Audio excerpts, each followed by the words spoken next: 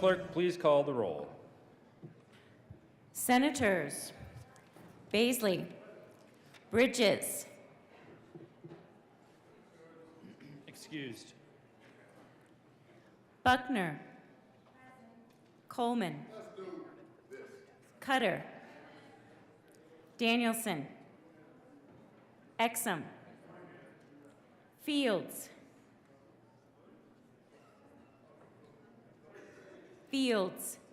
Excused. Gardner, Janal, Gonzalez, Hanson, Hinrichsen, Jaquez Lewis, Kirkmeyer, Kolker, Liston, Lundeen, Marchman, Moreno, Mullica, Pelton B, Pelton R, Priola, Rich, Roberts, Rodriguez,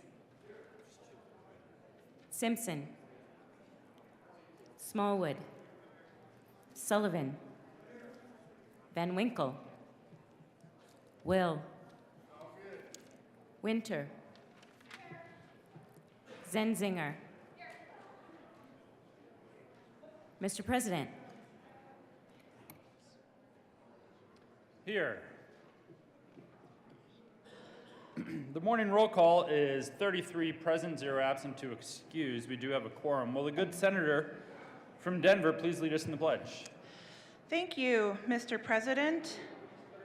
The first version of the Pledge of Allegiance was written for the Columbian Exposition in October 1892 to mark the 400th anniversary of Christopher Columbus's arrival in the Americas. Historians have long identified its author as Francis Bellamy, an ordained Baptist minister and Christian socialist who got a job working for the family magazine Youth's Companion. In 1954, June 14th, 1954, President Dwight Eisenhower signed a bill to insert the phrase "under God" into the U.S. Pledge of Allegiance. Previously, the pledge, originally written in 1892, had contained no reference to religion. With that, Mr. President, please join me in the pledge. I pledge allegiance to the flag of the United States of America and to the republic for which it stands, one nation, indivisible, with liberty and justice for all. Approval of the journal. Senator Marchman, would you please provide some historical context for the journal? It would be my honor. Thank you, Mr. President. I move that the Senate Journal of Thursday, April 20th, 2023 be approved as corrected by the Secretary. You have heard the motion. All those in favor say aye. Opposed, no? No! The ayes have it, and the motion is adopted. Senate Services. April 21st, 2023, correctly printed. Senate Bill 295, correctly engrossed. Senate Bills 200 and 259, correctly re-engrossed. Senate Bills 172, 265, 266, and 276, correctly revised. House Bills 1002, 1012, 1024, 1027, 1130, correctly re-revised. House Bills 1077, 1100, 1232, and 1235. Committee reports. April 20th, 2023, the Committee on Agriculture and Natural Resources, after consideration on the merits, the committee recommends the following. Senate Bill 201 be postponed indefinitely. April 20th, 2023, the Committee on Finance, after consideration on the merits, the committee recommends the following. Senate Bill 290 be amended as follows, and as so amended be referred to the Committee on Appropriations with favorable recommendation.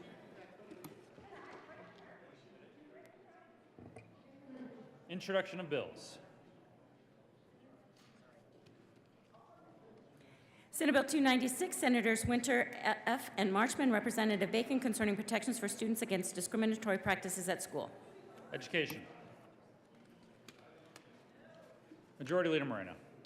Thank you, Mr. President. Colleagues, a quick announcement on the display boards under live proceedings. the the results of many of the bills in Senate appropriations are incorrect.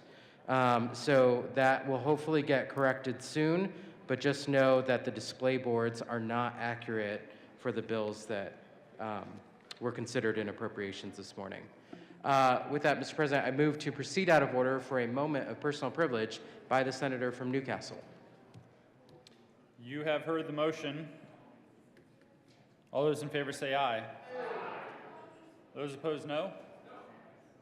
The ayes have it, and the Senate will proceed out of order for a moment of personal privilege. Senator Will. Thank you, Mr. President. And colleagues, we have some special guests with us today. It gives me great honor and pleasure to recognize and give tribute to these officers. They protect our resources every day. Public safety, they're my family. Once you're in that agency, they're all family, truly my family. And they're some of the finest that the state has to offer. And so I would like to have, I'll start with Ian Petchkick. If you'd please stand, Ian. The Senate of the Colorado Legislature convened in the first regular session of the 74th General Assembly hereby extends heartiest congratulations to Ian Petchkick. The members of the Colorado State Senate are proud to join the family and friends in congratulating Ian for receiving the John D. Hart Wildlife Officer of the Year Award. The Colorado Senate, the Colorado Parks and Wildlife are honored to celebrate Ian's accomplishments this year, which include 15 search warrants and arrests for illegal hunting in the state, as well as his involvement with multi-year habitat preservation project in the Terrio Mountains that benefits bighorn sheep, elk, deer, numerous other species of wildlife. Ian and his canine partner, Samson, also engage in educational programs with middle and high school wildlife forensics classes, showing off what the two of them can accomplish as a team. The Colorado State Senate is proud to honor Ian's accomplishments today. On request of Senator Perry will, given this 21st day of April 2023, State Capitol, Denver, Colorado, and signed by President of the Senate, Steve Finberg.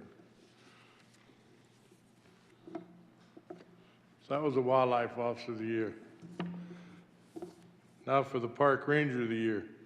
The Senate of the Colorado Legislature convened in the first regular session of the 74th General Assembly hereby extends heartiest congratulations to Joe Statterman. The members of the Colorado State Senate are proud to join the family and friends in congratulating Joe for receiving the Park Ranger of the Year Award. Is Joe standing at it? There you go, okay. The Ranger of the Year Award. The Colorado Senate and Colorado Parks and Wildlife are honored to celebrate Joe's distinguished career, which includes earning the nickname Ace for his exemplary work on the Marine Evidence and Recovery Team and revitalizing Lake Pueblo State Park with his leadership. Joe is a true leader and a perfect example of what Colorado Parks and Wildlife officers should be. On the request of Senator Perry will, given this 21st day of April 2023, State Capitol, Denver, Colorado, signed by President of the Senate, Steve Finberg. I tell you, these officers, as you all know, that this was my career as well, and I said their families, but I couldn't be prouder today to be standing up in front of you recognizing these officers. It's a great honor for me, and you know, I honor all law enforcement officers in the whole state of Colorado, but I have a special place in my heart for these. So I would, Mr. President, I'd request a short recess to meet them. Certainly. Let's offer our congratulations.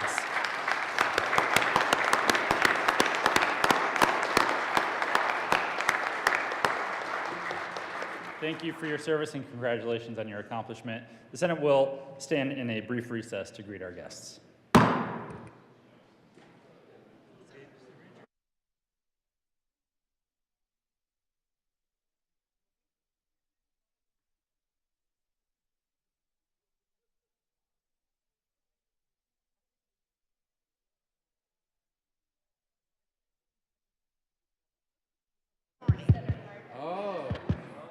Test, test.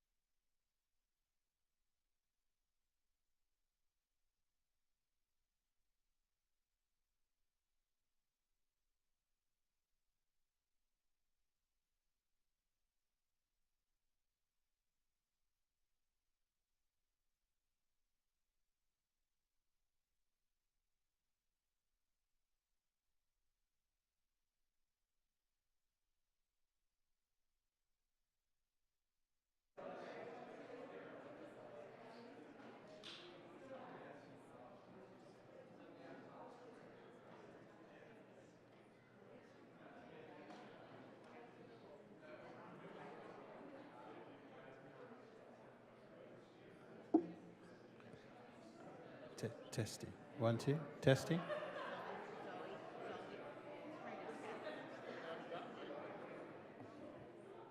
Test 1, 2. Audio test. Test 1, 2.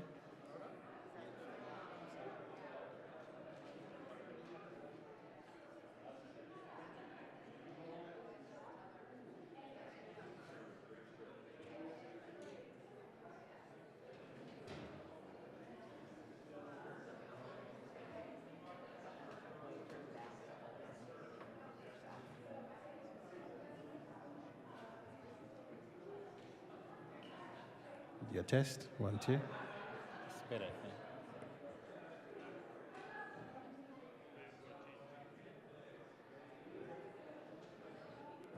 Test, test. Through here? No, I think he turned something off there. Oh. Is yours not working now? No, it should be fine. It's working. I just didn't want this on because it was muffled. Yeah, so this is off. This one here? Yeah, it was creating a muffle. Okay.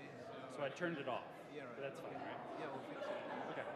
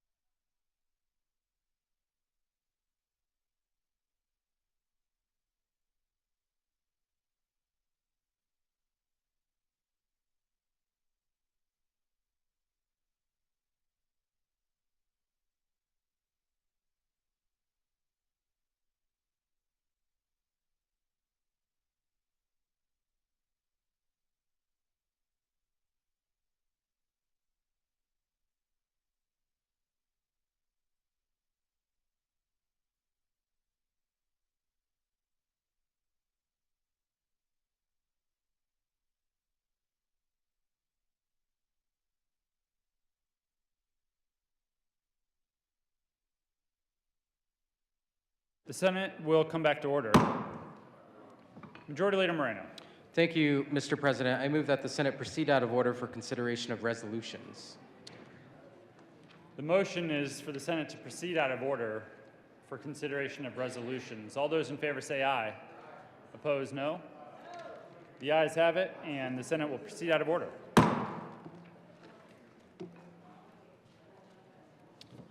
Consideration of resolutions. Will the clerk please read the title to House Joint Resolution 1021? House Joint Resolution 1022, Representatives Michelson, Janae, and Weinberg, Senators Gardner and Janal, concerning the commemoration of the Holocaust. Senator Gardner. Thank you, Mr. President. We move House Joint Resolution 23-1021 and ask that relevant portions be read at length.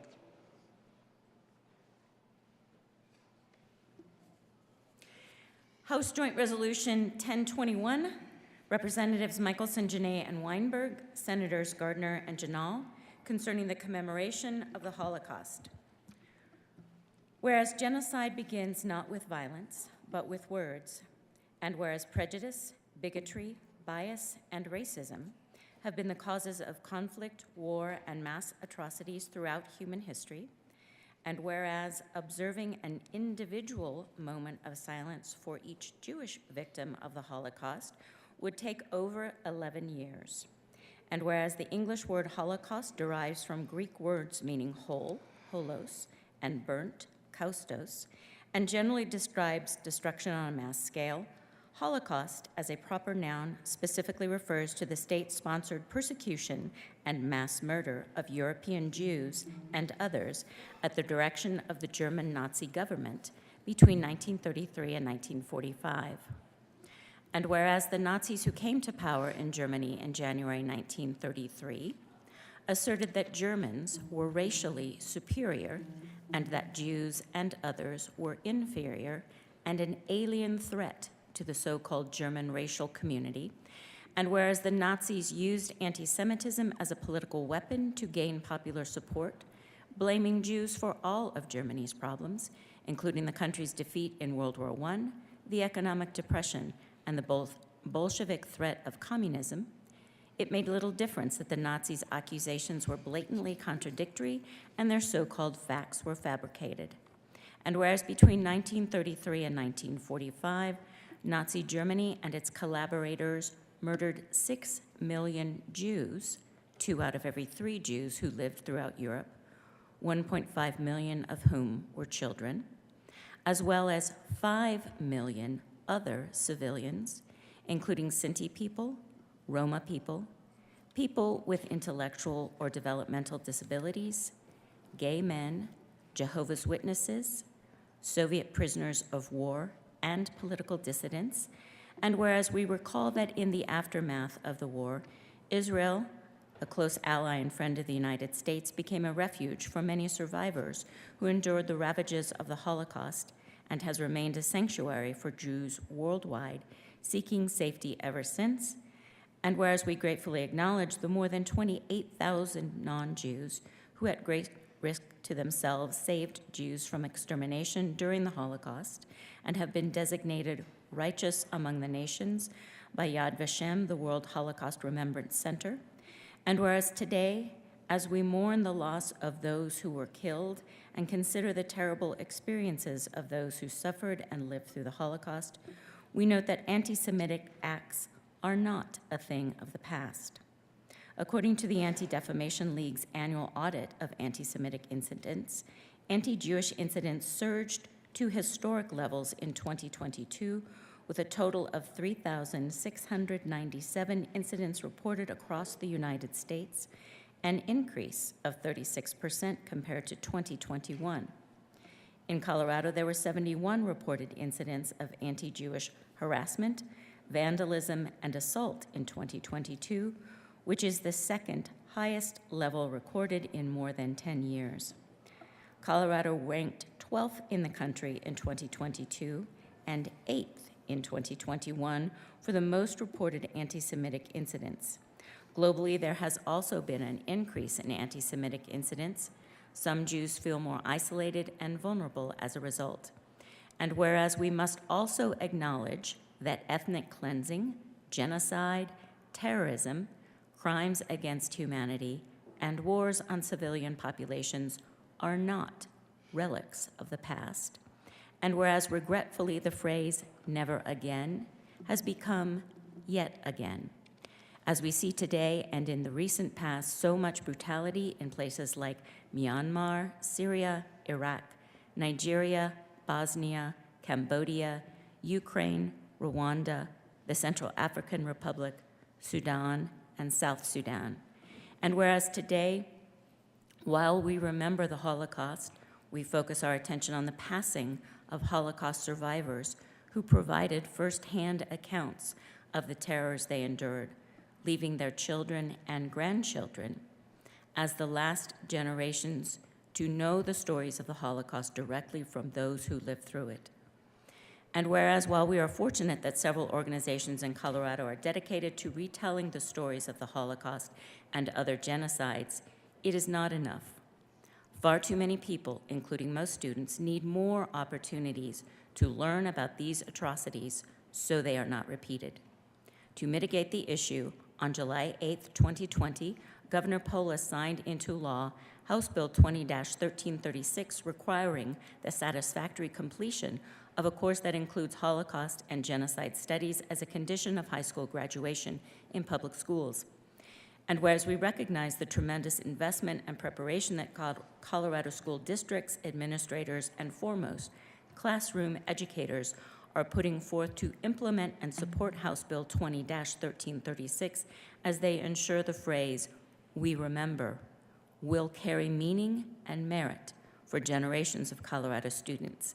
And whereas it is our responsibility to bear witness to the truth of the horrors of the Holocaust, its many lessons, and to prevent hateful words from building up like the bricks that built Auschwitz. Now therefore be it resolved by the House of Representatives of the 74th General Assembly of the State of Colorado, the Senate concurring herein, that we, the members of the General Assembly, 1, commemorate the Holocaust, 2, promote anti-bias, bullying prevention, and Holocaust and genocide education programs in school districts and universities to prevent anti-Semitic incidents that target Jewish students, including as a result of their actual or perceived support of the State of Israel. And 3, declare that the people of Colorado should understand the power of words, remember the great injustices of the past, and commit to preventing such atrocities in the future. Senator Gardner. Thank you, colleagues. Please be seated.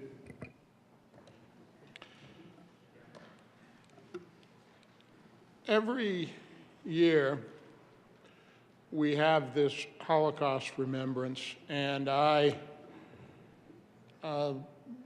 remember each and every one of them in my time in the legislature. And I, as a sponsor, co-sponsor of this resolution, I try to think every year of what's appropriate to say that might be different, more thoughtful, more impactful. And yet, as you can imagine, that is a struggle. The theme of Holocaust remembrance this year, though, is worth talking about. The theme is ordinary people.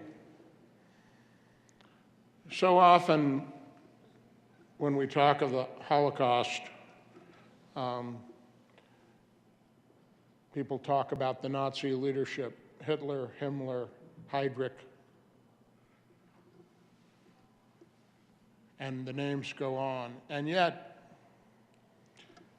those in all of these situations, whether it be the Nazi regime or it be Pol Pot or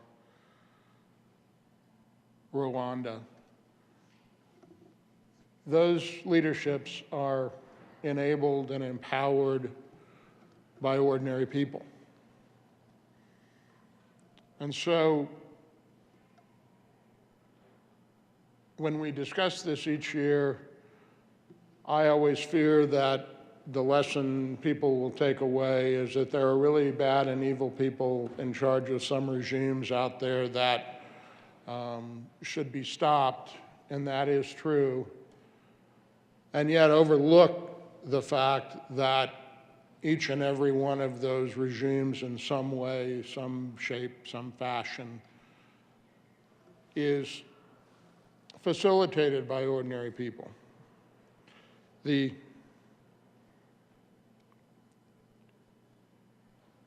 have to bear with me a moment.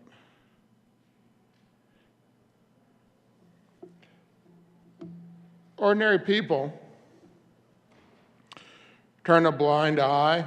They accept the propaganda. They support the regime. Those who are persecuted, oppressed, and murdered in genocide aren't persecuted because of crimes they've committed. They are persecuted simply because they themselves are ordinary people who belong to a particular group. Ordinary people were involved in all aspects of the Holocaust, the Nazi persecution of other groups, and we see this in every other Holocaust since. In every genocide, those that are targeted face limited choices, choiceless choices. But in every genocide, the perpetrators have choices, and ordinary people have choices. We know that in the Holocaust, there were those who aided Jewish people, who hid them at great risk to their own life.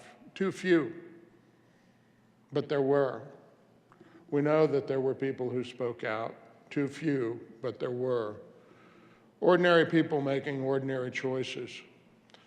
So when I have spoken to my children, when I have spoken to young people about these things as they learn of the horrors, I say don't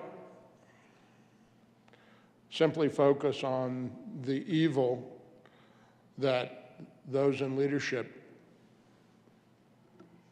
can inflict on others. Focus on what choice you might make.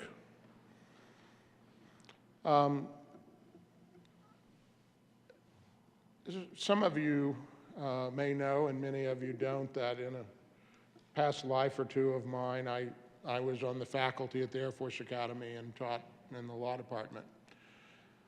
And we, every year, in teaching international humanitarian law, that body of law that is the underpinning of responsibility for things like genocide and crimes against humanity, we showed the film Judgment at Nuremberg, a 1961 black and white film that if you've not seen, it's streaming on one of the services now, and it's worth seeing.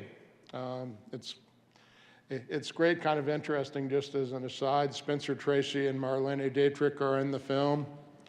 And a very, very young William Shatner, I think in one of his first appearances. Why did we show that film? The film was about ordinary people in the Nazi regime. It's a fictionalized account of what was known as the judge's trial. Because after all of the Nazi leadership was tried, there were a series of military tribunals conducted by the United States, because by that time, our Russian allies had no interest. But we conducted trials of physicians who participated in the regime, other leaders, and judges. Ordinary people, though judges, who passed sentences on people simply because they were part of the groups that were persecuted, Jewish people, disabled people. And it was important that we did this at the United States Air Force Academy because we wanted to impress upon our young military officers that they had choices. It was not ever acceptable to say, well, those were my orders. It is never acceptable for any of us to say, well, that's what the government was doing, so I went along with it. So in each and every one of these situations, I hope you and I and all of us in our everyday life will remember that we are making choices. The choices are about things just like this. Will we support evil? Will we look the other way? Or will we as a society do what we speak of today, and that is stand up and make the right choice, whether it's stand up against your leadership, your corporate leadership, your government leadership, your societal leadership, to say no. Because it's only if ordinary people participate that you can have a Holocaust. You may have unspeakable evil, but you cannot have a Holocaust unless a whole society cooperates. But together, as a society, we can prevent that, and as a world community, we can prevent that as well. I thank you for listening to that, and I encourage you to think about each of us and our role, and speak to your community, speak to your children and young people and your grandchildren about ordinary people making extraordinary choices to do the right thing in the face of a great deal of societal pressure. Thank you. Senator Janal. Thank you, Mr. President. And I rise in support of HJR 1021, a very important resolution that we should always remember the Holocaust every single year that this body is in session. And one of the things I wanted to just relay to you, in case you weren't aware of it, because this week commemorates in 1945, soldiers of the 60th Army of the 1st Ukrainian Front opened the gates of Auschwitz concentration camp.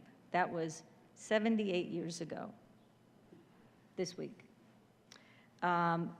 It's kind of a paradox of history, because here you have Stalinist totalitarians, soldiers that brought freedom to prisoners of Nazi totalitarianism. Quite an interesting dynamic there. But I want to go on a more personal note, and some of you may have heard this, some of you may not, but I bring it back because it's had a very big impact on me, and probably will till my dying day.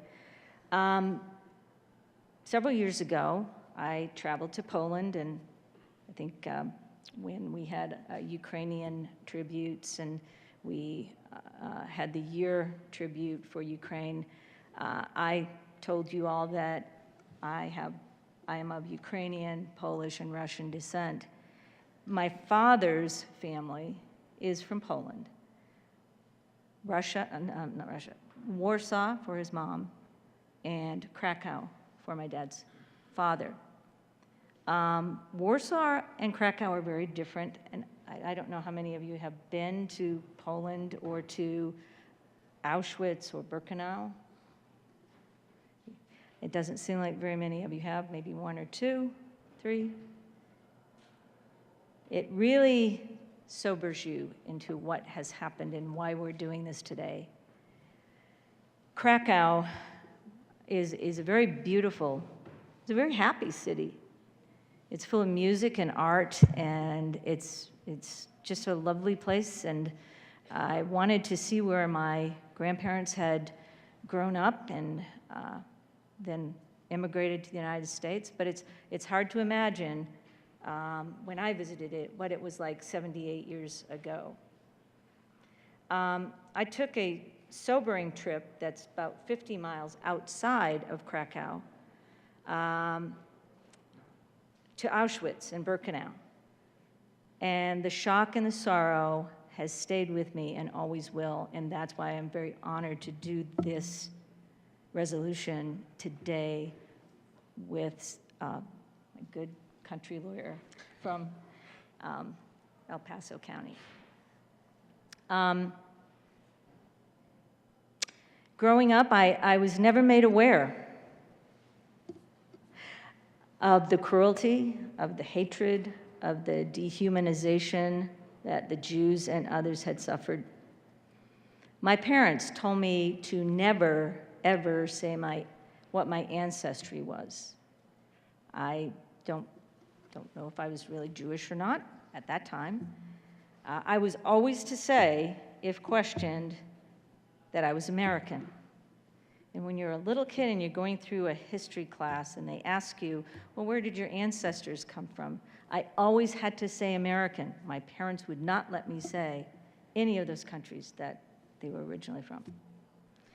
I also had a best friend from kindergarten to college that was Jewish, but we never talked about any of this. It was never even imaginable to either one of us, even though I realized she celebrated the holidays a little differently than I did, her with a menorah and me with a Christmas tree. But it didn't dawn on me that anything like this had happened. It wasn't talked about. When I was in my 20s, that was a while ago, PBS was around. They had documentaries, and they were showing documentaries, black and white, of the Holocaust. I was shocked, quite frankly, at what those documentaries showed. And my husband-to-be was with me watching this, and he was crying. He just couldn't stop sobbing. And I, at first, didn't understand until he shared with me the fact that he had family that died at one of the concentration camps. It may not have been specifically Auschwitz or Birkenau. It could have been Poland. It could have been Germany. It could have been any of the other places. And I realized that, wow, this is something I really wasn't aware of. But another issue was, before we could get married, I had to convert to Judaism, mainly for him and his family. And that meant that I had to learn about the Jewish faith and the traditions. And I studied with a rabbi for about 9 months. And it taught me so much about religion in general, and also about the Jewish faith. But I continue to this day to identify proudly as a Reformed Jew. But I want to share with you Auschwitz and the atrocities that I saw. The Jews, the Poles, the gays, and others, they went through this, and just knowing that it wasn't just the Jews, it was Polish people, LGBTQ people, as we would say today. But I just can't forget this. It was that this could be done to human beings. Over 1,100,000 people died in Auschwitz, and 90% of those were Jews. The SS murdered the majority of them in gas chambers, but there were also firing squads and others that were tortured by medical experimentation and other cruelties. And I remember when we started out on this tour, that driving down this beautiful country road, and then we took a turn and seeing the railroad tracks. And I think you all know in your mind, and you've seen pictures of the railroad tracks that led to nowhere. The last stop for millions of innocent people. And I remember the large iron sign at the main gate. Translated from German to English, it means, "Work will make you free." And in reality, it meant that torture and death were the only way that those folks were ever going to be free. I still can't forget seeing all the items that were confiscated, big piles of human hair, piles of gold teeth, of eyeglasses, large, small, just as taller than up to the balcony. No, I wasn't that tall, but there was just piles of these. Also shoes, even baby shoes. There were suitcases. But the thing that got me the most, they got me, believe me, but were the hundreds of empty canisters that had contained the cyanide pellets used in the showers. Innocent people believed that they were just leaving their possessions, going in and taking a shower because that was required, but they never came back. We also walked through those showers, and those feeling that I had when I walked into the showers, I can't imagine how those people felt in the screams and the horror that they had with their families, with their children, with each other, whoever was with them in that particular group that was getting gassed. And then very conveniently outside of those showers, on the other side of the showers that they could not see, were the crematory ovens, where millions were burned. It really is beyond words. But then behind the crematory ovens were several ponds where they dumped all the ashes of all these people. And even 78 or whenever I was there, 65 years later, 70 years later, those human ashes still made that water gray in those ponds, in those holding ponds. And to this day, and for the rest of my life, I can never forget what I saw, and I can't imagine the people who have gone through this, the adults, the children, everyone. And again, the world must never forget. It's important not to allow the Holocaust, Auschwitz, and other camps to fade from our collective memory. And because the people who were there, there's very few of them now. Fortunately, they were able to give an oral story, an oral history. But why did this happen? You know, people need to know, and they need to ask why. How could anyone have done this? Why didn't anyone stop them? And lastly, what we do each day to make sure that this never happens again. Never happens again. Thank you, Mr. President. Senator Gonzalez.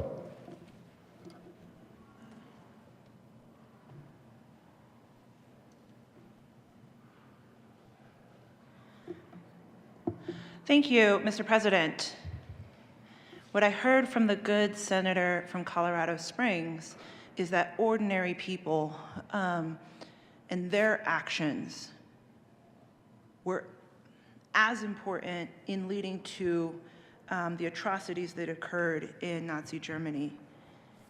And what I heard from the good senator from Fort Collins is that we must act to ensure that this never happens again. Yesterday, a company made a decision that impacts some of the very foundational notions of truth, of what is accurate and how we proceed. Yesterday, Twitter removed the blue check. You may think, oh, whatever. Why don't you just pay the $8? The Auschwitz Memorial, an account that I have followed for years, lost its blue check mark.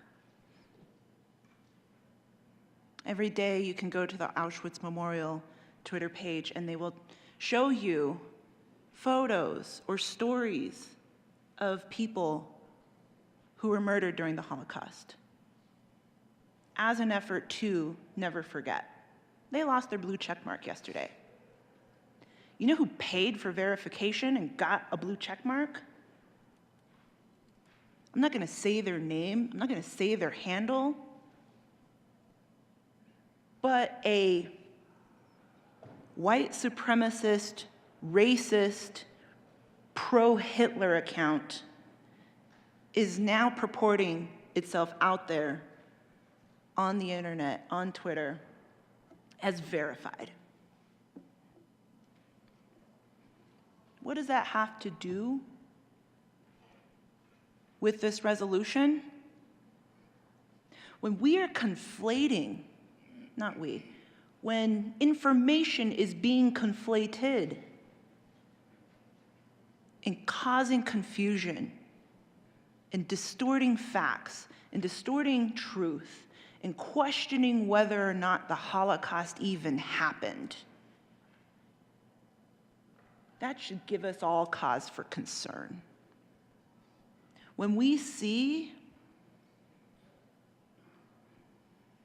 that pieces of data and information are no longer able to be verified, when you ask young people in this country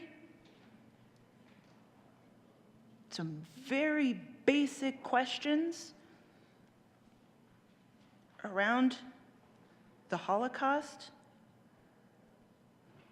and young people, and quite frankly, adults in this moment are less and less able to discern truth from truth from fiction. It causes us all concern. We have work to do. We are living in a moment of active disinformation. And I am appreciative of this resolution and also ringing the bell now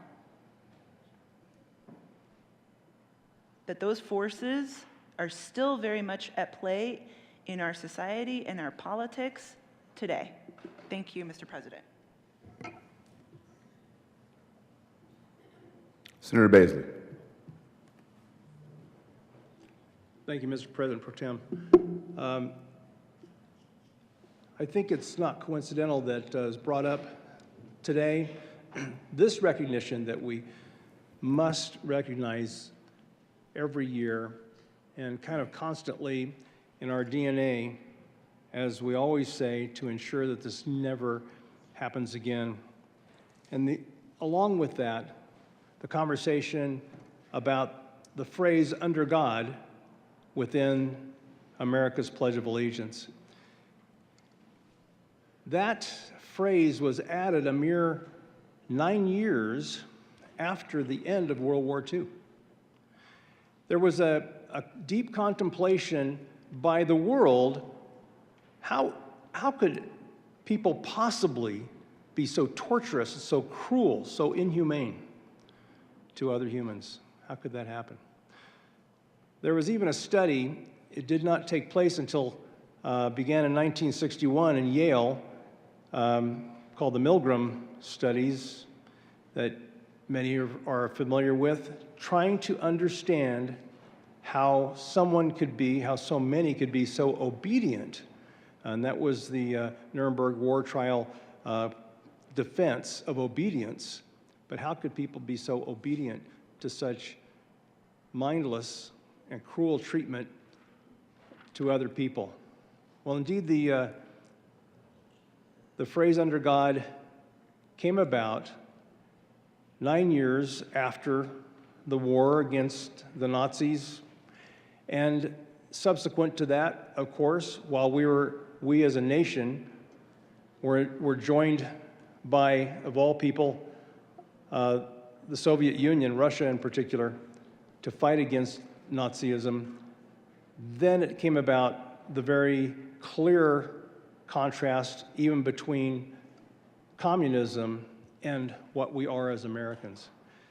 So that phrase that President Eisenhower signed into law through a bill that came to him from Congress, of course, was sparked by a sermon, as was mentioned earlier, a sermon by George Doherty, pastor of New York Avenue Presbyterian Church in Washington, D.C. And I want to read just a few phrases from that because it goes towards this difference between the United States' pursuit of the laws of nature and of nature's God compared to everything else that has been pursued much less successfully when it comes to quality of life and natural law. So the Reverend says, the tragedy of the 19th century democratic liberalism, when nation after nation set up parliamentary forms of government, was that two world convulsions, 2 world wars, shattered the illusion that you can build a nation on human ideas without a fundamental belief in God's providence. Crowns in Europe toppled, not because of autocracy, but because the peoples had lost the vision of God. We face today a theological war. It is not basically a conflict between two political philosophies, Thomas Jefferson's political democracy over against Lenin's communistic state, nor is it a conflict fundamentally between two economic systems, between, shall we say, Adam Smith, Wealth of Nations, and Karl Marx, Das Kapital. It is a fight for the freedom of the human personality. It is not simply man's inhumanity to man, it is Armageddon, a battle of the gods. It is the view of man as it comes down to us from the Judeo-Christian civilization in mortal combat against modern, secularized, godless humanity. The only point I make in raising the issue of the Pledge of Allegiance is that it seems to me to omit this theological implication is that it is inherent within the American way of life. It should be one nation, indivisible, under God. Once under God, then we can define what we mean by liberty and justice for all. To omit the words under God in the Pledge of Allegiance is to omit the definitive character of the American way of life. Thank you, Mr. President. Minority Leader Lindy. Thank you, Mr. President. I rise in support of the resolution and am grateful that we're taking this time. We enjoy unprecedented affluence and comfort and safety, not only in our personal lives, but in day-to-day life as a nation. We are decades into this peace and comfort and affluence, and I believe we have created almost a Carl Jungian cultural construct of this affluence as a society. In such a time, it is easy to become disconnected from risk and any sense of threat to each of us personally and more broadly to us, e pluribus unum, from many one, as a nation and as a people. It has not always been so. And there is no guarantee that such threats are forever gone, which is why it is so important in the hurly-burly, in the press of our active lives, that we pause and think about who we are, where we are as a society, and how disconnected we in some ways can be from the actual meaningful threats that exist. So remembering and commemorating the Holocaust is important for several fundamental reasons. First, we remember to honor the victims. Remembering the Holocaust is a way to honor the 6 million Jews and millions of others, including Roma, gay men, individuals, and disabled persons who were murdered by the Nazi regime during World War II. Commemorating the Holocaust is a way of acknowledging their suffering and showing respect for their memory. We also pause to remember for the purpose of educating future generations. By remembering the Holocaust, we ensure that future generations learn about this dark chapter in human history. Educating people about the Holocaust helps them understand the consequences of hatred, prejudice, discrimination, because those exist potentially in every heart, in every way today. And educating about the importance of this is important against standing up against these destructive forces, which are rooted potentially in every human heart, if not managed and driven out. It's important that we remember the Holocaust to prevent history from repeating itself. Remembering the Holocaust is crucial to ensuring that such atrocities never happen again. By understanding how the Holocaust occurred and the factors that led to it, we can work to prevent similar events from happening in the future. There is an incredibly beautiful, positive potential outcome of these remembrances as well, because it can, if we choose to, promote tolerance and understanding. Commemorating the Holocaust provides an opportunity to promote tolerance and understanding and acceptance among different groups of people. It reminds us of the importance of empathy and compassion for others, regardless of their race, religion, background, perspectives, even politics, which seems unnecessarily fraught these days. It gives us the ability to highlight the importance of individual responsibility. Now, I would typically look at my side of the aisle and say, you individualists, but I think this is one where we all reconnect in a fundamental and meaningful way with our own individuality. The Holocaust was not just the result of a powerful regime. You heard comments about this earlier. But also the actions of countless individuals who willingly participated or were complicit in the atrocities. Remembering the Holocaust serves as a reminder of the importance of individual responsibility and the need to, wherever you see it, whenever you see it, stand up against injustice and oppression. This gives us the opportunity to support individuals, person to person, in a very human way. We can support the survivors, there are increasingly few of them now, and their families, who still, many suffer from this. Many Holocaust survivors and their families continue to struggle with the trauma and loss they experienced during this time. Remembering and commemorating the Holocaust helps validate their experiences and shows support for their healing process.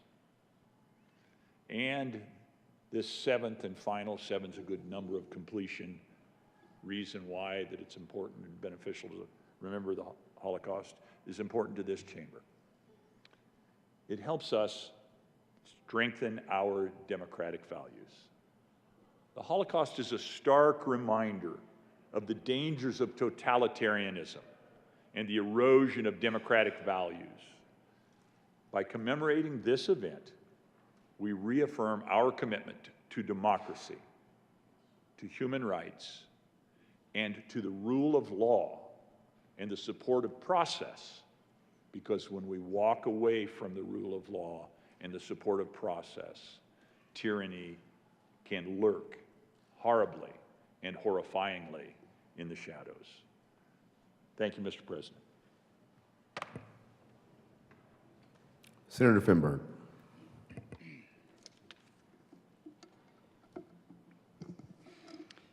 Thank you, Mr. President.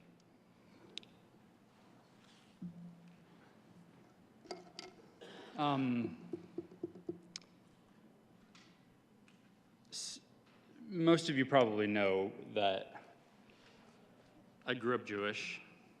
I consider myself a Jew. Some of you know that I, like many people do, I did the 23andMe thing.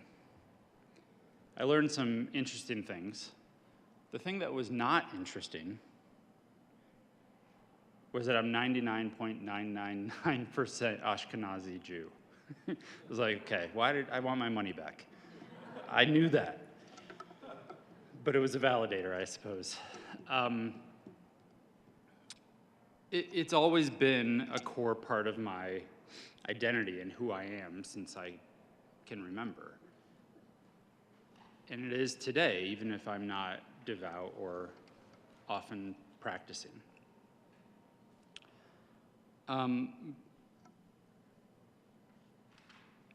Every time we hear this resolution, I think back to when I was a young kid in elementary school.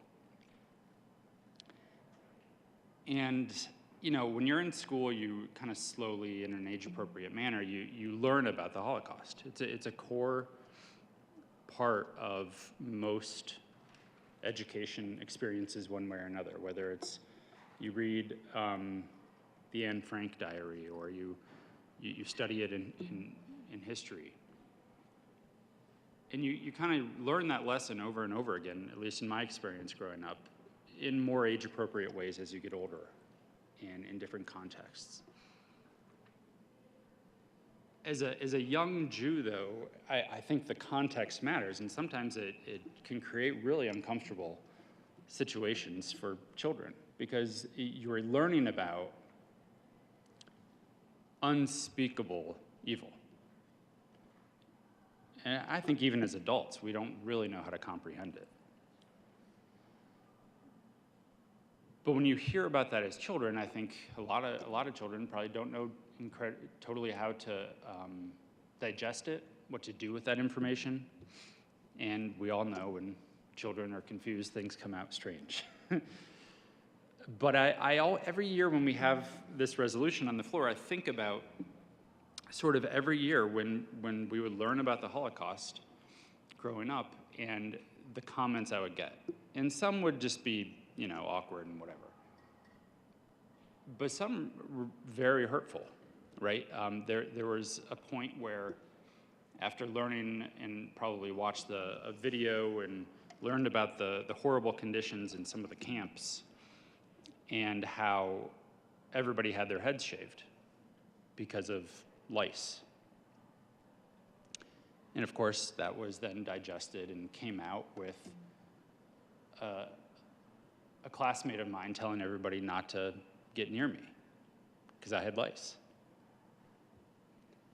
And so, the very typical in my mind, the memory I have is sitting alone on the bus and people literally being told to not sit near where I was sitting because they might get lice.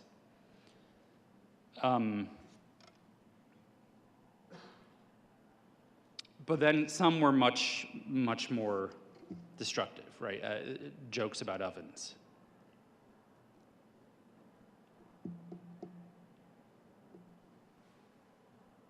And I think about this every time we talk about this because, I mean, in one way or another, that obviously had an impact on me as a young kid.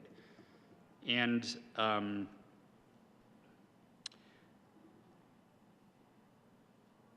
I guess my thoughts today are that history does matter, context matters, and giving the history the appropriate time and place and manner is important. Because humans, I think, are capable of such disgusting evil, we know, based on the history of the Holocaust. But strangely, humans are not capable of understanding it, of putting it in the right context, right? I don't think any of us can comprehend what happened in the Holocaust, truly. And it's a strange paradox that we as a human race are capable of this, yet can't wrap our heads around it. And there's, in some ways, nothing really that different from the people back then, some of which were committing these atrocities, and us today. The context was different. They were brainwashed. They were part of a system that led them to do horrible things in some ways. Yet we are not able to understand, whether we are kids or whether we are adults, understand what they did and why they did it and how it happened and how possibly the world could let it go on for as long as it did. And we often talk about, and I think the very powerful words from the senator from Fort Collins about visiting the sites of some of these atrocities, of this evil. And I think that's often what we think of when we learn about it in school or think about it today or see it on the History Channel. We think about the death camps. We think about Auschwitz. And of course, those are memories images you can never forget. And they serve an incredibly important role to educate people about what happened. And it's very important that they have been preserved so that we can visit them and have these profound experiences to try to start to understand what the hell happened back then. But I also think we need to remember that context matters. And when we talk about this, the Holocaust, and we have this resolution every year, and we in other ways we commemorate what happened in that dark time, I think we often kind of, I don't think we whitewash it, I don't think we do anything intentionally, but we almost simplify it. That there were these handful of death camps and these horrible things happened there. People were taken on trains. And then we go and we visit these what are in some ways now sacred spaces to learn about what happened in this one location. It's not what it was. I think we all know that, but it's easy to forget. 6 million Jews were murdered in the Holocaust. I think something we don't always realize is that 2 million of them were Soviet Jews, many of which weren't killed in death camps. They didn't reach the end of their life because of an oven, or because of a gas chamber, or because they were worked to death in a camp. They were often hunted down and taken out of their homes and taken to the field down the street and shot in cold blood. It wasn't part of a systematic, long process where they were worked, and when they became useless, they were put into the oven. They were taken from their families, they were taken out of their homes, marched down the street. Sometimes they would dig a mass grave, sometimes they wouldn't. And they would shoot hundreds, if not thousands, in a moment. This happened all over Europe, especially Soviet Europe. Not in death camps, but in the neighborhoods in the villages where these families maybe had never left.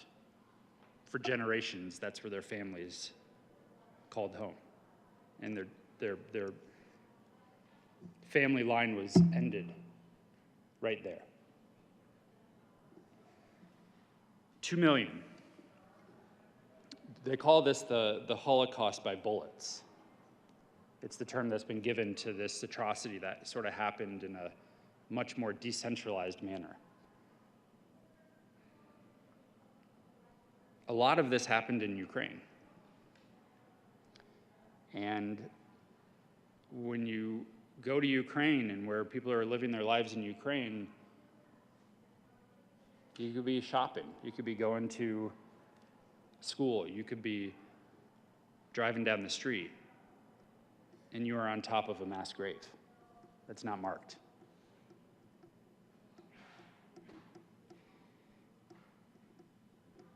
The reason why I think partially why a lot of people don't know this, or it's not the image they think of when they think of the Holocaust, is because it was actually systematically erased from history. All documentation, all records of Ukrainian government and others coordinating with the Nazis was often destroyed after the war. Because there were no death camps that were liberated, that were going to be preserved as almost disgusting museums. These were mass graves that could just be covered up. And people could move on and build that shopping center or that school and just act like this was just the Nazis. But it was a lot more than that. Millions of people died because of it. Part of the reason why I bring this up is because when we watch the news today, and have been over the last year or so, some of the images, some of the videos that we see that are coming out of Ukraine, I think are eerily similar. Entire villages wiped out. People taken out of their homes, sometimes the courtesy of walking to the field to dig a mass grave, sometimes just shooting them in the street and walking on and going to the next village. That's happening in Ukraine. Again.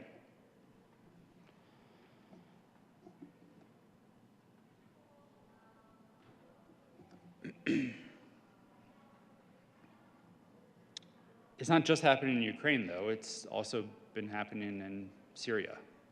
It's been happening over the last few days in Africa. What happened in that horribly dark time is still happening literally at this moment. So when we say never again, let's not fool ourselves. It is happening right now. And it is so important that we keep having this resolution, it's much bigger than a resolution, that we keep having these conversations and we remember, but we also need to remember what it was which was much more than the systematic wiping out of Jews in the death camps. It was deeper and actually, in some ways, much more destructive than that because of how it seeped through every aspect of society in many ways all throughout Europe.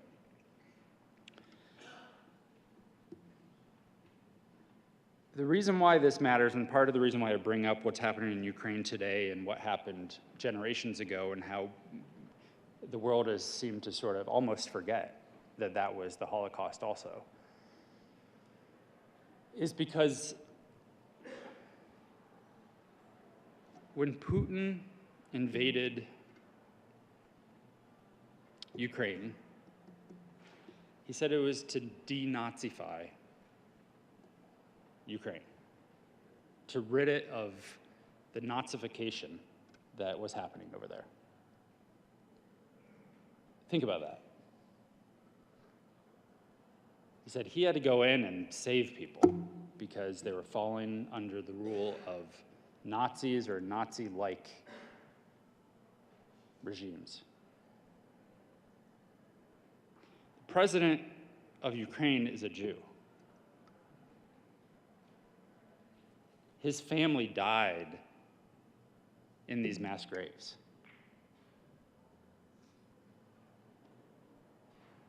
And yet here you have an evil man invading his country, saying that he wants to rid them of the rule of Nazis. Sure is rich. And they are once again committing atrocities and creating mass graves in the countryside throughout Ukraine. You don't hear the president of Ukraine talk about this in this way very often, if ever.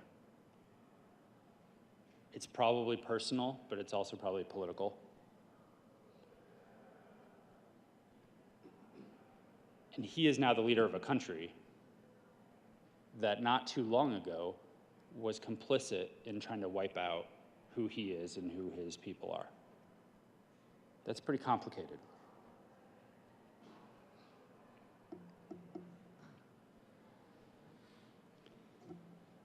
But these are the reasons why I think we need to make sure that as time goes on, and there will soon be a day where there are no survivors still living from the Holocaust, that we don't forget the nuance, that we don't forget the context, that we tell the stories in the history, attempting to explain the complexities that they were, and not that it was just the act of a madman and soldiers who followed him. We need to think about how we tell these stories in a way that it doesn't just result in a little kid being told, don't go near him, he probably has lice, because Jews have lice. And I think it's incumbent on us as adults to tell those stories, to tell that history in a way that provides the context so we as a people can begin to understand how atrocities like this can ever occur. The last thing I just wanted to say is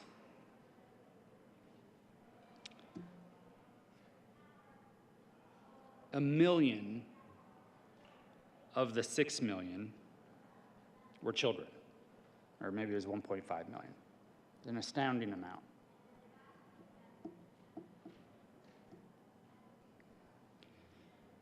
The European Jewry, if you look at the population before the Holocaust and then after, a third of adults survived, Jewish adults, throughout Europe. 2/3 were wiped out in the course of several years. Astounding. Children had a much worse fate. If you look at the population and the children that were alive in Europe during the Holocaust and then after, less than 10% survived. Systematically children were prioritized for death. Less than 10%, more than 90% of children, Jewish children in Europe, were murdered.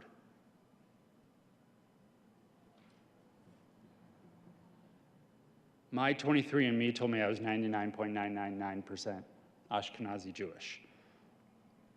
So is my wife.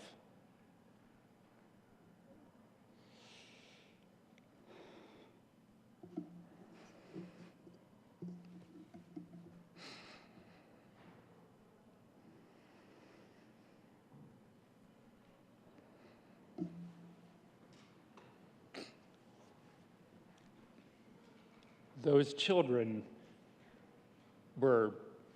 they're my daughters.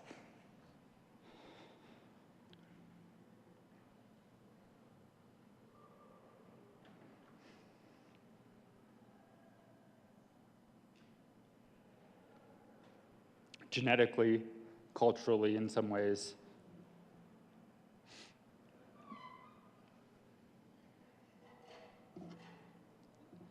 I, as well, my family goes back to Ukraine and Poland and other areas of Eastern Europe. In a turn of events that could have happened, my family could have stayed there, right? And I wouldn't be here today. Those 90% of children that were killed look and frankly are my daughters. My 9-month-old, my 3-year-old, were systematically taken and murdered.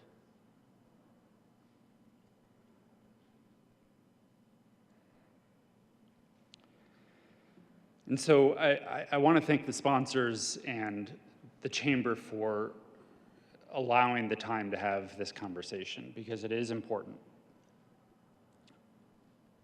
And I don't disagree with anything that's been said this morning. But it is complex. And we often forget that. And I think we need to acknowledge what happened and the fact that we don't really even understand what happened or how it could happen, which probably means it could happen again.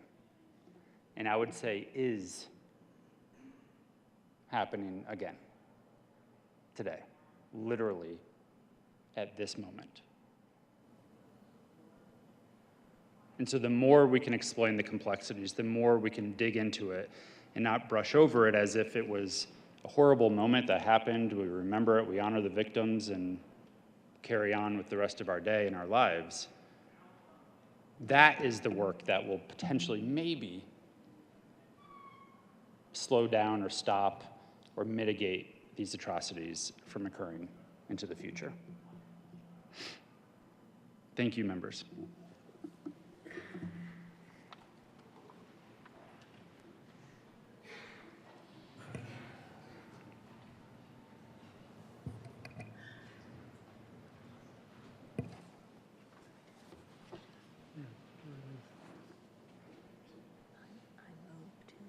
Yeah, renew the motion. Senator Janal. Thank you, Mr. President. I renew the motion to adopt Resolution HJR 1021. And Senator Gardner. thank you. And we request a roll call vote, please.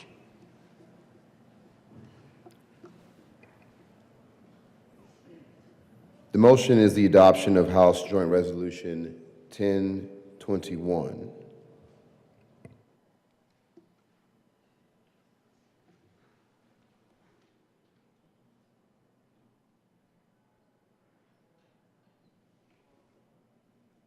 A roll call vote has been requested. Would the clerk please call the roll?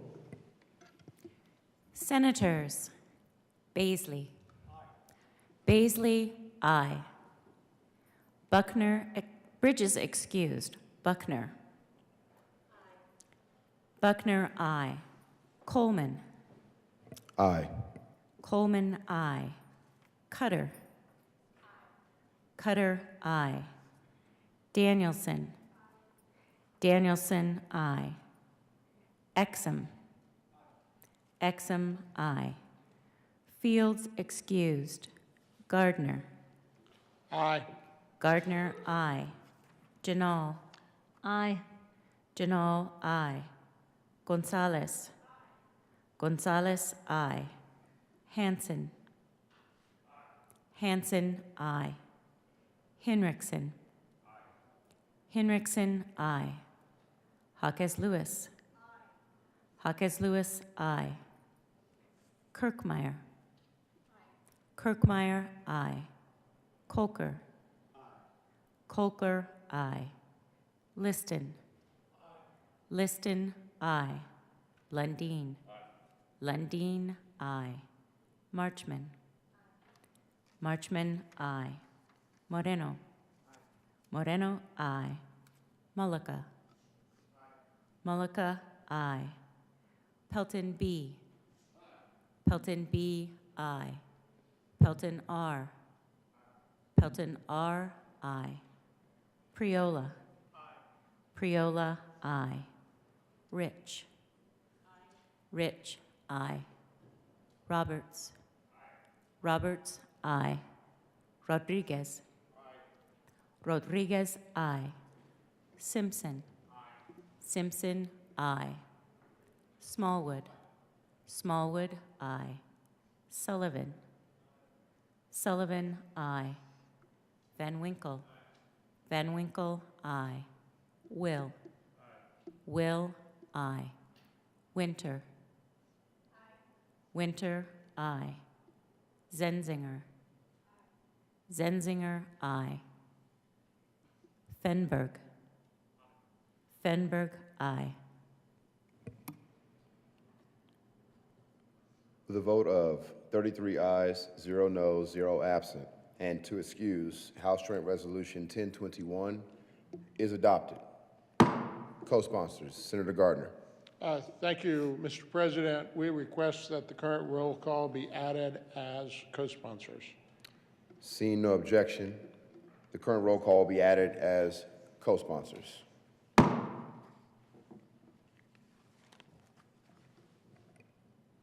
Senator Janot. Thank you, Mr. President. I request that we have a moment of silence and also the ringing of the chimes. We'll have a moment of silence and the chimes will be rung.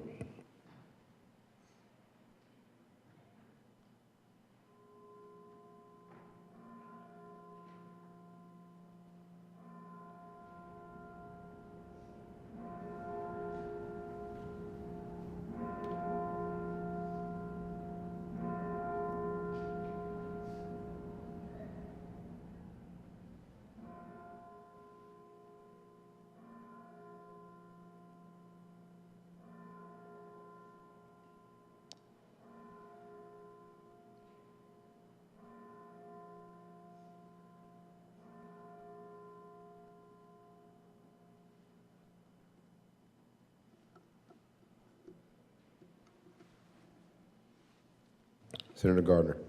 Thank you, Mr. President. Thank you, colleagues. We appreciate your time today. I appreciate the comments of the President in particular, and wish everyone a good morning. Thank you. Members will take a brief recess.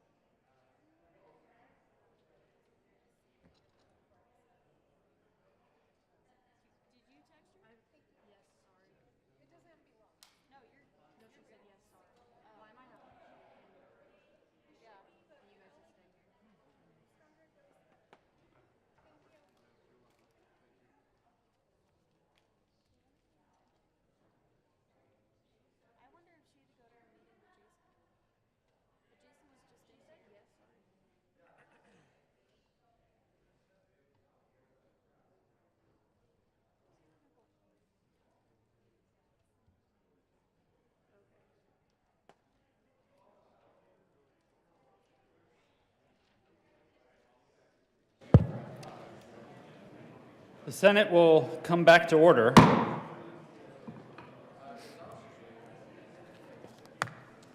Third reading of bills. Consent calendar. Will the clerk please read the titles to all of the bills on the consent calendar? House Bill 1024, Representatives Gonzalez, Gutierrez, and Epps, Senators Exum and Van Winkle, concerning measures to increase family resiliency through providing greater supports and protections for children placed with kin, including relatives and in connection therewith, making an appropriation. House Bill 1027, Representatives Joseph and Weisman, Senator Winter, F, concerning family time provided pursuant to the Children's Code and in connection therewith, making an appropriation.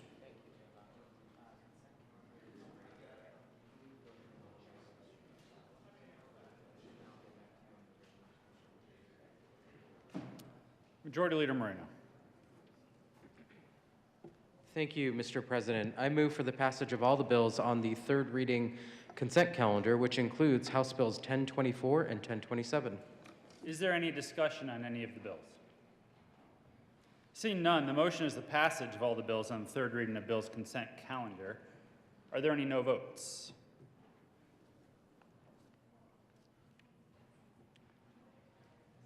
With a vote of 33 ayes, 0 noes, 0 absent, 2 excused, House Bill 1024 is passed. Co-sponsors. Senators Gonzalez,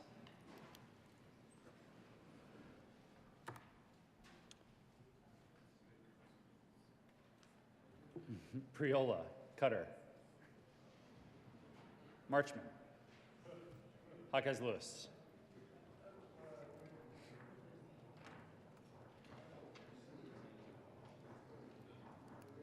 Danielson, Buckner,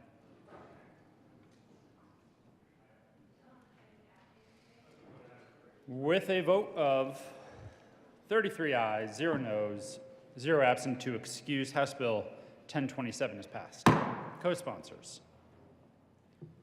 Senators Hansen, Gonzalez, Majority Leader Moreno, Marchman, Priola, Buckner, Cutter, Henriksen, Kolker, Exum,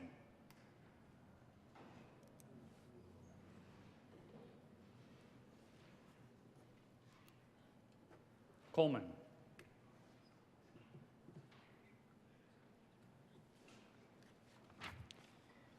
third reading of bills, final passage. Will the clerk please read the title to House Bill 1012?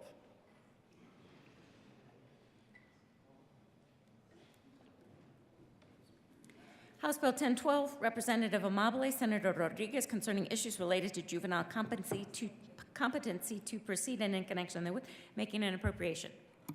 Senator Rodriguez. Thank you, Mr. President. I move House Bill 1012 on third reading and final passage.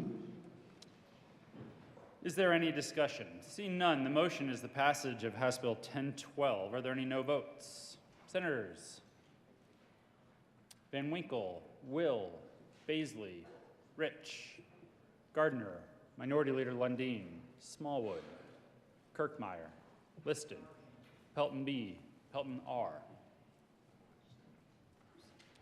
With a vote of 22 ayes, 11 noes, 0 absent, 2 excused, House Bill 1012 is passed.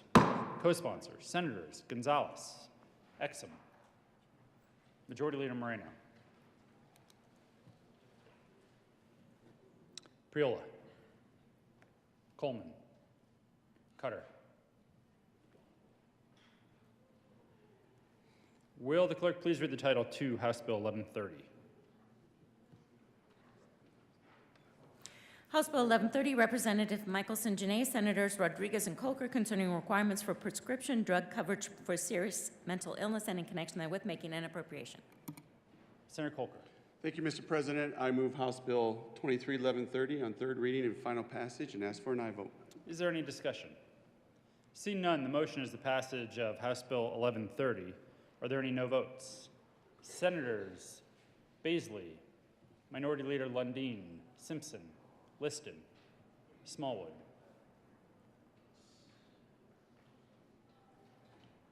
With a vote of 28 ayes, 5 noes, 0 absent, 2 excused, House Bill 1130 is passed.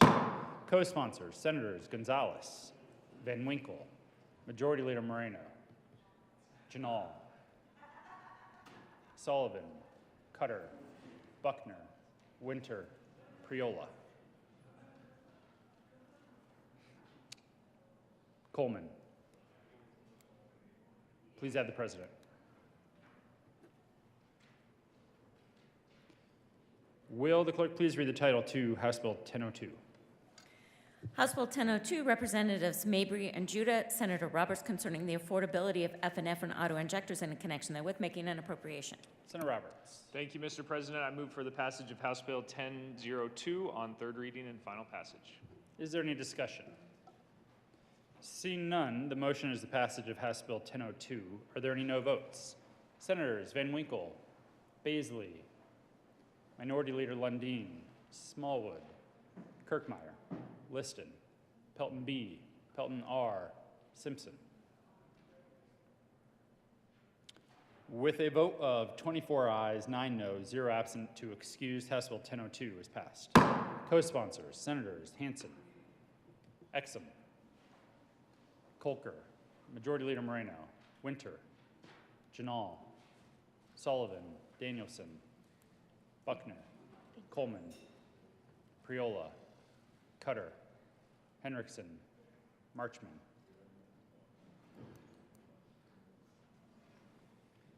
Please add the president.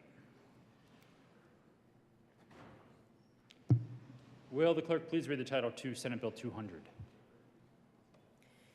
Senate Bill 200, Senator Winter F., Representatives Froelich and Herod, concerning the utilization of automated vehicle identification systems for increased traffic law enforcement by certain jurisdictions and in connection therewith making an appropriation. Senator Winter. Thank you, Mr. President. I move for third reading and final passage, SB 200. Is there any discussion? Senator Pelton. Thank you, Mr. President. So, like I said yesterday, I was a yes or I was a no in committee, but there was several different problems with the bill, especially that State Patrol had. I worked with the Senate sponsor. I worked with the good senator from Westminster, and we were able to make sure that the local governments, if they want to put these cameras in their communities, they have to follow. We put a lot of sideboards on it where they have to work with CDOT, State Patrol. They also have to show how much money their cameras are making and what kind of accidents are on those intersections. I wanted to make sure that these stay safety cameras and not revenue enhancing cameras.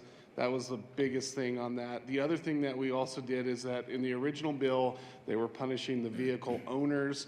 Now we're just making sure the drivers are responsible. The owners are not going to be punished for those infractions and that sort of thing. So, and I really appreciate the good senator from Westminster for working with me, and I will be an aye vote today. So thank you. Is there any further discussion? Seeing none, the motion is the passage of Senate Bill 200. Are there any no votes? Senators Simpson, Van Winkle, Pelton R., Baisley, Gardner, Minority Leader Lundin, Smallwood, Kirkmeyer, Liston, Rodriguez, Majority Leader Moreno.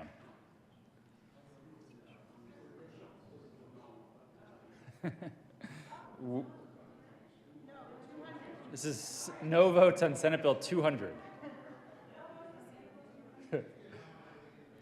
With a vote of 22 ayes, 11 noes, 0 absent to excuse, Senate Bill 200 is passed. Co-sponsors, Senators Gonzalez, Hansen,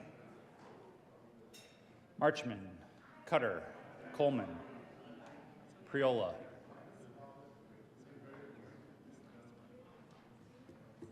Please add the president. Will the clerk please read the title to Senate Bill 259? Senate Bill 259, Senators Robertson, Baisley, Representatives Weinberg and Snyder, concerning the extension of credit for participation in limited gaming. Senator Baisley. Thank you, Mr. President. I move Senate Bill 259 on third reading and final passage. Is there any discussion? Seeing none, the motion is the passage of Senate Bill 259. Are there any no votes? Senators Malika, Gonzalez, Jaquez Lewis, Rodriguez, Priola, Cutter, Winter, Sullivan.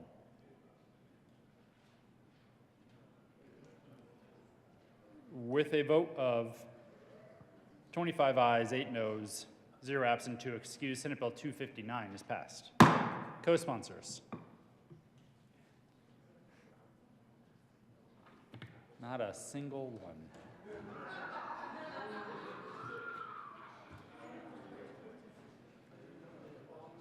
Committee reports.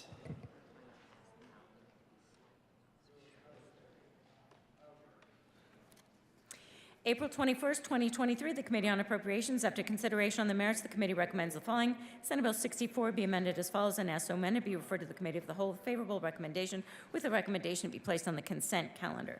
Senate Bill 75 be amended as follows, and as so amended, be referred to the Committee of the Whole with favorable recommendation and with a recommendation that be placed on the consent calendar.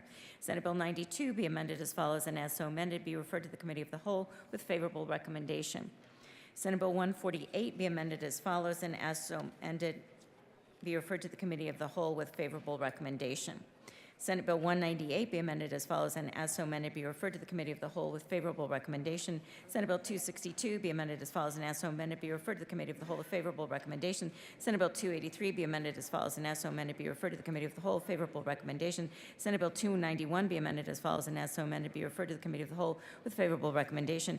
House Bill 1042 be referred to the Committee of the Whole with favorable recommendation. House Bill 1067 be referred to the Committee of the Whole with favorable recommendation, and with a recommendation to be placed on the consent calendar. House Bill 1108 be amended as follows, and as so amended, be referred to the Committee of the Whole with favorable recommendation. House Bill 1213 be referred to the Committee of the Whole with favorable recommendation, and with a recommendation to be placed on the consent calendar. House Bill 1228 be referred to the Committee of the Whole with favorable recommendation, with a recommendation that it be placed on the consent calendar. House Bill 1246 be referred to the Committee of the Whole with favorable recommendation. April 18, 2023, Mr. President, the Committee on Business, Labor, and Technology has had under consideration and has had a hearing on the following appointments and recommends that the appointments be placed on the consent calendar. Confirm members of the Board of Assessment Appeals for terms beginning June 30th, 2022, expiring June 30th, 2023. Claudia Crane of Crestone, Colorado, reappointed. John DeRuggs of Denver, Colorado, reappointed.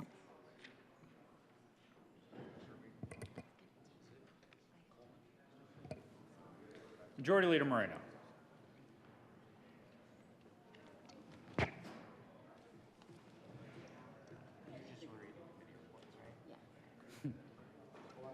Thank you, Mr. President. I move that the Senate proceed out of order for consideration of governor's appointments consent calendar. The motion is for the Senate to proceed out of order for consideration of governor's appointments consent calendar. All those in favor say aye. Opposed, no. The ayes have it, and the Senate will proceed out of order.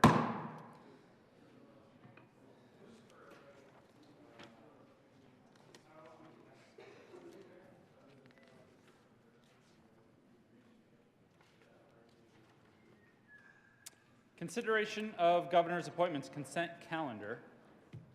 Will the clerk please read all of the appointments listed on the consent calendar? Member of the Board of Real Estate Appraisers for a term expiring July 1st, 2024, Clinton Taylor of Lakewood, Colorado, to serve as a representative of real estate appraisers with experience in appraisal management occasioned by the resignation of Chris Andrew Brownlee of Grand Junction, Colorado. Appointed members of the State Housing Board for terms expiring January 31st, 2027. Monique Terps of Mac, Colorado, to serve as a member of an advocacy group for persons with disabilities, member of the 3rd Congressional District, and as a member of the No Labels political party. Appointed Nancy Jackson, PhD of Aurora, Colorado, to serve as a member of the 6th Congressional District and as a member of the Democratic political party. Appointed member of the Board of Mortgage Loan Originators for a term expiring August 10, 2027. Aaron Saladay of Colorado Springs, Colorado, to serve as a mortgage loan originator. Appointed members of the Private Occupational School Board for terms expiring July 1st, 2026. Scott Cardona of Denver, Colorado, to serve as a representative of the general public who is an owner-operator of a business within Colorado that employs students who are enrolled in schools that are subject to administration by the Private Occupational School Board School Division. Appointed Jessica Shea Hoots of Federal Heights, Colorado, to serve as a representative of the general public who is an owner-operator of a business within Colorado that employs students who are enrolled in schools that are subject to administration by the Private Occupational School Division. Reappointed Ellen Mary Wamser of Lakewood, Colorado, to serve as a representative of the general public and who is employed by a lending institution located in Colorado and is familiar with the Colorado College Access Network. Reappointed. Majority Leader Moreno. Thank you, Mr. President. I move for the confirmation of all the appointments listed on the consent calendar, which includes the member of the Board of Real Estate Appraisers, the members of the State Housing Board, the member of the Board of Mortgage Loan Originators, and the members of the Private Occupational School Board. Is there any discussion? Seeing none, the motion is the confirmation of all of the appointments on the consent calendar. Are there any no votes? With 33 ayes, 0 noes, 0 absent, 2 excused, the appointments are confirmed.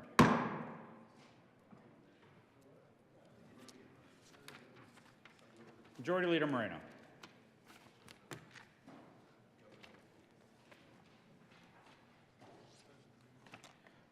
Thank you, Mr. President. I move that the Senate take up the following bills on special orders, second reading consent at the hour of 11:20 a.m.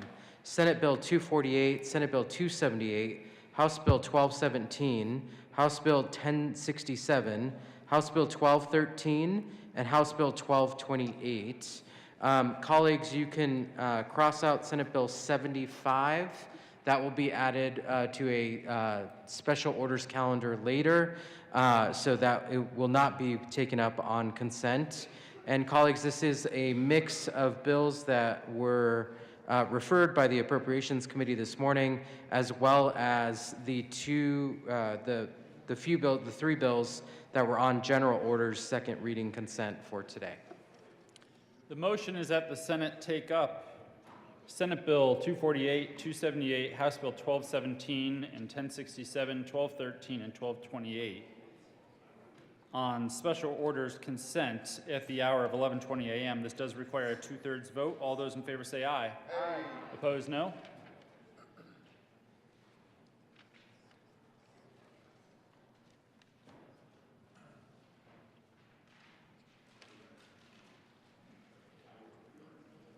The ayes have it.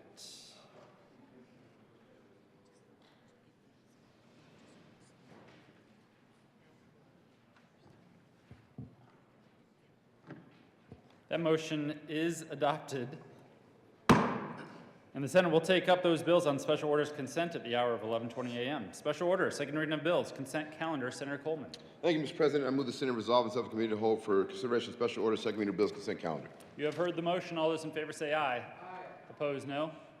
The ayes have it. The motion is adopted, and the Senate will resolve itself into the committee of the whole for the consideration of the special orders second reading of bills consent calendar, and Senator Coleman will take the chair.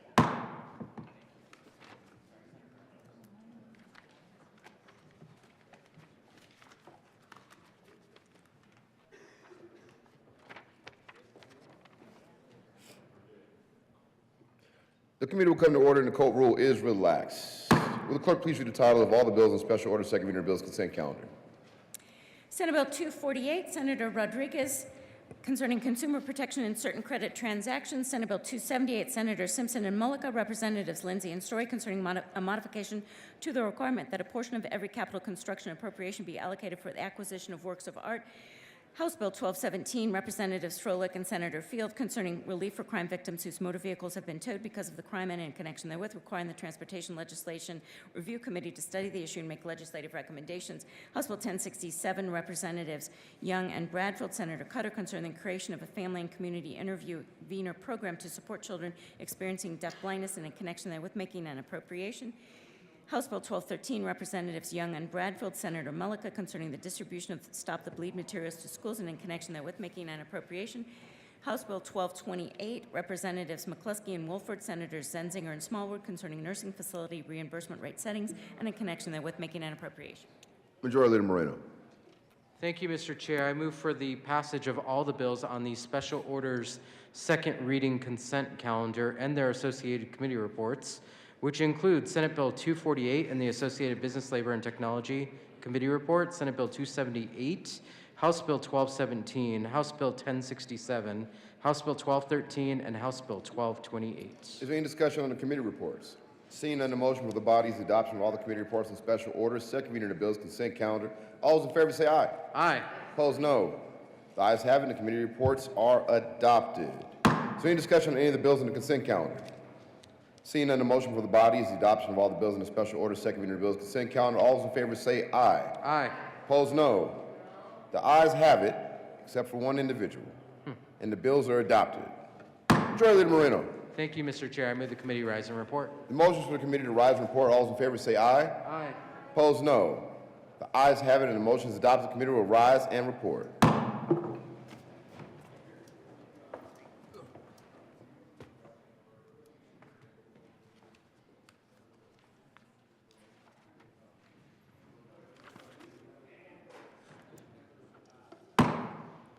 The Senate will come to order. Senator Coleman. Thank you, Mr. President. The committee has had a number of bills in consideration. Will the clerk please read the report? Mr. President, your committee of the whole begs leave to report it has had under consideration the following attached bills, being the second reading thereof, and makes the following recommendations thereon. Senate Bill 248 is amended. Senate Bill 278 passed on second reading and ordered, engrossed, and placed on the calendar for third reading and final passage. House Bills 1217, 1067, 1213, and 1228 passed on second reading and ordered, revised, and placed on the calendar for third reading and final passage. Senator Coleman. Thank you, Mr. President. I move the report. The motion is the adoption of the committee of the whole report. Are there any no votes?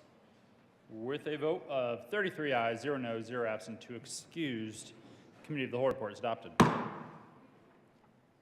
Senate Bill 248 is amended. Senate Bill 278 passed on second reading and order engrossed and placed on the calendar for third reading and final passage. House Bills 1217, 1067, 1213, 1228 passed on second reading and order revised and placed on the calendar for third reading and final passage. Majority Leader Moreno. Thank you, Mr. President. Pursuant to Senate Rule 21C, I move to allow for leave for the Conference Committee on Senate Bill 220 to meet while the Senate is in session.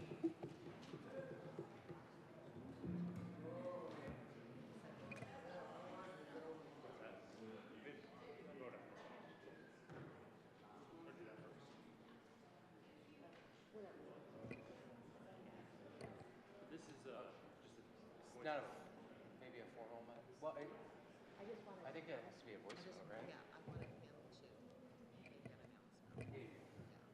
right? The motion is to allow leave for a conference committee to meet while we are continuing in session. All those in favor say aye. Aye. Opposed, no? The ayes have it. Senator Kirkmeyer, you don't have to leave, but you have permission. You have permission. The ayes have it, and the motion is adopted. The following change in members of said first conference committee on Senate Bill 220 will occur. Senator Hansen will replace Senator Bridges as a Senate conferee with Senator Zenzinger, the chair, and Senator Kirkmeyer.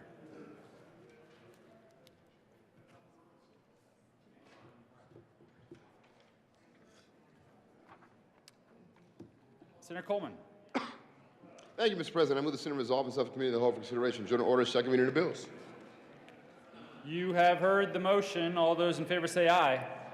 Opposed, no. The motion is adopted, and the Senate will resolve itself into the committee of the whole for the consideration of the general order, second reading of bills, and Senator Coleman will take the chair.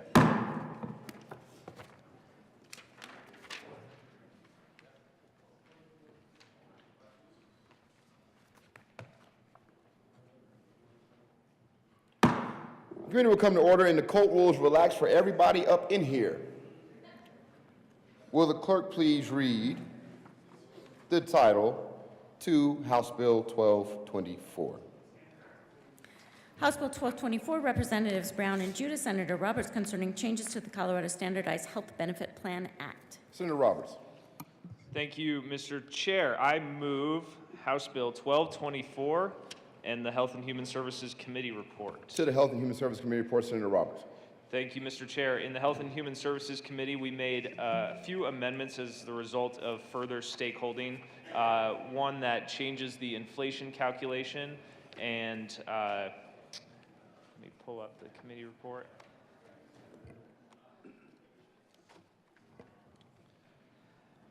And then one related to the hearing process as according to the Administration Procedures Act. I'd ask for an aye vote on the committee report. Seeing no further discussion, motion to the adoption of the Health and Human Services Committee report to 1224. All those in favor say aye. Aye. Opposed, no. The ayes have it, and the Health and Human Services Committee report is adopted. There's a member of the desk. Will the clerk please read L20?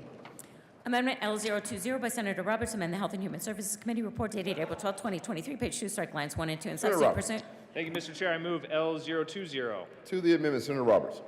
This is an amendment that we've been working on with the carriers to make clear that the public hearing is not subject to certain procedures and is subject to others. I'd ask for an aye vote. Seeing no further discussion, motion to the adoption of L20. All those in favor say aye. Aye. Opposed, no. The ayes have it. L20 is adopted. Senator Roberts. Thank you, Mr. Chair. Colleagues, I'm excited to be here to present House Bill 1224. This is a bill that is going to help make some changes to the standardized health benefit plan that went into effect for the first time on January 1st of this year. This is the Colorado option that we passed a couple years ago to give more Coloradans access to affordable and quality health insurance plans across the state. During an open enrollment last year, the first year that this plan was on open enrollment, over 30,000 Coloradans chose a Colorado option plan, which exceeded expectations by 200%. But this is the first year of a 3-year rollout of the plan, and the first year showed us that we need to make a few modifications to make sure that Coloradans can have access to this plan and access the savings and higher quality that it brings. This bill before you does a few things. It will make sure that Colorado option plans are available and transparent and advertised on the Connect for Health Colorado platform. It's going to ensure that the premium reduction rate targets are met as we head into the future years with even more savings. And it will ensure that the hearing process is fair for everybody that does need to go through that hearing process. Just as we do with many programs when we create them, it is important to monitor these and make sure we're doing everything we can to ensure their success moving forward. And this bill is a reasonable step forward to ensure that the Colorado option can continue to be successful, and we can expect many more thousands of Coloradans to access health insurance at a more affordable rate, get higher quality plans, and move from uninsured to insured in every county in Colorado. I look forward to the discussion on this bill, and at the end, ask for an aye vote on House Bill 1224. Senator Smallwood. Thank you, Mr. Chair, and thank you, colleagues, for giving me a few minutes to run through this bill and concept with you. But before we do that, I once again want to thank the bill sponsor. Not only for this bill, but for sort of the Genesis bills as well. So not to be overly gratuitous, but the bill sponsor has been extremely open and willing to work with me, share ideas, collaborate on where I thought kind of glaring weaknesses were. Not only in this bill, but in the bill that created the Colorado option that sort of sent us down this path.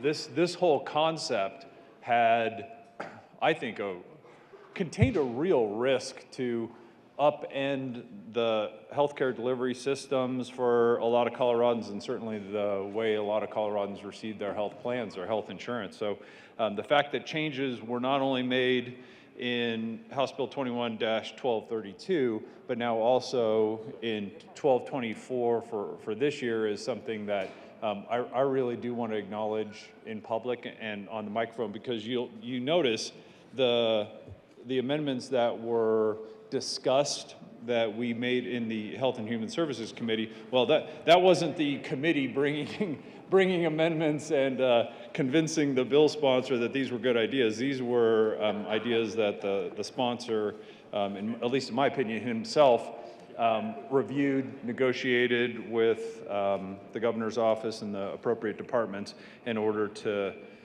certainly take away a lot of the fears that I initially had with House Bill 1224. But colleagues, what you're going to be voting on today, in principle, is an expansion of what, in my opinion, is a proven failure in the state of Colorado. And I relish the opportunity to debate any of the numbers, any of the statistics that you hear tossed about when it comes to the Colorado option. Because what do they say? Statistics don't lie, but liars use statistics, something like that. And again, we're not calling anybody liars in this room for sure, but you can certainly make a lot of these numbers sing if you want to. And I think that some of the proponents, not our bill sponsors, nobody in this body, but a lot of the proponents talk about numbers in a pretty narrow sense, and they kind of pick and choose what numbers they think are going to sound best. So I do want to take a couple of minutes at some point this morning and talk about some of those. But again, the amendments, I'm glad that this body adopted those. I think they make this bill much, much better, but I'm still going to urge a no vote on 1224 because what you have to decide is whether or not we're going to keep going down this road, keep playing with this very dangerous experiment that, if we're not careful, is going to put us in the exact same situation that we were in when I decided to run for office, which was a failing exchange, skyrocketing rates, and fewer insurance companies with fewer and fewer plans available for the citizens across our state, particularly in rural, resort, and frontier Colorado. So, at the time I was elected, many citizens across our state were facing the probability that there would only be one insurance company left selling product in their county.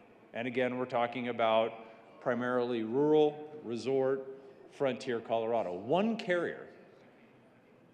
And as a proponent of universal health care, that made me really, really nervous. The idea that we are one insurance company away from tens of thousands, certainly thousands, probably tens of thousands of Coloradans not having a single health insurance option available to them on the exchange. We were one insurance company away from that.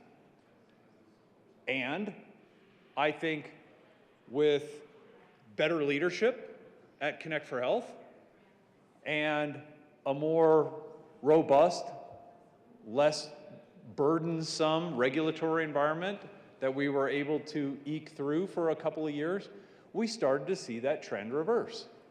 And we started to see new insurance companies come into the state of Colorado. We started to see new plans.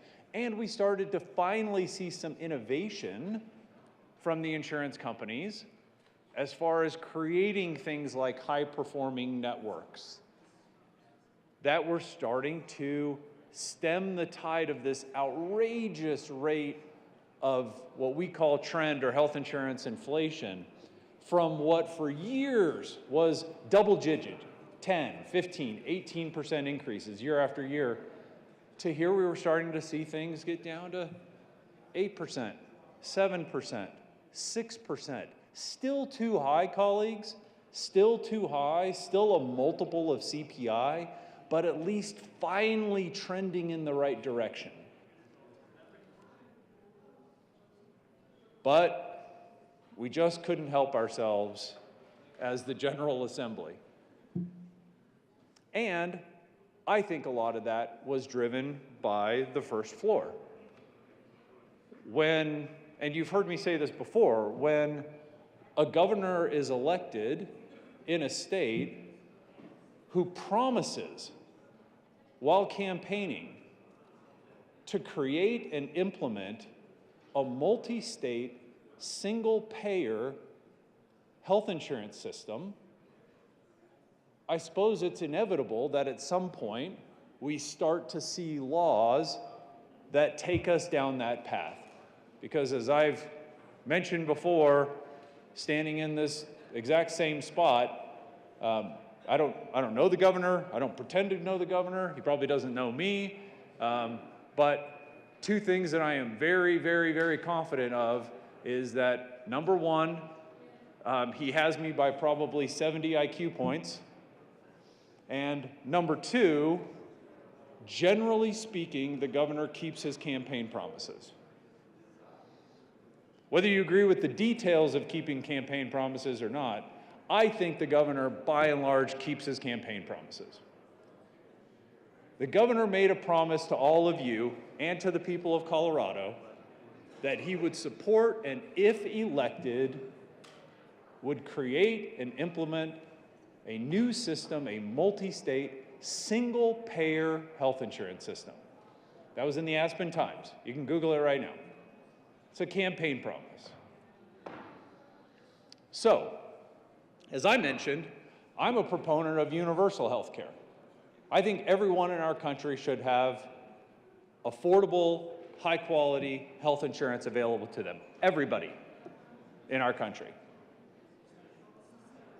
What I'm terrified of are things like multi-state single-payer systems, or any single-payer system for that matter. And, colleagues, I think you should be terrified of it as well. And most of you have never lived under a single-payer system. Few of you have. Those of you fortunate enough to have been maybe educated in the UK or spent a lot of time in Canada. I don't know if that's anybody in this room or not. But you have to remember, I grew up as a child of a German citizen. In fact, my mom didn't get naturalized until I was a kiddo. So going back and forth to Europe as many times as I did and have, you get to understand firsthand the way single-payer systems work. And you get to see the benefits of single-payer systems, which this bill, House Bill 23-1224, is, in my opinion, inarguably building the foundation for. So under these single-payer systems, citizens get the benefit of universal coverage. And I think that's a good thing. I think everybody should, again, have access to affordable health insurance coverage and be covered under some sort of plan. And by the way, Ronald Reagan agreed with me, I think, as well, as the person that signed EMTALA. We'll talk about that a little bit as well. So you get the benefits of not having to worry about whether or not you're going to have health coverage, whether or not you're going to be able to afford health coverage. Every citizen of a country like Germany makes sure that that happens. You also get the benefits of affordability of care. So when you need to go see a doctor, when you need to get a prescription drug, when you need to go in for a medical procedure, citizens of those countries, generally speaking, don't need to worry about whether or not they're going to come away with medical debt. We've had a lot of discussion this session about medical debt and how some of it might be planned, but colleagues, a whole lot of it is unplanned. I know that. So the citizens of those countries don't have to worry about that. So you get the advantage of universal coverage, you get the advantage of affordability of care, but what you don't get is something Americans are not only used to fundamentally, but what I think almost everybody in this room would agree with is that they want choice. They want to make decisions. In fact, I think I've heard people stand in this spot and say that people want to have choices when it comes to their health care.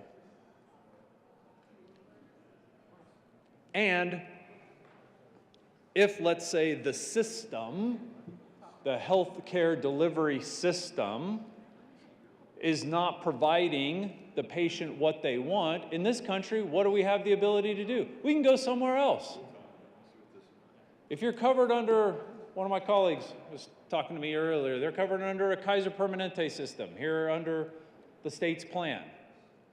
And if they're super happy with Kaiser Permanente and their integrated group model HMO, healthcare delivery system, the only one in the state, if they're happy with that, great, they get to keep that. But you know what else? If they hate it, if they hate the fact that it is a closed system by and large, and they don't feel that they're getting the care that they want or the care that they need or the prescriptions that they want or the prescriptions that they need, guess what happens every single year in this country? We have open enrollment. And it doesn't matter if you're on a group plan or on an individual plan or becoming eligible for Medicare. Medicare, almost said Medicaid there. Medicare, we have open enrollment. And if you don't like the way your care is being delivered to you in this country, we have the choice to say, thanks, but I'm out. I'm switching. And if we're getting lousy customer service from insurance company A, we can switch to insurance company B. And if we're getting lousy service from insurance company B, we can switch to insurance company C. Colleagues, most of you do this every year or two. You shop for the plans, the carriers that are treating you the best, that are giving you the access that you want at the cost that you want. And this is what terrifies me, is that so many of us, and I don't necessarily put myself in that us, so many of us seem comfortable going down this road where you know where it's going to end. We've been told by the governor where this is going to end. It is going to end in a multi-state, single-payer system. Single payer, single, one. Your choice, one. That's all you get. And if you're not happy, and you want to change, and you're locked into a single-payer system, guess what your alternative is? Move. Move, colleagues. That's what you can do. You can move. And once this is created, colleagues, once this is created, it's a one-way street. You think it's hard enough for the governor to take us to a single-payer system? He's been working now for years to do it, and we're still only halfway there. You think it's hard to get there?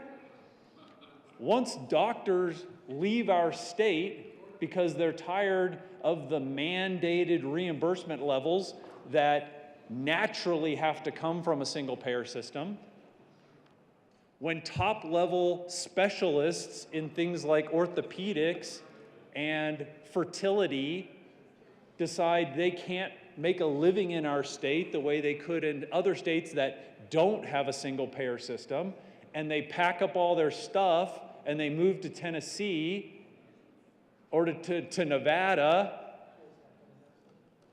do you think they're going to be willing to just come back overnight when you all finally unwind this stuff long after I'm out of this body and out of this chamber? This is going to take forever, colleagues. This is a very, very dangerous one-way road that we are going down, and nobody seems willing to put on the brakes. And I've stood here year after year saying, this is coming, it was a promise, and every year everybody just tries to pat me on the back and say, you know what, Senator, you're probably overreacting. We're probably not actually going to create, plans that are built by the government, like this one. We're probably not going to make plans for the implementation of a single-payer system like the bill that's in the House right now, after the task force came back with its obviously non-surprising findings that single-payer is the only way to go in the state of Colorado. That bill already passed. That task force already met. They already came up with their non-shocking conclusions that single-payer is the only way to go. So therefore, we're running another bill now. So when everybody just tells me to relax and calm down and this isn't going to happen, but we pass bill after bill after bill, building the foundation necessary for single payer, I'm not blind, and you're not either. Why are we pretending like this is not happening? Now, if you are a proponent of single payer, many of you are. There are a bunch of Democratic Socialists of America members in this General Assembly. There are. Just wait, go to Google. It's not a surprise, it's not an insult.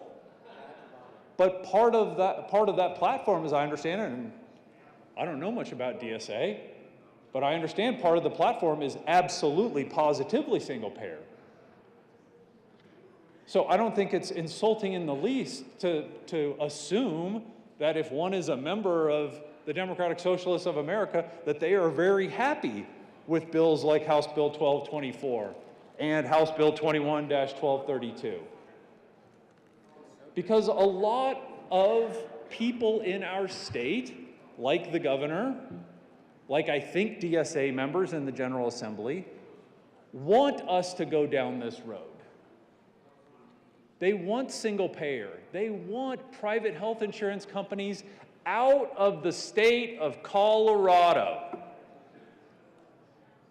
Because we want single payer, and you can't have single payer if you've got these pesky insurance companies in the way, providing choice to patients.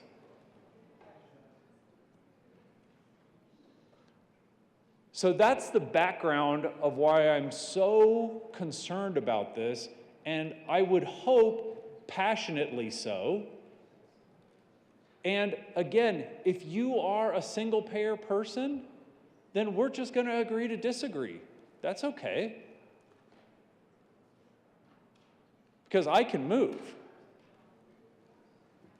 I'm one of those people that have the freedom and flexibility to pack up my stuff and work from wherever I want to work from. I'm not locked into some job here in the state of Colorado or constrained by the kind of financial burdens that would keep me from packing up a moving truck and going someplace else. But to assume that everybody in Colorado can do that, I think is pretty cavalier. I think it's pretty cavalier to do something like shove single payer down the throats of Coloradans that don't necessarily have the freedom and the flexibility to just pack up and move when they want freedom and flexibility in choice in healthcare.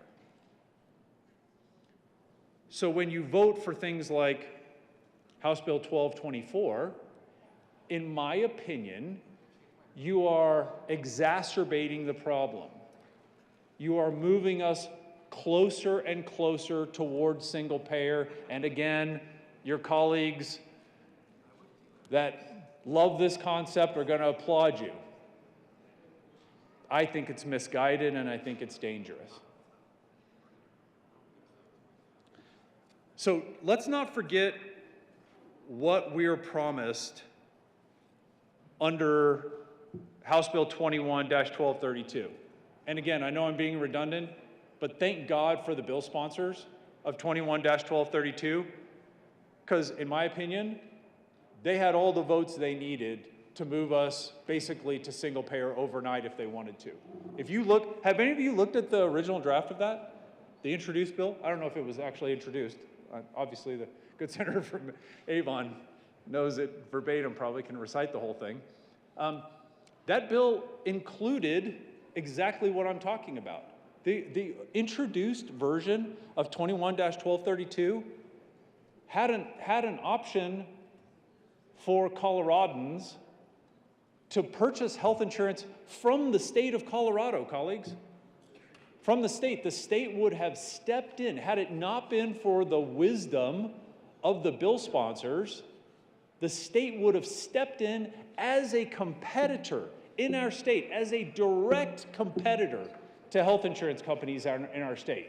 And many of you, especially the DSA members, are probably like, good, it's about time we get some other options to compete against these insurance companies.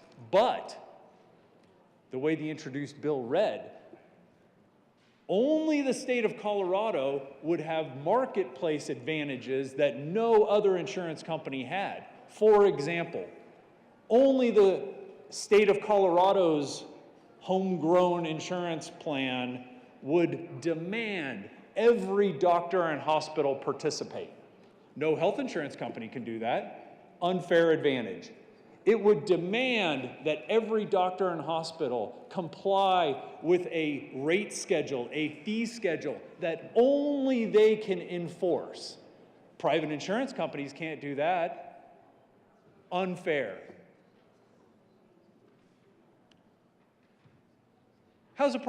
How is anybody in private practice in anything going to compete against a government who sets all the rules? And again, that was already in the introduced bill of 21-1232. Thank God we had the bill sponsors that we did on that bill, because you know what? 8 years from now, you're going to have different sponsors.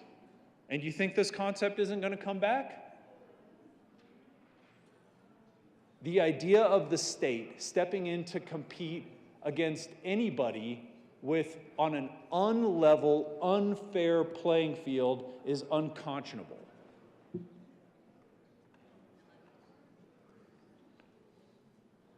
So again, I want to give a shout out to the bill sponsors for not destroying our healthcare system at that time, because I think they already had the language and they probably had the votes, quite honestly.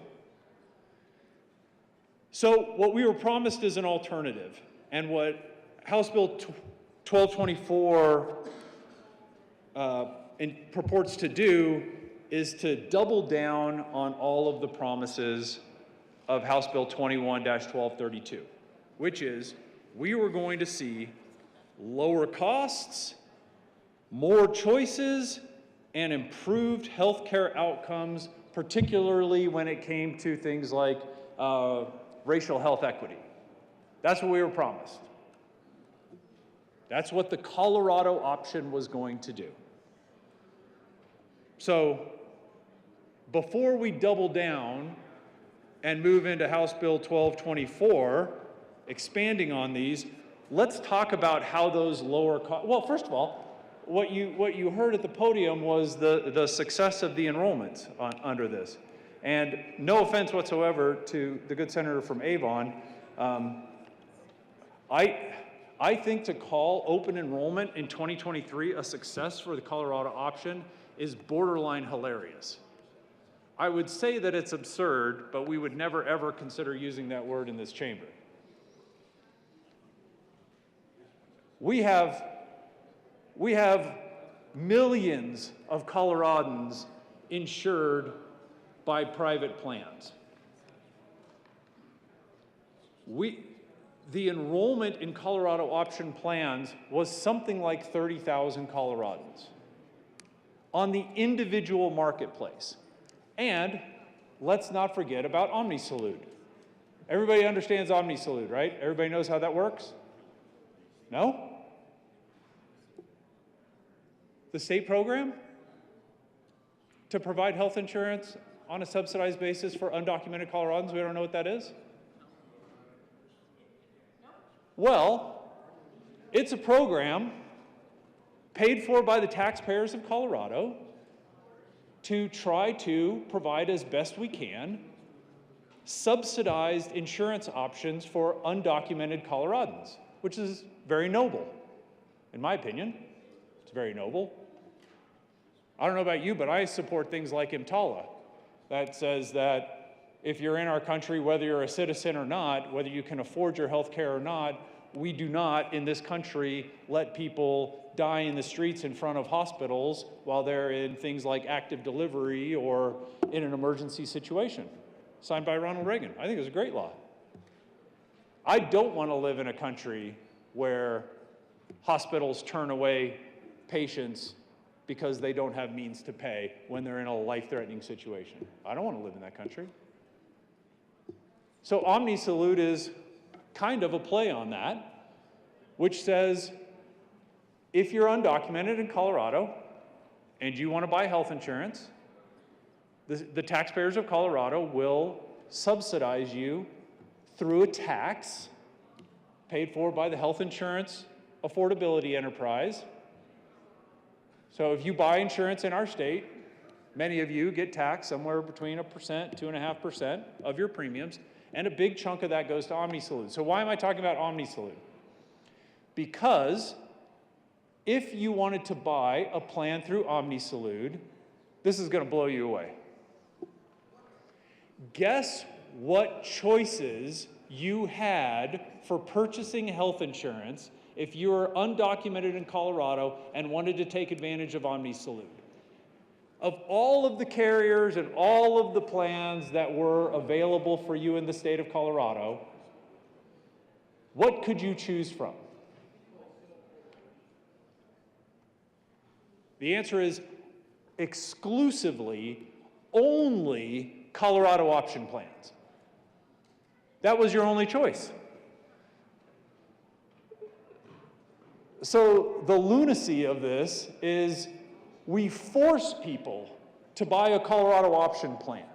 We give them no other alternatives other than to buy a Colorado option plan. And then when they enroll, we come back to the citizens of Colorado and say, look at the great success we had with the Colorado option plan. We enrolled all these people when they had no choice but to enroll in it. And then we trumpet it like it's some great feat. Look what great things we did. That's the beauty of this administration. Like we say, statistics don't lie. Did 10,000 or so undocumented Coloradans sign up for Omni Salud? Absolutely. Did they boost the Colorado option enrollment rates? Absolutely. Did they have a choice? Heck no. They came along whether they were willing to or not. But yet we trumpet it like it's this huge success. Now what would have been fantastic is to offer Omni Salud members the choice, let's say between 3 different bronze plans. One of them is the Colorado option plan. The other ones are non-Colorado option plans. Because you know what? In almost every single situation, and I'll go through these statistics, if you're buying a bronze plan, what do you think is cheaper, the Colorado option or non-Colorado option plans? If you're going to buy a bronze plan. Everybody already knows the answer. Non-Colorado option plans are cheaper.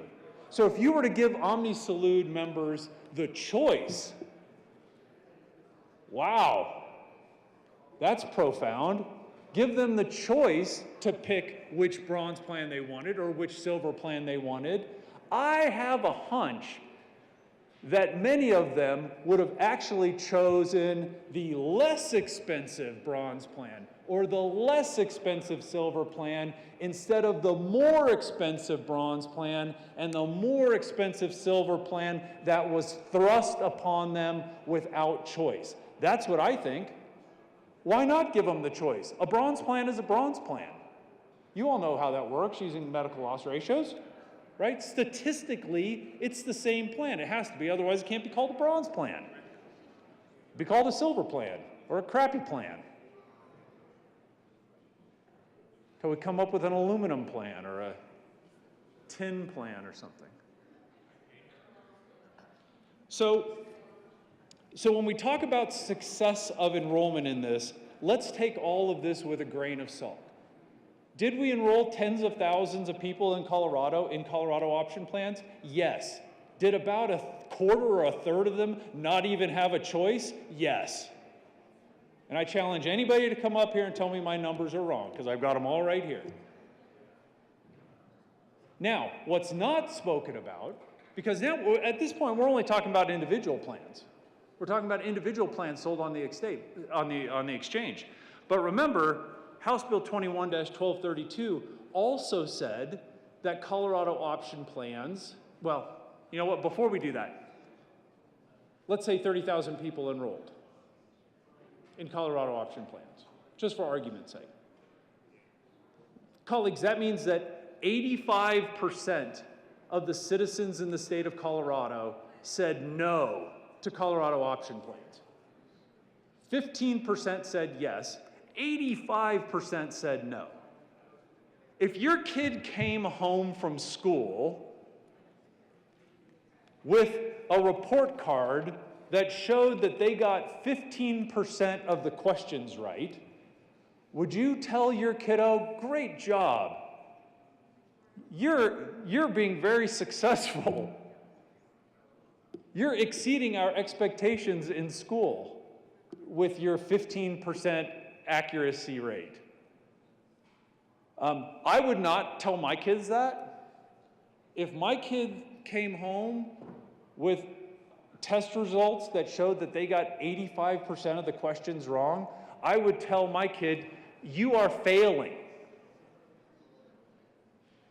You need to do something better or different because you are failing. So, what I would argue is that when you hear that we are exceeding expectations in our state and that the Colorado option is a success, then I really have to wonder what you're using as a measuring stick, because 15% is not only failure, it's epic failure. It's next level failure. Unless you're using 0 as a benchmark. So in the individual market, I would argue the Colorado option is failing. And just to put a bow on that, also remember that Bright Health left our state, and all of those members had to choose something different. And when those members got their renewal information and went to the website to pick a new plan, guess what plan showed up first for them? Colorado option plans, of course. Those members were basically mapped into Colorado option plans. I'm not saying they were forced. There was a way out. It's kind of like when you go to Amazon and you're looking for mechanical pencils and 45 gazillion mechanical pencils show up in your Amazon choices, and one of them is at the very top that says, this is Amazon choice and a bestseller, and it's on sale. It makes it real easy. One-click buy now. I don't know about you, but I don't really scroll through the other 850,000 examples of mechanical pencils. It's Amazon's choice, and it's a bestseller, and it looks pretty good, so heck, and what do I know about mechanical pencils? So of course, I just pick it. Might not be a perfect analogy, but that's kind of what it looked like at Connect for Health. If you were a Bright Health member and you were getting booted off your plan, which you were, we'll talk about that also, and an option comes up that says, hey, this is what we're recommending for you. It's this sparkly new Colorado option plan. What might a consumer who doesn't live and breathe healthcare and health insurance all day, what might they go ahead and do? Go ahead and click the Amazon's best buy now, one click? Or would they scroll through all the other plans, trying to figure out all this minutia, all this esoteric stuff that candidly, I would hope none of you really spend that much time with. So, the enrollment numbers that you hear on the individual market were not only artificially boosted by OmniSalud, but they were artificially boosted by this mapping. Oh, and with OmniSalud, by the way, had we given members a choice between Colorado option plans and non-Colorado option plans, remember, this is subsidized, taxpayer subsidized insurance for undocumenteds. For undocumented Coloradans, if we had actually allowed them to purchase a less expensive plan, guess what would have happened, colleagues? For those of you that really care about undocumented Coloradans, if you allowed them to buy a less expensive bronze plan or a less expensive silver plan, the money would have gone farther. We could have helped more undocumented Coloradans and not less. What's the logic in that? Force them to buy a more expensive plan so the tax dollars don't go as far? That doesn't even make sense, colleagues. So those were the frustrations that I experienced during this year's open enrollment on the individual side. I kept seeing something with my own two eyes. Here's the data, here's the numbers, here's the plans, here's the rates, yet the governor's office is coming out saying, look at this great success we're having. The two don't match, they don't tie. So then, I started looking at the small group market. More employers renew on a calendar year, January 1, than any other date in the calendar. For those of you on the Colorado State Plan, we're kind of an anomaly, right? Being a weird mid-year fiscal kind of plan, and it's certainly not, it's not uncommon, it's certainly not unheard of, but a lot more people renew on a calendar year. So, strangely, we haven't heard the governor's office talk about the success of the Colorado option plans in the small group market. It was available to every small business in Colorado. Hundreds of thousands of Coloradans get their insurance through small group, fully insured plans in Colorado. That's why you keep passing bills to layer mandates on it, because you know there are hundreds of thousands of people covered under it. Colleagues, does anybody want to venture a guess as to how many Coloradans signed up for Colorado option plans in the small group market? Anybody want to venture a guess? There's to be fair, not fair to just give you 35,000? So close, Mr. Chair. Mr. President, remember, the universe is, call it 350,000 Coloradans. That was the potential pool. How many, what was it, 3,500? 35,000. 3,500? Anyone else want to venture a guess? Number of individual Coloradans insured under Colorado option plans in the small group marketplace. I'm hearing a lot of numbers with thousands, so I'll give you a hint. The number doesn't end with the word thousand or thousands. Anybody else want to venture a guess with that hint? 300 is the closest so far. So close. You all would have been closer if you said 0. Senator from Denver wins with 17. Closest number, and actually not far off. This is, when I promise you to be precise and accurate with my numbers, I mean it. So I'm going to confess to every one of you and to the citizens of Colorado, this is the one statistic that I am not 100% sure of. The last piece of data I saw showed that there were less than 150 Coloradans covered in the small group marketplace under Colorado option plans, out of over 300,000. So let's be hyperbolic and say, certainly less than 1% of Coloradans chose that plan at their small group open enrollment. Why do you think that is? When they were all given the choice, remember, every insurance company has to offer the Colorado option plans if they offer small group in our state. Why did less than 1% choose a Colorado option plan?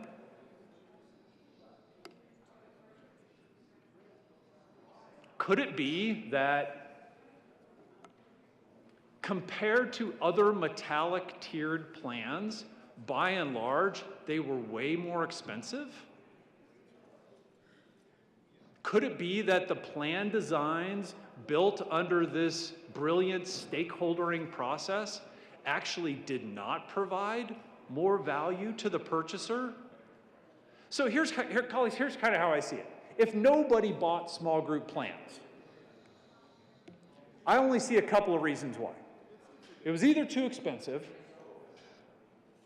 or the plans were not compelling as far as the value that they brought to the purchaser, or that small businesses in the state of Colorado just aren't smart enough to figure this out.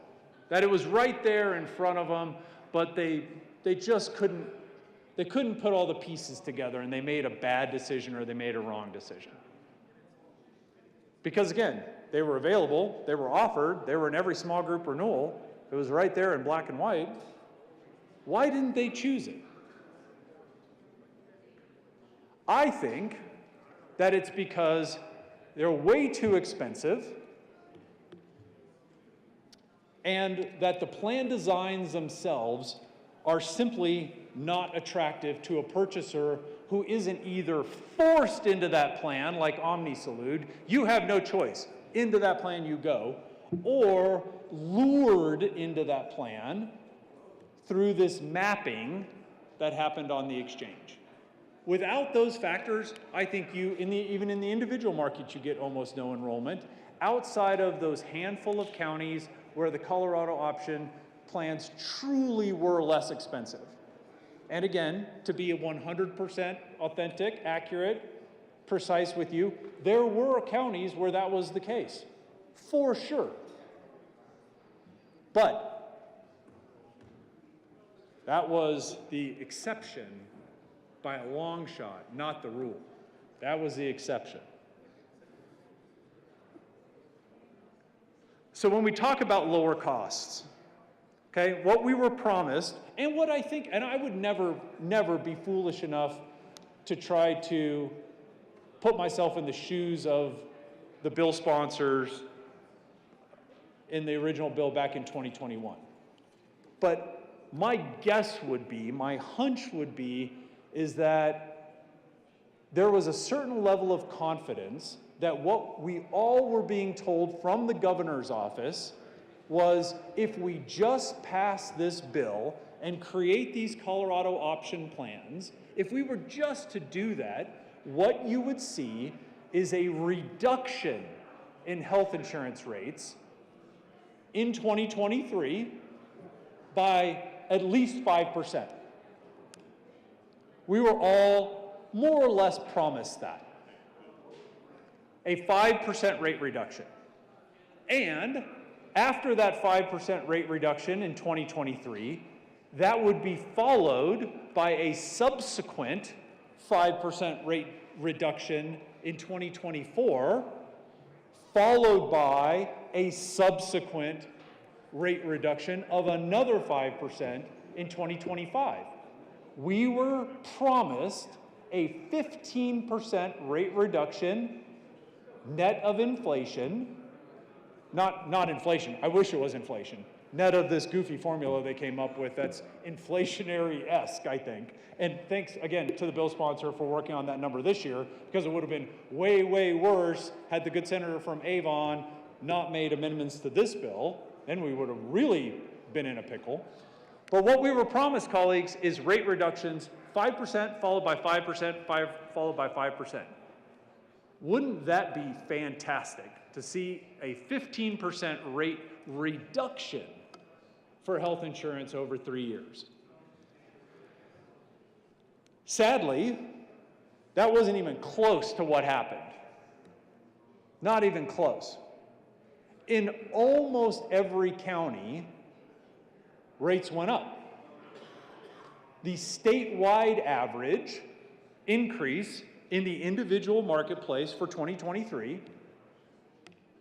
I'll give you a hint, it wasn't -5, it wasn't -4, it wasn't -1, it wasn't 0, it wasn't +3, it wasn't +5, it wasn't +7. Colleagues, health insurance costs in Colorado with this panacea known as the Colorado option, rates in our state went up by 10.4%. They were supposed to go down by 5%. They went up by 10.4%.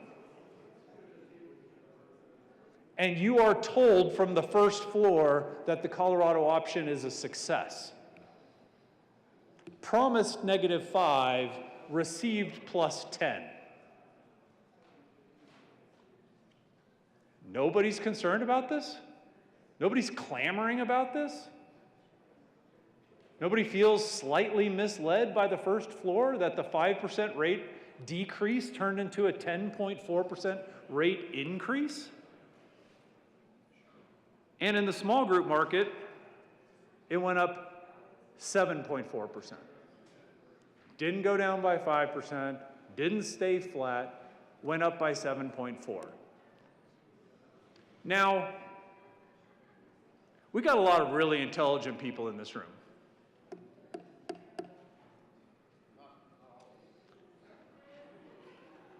Okay, we have several really intelligent people in this room. And my guess is those intelligent people are looking at me right now saying, well, of course rates went up, Senator. We're experiencing inflation rates that we haven't seen in this country in years, maybe in decades. Of course rates went up. Of course this goal of a 5% rate reduction wasn't met. You're just being silly. You're being hyperbolic here.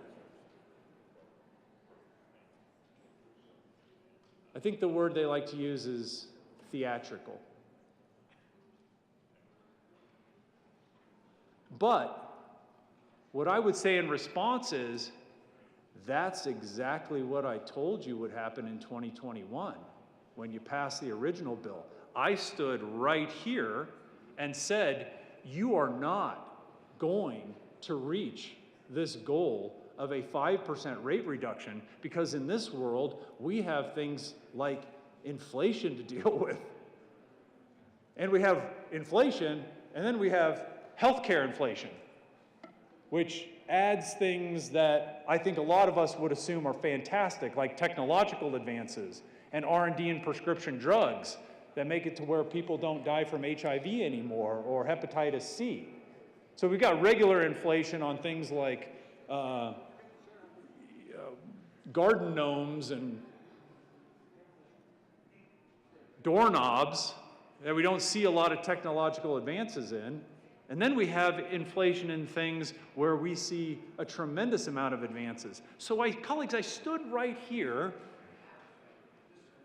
as I was begging you not to pass the first single-payer bill, saying what you are being promised is not obtainable. It's not even close to obtainable. Please don't do this. Please don't buy the hype that you're getting from the first floor that you are going to see health insurance rates go down by 15% over 3 years. It's not going to happen.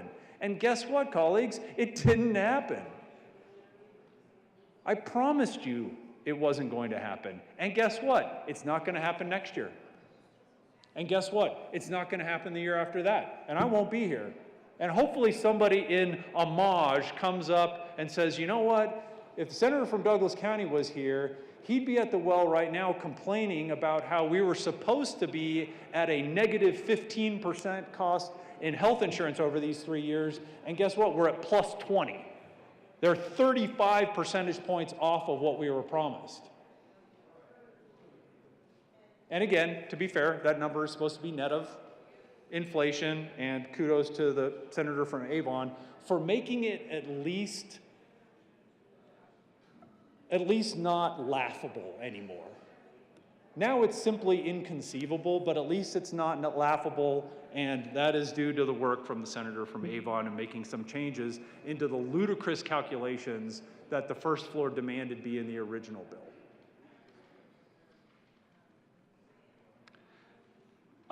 When it comes to, there was an article out in Value Penguin, I quote them every now and again, not like they're the be-all end-all of statistical information, but if you were to look at the rate of a 40-year-old in Colorado purchasing a single plan, a silver plan in 2023, can you name a single state in the union whose health insurance rates went up more in 2023 than in the great state of Colorado for that 40-year-old purchasing a silver plan?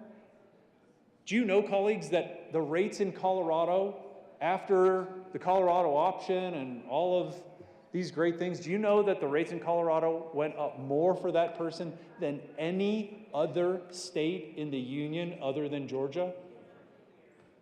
We made number 2. You think we're only tops in bank robberies and car thefts. We're pretty close to tops when it comes to increases in health insurance costs also.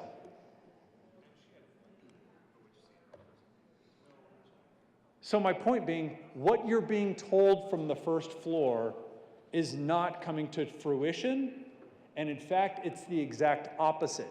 It is making the situation worse, and that only makes sense, that's only desirable if you are one of those people who love the idea of moving to what the governor has promised, which is this multi-state single-payer system. If you believe that that is the way to go in our state, you should be elated over the abject failure of the Colorado option. Because this failure is moving us towards what maybe you want, which is this single-payer system. And as I've stated before, this session, if we keep screwing up health insurance, keep meddling in it, keep adding mandates to it, keep making it undesirable in our state, that's where we'll be, because even the staunchest fiscal conservative, if rates keep going up by 10, 15, 20% a year, even someone like me at some point will throw up their hands and say, you know what? Private insurance companies just can't figure this out themselves. We need the government to step in and fix this problem for us.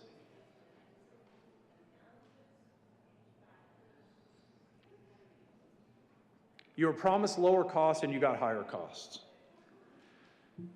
You were promised more choices when the Colorado option came into being, and guess what you got, colleagues? Fewer options. Since the introduction of the Colorado option, which was supposed to bring more carriers into our state, we've lost carriers. We've lost Bright Health, we've lost Oscar Health, we've lost Humana, Friday Health Plans stopped selling, and the Denver Health Plan is, colleagues, I'm not the first one to say this. This might not be appropriate to say in the well, but I'm worried about Denver Health as a health plan. The actuarial data shows that Denver Health is operating at a 6% loss. That's what the actuaries say. And again, I want to be careful with my words because I don't want to, I want all these insurance companies to succeed. I want there to be a lot of membership, and I don't relish the fact that the Colorado option is broken and that we're not attracting new carriers.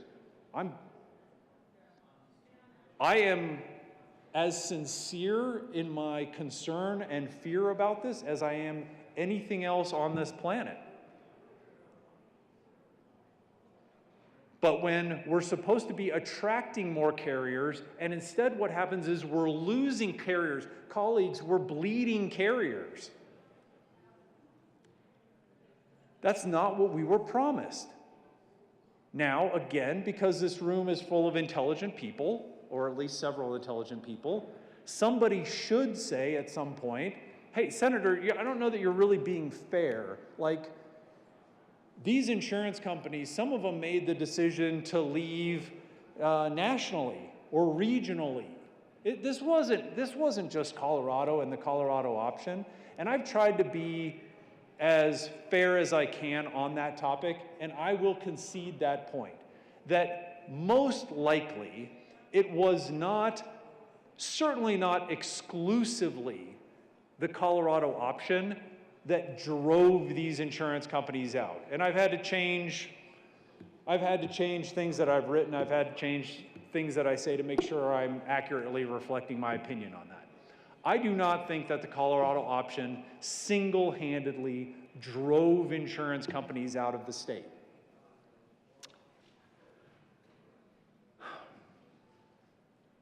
But what we were promised was that if we just passed the Colorado option, we would have more carriers in our state.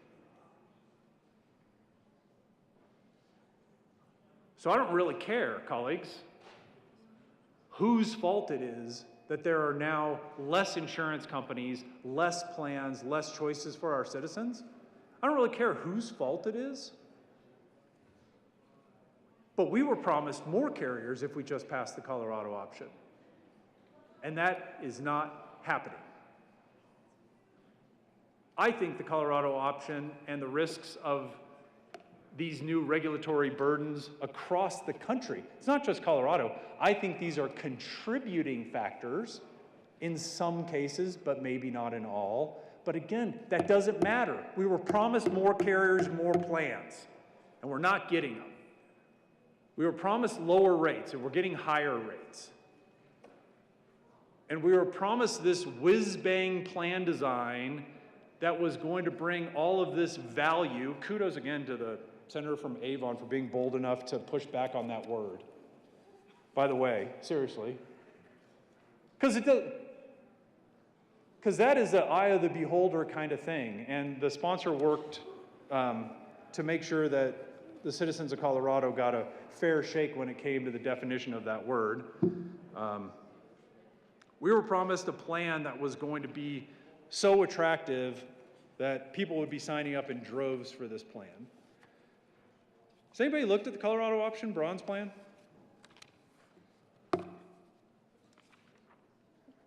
Created through a stakeholder process, which we argued about forever, about what the board would look like that would get together the committee or the task force or whatever it was to put this plan together. This is the part that drove me so crazy, and I can't even blame the senator from Avon because he wasn't in the Senate. And in the committee rooms, when I pushed back on this the way I did and told my colleagues, who most of them aren't here anymore, that I didn't feel that they were being completely forthcoming when talking about building this plan design, this be-all, end-all plan design.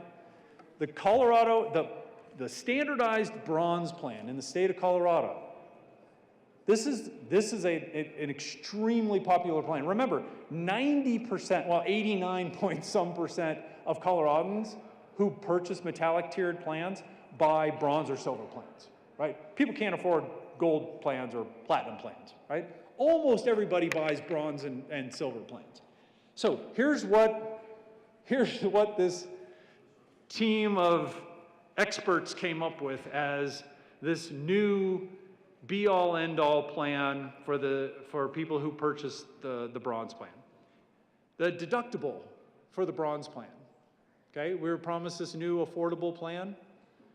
Anybody want to venture a guess of what the deductible is for a bronze plan? This was built using stakeholder process. $7,000 per person. That's the deductible. $7,000 per person. I don't know what your checkbooks look like, but to me, $7,000 is a very large number for an annual per person deductible. After the deductible is met, now granted there are co-pays and that kind of stuff for a few office visits, 3 office visits, and mental behavioral health. But if you were to, let's say, go to the hospital, your deductible is $7,000 under the bronze plan. Once your deductible is met, and remember, that's every year, right? And it's per person. So if you have multiple people in your family, obviously that number goes up. You can easily spend $14,000 in deductibles. After your deductible is met, the plan, built by the crack team of experts, then has a 50% coinsurance level. So if you're unfortunate enough to have met your deductible, then your insurance company only starts paying half of your bills. And they will continue to pay half of your bills until you reach your out-of-pocket maximum, your very affordable, equitable out-of-pocket maximum that was built by the crack team of experts on this, which is only $9,100 per person per year. That's what they came up with as the new, affordable, value-centric bronze plan. Out-of-pocket maximum, $9,100 per person. So if you're like me, covering your spouse, covering a slew of kids, family out-of-pocket maximum, $18,200. This, colleagues, this isn't the big bad health insurance companies coming to the poor defenseless citizens of Colorado saying, this is the plan that we're forcing you to buy, and it's a $7,000 deductible with a $9,000 out-of-pocket maximum. This is the crack expert panel designed to build the Colorado option, this new, affordable, be-all, end-all, value-driven program. And it's got a $7,000 deductible and a $9,000 out-of-pocket maximum, which only infuriates me, colleagues, because I argued this in committee, and I argued it from this very, very spot in 2021, saying you cannot arithmetically, actuarially, build a bronze plan that is going to be good, or build a silver plan that is going to be good. It's going to be lousy. And guess what? It is. It's lousy. Well, I don't know, maybe I should take a break and have anybody who wants to come up and tell me that a health insurance plan with a $7,000 deductible and a $9,000 out-of-pocket max isn't lousy. Mr. Chair, if I could, would take a pause, but I don't see anybody streaming up to the well to tell me that this isn't lousy. And I agree with you. And I promised you it would be lousy, and it is lousy. Because you can't defy arithmetic. You can't defy mathematics. It is what it is. And again, what bothers me is that in 2021, I was told that I was just being theatrical and that this wasn't going to be the case. Just let us get the team together and we're going to build this great plan for you. That's what I was told, that I wasn't being realistic and that I was being a naysayer and I should just be quiet and trust the system and trust the process. And what do we get? A $7,000 deductible and a $9,000 out-of-pocket maximum.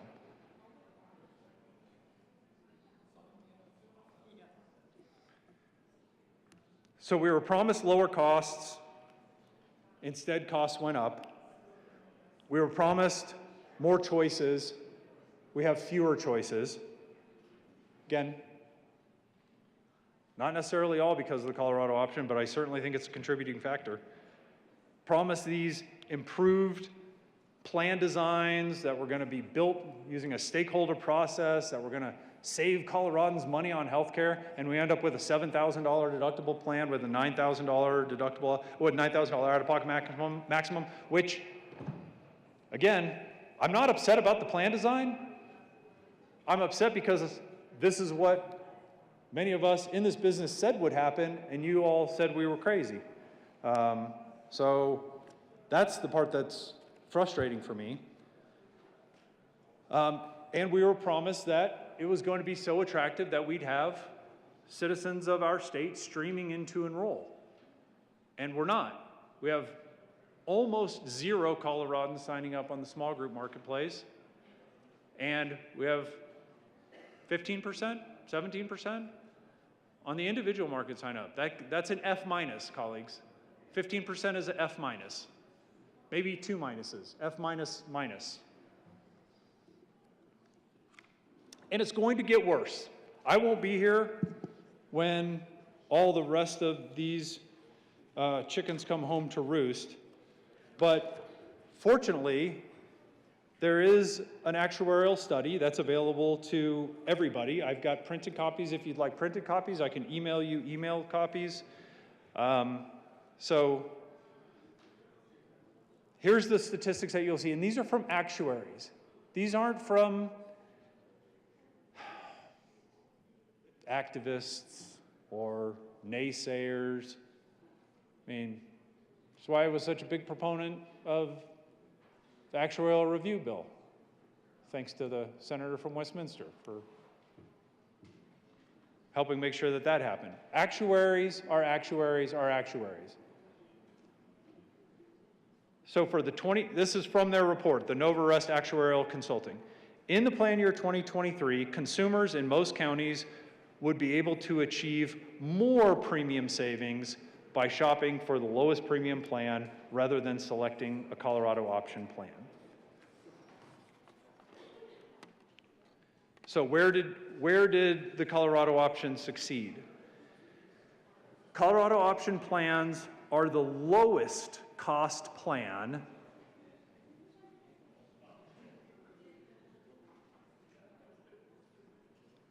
in 4 out of the 64 counties if you're buying a bronze plan.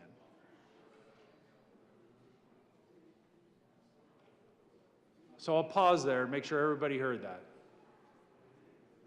For the bronze plan, remembering, almost 90% of Coloradans buy bronze or silver plans. Colorado option plans were the least expensive bronze plan in 4 out of 64 counties. Colorado option plans were more expensive in 60 out of 64 counties. They were more expensive in 54 out of 64 counties on the silver tier, which is the most important tier, in my opinion. There are people that understand health insurance, they know why. Silver is the most important tier.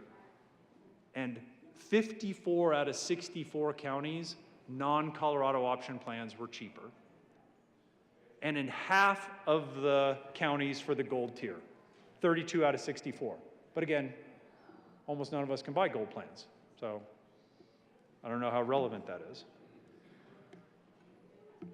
If Denver Health was taken out of these calculations at their 6% operating loss, which is what I believe is happening right now in Denver Health. Did I say Denver Health?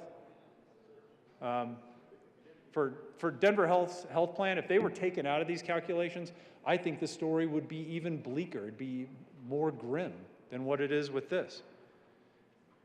The Colorado option plans was not only not the least expensive plans, but almost none of them met their premium reduction target.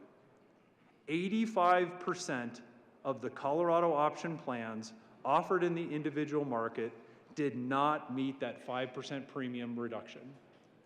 So when I gave the statewide number that rates went up by 10.4%, to get a little more granular with that, I think helps.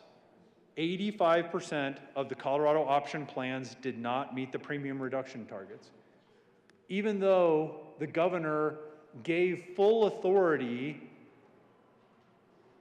to all of the minions and drones needed to make sure that these rate filings were properly policed and contested, right? The insurance companies, colleagues, the insurance companies, you know this, they can't just come and offer a rate and say, here's the rate. All of this has to go through the executive branch.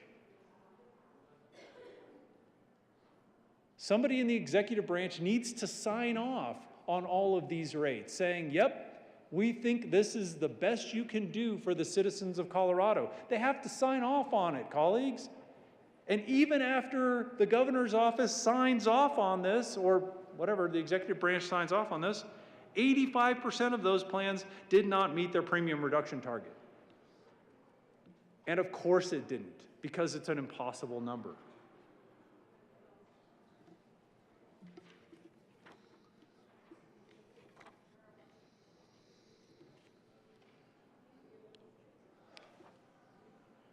I've been talking longer than I thought.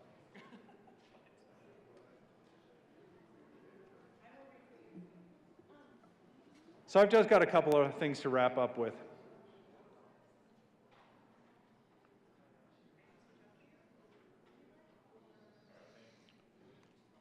We know that the Colorado option plans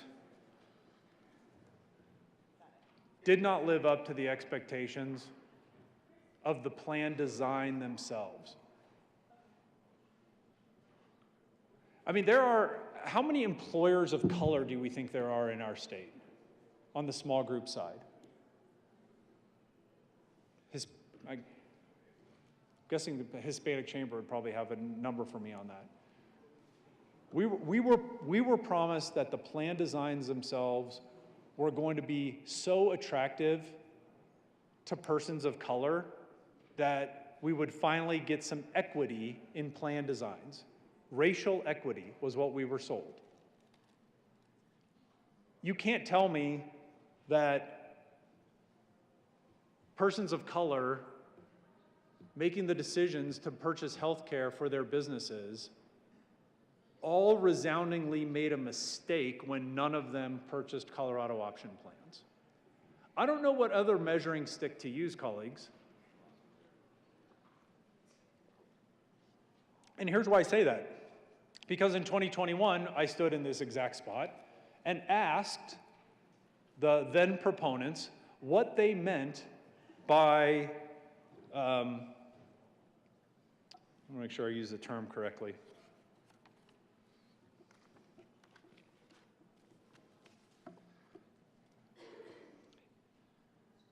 Improved racial health care outcomes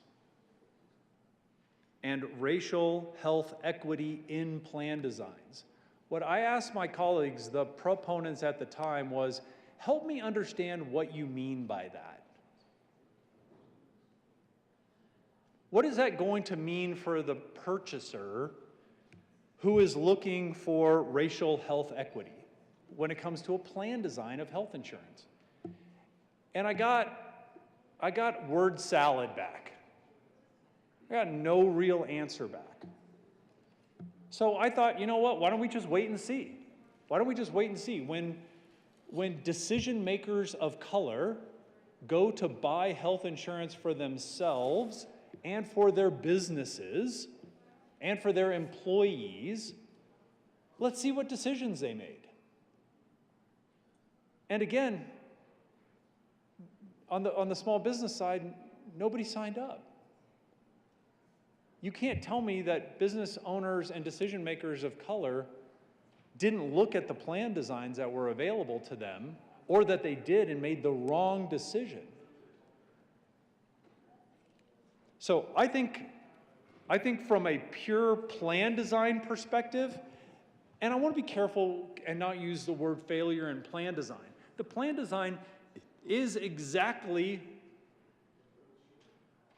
what those in the industry told us it would be. It just isn't at all what we were promised.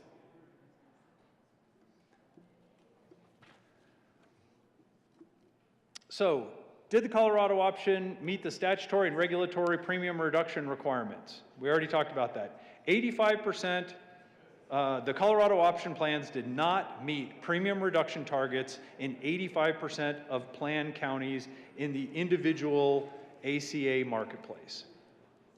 So again, 15% success rate. 15% enrollment, F minus. 15% of the plans met the premium reduction, F minus. The actuarial firm that I'm quoting here, Novarest, says that they believe that it is unlikely that issuers will be able to meet the target premium reductions in future years because the target premium reductions is greater in 2024 and beyond. So I'll get one more chance, colleagues, next year to be in front of you. And if the 5% rate reduction that we were promised doesn't happen, I'll make sure and bring that up and we can talk about that. Has the Colorado option plan increased competition and consumer choice in the individual ACA market? Absolutely not. We had 9 issuers in 2021. We have 7 in 2023. And my fear is that we're going to have even fewer in 2024 and 2025. And not to be redundant, I don't relish in these statistics. I'm extremely concerned about these statistics because citizens across our state deserve choice in carriers.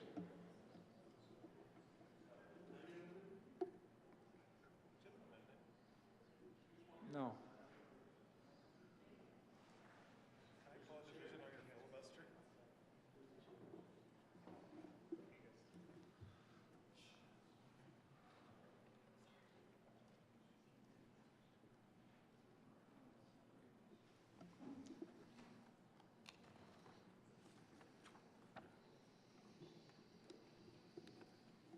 So let me end with this. This could be way worse than it is. And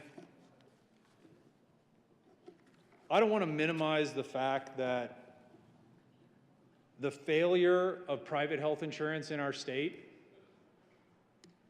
is going to cause great glee for a lot of members of the General Assembly.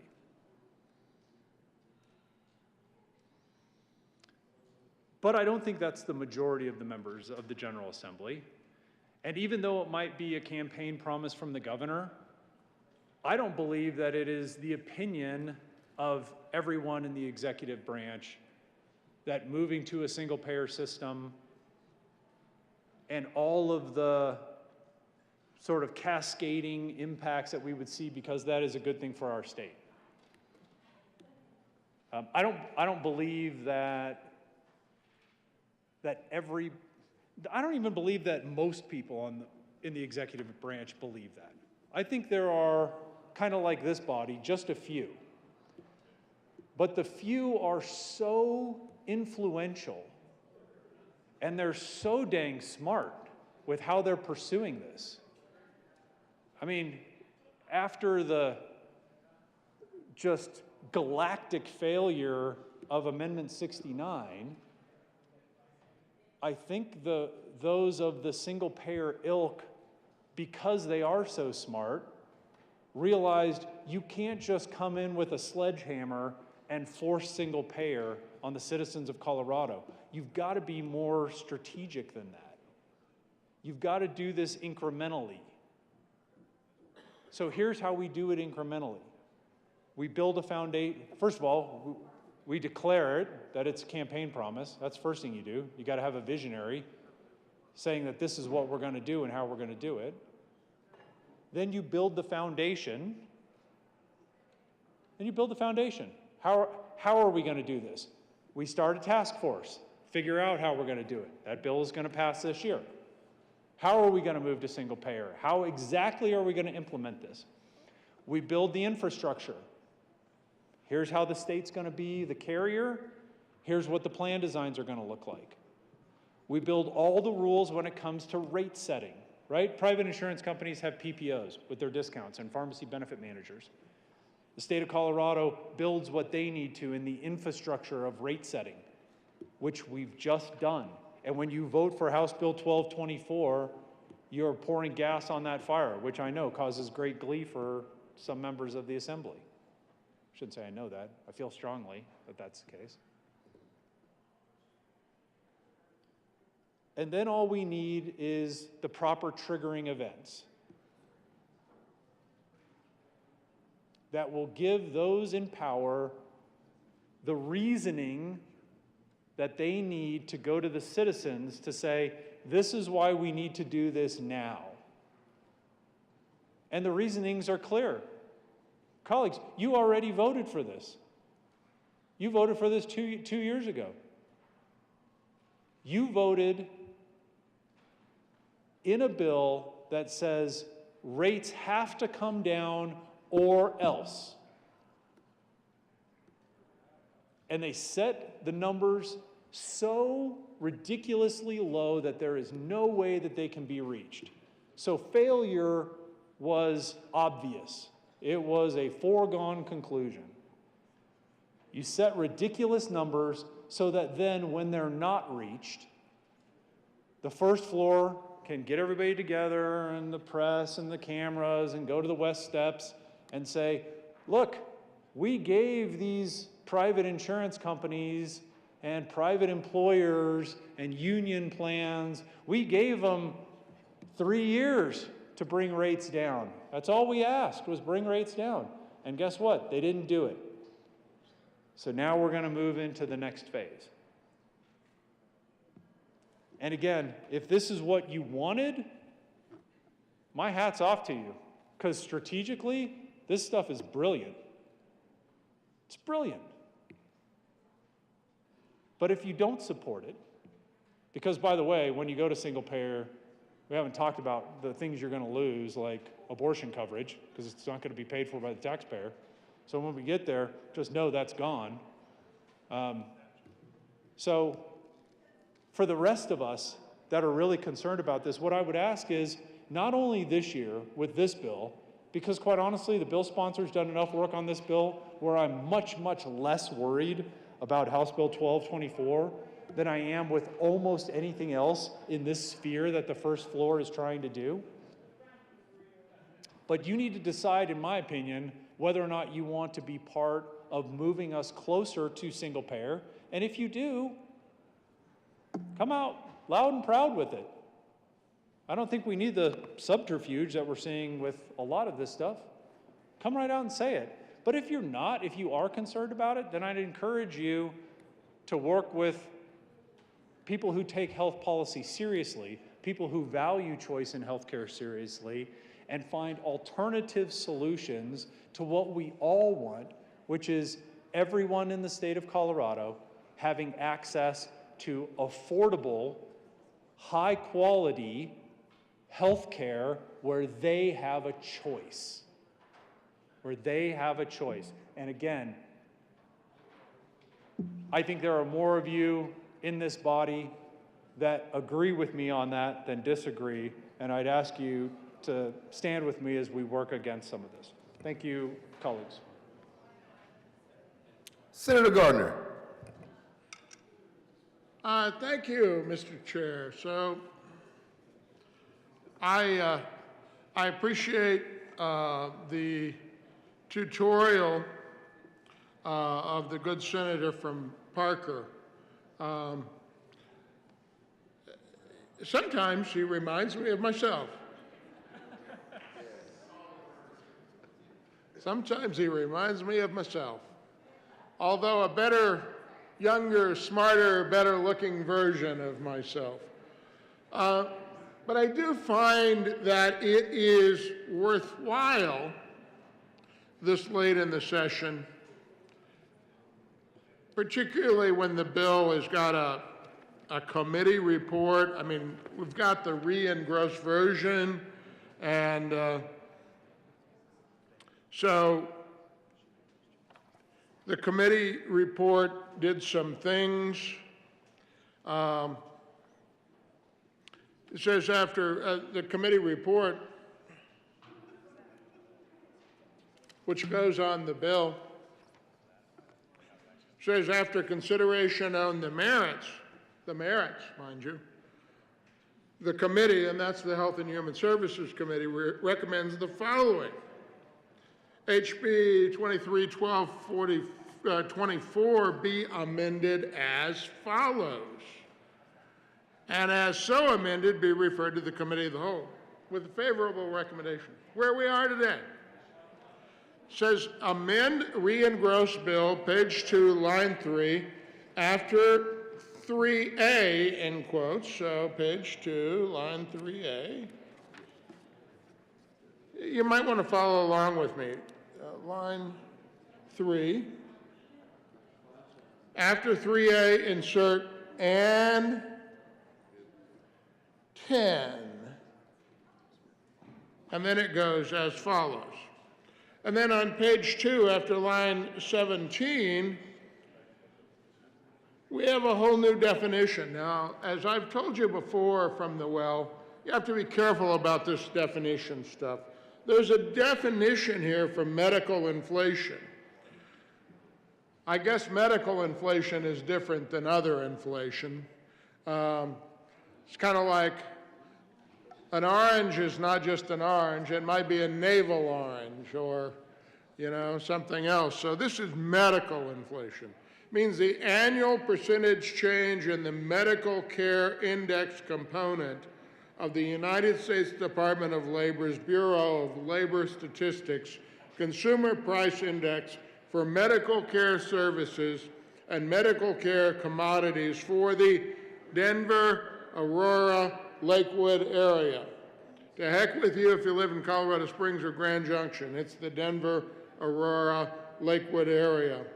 Or its applicable predecessor or successor index based on the average change in the medical care index over the previous, it was going to be, I guess this definition had been in the statute as 10 years, and what's really happening is they're changing it to 3 years.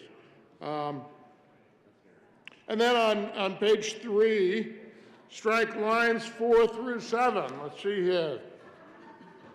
4 through 7 talks about, and we're talking about standardized health benefit plan being established and the components. The standardized plan, and the provision there is that the standardized plan must be offered in a manner that allows consumers to easily compare the standardized plans offered by each carrier. And it has this provision that we're striking. Prior to the report, it says the exchange with the consent of the commissioner shall develop a format for displaying the standardized plans on the exchange in a manner that encourages value-based shopping and allows consumers to easily compare the standardized plan. How does that get changed here? Because we strike that and we substitute something else. It says the exchange, oh, well, this is significant. The committee report says the exchange in collaboration with the commissioner, not with the consent of the commissioner. So we're taking some power away from the commissioner. That's probably not a bad thing. And we add some language. And after a stakeholder engagement process with consumers, producers, and carriers, shall develop a format for displaying the standardized plans on the exchange in a manner that allows for standardized plans to be easily identified and compared. That seems like a pretty good thing. Then on page 3, we strike lines 19 through 17. This is down here in rate filings. So right now, we've got something about rate filings that says, notwithstanding section 1016-1071, the commissioner shall approve or disapprove the rates for standardized plans within 120 days after submission, et cetera. Well, we're going to strike that. And we're also going to go over to page 4 and strike 1 through 15. I guess that just wasn't good stuff. And then on page 5, line 26, after the period, this is good, you got to go to line 26, there's a period at the end. It says, after the period, add, this is like a new sentence because it's after the period, not before, a public hearing held pursuant to this subsection 3A must be conducted in accordance with subsection 3C of this section and the rules promulgated pursuant to such subsection and is not subject to section 24.4.105. Wow, that's an afternoon of a simple country lawyer's time just to figure out what that means. Good for business, not good for consumers. That's the committee report. You know, the main thing to know here is that the so-called Colorado option has been a failure. It hasn't lived up to the promises that the proponents are attempting to put a positive spin on. It's an unaffordable new state government-controlled health insurance system rushed into law over the objections from patients, providers, and other stakeholders. I remember this debate well. When the sponsor's predecessor sponsor, Senate sponsor, was here, I remember this well. I have some vague recollection of standing here in this very spot this late in the session before to push this thing through. The proponents are attempting to tip the scales in favor of the option, give the commissioner more power, and yet it just doesn't work. You cannot escape the market. You cannot escape the economy. You cannot escape supply and demand. You cannot escape what things actually cost. The Colorado option, among other things, it attempts to be a one-size-fits-all plan, but it's not the best choice for consumers.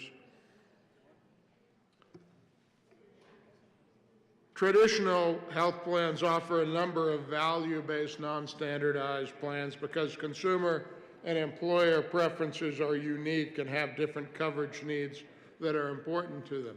I mean, here's the way, and I'm not a health benefits expert by any means. I do other stuff for a living. I just get my health insurance card like everybody else.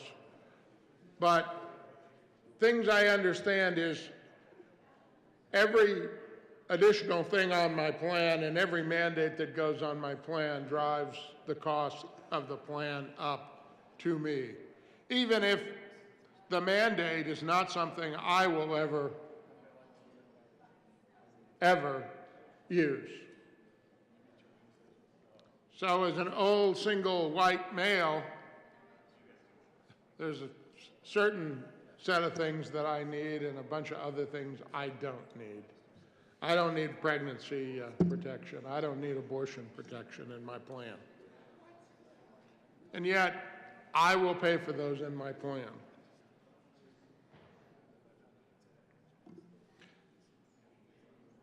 This option, mind you, is an objectively more expensive plan for most Coloradans. For the bronze and silver tier plans, most popular amongst the individual plan consumers, like nearly 90% out of them, nearly 9 out of 10 have a bronze or silver. The option is, Colorado Option's not the most affordable plan for 60 out of 64 counties for the bronze tier and 54 of 64 counties for silver tier plans. When the Colorado option is less expensive, the savings are minimal at best, and enrollees save just 10 to 48 cents per month as compared to other insurance plans. The bottom line is that the Colorado option has decreased the coverage choices available to Coloradans. It's disrupted the healthcare system, and it's diminished competition in the healthcare market. There are arbitrary mandates and countless regulations that have driven the plans out of the market. You know, it's amazing to me that we are paying an extra salary to the Lieutenant Governor of Colorado to head up this office of saving people money on health care, and of course, all we seem to be doing is spending more money to pay an additional salary to a constitutionally elected official whose job it is to spend all of her waking day working for Coloradans. So why it is we pay more for that, I don't know, but the relevance to this bill is we haven't decreased the cost to Coloradans, and this will not decrease the cost to Coloradans. Employers have rejected the plan. In February, only 142 individual Coloradans were enrolled in small group Colorado option plans. Nearly 9 out of 10 Coloradans shopping for individual plan coverage rejected the Colorado option plans in favor of choosing traditional health plan coverage.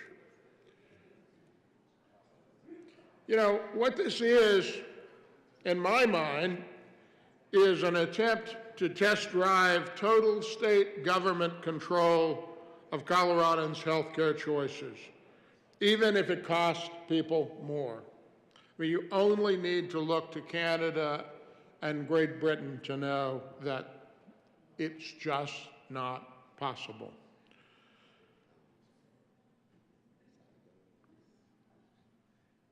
The fact is the General Assembly and the executive branch have driven higher cost of health coverage and care by creating unaffordable, burdensome regulations and new mandates. That's what's going on here. We've had this debate over and over.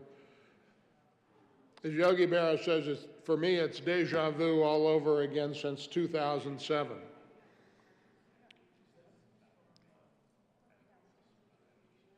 There is a refusal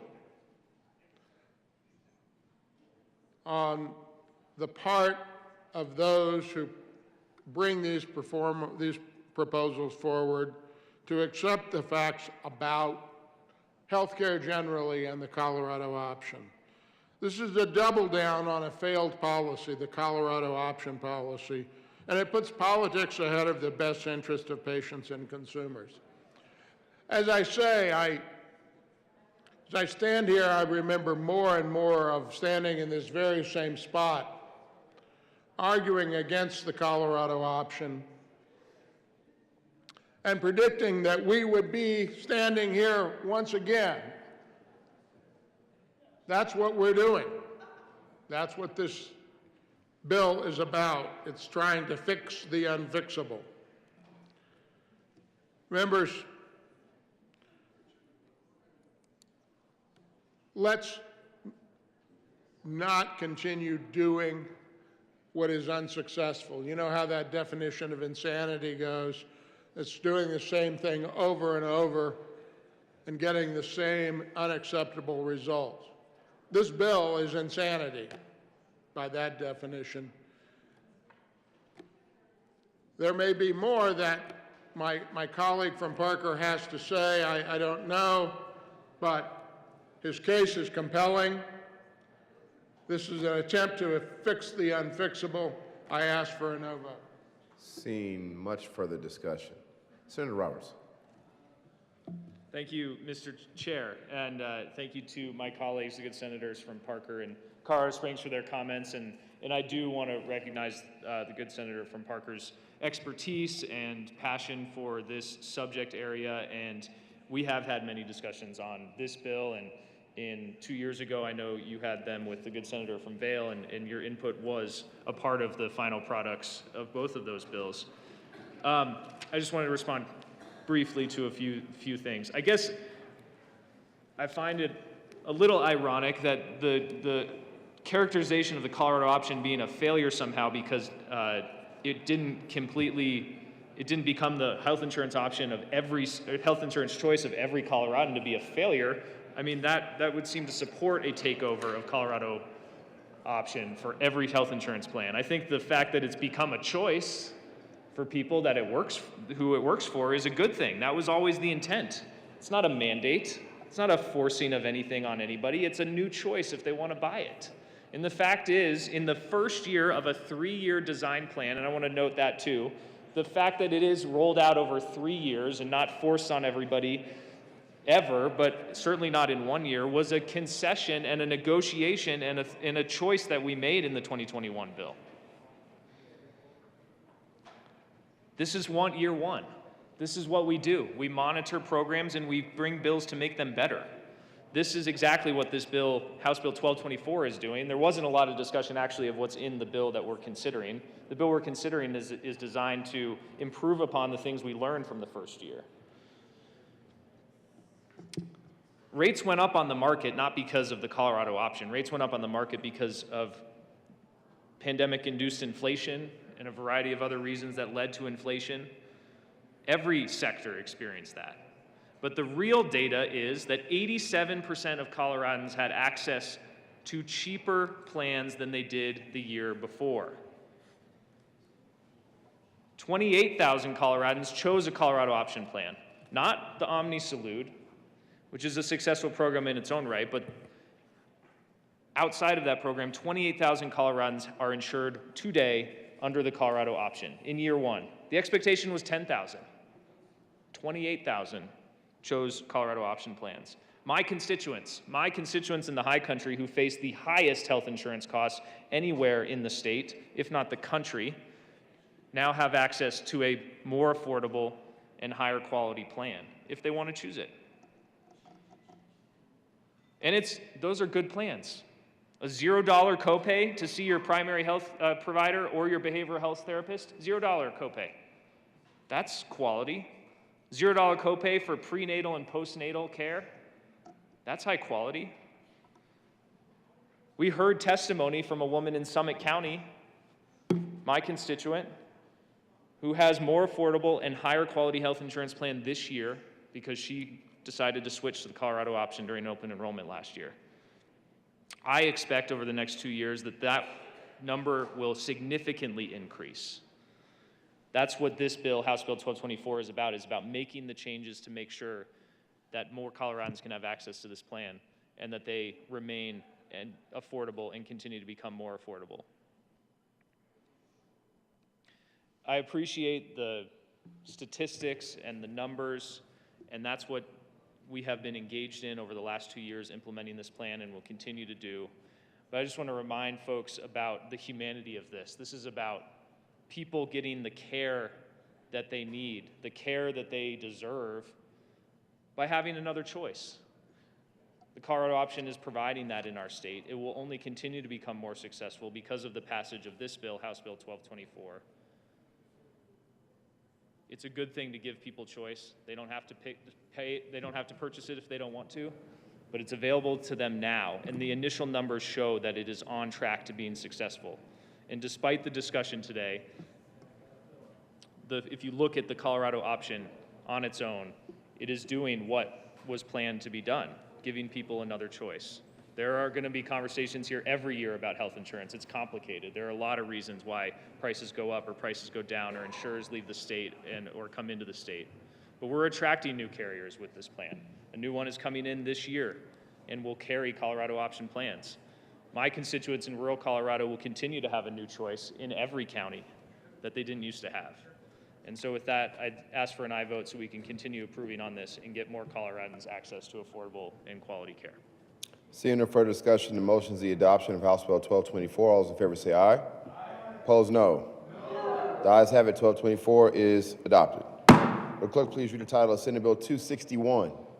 Senate Bill 261, Senators Danielson and Exum, Representatives Duran and Wilford, concerning the creation of the Direct Care Workforce Stabilization Board to develop recommendations regarding direct care workers.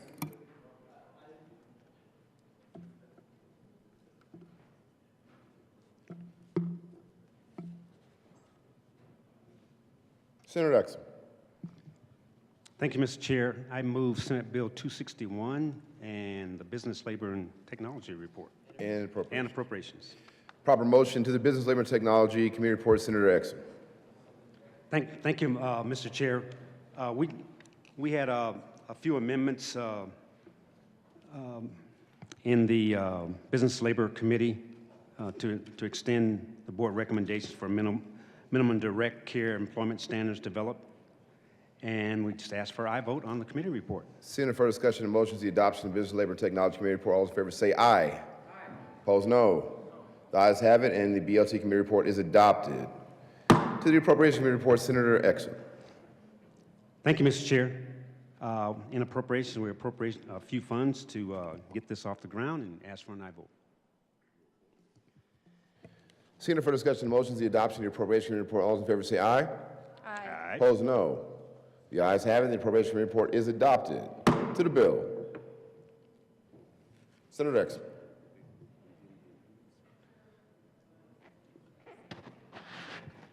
Senator Exum. Thank you, Mr. Chair. Colleagues, this bill is about helping the helpers. Across Colorado, direct home care workers who are mostly women, and many are women of color and immigrants, provide skilled, compassionate care, allowing senior citizens and people with disabilities to live with dignity in their communities.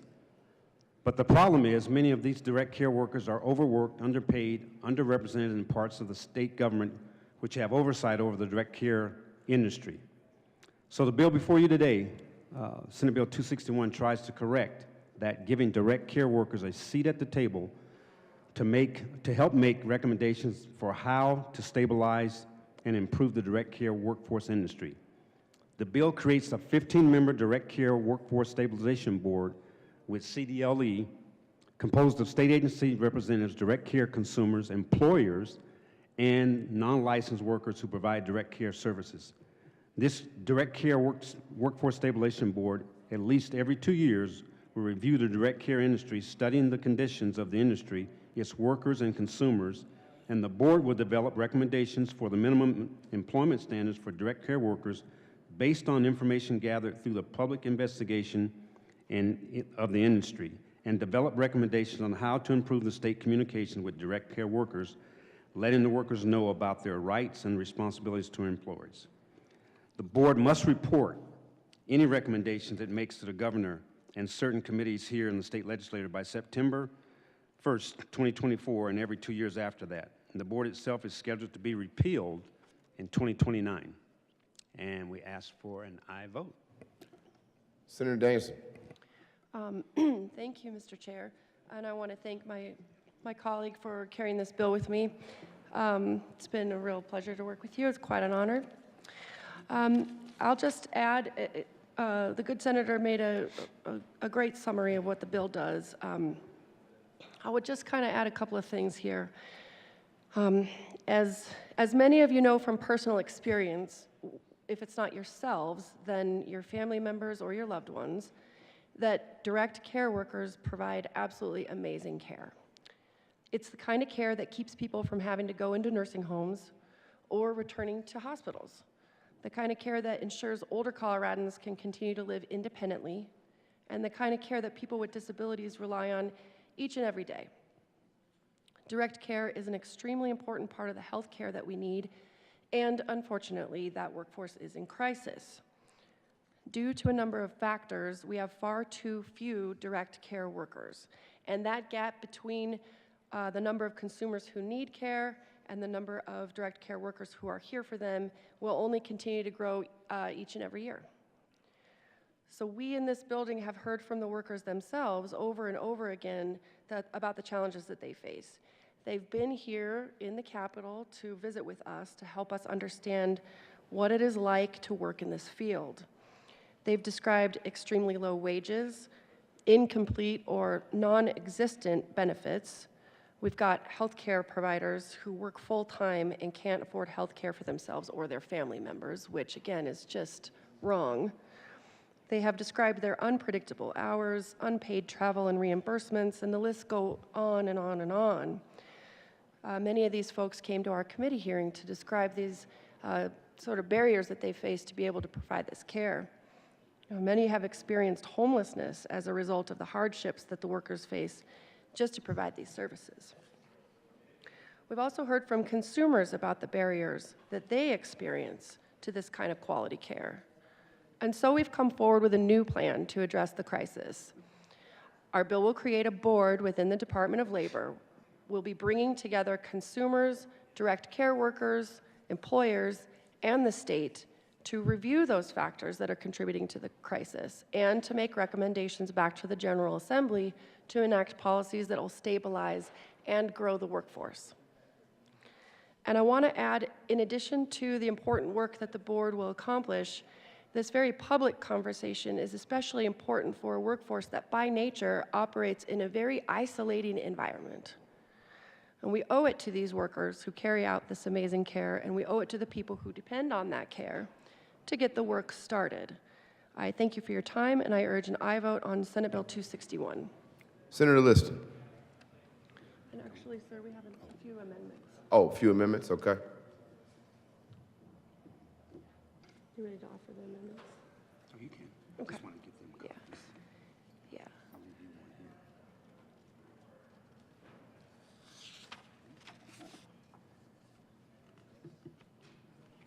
Thank you. Sure. I know. Thank you. There is an amendment. At the desk, would the clerk please read L? 23. Amendment L023 by Senator Danielson, amend printed bill, page 10, line 11, strike and page 10 after line 11, cert. 8, data and analysis at the Department of Senator Health.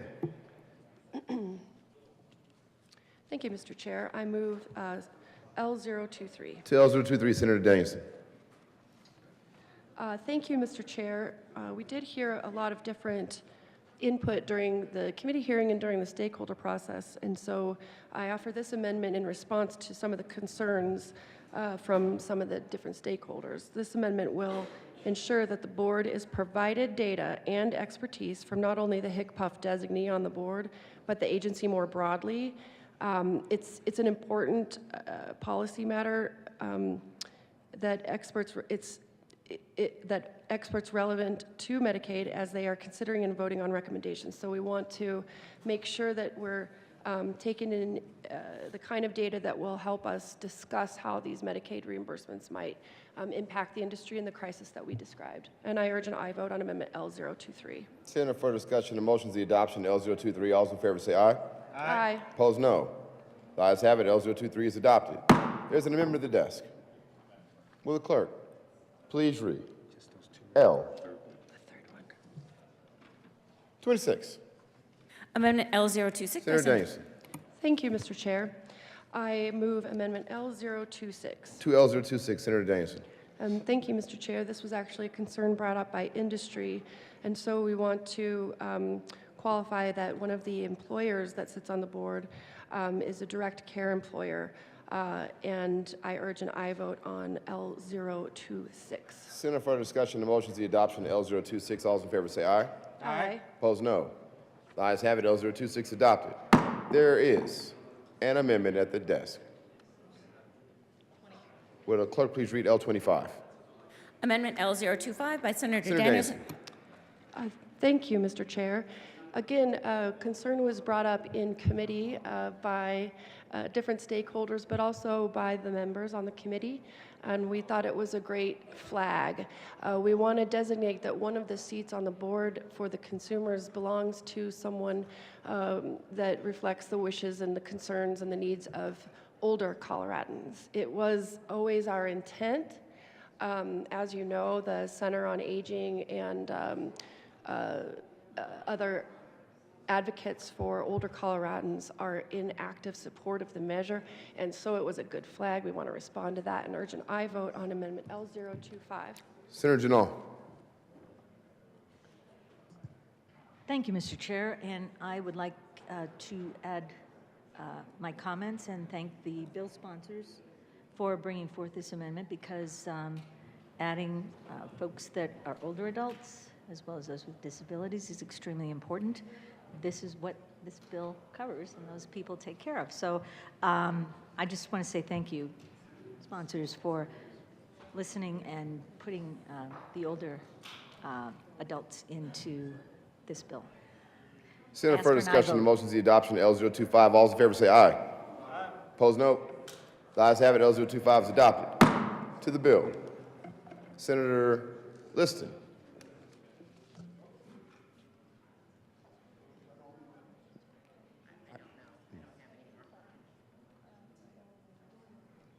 Take your time, brother, you know.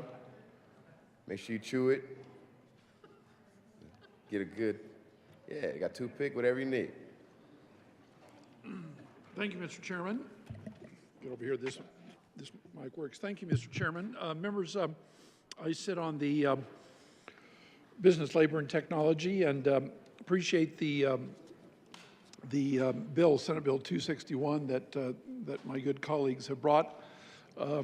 We all want to help our home health care workers. They provide a very needed a role and function to take care of our older Americans and others who need that home health care. And we all know that they work hard and they should be compensated and paid fairly. Nobody argues that. It's certainly very complex. As we heard, you know, you have private pay, you have Medicare, Medicaid pay. The state can maybe get involved in this. I appreciate some of the amendments to 261. But there is still some confusion, and we hope that there's room for further improvement on this bill. it is a little bit confusing as you read through the bill as to the various entities who is covered. I don't profess that I'm an all-knowing, omnipotent expert, but in discussions and what we heard in the presentation of the bill, there's many different entities that are out there that are trying to help with the home health care. You have, besides just the state, you have the various nursing home entities, you have the small assisted living, the single-family residences. I know they're in and about my district. They're probably in all of our districts. You see a single-family home that has been converted into a home health care where they're taking care of 6 or 8 or 10 adults or whomever. And then you have the large assisted living that are certainly prevalent throughout our districts. Those are very important. And you have the memory care facilities, and I'm sure I'm leaving some out, but it is confusing, and we're just trying to bring some clarity to that. So with that, I move Amendment L001 to Senate Bill 261. There's a member at the desk. Will the clerk please read L11? Amendment Senator L01. Liston. Thank you, Mr. Chairman. I move Amendment L011. To the amendment, Senator Liston.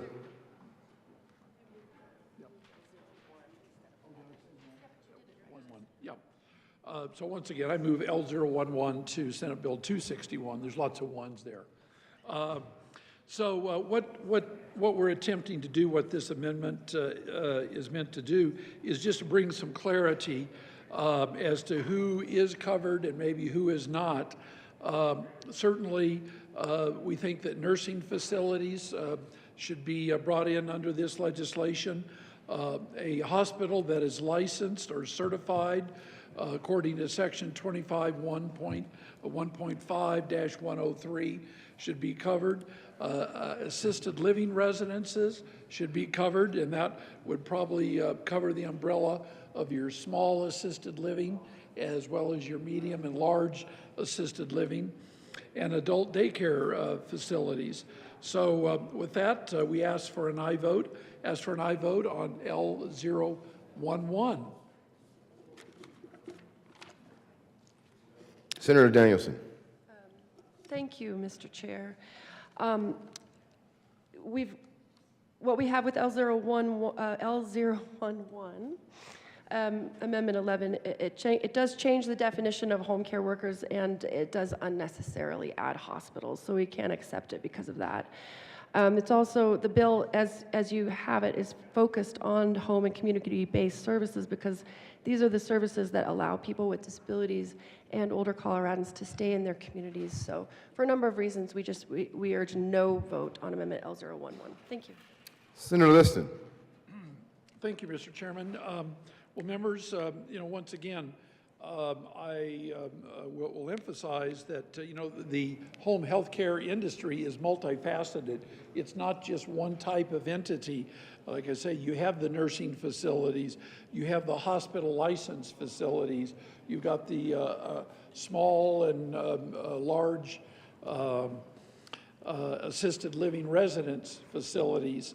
We're just trying to bring some clarity because a number of these types of home health care entities and the people who work there, they're not sure if they're covered or not under this legislation. So let's be clear about it from the get-go that you are covered and that you maybe have a seat at the table as there are improvements and new ideas that are brought to this industry. So once again, I would urge an aye vote on L011 on 261. Seeing no further discussion, the motion is the adoption of L011. All those in favor say aye. Opposed, no. The noes have it. L011 is lost. There is an amendment at the desk. Will the clerk please read L19? Amendment Senator L019. Smallwood. Thank you, Mr. Chair. So colleagues, as I was... Please move L19. Oh, thank you. I move Amendment 19. There's a proper motion. Senator Smallwood. Thank you, Mr. Chair, and thanks to the sponsors for bringing a bill highlighting this certainly important area of the economy, particularly for those on the healthcare side. I have one concern regarding the board that I would encourage the bill sponsors to consider, which is the number of direct care workers that are potentially working for organizations whose revenues are determined either by Medicaid or private long-term care insurance.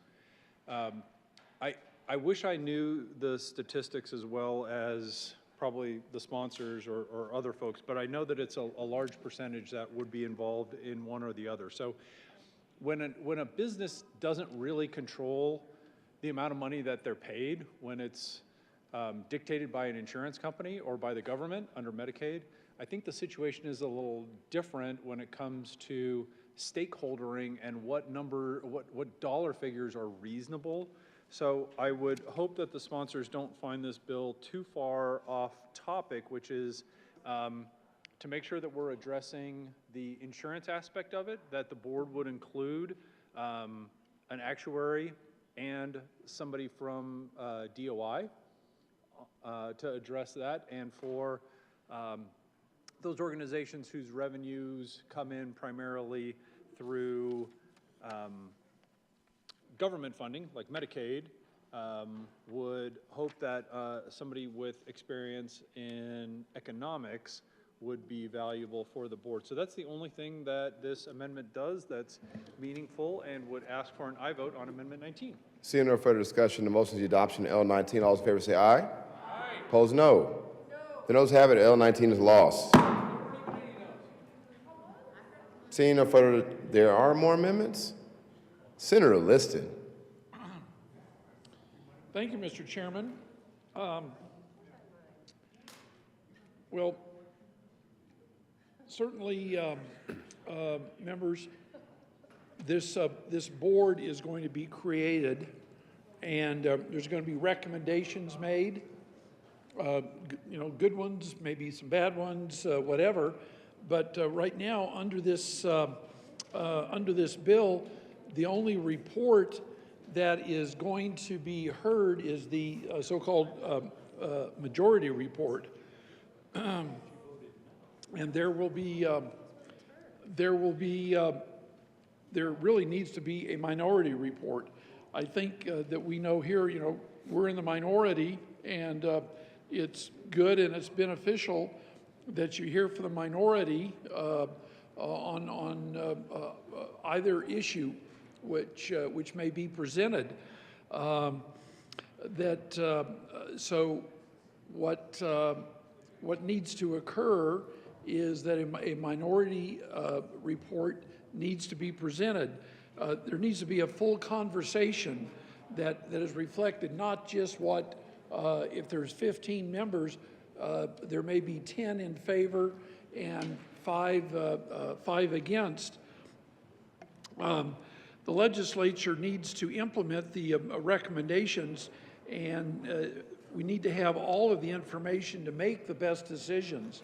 We debate that all of the time, that we take the good and sometimes other ideas that have not been fully vetted.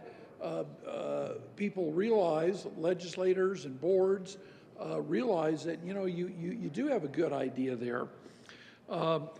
We shouldn't assume that when this report comes from the official name, I forget the name of it, of the board, that it's engraved in stone. And we see that all the time on corporate governance or nonprofit governance, boards and organizations and whatnot. There are minority opinions all the time, and these minority opinions need to be heard. because they are valuable. There's some good ideas in the minority report. We shouldn't have just the tyranny of the majority all the time, that just because you're in the majority and what we give you is what you have to take. Like I say, a lot of times the minority brings out some good ideas. It's a matter of just good governance. That's taught to people all the time, that you have to listen to the minority. The minority does have good ideas. So with that in mind, I would like to present an amendment. There is an amendment at the desk. Will the clerk please read L? 16. Amendment Senator L016. Liston. Thank you, Mr. Chairman. Mr. Chairman, I move L016 to Senate Bill 261. It's a proper motion, Senator Liston. Very good. Well, I'll just briefly go over what L16 does. It just makes, it says, for any recommendation that did not receive a unanimous vote of the members of the board shall include it in its report, a summary of the dissenting opinions of the board members who oppose the recommendation. That is commonly known, you can call it the minority report. These ideas from the minority, or they might even come from the majority members on the report, but their idea was not included. So it's just important that in airing all of the opinions, whether they're unanimous or not, we shouldn't assume that everything is unanimous that comes from the report. These various ideas are valid and they need to be heard in a minority report. To say it's good governance, and I would urge an aye vote on L016. Senator Henriksen. Thank you, Mr. Chair. I rise in opposition to this amendment. This amendment was an amendment that we considered in committee, and I, in a way, sort of appreciate the ideas behind it, but this is not a court of law. This isn't like the Supreme Court where there's dissenting opinions. This isn't a crash investigation. This is a board that looks at policy proposals and facts of the situation. And just as we don't issue minority reports, if we are on the minority of a vote on an issue here, which I have been on at times, it doesn't make sense for there to be a cohesive singular minority report in this example as well. There are, this board will be made of individuals who will have individual reasons for their votes on the issues that are before them. The meetings are public meetings. There will be minutes of the meetings. There will be no shortage of opportunities for people to go through and look at the reasons that were considered for or against any vote that happened in this committee. And I also, I reject the notion that majority reports that come out of this board are going to have a sort of immediate elevated stature. We in this body go against the majority report of boards and commissions all the time. What immediately comes to mind is the CCJJ, where we frequently go against it. And I've ran bills that go against the recommendation of that commission that we hold in high and esteemed regard. So I don't see the necessity of this, and I see this as a step that would just burden the process with unnecessary bureaucracy to prevent and slow the mission of the board itself, and I ask for a no vote. Senator Liston for us minorities. Let's get it. Very good. Thank you, Mr. Chairman. Well, with all due respect to my good colleague the good senator from Pueblo, what do we have to be afraid of to listen to the minority? We do that all the time here in this body, and I think even the majority members will agree that some good ideas are brought up all the time by the minority. And like I say, it's a matter of, it's common knowledge. Many of us have served on boards and commissions, and it is considered good governance to hear the minority report. And like I say, what are we afraid of? That sometimes the minority can be right, and the minority can come up with a good idea that can be adopted by the majority. So this will do nothing, Amendment L16 will do nothing but help this piece of legislation. Let's not be afraid of other good ideas. I know on the minority side is that we accept even some ideas from our own minority ideas. So there's good ideas floating out there all the time, and we shouldn't run and hide and say just because it's not in the initial version of this piece of legislation that we can never ever accept minority ideas or via a minority report. So I would ask for us to support L016. It's a good idea. Seeing no further discussion, the motion is the adoption of L016. All those in favor say aye. Division has been called.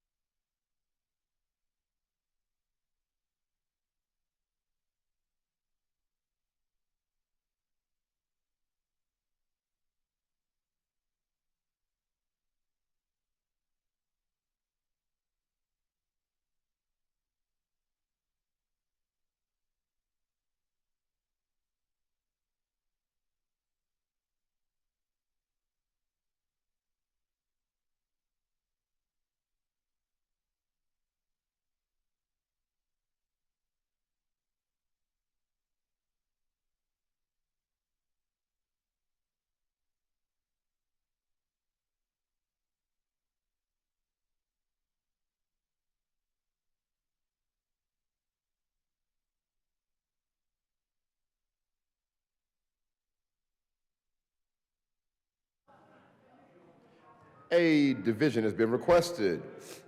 All those in the chamber not entitled to vote, please be seated.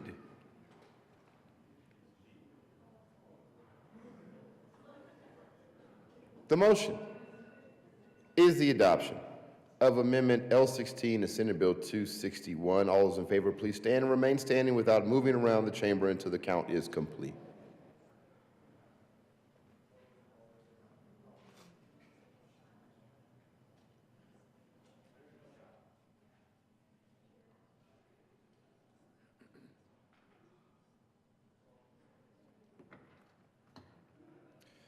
Please be seated. All those opposed, please stand and remain standing without moving around the chamber until the count is complete. The chair is now in doubt. The motion for Amendment L16 to Senate Bill 261 is lost. Senator Zenzinger. Thank you, Mr. Chair. I think this one's better. Members, I was not really fully tracking this bill until it made its way to the Appropriations Committee. And when it did, I looked into it and discovered that, in my opinion, I felt like the conversation around direct care workers and the entire ecosystem in which we deliver healthcare in this way would be enriched if we also included a conversation about the reimbursement rate. And the reason for that is at the Joint Budget Committee this year, we focused pretty specifically on some revisions that we made to how we go about calculating those reimbursement rates. We passed a bill last year that took a look at changing our MPRAC process, which is the process by which we look at those Medicaid provider rates, and we made some alterations. And then in the long bill this year, we advanced the work, some of the work around those reimbursement rates. So for example, we made sure that we could bring everybody up into the 80 to 100% reimbursement rate range. We had heard from many of our stakeholders out in the community about just how critical it was that we get everybody up into that range. And we ended up paying for it essentially by bringing a few providers that were over the 100% range into the between 80 and 100% range. So it was a pretty complicated series of decisions that we made at the JBC level, but they were really informed by our analysts. We had a really rich conversation around the role of the reimbursement rate as well as the role of the provider rate. Those two things really work hand in hand. So I've worked with the sponsor in order to address that in the bill. And so with that, I have an amendment. There is indeed an amendment at the desk. Ms. Cole, will you please read L24? Amendment L024 by Senator Zenzinger. Senator Zenzinger. Thank you, Mr. Chair. I move Amendment L24. And members, what this amendment does is it inserts into the scope of the task force that they will, or the board, that they will investigate the adequacy of the reimbursement rate available through the medical assistance program established in, and then it has the articles. And then later, when it goes to the reporting out of the findings, it says that the data concerning the reimbursement rate through the medical assistant program will be published in part of it. So that's what this amendment does, and I just want to thank the sponsors for working with me on this language. Senator Danielson. Thank you, Mr. Chair, and I want to thank the good senator from Jefferson County. I just want to reiterate that the sponsors appreciate her thoughtfulness with crafting the amendment, and we are in support. I urge an aye vote on Amendment L024. The motion is the adoption of Amendment L24. All in favor say aye. Aye. All opposed? The ayes have it, and L24 is adopted. Senator Liston.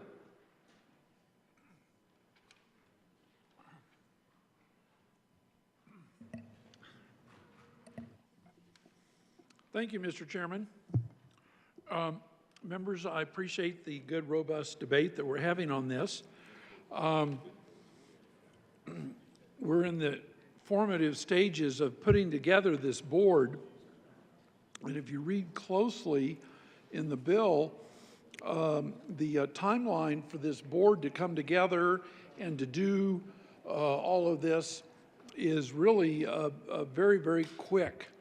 I won't recite the exact dates, but I believe that one of the dates that the board will have to be formed by July the 1st. That's barely 90 days from now. When you got a board of this magnitude, all of these new people that are coming on board, they don't know each other. They're not sure who's on first, who's on second. Different entity groups that need to be represented. So there needs to be more time, just a little more time. And with that in mind, I have an amendment.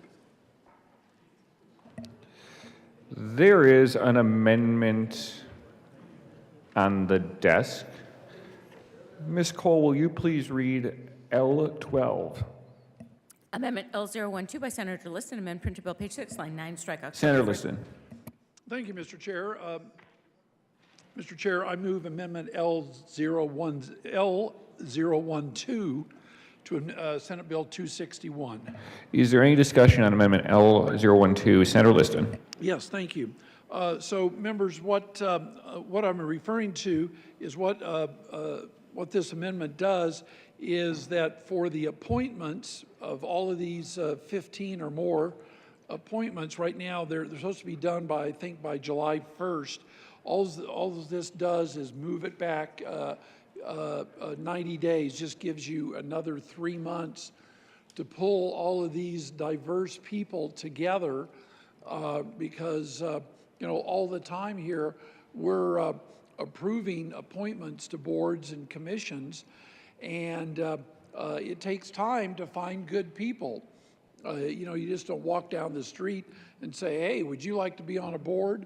How about you? You know, bring a friend and so forth. You want to have good people from these different groups that are supposed to be represented on the group, on the board. Also, it just pushes back by 90 days when the first meeting is going to be. So instead of being in November, when you know, people once again, they're brand new and they're going, gosh, what have I gotten myself into? It gives them until March 1st of 2024. We've waited this long, so what is another 90 days? You need time to hire a facilitator, you know, somebody that can help bring everybody together and say, okay, this is your mission, this is what you're charged with, and so forth. You need time, like I say, to recruit good members. You just, as I said just a couple minutes ago, you just don't send out an email blast and say, you know, whoever's interested in being on a board, contact me, and we'll just, you know, you got to interview the people and make sure that they're the right people. This, you know, for the application and selection, you know, a lot of times, you know, they give 90 days to just bring in for people who want to apply. So if we did it that way, they wouldn't have time to select the good, competent people that you need. You also have to design a schedule that, there again, you just don't turn it over to the first person who walks in the door and say, you're the chair, you're in charge. You know, there's a real process of bringing together a good, competent board, and this is meant to be a friendly amendment to give this new board time to not only do their job, but to do it right, do it correctly, do it thoroughly, so that that we have a good, competent board that will represent all of these diverse groups. So with that, members, I would urge an aye vote on Amendment L012. Thank you. Senator Danielson. Thank you, Mr. Chair. This is another amendment that was rejected by the committee. Folks, the committee makeup is one member from CDLE, one member from HICPUF, one member from CDPHE, 4 employers, 4 workers, and 4 consumers. There's been no pushback from anyone on this, from the departments, the state, the consumers, or the workers. We've been looking at and discussing this bill for months now. They're keenly aware of the timeline and have no problem meeting it. They know that they want to participate in this board. They're anxious to get the work started. So for the appointments on the board, we can't accept that delay. It's already October. It's only April now. They know who they will do a good job between now and then and have no problem finding who they feel are the best people to fit that role. And then pushing the timelines back in the bill in terms of the decisions that they need to make. Again, there's no reason to delay this. These workers are in crisis. The consumers need quality care. And I can't endorse an amendment that would delay the implementation of the board because they need to start considering these issues right now. And there's really no reason for that. These folks are really well equipped to do so. They have experience in the industry or as consumers or as care providers or as the state that needs to regulate these things. So I don't see any reason to delay the work of this really important board, and I urge a no vote on Amendment L012. Senator Liston. Thank you, Mr. Chair. Well, members, just one more time, I just reiterate, let's not have a rush to judgment and a rush to get something done. You know, 90 days seems like a long time, but when you're putting together a board that is going to make recommendations and decisions that are going to affect thousands of healthcare workers, home healthcare workers, who are partially depending upon good decisions being made. I don't see anything wrong with waiting 90 days and doing it right. You know, we see the ill effects a lot of times with corporations and in government, whatnot, in their zeal to rush and get it done now is the work is just thrown together, it's done sloppily, and there are bad repercussions that can happen. I'd rather encourage that we take our time and be very methodical about it, be thoughtful about this, because like I say, these decisions are going to have a real impact on thousands of workers, and that could cause as much or more harm as it does help. So with all due respect, I urge and I vote on this amendment. The motion is the adoption of Amendment L12. All in favor say aye. Aye. All opposed, no. The moes have it, and Amendment L12 is lost. To the bill. Seen an amendment approaching the desk. That amendment is L017. Ms. Cole, will you please read Amendment L017? Amendment L017 by Senator Lundin, amend printed bill page 11, line Minority Leader Lundin. Thank you very much, Mr. Chair. I've been scrambling about the chamber dealing with other issues and haven't had an opportunity to engage on this bill previously, and I'll reserve my comments to the broader concept of the bill and the objections that I have to it writ large for later. I, at this point, would like to engage on one of the specific, I think, most challenging elements in the bill, and that is the loss of private control of one's private information. And toward that end, I move Amendment L017. Go ahead and continue speaking on L017. Thank you very much, Mr. Chair. L017 is a data privacy amendment. It's the sort of thing that I have been a little bit of a data hawk, starting with protecting students' privacy, data privacy, when the then member of the House, Garnett, and I teamed up to bring that bill. Later, the Speaker of the House, we ran a bill that basically at the time was a nation standard setting data privacy bill for students. Have had the good fortune to work with the good senator from Denver on a what is now the CPA, the Colorado Privacy Act, and it is one of 4 bills in the nation now. At the time, it was one of 3 bills that was a nation-leading data privacy bill at that time. I find elements of 261 interrupt and intrude and cause data privacy risks. And so this amendment, L017, simply says to the individuals whose information they may want to participate in the conversations, and at the same time, they don't know what's going to happen with their information.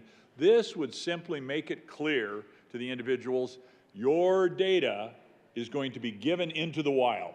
It may end up on a commercial use process of some sort. Somebody may sell it to someone else for commercial purposes. We don't know exactly what may come of this. You don't know who may reach out and contact you once you've provided this information. And so this amendment simply says, if the board engages in any outreach to direct care workers or direct care consumers, the board must include a disclosure that any information provided by a direct care worker or direct care consumer is public. So, you receive the solicitation, the engagement, you're a direct care worker, you think this sounds interesting. I care to know what's going on in my industry. Quite frankly, I care that there might be people who want to advocate on my behalf. Yes, I'm willing to provide that information, but what's going to happen with that information?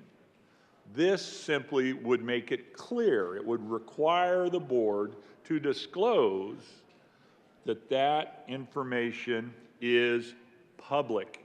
It's in the wild. So if you provide your name and your address and your phone number, your job status, your salary, any of this information that you might consider to be very, very personal, very, very private, that in fact you will know you're doing that, expecting to read about it in the funny papers. That's what we used to say back when I was younger. You would read about it now on the internet. It would be scraped off of a website somewhere, and you would find that you are now receiving in your inbox all sorts of solicitations for supplies, training, the sorts of things that may be beneficial for you as you pursue your profession, or they may be a nuisance to you, but the reality is if you give your information up, it's going to become public. It may be used in ways that you are or are not comfortable with. All we're requiring with this amendment is a disclosure that your information, should you give it up, will not be your own. It will be information that is the public's.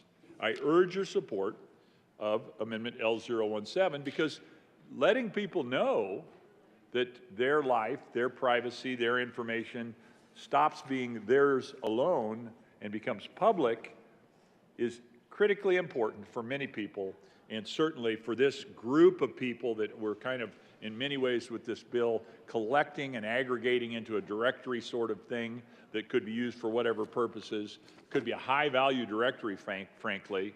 We need to let those people know their information is going to be public. I urge your support of that. Mentioned it to the sponsor earlier. I don't know whether they've had an opportunity to vet it, consider it carefully, and they may in fact consider it a friendly amendment. I don't know. I would hope that might be the answer. Thank you, Mr. Chair. Senator Danielson. Thank you, Mr. Chair, and thank you to my colleague, Mr. Minority Leader. I appreciate the thoughtfulness here and coming to me a little bit in advance of the debate. However, Amendment L017 starts off by striking the word board and substituting the word department. So as you know from reading the bill, what we're talking about is the part where the public needs to be made aware that the board is convening. The board is required to solicit and consider input from the community. So whether you are an employer or a consumer or a worker, the board is required to take public input. And so in order to make it publicly available that these people can attend and participate, they have to know about the meeting. So we need to advertise that the meeting is happening. That's that's the part of the bill that this first part amends. And so we can't strike the word board and substitute department because that's not really accurate. We're only the board is going to be holding the meetings and therefore contacting the person at their request. And the second part of that is, as you know, again, from reading the bill, that the only people who would be requesting to be added to get this information is it's voluntary. So people have to proactively request to be notified down the line of these public meetings. The second part of it on page 11, we can't say that the information is going to be made public because it's not going to be made publicly. The private information is not going to be made publicly available. The board needs to contact people to invite them to participate. So if the person, whether they're again an employer or a consumer or a worker, provides an email or some way for them to get in touch with them, they've done that voluntarily, and so they need to utilize that information. And then the third piece, page 11, line 15, strike enlist assistance from and substitute request at the department. The problem with that piece is that would then only limit the people who could send out the notices to the department. So then that would preclude any consumer organizations from notifying the public about the meetings, which means if you're a person with a disability and you might have an interest in participating in these meetings of the board, or you want to be able to attend and just listen, then that means a group like the Cross Disability Coalition or ADAPT or someone like that couldn't send out the notice. So we can't preclude them from notifying the consumers or the workers or the employers about the meeting and sending the notice. And that's the same problem with line 9 of the amendment on page 11, striking lines 16 through 19. The part of the problem with the fifth piece of this amendment is that, again, striking interested parties and substituting parties that have indicated an interest in receiving such notifications, that limits who it can go to again. So there again, we can't be telling the consumer group that they can't send out a notice to the meeting. Already dealt with the issue of striking board and substituting department because that's not what we need to be doing, is opening it up from the board to the actual full Department of Labor. So that's not really going to be acceptable either. And then striking, quote, so the sixth piece of the amendment, striking a department or other entity. The problem with that is that they need to be able to find the board if a member wants. So we can't strike that piece either. And then the seventh piece of the amendment on page 12, lines 2 through 4, substitute as part of the option included in the notice the department shall include a disclosure, et cetera, et cetera. They need to be able to send to the board. So striking lines 2 through 4, that's where they require them to forward their interest to the board, the request to receive the notice about participation. So again, you're interfering with the public's ability to request the information. So we can't strike lines 2 through 4 for those reasons, because you would actually be interfering with the ability for them to make that request. They need to be able to send to the board if the consumer group sends out an invitation to participate in or watch or monitor even, just so you know what's going on in the board. They have to be able to, and someone indicates that they wish to participate, this piece requires them that they forward that information to the board so that they don't just hold on to it. Again, if I'm a member of an organization that I depend on to inform me of these kinds of activities, and I let them know that I want to be involved, and then they just stop that. That's not really appropriate either. So we can't just strike that piece. And for those, 6 or 8 reasons on this measure, we can't accept Amendment L017. Minority Leader Lundy. Thank you very much, Mr. Chair. Appreciate the sponsor's comments.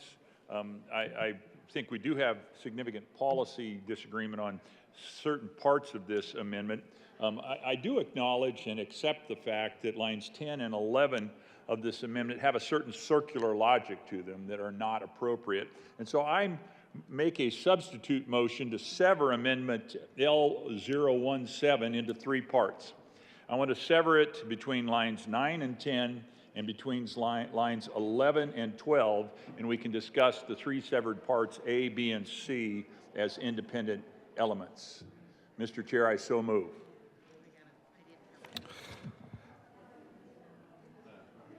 The amendment will be severed between lines 9 and 10 and between lines 11 and 12. Lines 1 through 9 will be severed section A. Lines 10 and 11 will be severed section B. Lines 12 through 17 will be severed section C.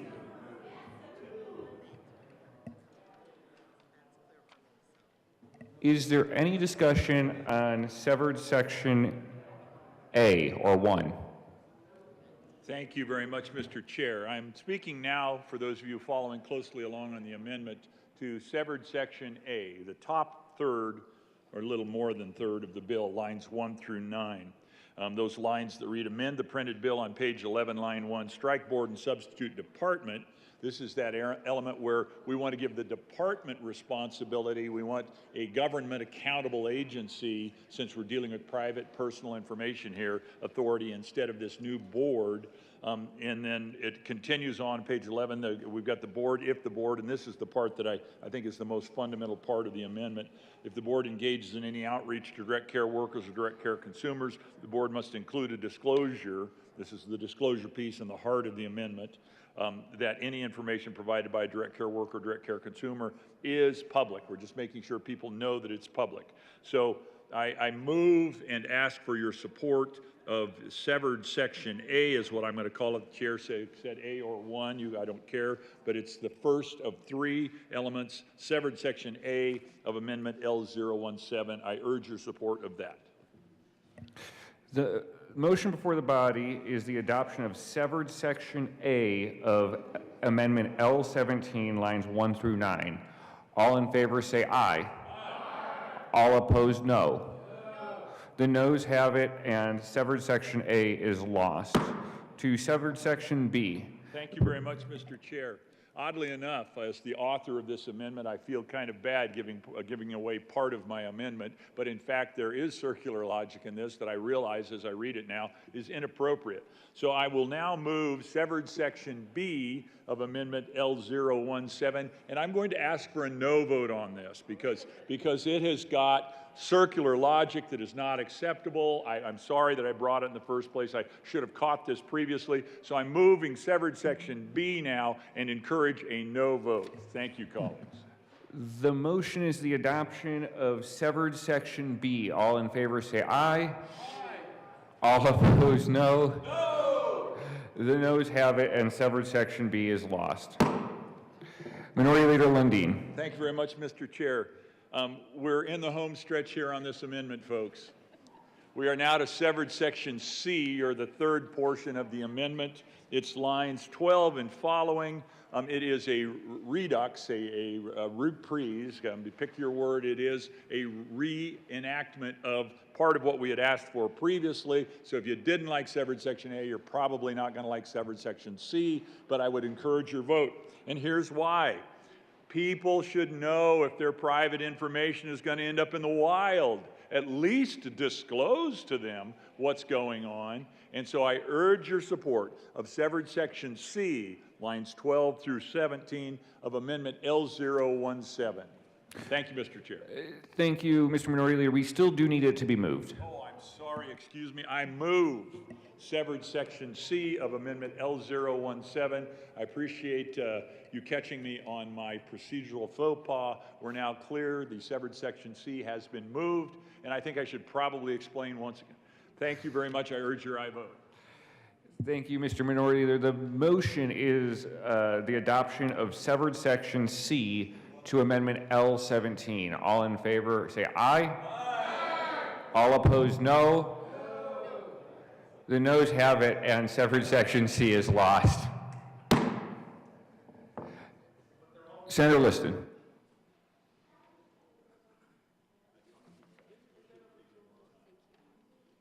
Thank you, Mr. Chair. Appreciate the good, robust debate that we're having on Senate Bill 261. You know, we've been talking, colleagues, we've been talking about the makeup of the board and this, that, and the other.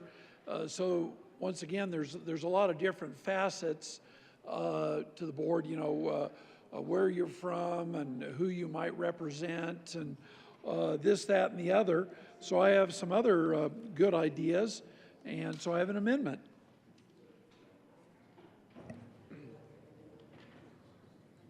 There is an amendment on the desk. Ms. Cole, will you please read L020? Amendment L020 by Senator Liston. Thank you, Mr. Chair. Mr. Chair, I move Amendment L020 to Senate Bill 261. Is there any discussion on Amendment L020, Senator Liston? Yes, thank you. Members, there again, we just heard the good senator from Monument was talking about disclosure and all the information. What this amendment does, L020, is that it proposes that we have a direct care employer, I repeat that, a direct care employer that is going to be on the board that's worked in the state for at least 5 years. Secondly, it also has that an active direct care worker who has worked in the state for at least 5 years should be a member of the board. And last but not least, a direct care consumer, a patient or a consumer of these services who has also been receiving direct care services for at least 5 years.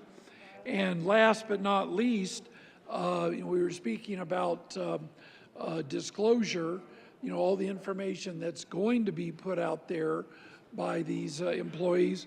This has a non-disclosure requirement that the board member shall sign a non-disclosure agreement that prohibits the member from disclosing personal information about a direct care worker or the employer or a consumer.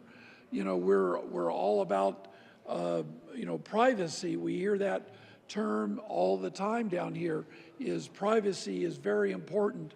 Well, that's what this takes care of in L020, is that we not only have good board members that have some experience as an employer, as a direct care worker, as well as a consumer. We want people that bring up-to-date, up-to-date practical knowledge to this board, not somebody who's just been on the board or been in the business for 6 months or a year. No offense to the new people, but they don't have the wealth of knowledge and experience and information that somebody who's been around for 5 years.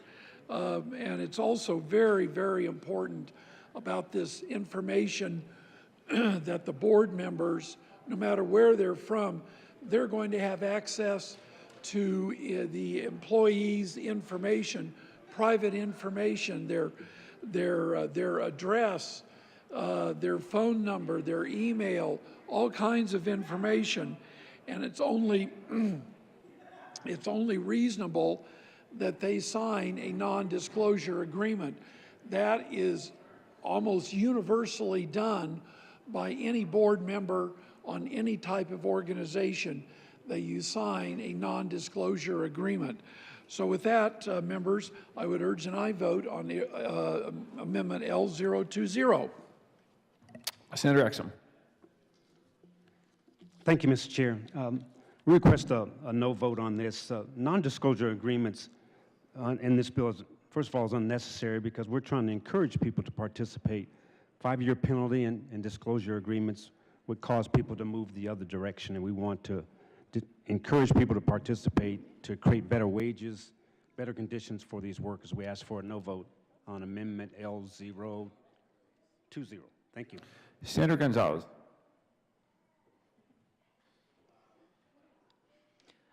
Thank you, Mr. Chair. I seem to recall a whole other Senate bill, 53, that dealt with non-disclosure agreements altogether, because I thought that we were trying to promote transparency and prohibit NDAs in the workplace, and for that reason, I ask for a no vote on this amendment.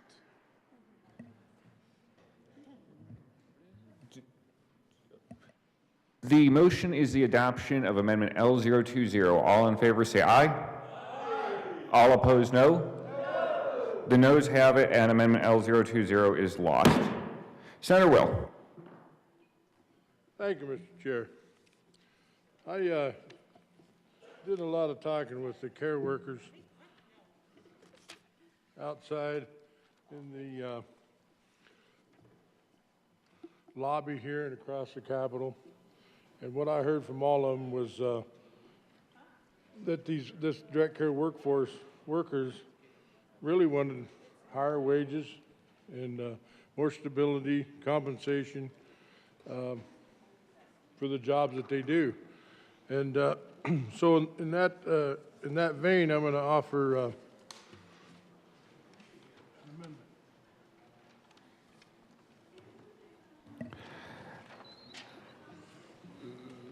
There is an amendment at the desk. Ms. Cole, will you please read Amendment L028? Amendment L028 by Senator Will, amend printed page bill. Senator Will. Thank you, Mr. Chair. So what this amendment does, it adds for the board to investigate current barriers to higher wages. We heard that from all those workers. They want higher wages and benefits.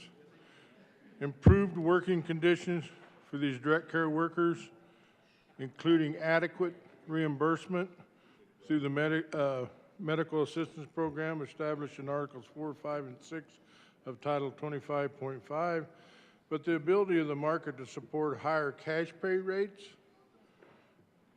the high cost of doing business, including high overhead costs, the cost of workers' compensation, all these things that every business and small business deals with in this state, liability, unemployment insurance, regulatory compliance costs. That's a big one anymore. Every time we run a bill here, there's more regulatory compliance costs. And the long-term viability of direct care industry. And one thing I really loved about this amendment is that with careful consideration given to the viability of the direct care industry in rural areas of Colorado. We had this amendment in committee, and it lost on a 6-3 vote in committee. And that really baffled me, why this amendment, this is what all the care workers were asking for. This very amendment was exactly what I heard from each and every one of them. And then this amendment, which was L006 that was in committee, lost 6-3. And so I brought it back, this amendment back to the floor vote, because I think that this amendment addresses everything that people want out of this bill and the direct care workers want out of this bill. And then the last part of the amendment's that data concerning current barriers to higher wages and working conditions for direct care workers, including the inadequate reimbursement and the ability for the market to support higher cash pay rates, same as the above, and the long-term viability of the direct care industry. This is also the part of the amendment that if this fits in two places within the bill. But for me, I heard this in committee, and I kept thinking, as we were discussing the bill, I thought, sure, I want higher wages for these direct care workers. I understand what they're up against. It makes all kinds of sense that they want, everyone wants a higher wage or whatever. But I from speaking to so many of them, this particular amendment encompassed all the issues that they had that I talked to them about. So with that, I would ask for an aye vote on, did I move the amendment? I move L028 to Senate Bill 261 and ask for an aye vote. Senator Minority Leader Lundin. Thank you very much, Mr. Chair. I rise in support of Amendment L028. We could call this the cut out the middleman amendment. This amendment actually gets at what ostensibly the entire conversation is supposed to be about.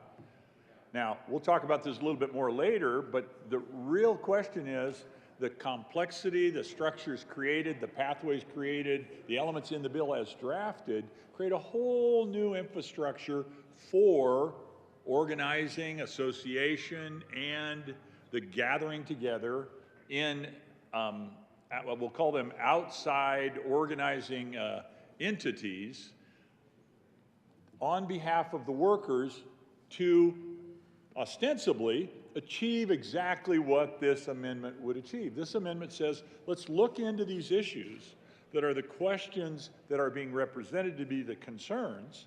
Let's actually get some answers on that.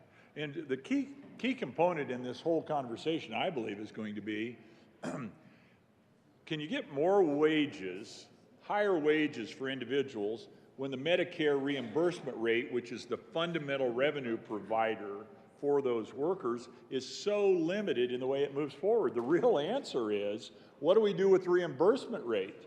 Because all the bill itself will do is to squeeze the people who are employing individuals in these direct care workspaces, taking whatever margin they have out to provide benefits, to provide support, to provide services and help their team move forward. It will squeeze them and push them theoretically, ostensibly out of business. This would actually get at, I think, the root issues. If in fact an increase in the Medicare reimbursement rate is the ultimate answer we need to get to, well, this amendment would get us that answer.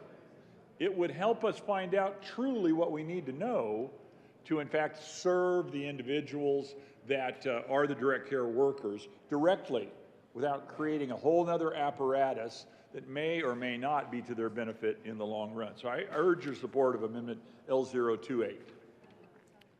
Seeing no further discussion, the motion before the body is the adoption of Amendment L028. All in favor say aye. All opposed, no. The noes have it, and Amendment L028 is lost. Senator Liston. Thank you, Mr. Chair.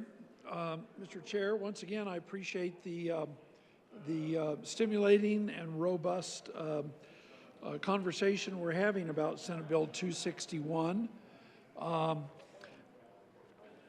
And, you know, there's a lot of parts to Senate Bill 261, makeup of the board, you know, from what groups and, you know, how it's going to be run, when it's going to be run, how it's going to be run, and who's going to kind of oversee it. Right now, under Senate Bill 261, under the current version, is that the Colorado Department of Labor and Employment is going to oversee this board. And with that in mind, I have an amendment. There is an amendment at the desk. Ms. Cole, will you please read Amendment L021? Amendment L021. Senator Liston. Thank you, Mr. Chair. Mr. Chair, I move Amendment L021 to Senate Bill 261. Any discussion on Amendment L021? Senator Liston. Sure. So right now, members, as I just stated, under the current version of Senate Bill 261, the board is going to be is going to be overseen or under the direction, what have you, of the Colorado Department of Labor and Employment. And what this does is it moves it, Amendment L021 moves it under HCPF, Healthcare Policy and Financing. And that makes perfectly good sense because HCPF already knows the complex rules and regulations that are required for a board like this. They understand what needs to be implemented and how it does. So the old adage, if it ain't broke, don't fix it. So let's stay with the tried and true, with the experience of HCPF.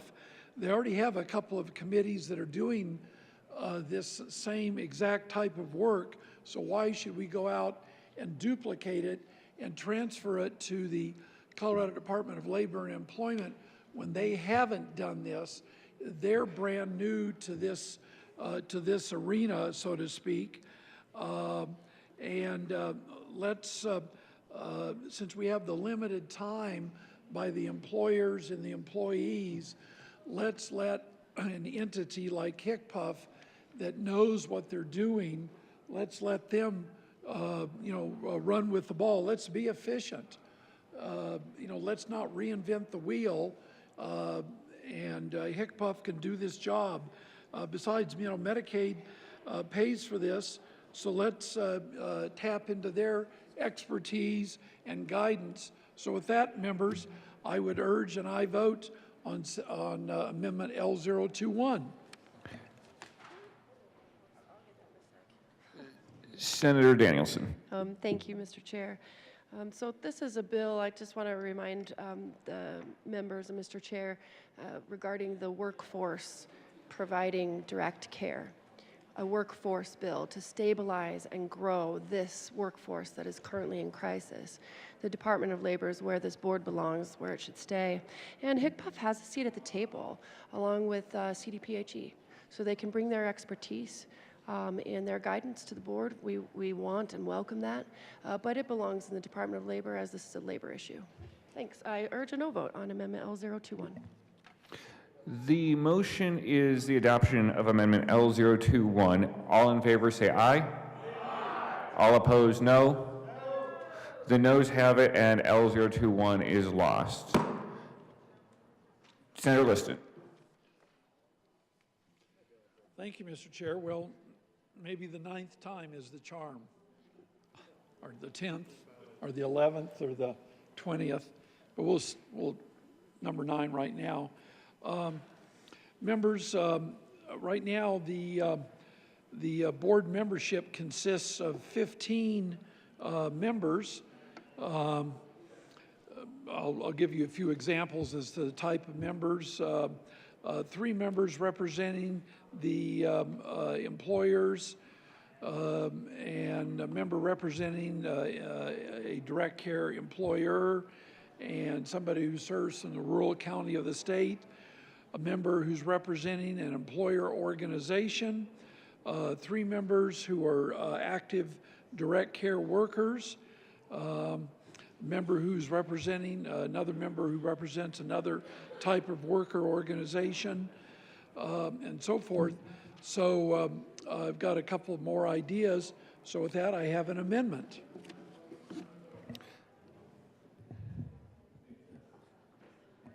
There is an amendment arriving by direct mail.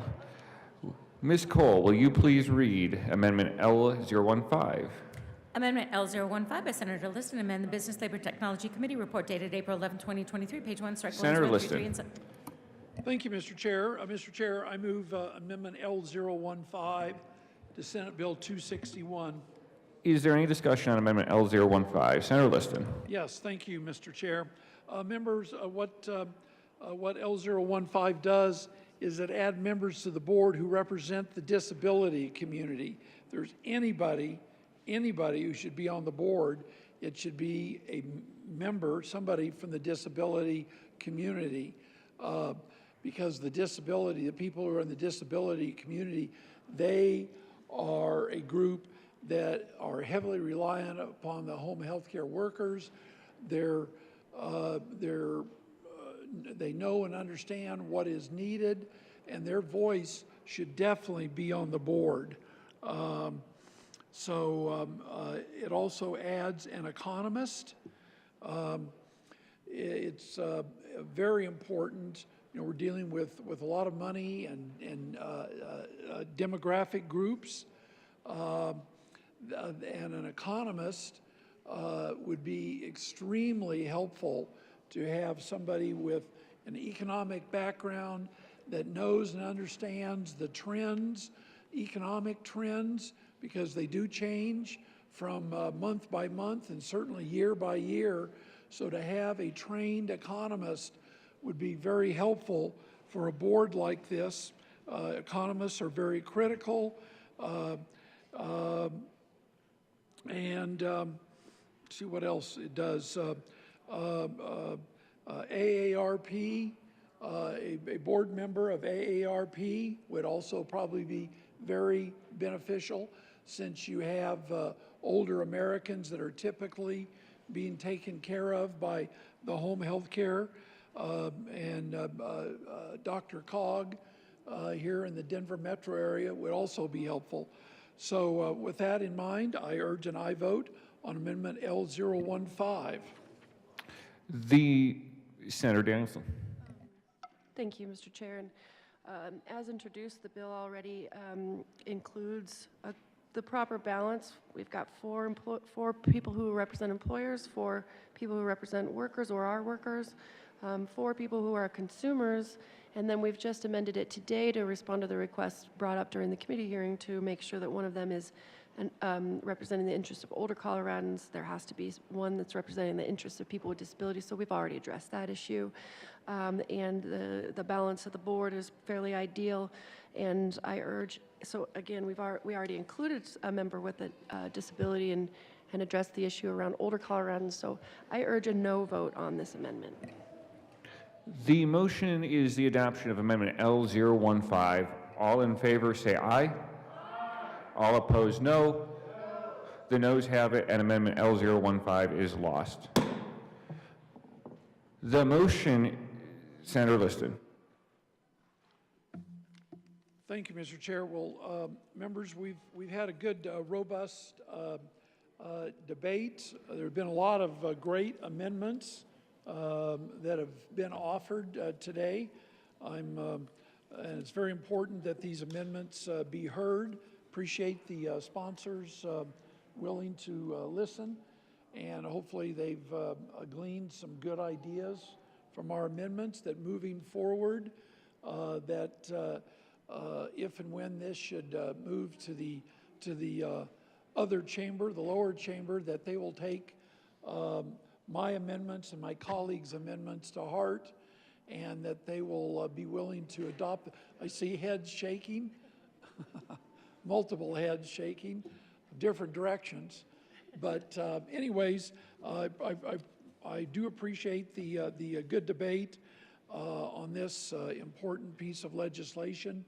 And I'm sorry that my wonderful ideas have not been accepted, but but maybe they'll come around. There'll be another day, and not many more. Yes, if we had been doing our job the way we should have, we would have been done several days ago. And we wouldn't even be talking about this bill. But anyways, with that, I will have to respectfully ask for a no vote on Senate Bill 261, not just because my amendments weren't accepted, but I think there needs to be a little more work done on this. But I respect the process, and I'm willing to accept the outcome. Thank you. The motion is the adoption of Senate Bill 261. All in favor say aye. Aye. All opposed, no. The ayes have it, and Senate Bill 261 is adopted. Will the clerk please read the title to House Bill 1187? House Bill 1187, Representatives Bacon and Amabile, Senators Gonzalez and Fields, concerning alternatives in the criminal justice system for pregnant persons. Senator Gonzalez. Thank you, Mr. Chair. Colleagues, I move House Bill 1187 on second reading along with the appropriations, along with the Judiciary and the Approps Committee reports. Any discussion on the Judiciary report? We amended the bill in response to some concerns from there it was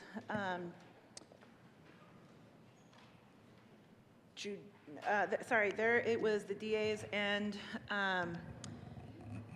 the DOC, and I asked for an aye vote on the report. The motion is the adoption of the Judiciary Committee report. All in favor say aye. Aye. All opposed, no. The ayes have it, and the Judiciary report is adopted. To the Appropriations report, Senator Gonzalez. Thank you, Mr. Chair. In the Appropriations Committee, we appropriately appropriated the appropriate funds, by which I mean we actually struck the appropriation. by running an L amendment that addressed and clarified concerns with judicial and the DOC in order to eliminate the fiscal note entirely. I ask for an aye vote on the report. The motion is the adoption of the Appropriations Committee report. All in favor say aye. Aye. All opposed, no. The ayes have it, and that report is adopted. To the bill, Senator Gonzalez. Thank you, Mr. Chair. I have an amendment at the desk. There is an amendment at the desk. Ms. Cole, will you please read Amendment L031? Senator Gonzalez. Thank you, Mr. Chair. I move L31 to 1187. Is there any discussion? Thank you, Mr. Chair. L31 strikes the word until because that was a technical error in the drafting of the policy. This is, the word until was as it related to sentencing and was an extraneous word. I ask for an aye vote on the amendment. The motion is the adoption of L031. All in favor say aye. Aye. All opposed, no. The ayes have it, and L31 is adopted. Any further discussion on the bill? Senator Van Winkle. Thank you, Mr. Chair. And actually, I think it made more sense before with the word until in there, but that's okay. Senator Gonzalez. Thank you, Mr.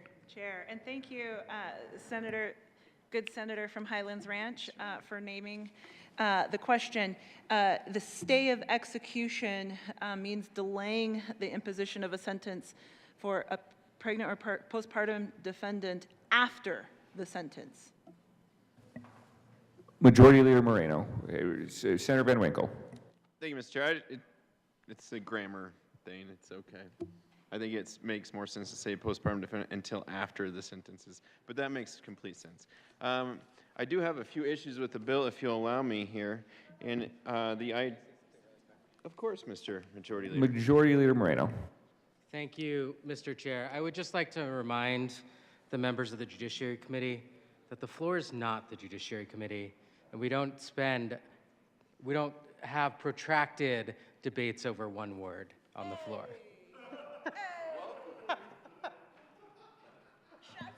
Senator Van Winkle.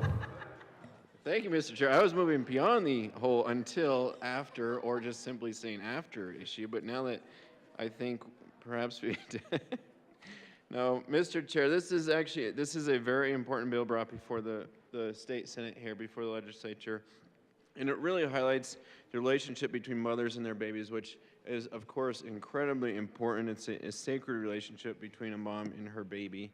And standard practice at U.S. Hospital allows mothers and babies to spend as much time together after birth, even when a baby is born ill or premature. The importance of that bonding is recognized by our healthcare community, and this bill extends it into our judicial system and the prison system as well. Whenever possible, of course, healthcare providers, will try to get a mom and her baby together, and that's essentially what this bill is trying to do, which I wholeheartedly agree with. Nevertheless, there are concerns with the bill as it is written. That is because the bill, it is 24 pages long, but a big portion of the bill can really be brought down to page 6 here. In page 6, it says on line 19, there is a presumption against detention and incarceration of a pregnant or postpartum defendant. And what that means is largely that if there is a pregnant woman or someone that has just given birth, that they will have a presumption against detention and incarceration. They basically will be kept out of the prison system for up to a year after that. However, the issue comes in a few lines above where it actually defines postpartum period, and this is because the definition of postpartum period means 1 year after the end of the pregnancy, regardless of whether the pregnancy ends with a live birth. Now, that to me raises an issue for me, and so members, I bring forward L030. We are waiting until the arrival of Amendment 030. And we have it. Will Ms. Cole please read Amendment L030? Amendment L030. Senator Van Winkle. Thank you, Mr. Chair. I certainly do appreciate it. And what my amendment does is it just simply deletes that term regardless of whether pregnancy ends with a live birth. Now, perhaps we need a short time frame for a would-be mom who loses her pregnancy or perhaps electively chooses to end the life of her child. But that is certainly a very different situation than a new mom caring for her child, just two very different scenarios. A new mom caring for her child, of course, is caring for her child. There's breastfeeding, there's a tremendous amount that goes into it.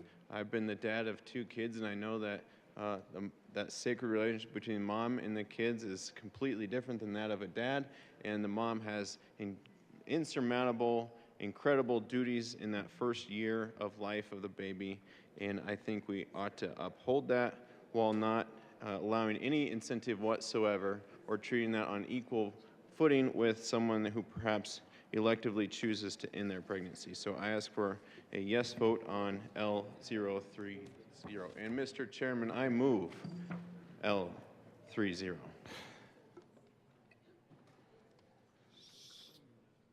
Senator Gonzalez. Thank you, Mr. Chair. And I want to thank my colleague for bringing forward this amendment.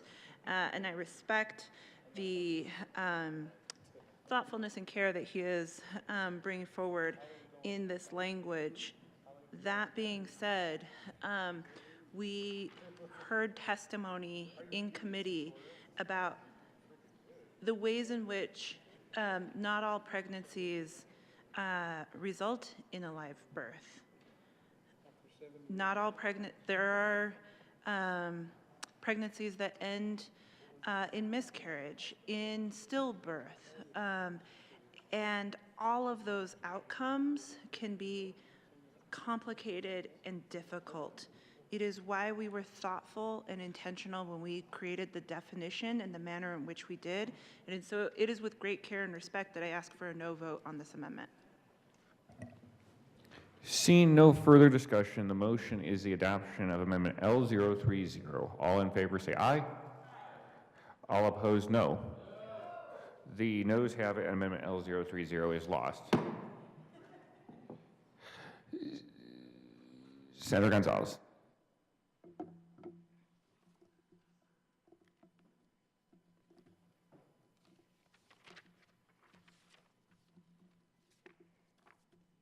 There's 2 of them.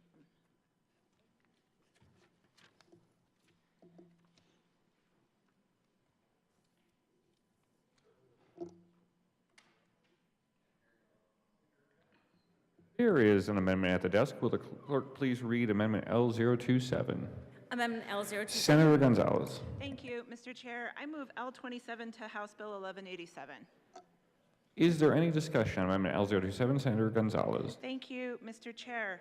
L27 does update the language in regards to a stay of execution for the sentence and the process that the court shall set forth regarding the stay. This was language that was requested by judicial and the district's attorneys and the Defender's Office, stakeholders, and DOC, and I ask for an aye vote. Seeing no further discussion, the motion is the adoption of Amendment L027. All in favor say aye. All opposed, no. The ayes have it, and Amendment L027 is adopted. There is an amendment at the desk. Will the clerk please read Amendment L028? Amendment L028. Senator Gonzalez. Thank you, Mr. Chair. I move L28 to 1187. Is there any discussion on Amendment L028? Thank you, Mr. Chair. This adds a petition clause to the policy, and I ask for an aye vote. The motion is the adoption of Amendment L028. All in favor say aye. Aye. All opposed, no. The ayes have it, and Amendment L028 is adopted. Senator Gardner. Thank you, Mr. Chair. Well, we heard this bill in judiciary quite some time ago, actually. And I had to refresh my memory about the bill.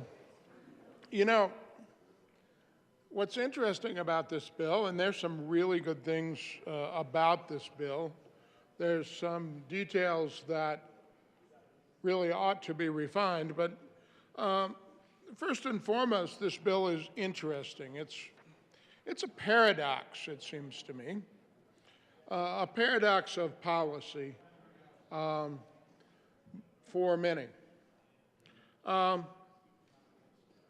Because the bill, by its legislative declaration, which we ought to review, since it's going to go into the statute books, it's not just one of those legislative declarations that ends up in the session laws and goes no further. This is going to be at 18 1.3-1037, and it says the General Assembly finds and declares. So for whatever it's worth that this General Assembly at this date and time finds, if a majority is there, it ought to say the General Assembly finds and declares by a majority vote that. But there's an increasing female population in prisons and jails. That is a cause for concern. Secondly, while no system is perfect in responding to the medical conditions of pregnancy, correctional facilities and county jails are particularly ill-equipped to do so. Not equipped at all is probably a more accurate statement, and I don't say that derisively or particularly critically. Correctional facilities and county jails are about detention and incarceration, and in so many ways that's inconsistent with prenatal care. Thirdly, that during criminal cases involving a pregnant or postpartum defendant, the physical and mental health needs of the pregnant defendant or the postpartum defendant and newborn must be considered at all stages of the proceeding as a matter of community health and safety. I mean, it's interesting there because we don't really have any statement at that moment in time about the unborn child, but this bill is not only about a pregnant person, as the bill describes it, but about the unborn child. That, to me, is the paradox. Nevertheless, by caring for the pregnant person and doing the right and appropriate things, we can care for the unborn child.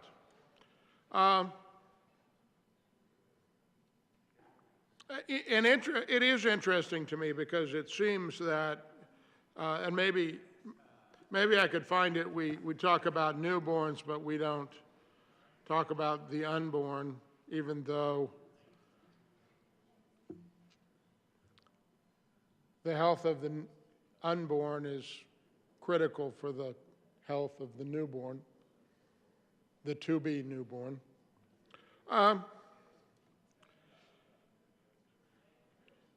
So the bill does a great deal about sentencing considerations for pregnant persons. And when you get to page 6 and section 3A, it says, there is a presumption against detention and incarceration of a pregnant or postpartum defendant.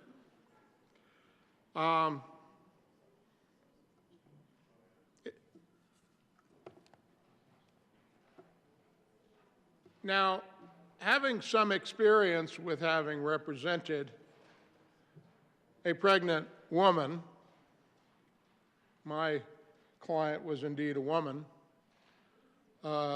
in the criminal justice system, I've thought a lot about this off and on through the years, and that was some 25 years ago or so that I had a client who was facing incarceration and was pregnant. And it turns out that it's not always in the best interest of the child for the pregnant person carrying the child to be released. Just to be released. Because so many times these cases are accompanied by substance abuse, alcohol abuse, all sorts of things that are very unhealthy for the unborn child. Now, this bill was compared in committee. I need to look through my file here for the testimony that I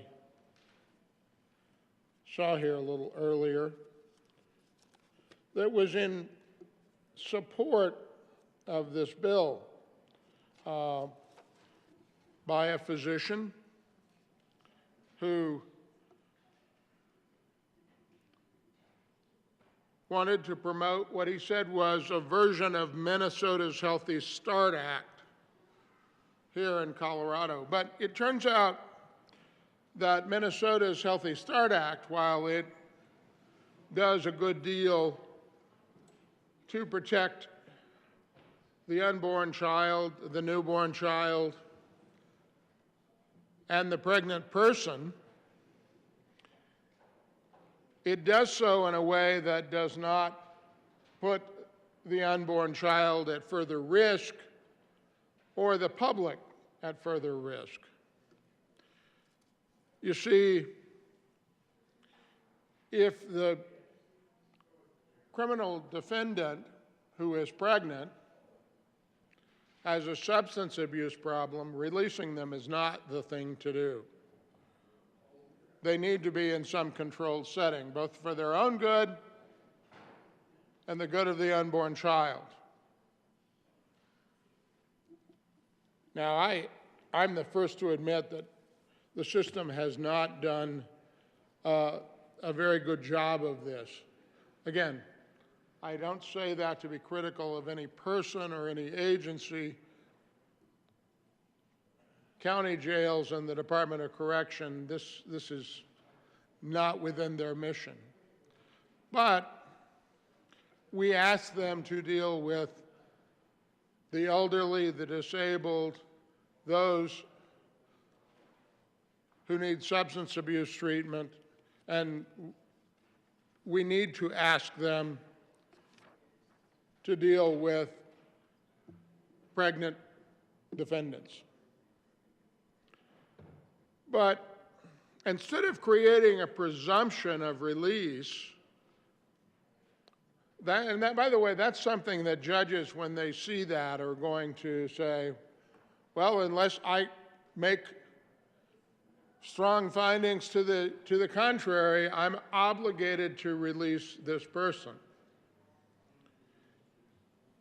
We've created that presumption without any guardrails around it. And that's what troubles me about the bill. As I say, there are many good things about the bill.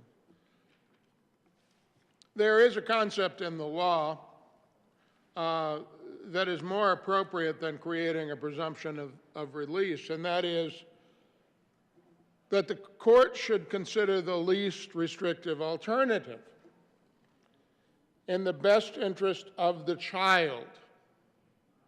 After all, and this is part of the paradox of the legislative declaration and everything else, who's the innocent party in all of this? the unborn child.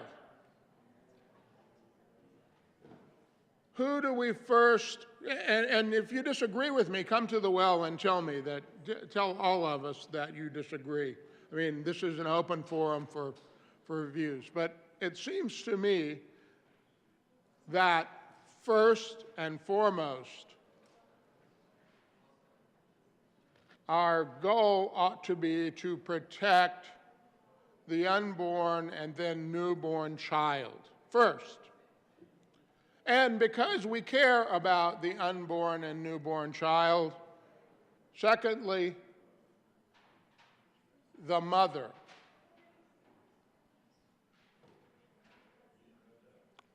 Or the postpartum person. I don't know in this day and age what the proper phrase to put on that, where when I grew up we called that the mother. Because that relationship and that nurturing and doing that right and doing that well is in the best interest of the child. Now, there's a straightforward solution, and I suggested this in committee.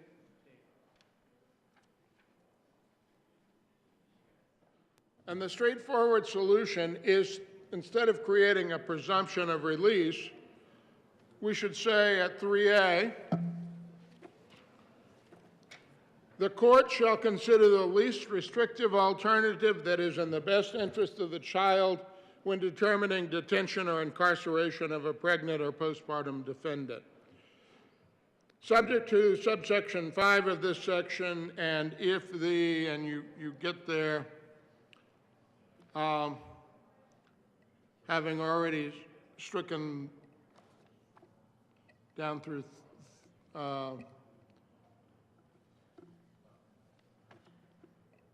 3 through 8. And this is on amending the Appropriations Committee report, because it has to be to that and not the bill. So let me find the Appropriations Committee report.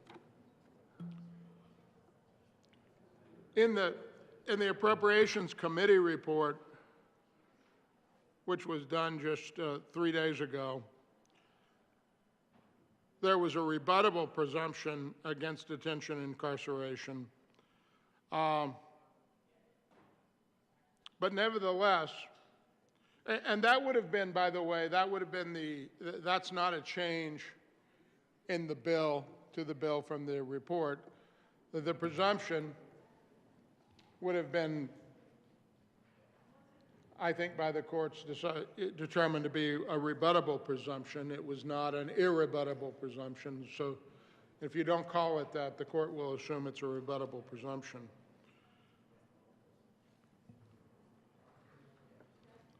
But what the Appropriations Committee report lacks is any consideration of the best interest of the one innocent person in all of this situation, the child.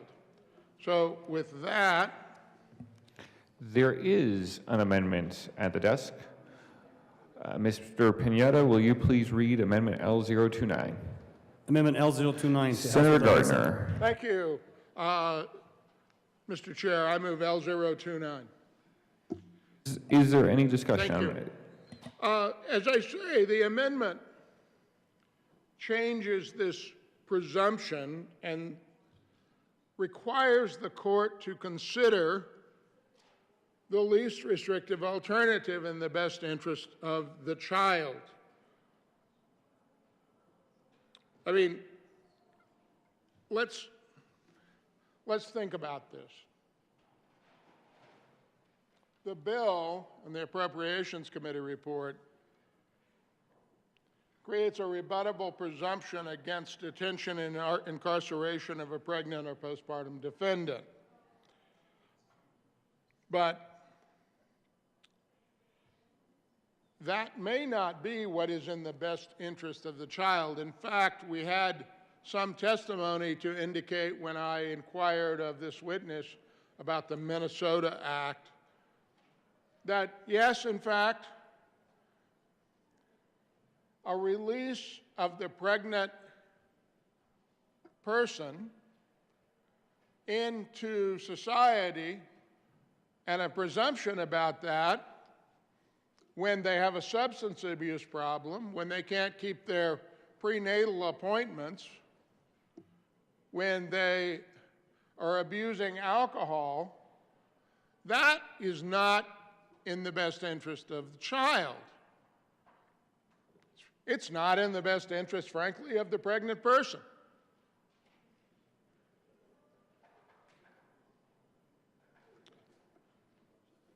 Members, let's do what's in the best interest of the one innocent party in all of this. Let's protect the innocent person. When we do, we will have done what is best for the pregnant or postpartum defendant. We will have. If you want to tell me otherwise, please do, but I think what happens when we act in the best interest of the child, we will have acted in the best interest of the mother of that child. I ask for an aye vote on L029. Senator Gonzalez. Thank you, Mr. Chair. I want to extend my appreciation to the good senator from El Paso County, from Colorado Springs, for talking about the importance of and the ways in which oftentimes jails and prisons are detrimental to the to a person who is navigating pregnancy. The courts, we heard as we were trying to find the best path forward on this policy, we had multiple conversations with the judicial branch. We had multiple conversations with the district attorneys. And the solution that we found was to create the rebuttable presumption language. CDAC is neutral on this policy, and I am grateful for the nuance through which we have been able to navigate this important and sensitive topic. It is for that reason that I ask for a no vote on L29. Senator Van Winkle. Thank you, Mr. Chair, and I thank the good senator from El Paso County for bringing this amendment forward, because it really does kind of change the mindset of what we're talking about here. So far, all the discussion has been between the pregnant person, the woman, and the judicial system. This really puts it in focus as to the most interested party here, which is the one, as he said, the one truly innocent person in this situation is the child. So to put into the bill, the court shall consider the least restrictive alternative, and then this is a key phrase, quote, that is in the best interest of the child. That is in the best interest of the child. So it changes it a little bit, that it may not, it does accept the assumption that not in all cases the best thing for what the bill, kind of the one size fits all that the bill lays out, and it really puts it in focus that it's a child. So there's the mom, there's the child, there's the judicial system. This really, for the first time, highlights the child in the equation, and I very much appreciate that and ask for a yes vote on L029. Minority Leader Lundin. Thank you very much, Mr. Chair. I rise in support of this amendment. There are all sorts of metaphors. There's all sorts of ways to talk about the things we don't talk about, the things that aren't visible. One of my favorites is Sherlock Holmes solves a crime based on a dog that didn't bark. The reality is there should have been a dog barking, but the dog didn't bark, and that led to evidence that, in fact, helped Sherlock Holmes solve the case. This amendment calls out the fact that we broadly in policy, I would say far too often, and certainly with this bill, try to ignore all the people that we are in fact having policy influence, legal influence, life-changing management over. This amendment simply says the child in the mother's womb should be a significant, serious, I would write it even stronger, paramount concern for the court in their decisions about release. Now, of course, the pregnant mother, we want to care for her. We want to have a humane and reasonable response. Incarceration is nothing that anyone wants in their lives or the lives of their friends or family. Quite frankly, anyone in the society. Wouldn't it be wonderful? Rainbows and unicorns. The Garden of Eden, once again, when everything is wonderful and we don't have a choice as a society to actually incarcerate people because we've come together as a people in a beautiful and unified way. Wouldn't that be wonderful? Alas, the depravity of man, or as we would now say, the depravity of person, leads to challenges and problems where we in fact have laws that require people to be locked up for their own protection, for the protection of society. This particular bill deals with us trying to be more humane. That's good. And this particular amendment requires us to consider also the best interest of the child in the mother's womb as the court makes its decision. Least restrictive penalties, least restrictive confinement possible based on the interests of the child. I urge your support on this amendment. Thank you, Mr. Chair. Seeing no further discussion, the motion is the adoption of Amendment L029. All in favor say aye. Aye. All opposed, no. The noes have it, and Amendment L029 is lost. Senator Van Winkle. Thank you, Mr. Chair. And I don't have an amendment or anything. I just want to kind of, from a larger perspective, look at the bill, which is 24 pages long, and it is dealing with a mom and her child. There is one troubling portion of it, and that is if you search the entire bill dealing with pregnancy, a mom and her child, there is no, I was able to only find, Mr. Chair, allow me to gather my thoughts and find the proper page, because while it is 24 pages long, there is a specific line and a specific word I was looking for. Thank you, Mr. Chair. Perhaps I will save this for another day.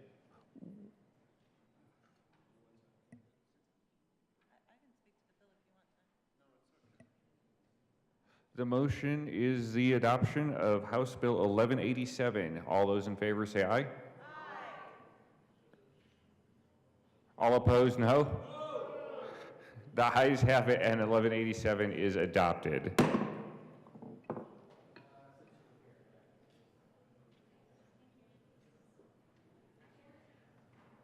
Mr. Majority Leader. Thank you, Mr. Chair. I move to lay over House Bill 1190 until Monday, April 24th. The motion is to lay over House Bill 1190 until Monday, April 24th. All those in favor say aye. Aye. All opposed, no.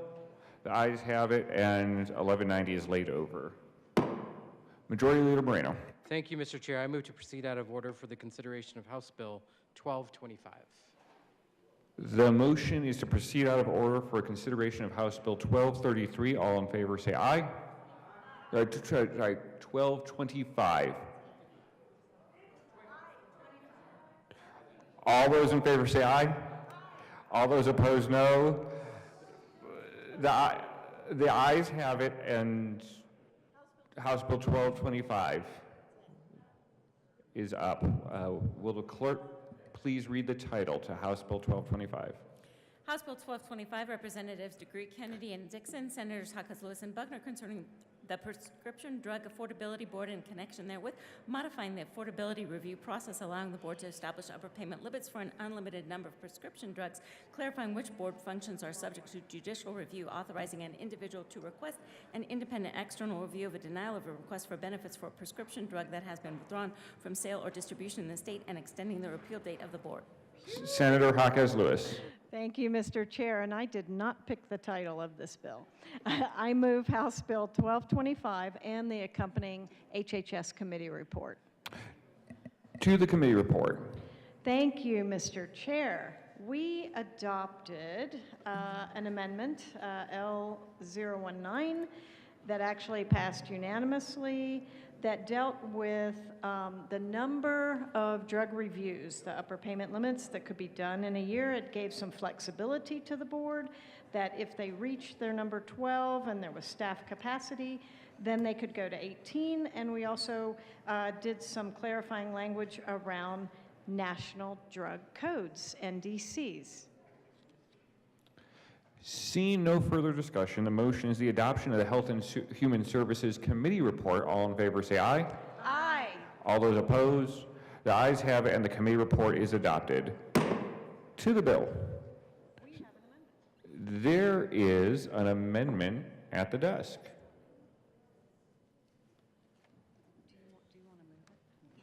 Will Ms. Cole please read Amendment L21? Amendment L021 by Senator Buckner. I move L021. Is there any discussion? This is basically a financial and personal inclusion in this amendment. Staff members and contractors disclosing conflict of interest information, and this is a friendly amendment. Senator Jaquez Lewis. Yes, that is indeed correct. It is a friendly amendment, and we want to thank our committee members for helping us refine this definition. So we ask for an aye vote on L021. Senator Kirkmeyer. Oh, sorry. That's okay. Come on over. Thank you, Mr. Chair. In reading through the amendment, and I appreciate the amendment, sounds like it's a really pretty good amendment until you get to the last part. So it talks about the conflict of interest. Staff members and contractors of the division on behalf of the board shall disclose any conflict of interest. Perfect. I agree with that absolutely.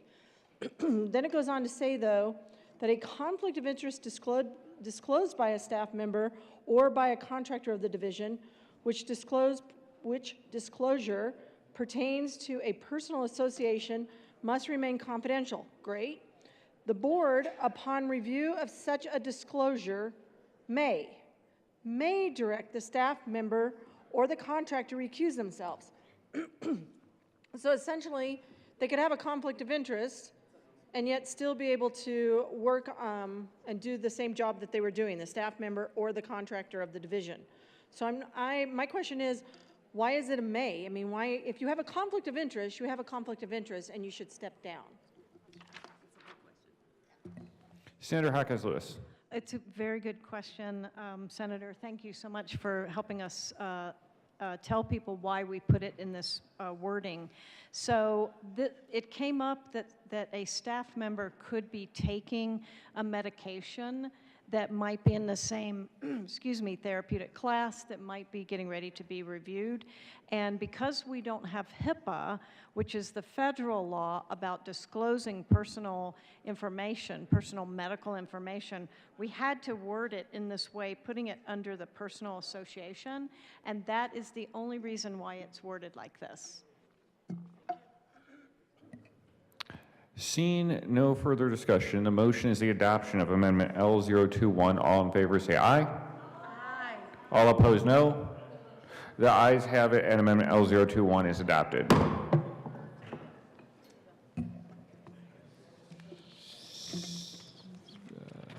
Senator Buckner. Thank you, Mr. Chair. This bill is about streamlining and facilitating implementation of the Prescription Drug Affordability Board. That's how we came up with PDAB. As many of you know, many Coloradans struggle to afford their health care and particularly struggle to afford the high sticker prices of prescription drugs. You might recall that 2 years ago, we passed 175 and created the Prescription Drug Affordability Board, or PDAB. The goal of PDAB is to review prescription drug costs, evaluate their impact on Coloradans, and set an upper payment limit for prescription drugs deemed affordable for Coloradans. This board was appointed in September of 2021 and has since promulgated 5 rules, completed a drug price learning series, and set up the PDAB Advisory Council. This summer and fall, the board will be working towards setting its first upper payment limit for a drug the board determines is unaffordable for Coloradans. And here's something else that's really important. Colorado is one of the first states to implement the PDAB, and through implementation process, the Division of Insurance and the board have identified opportunities to improve the process. And that's why we are bringing this bill to you. That's the reason why. This bill makes updates to PDAB statutes to streamline and facilitate implementation of the law. This was a really, really exciting piece of legislation that's going to help a lot of people. We want to make sure that the board and board staff have the tools they need to effectively implement this legislation to help Coloradans afford their prescription drugs. Now I will turn this over to my co-prime sponsor. Senator Hawkins Lewis. Thank you, Mr. Chair. My co-prime sponsor, Senator from Aurora, just did a fantastic job telling you all about PDAB and why we need it. I'll just say that this really is historic legislation creating PDABs. We're the leader in the country on how we are doing this, and the whole reason for it is because patients and families are desperate for relief on the cost of prescription drugs. So we know it will work because every other country in the world has a form of a PDAB or a drug review board. So thank you so much for supporting us in this. We're asking for your aye vote on 1225. Thank you. Senator Rich.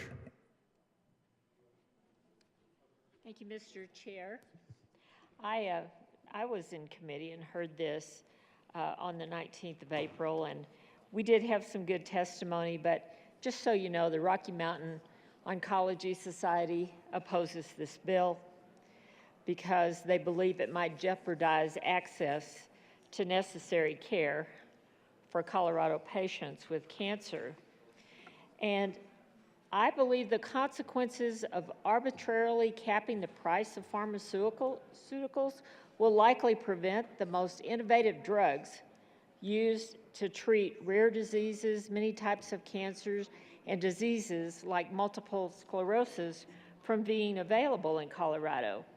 Now, I think we heard from one of the sponsors in committee that nobody will ever leave, but I just would like to know how, in their crystal ball, how they know that, because this would be important. Some of the patients might end up having to go out of state to get their drugs, and I'm not so sure that that's a good thing to do when you may have a serious illness. I'm urging a no vote, and they're probably not going to answer me because they're talking over here, but I'm urging a no vote. Senator Buckner. Mr. Chair, my apologies to Senator Rich, who is on the committee. We were just given Senator Cleve Simpson was asking us to look at another amendment. So could we take a senatorial 5, because I want to give Senator Rich the courtesy of coming up to tell us what she wanted to tell us. So could we take a senatorial 5? Thank you. The Senate will stand in a senatorial 5.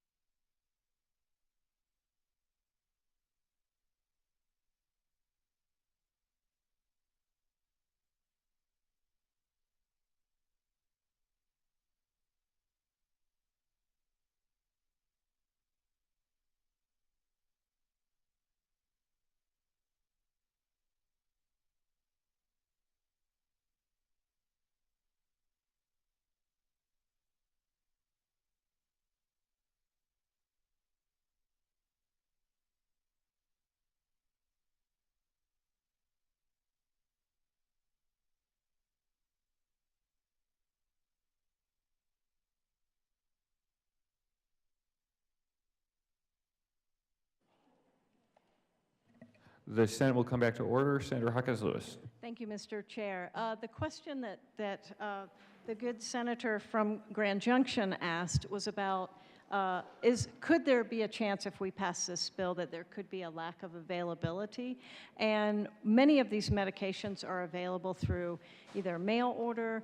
The thing is the lack of availability is kind of a red herring because pharmaceutical manufacturers offer their drugs in every other country, whether they have negotiated a lower price, whether they have put it on a strict formulary. They don't withdraw out of other countries. So we don't believe that they are really going to give up their market of all of Colorado to their competitor. So we think that is a red herring argument. And Mr. Chair, there was one other question. I don't want to miss it. The oncology. Mr. Chair, I just remembered it. There was a question about oncology drugs, and we did hear some testimony, I believe, that there was people were worried about getting oncology drugs. Again, you can get those from specialty pharmacies where they can ship the vials in. So the bill will not stop anyone from getting a cancer drug that they need. The motion is Senator Simpson. Present. Present. All those in favor? Thank you, Mr. Chair. Appreciate the sponsors and the description of this being an exciting bill. Back in 2021, I was on Health and Human Services Committee back in 2021, and I might not characterize it as exciting, but it was memorable. It was, for me, a brand new legislator sitting in a committee room at 2 o'clock in the morning debating the Prescription Drug Affordability Board. A simple country farm boy, not ever imagining myself sitting in a committee room at the Capitol debating prescription drug affordability. But it was, again, lengthy, long, engaged, thoughtful debate about where we wanted to go with this policy. And for me, about establishing a non-elected board to set and control prescription drug prices was problematic. And look, the bill was signed into an act in June of 2021. We're approaching 2 years, so the board got appointed. They created an advisory council. I'm not sure they've taken any action yet other than trying to prepare themselves for the opportunity to start taking action. So I was a little confused about, I printed the re-engrossed version, so I had missed what action had taken place in the committee. So that's part of the senatorial file, was an opportunity to address some of those questions. In the re-engrossed bill, on page 6, it talks about what the board can and can't do. Under severability, the board may establish an upper payment limit for any prescription drug for which the board has performed an affordability review pursuant to section 1016-1406 and determined that the use of the prescription drug is unaffordable for Colorado consumers. And then in the re-engrossed version, the next sentence is stricken, except that the board may not establish an upper payment limit for more than 12 prescription drugs in each calendar year for 3 years beginning April 1st, 2022. So the senatorial 5 afforded me an opportunity to engage with the sponsors and provide me the amendment that passed in the House. I'm sorry, in the committee, in the Senate committee. So that amendment strikes the language I just offered and reinstates severability as the board may establish an upper payment limit for any prescription drug for which the board has performed an affordability review, again, pursuant to section 1016-1406, and determine that the use of the prescription drug is unaffordable for Colorado consumers, except that. Now, you're not limited to those, just the language in the re-engrossed version, but the board may not establish an upper payment limit for more than 12 prescription drugs in each calendar year for 3 years, beginning April 1st, 2022, which was part of what was stricken in the re-engrossed, but put back in, and then an additive to that, unless the board determines that there's a need to establish upper payment limits for more than 12 prescription drugs in which case the board may establish an upper payment limit for up to 18 prescription drugs in the following calendar year, so long as the board has sufficient staff to do so, and for each prescription drug for which the board establishes an upper payment limit, the board may include multiple national drug codes as described in 21 CFR that are indicated for the prescription drug. So it took me a little while to follow the trail from limited to not limited to limited with an additive put onto it, but thank you to the sponsors for helping me chart that path forward around the Drug Affordability Board. I did also want to highlight it just a little bit. I went to the board's website to see what they were doing, how the board was. Actually, I think I filled in on Health and Human Services earlier this year, I think when we confirmed the appointments to the Drug Affordability Board, one of them.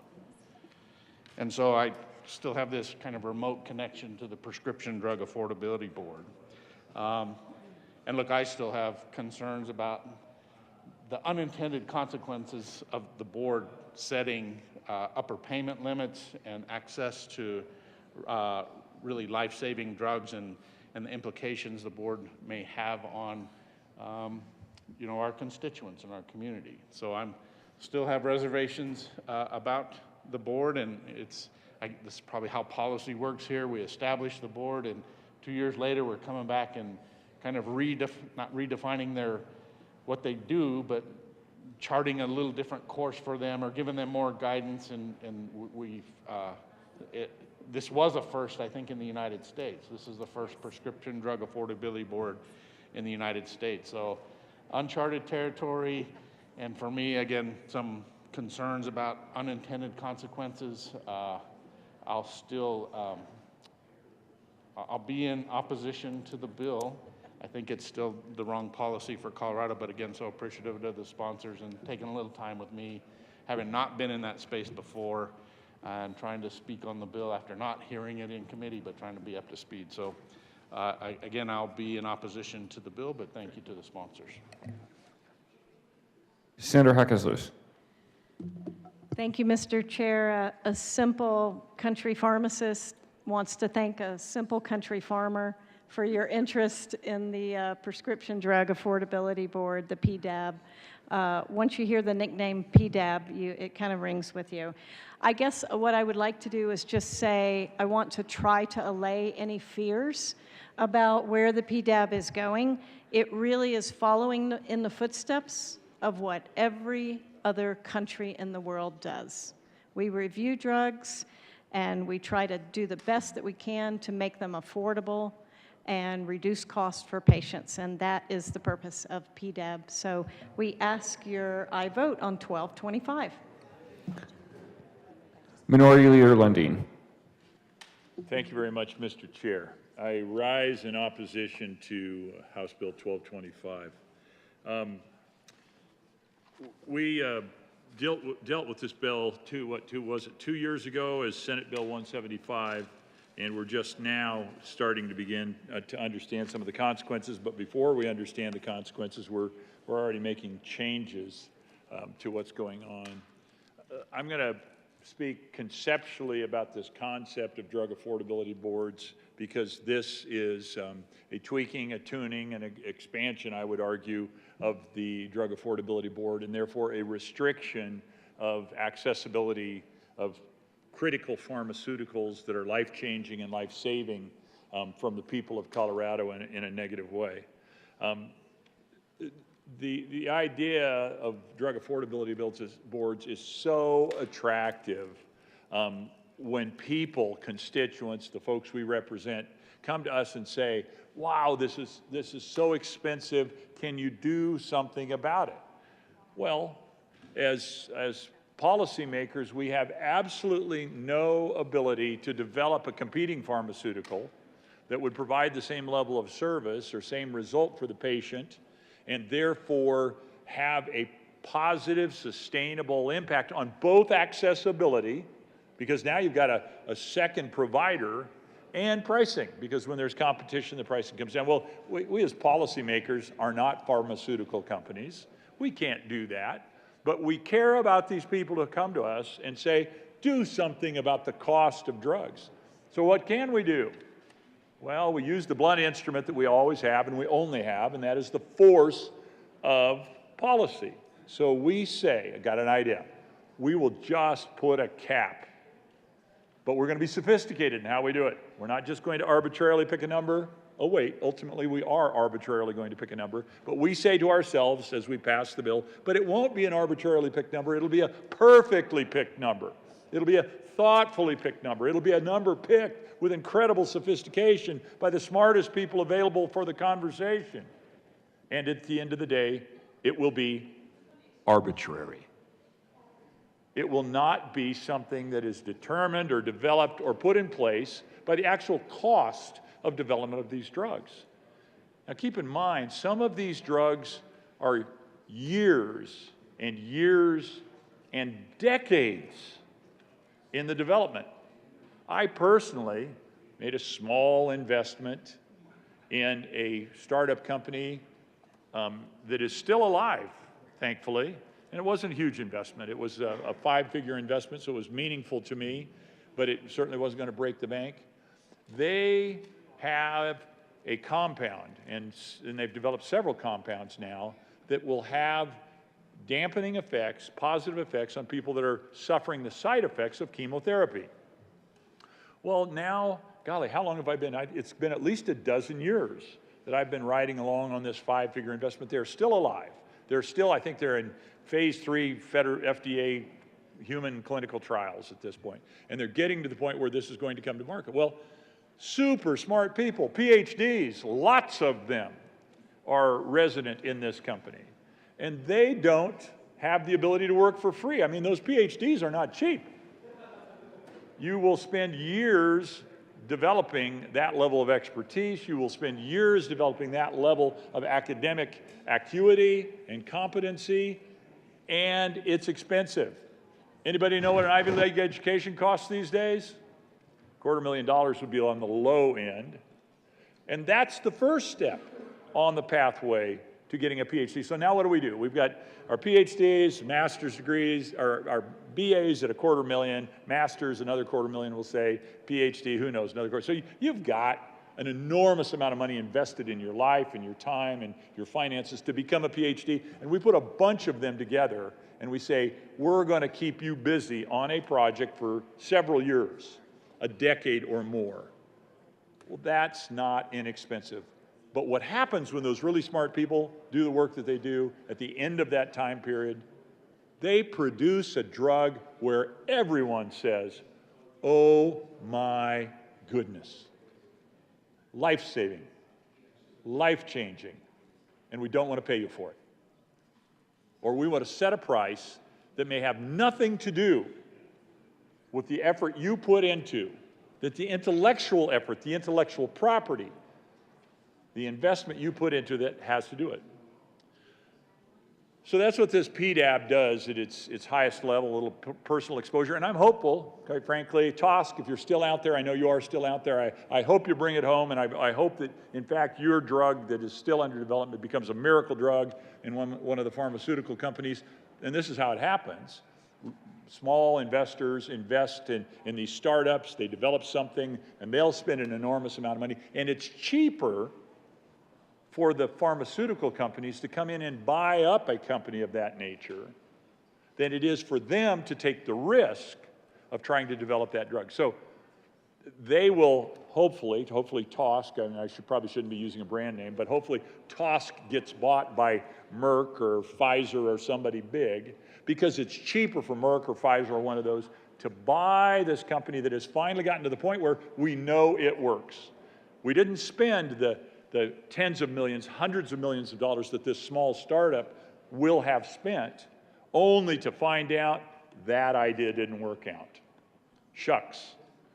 $250,000, $500,000, billion down the drain, and that's one of hundreds of drugs that are under development.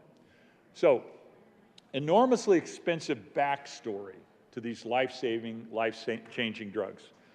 Well, the PDAB then intrudes into this and says, we're going to set the price for you because we're smarter, we're more able, and we have, unlike you, pharmaceutical company, we have the best interests of the people in mind. I will tell you, anyone who's in business has the best interest of their clients and customers in mind, because if they don't, they won't remain in business. That's the way it works. So what are the risks of these drug affordability boards? Well, with regard to innovation and research, setting price caps on drugs can potentially, and I'm going to get into some information here across the globe where the chickens are coming home to roost. We were talking about red herrings earlier. I've now introduced chickens. So we've got fish and fowl in the conversation. The chickens are coming home to roost across the globe with regard to these drug affordability boards and the idea of a bureaucrat, even though they're sophisticated and smart bureaucrats, unelected, by the way, unaccountable, by the way, they are setting the prices. Well, it has the idea, this drug price that they set, this upper payment limit, they call it, because cap has become, in these kinds of policy conversations, a word we don't want to use. You got to find a better euphemism than cap, because everybody knows you cap something, it's limited, it's going to create problems, it's not good. So we don't call it a cap anymore. We call it an upper payment limit. Doesn't that sound so much nicer? It's an upper payment limit, meaning don't go beyond this, we're going to cap it here. It has, these price caps have a potentially negative effect, and they reduce the incentives for pharmaceutical companies to invest in research and development, as the potential for profits are diminished. Well, of course, no one's going to deploy capital at risk if there isn't a potential return. It's just better put it in T-bills. If you can't get better than 5% return, then don't invest it. Put it in T-bills. Just leave it there and get a reasonable return instead of speculating, instead of saying, you know what, I need a significant potential upside return to invest in these drugs that are going to change people's lives. This price capping leads to slower development of new drugs and new therapies. Another challenge is that this creates a limited access to medications. Not only the future medications that haven't been designed or dreamed of yet, but even the ones that we have now. And as I said, we'll get to the point where we're seeing the negative effects of these drug affordability and bureaucratically priced products across the globe right now. You'll get limited access to medications if the pharmaceutical companies are unable to sell their drugs at a price that covers their costs and provides a reasonable profit. They may choose not to offer certain medications in states with stringent price caps, which is exactly the sort of class that we are seeking to move Colorado further into with this legislation, House Bill 1225, which will lead to limited access for patients. We also can potentially, by virtue of this, be creating market distortions. State by state drug affordability boards, we're going to get a patchwork of these. We're one of 50, keep in mind, plus the District of Columbia and 3 territories. Is it 3 territories? Somebody correct me here quickly. I think it's 3 territories. Anyway, you're going to get across the 50 states plus a patchwork and create market distortions as we have state by state drug affordability boards. And that will result in fragmented and inconsistent drug pricing across the country, which could lead to further market distortions, supply chain inefficiencies, and confusion for both patients and healthcare providers. There are administrative burdens that enter into the system by virtue of bills like 1225. Establishing and maintaining drug affordability boards will require additional resources. That's exactly what this bill is about right now. We're already discovering administrative challenge, time to interact with this problem we've created for ourselves. This will divert resources from other important public health initiatives. There's a potential for legal challenges, and I don't know that this pathway has been gone down yet in Colorado, but it certainly is potentially in our future. Legal challenges. Companies that produce these life-saving and life-giving drugs may challenge the legality of state-imposed drug price caps, arguing that they interfere with interstate commerce or infringe on patient rights. Legal battles could be costly and time-consuming for us to defend. So that's a risk. You know, somebody might want to pick up the phone, call over to the AG's office, and say, have you had any inklings or hints, or quite frankly, has anybody filed a claim or a demand notice or a stop notice or anything of that nature where we're going to have to defend against it in court by the state of Colorado versus those who are finding that they've got a market distortion or an unfair price disadvantage, unfair trade practice problem that we've created with this Drug Affordability Board. We also have the risk of unequal implementation. Think about this, and we do have the freedom. 50 experiments in democracy, I'm a fan of that, I believe in that. But we may have unequal implementation before the people of the country. States may have different criteria for determining which drugs should be subject to price caps, leading to inconsistencies in pricing and access across the country. I mean, one of the challenges we have with this PDAB and PDAB Plus that we've got now with 1225 is for the communities who can least afford to manage the challenge that comes when a drug that they want is no longer available or was never offered in Colorado, but their physician, their medical healthcare provider has said to them, hey, you know, this particular therapy would be ideal for you, but it was never introduced in Colorado because they, back in 2020, established a drug affordability board, so it was never introduced. You can get this in Kansas or Missouri. Well, for me, that's no problem. Jump in the car, one of my several cars, drive over to Kansas and take care. But not all people have the same level of flexibility that I do. You know, somebody of limited means can't do that. I can jump on a plane if I care deeply enough about it. If it's my child's health at risk or my grandchild's health at risk, I'll charter a plane and get to Kansas and back yet this afternoon. But not everybody has that level of freedom. So there's a risk that we're creating distortions and unequal implementation. Patient affordability is probably the biggest problem that comes, and that's where we're coming all the way around the circle here.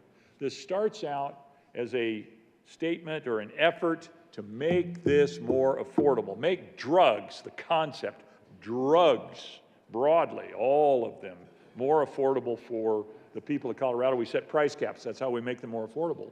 Well, while the intention of the Drug Affordability Board is to reduce drug costs, there is, first of all, no guarantee that the savings are actually going to get passed on to patients. In some cases, they're going to end up elsewhere. Like it or not, it could end up with the insurance companies. Pharmacies, you know, those pharmacists, they make big wages. Not right now. Pharmacies could be scooping up a portion of whatever change there is in the pricing associated with this, or other intermediaries, such as everybody's favorite, the PBMs. There isn't anybody that doesn't like to punch the punching bag of PBMs, so we could all say, yep, the PBMs are going to figure out a way to create a problem with this, and they're going to take advantage of it. Well, that very well could be exactly what happens, because we're now creating yet another distortion by virtue of sticking a bureaucratic, unelected, unaccountable board over the pricing of this stuff.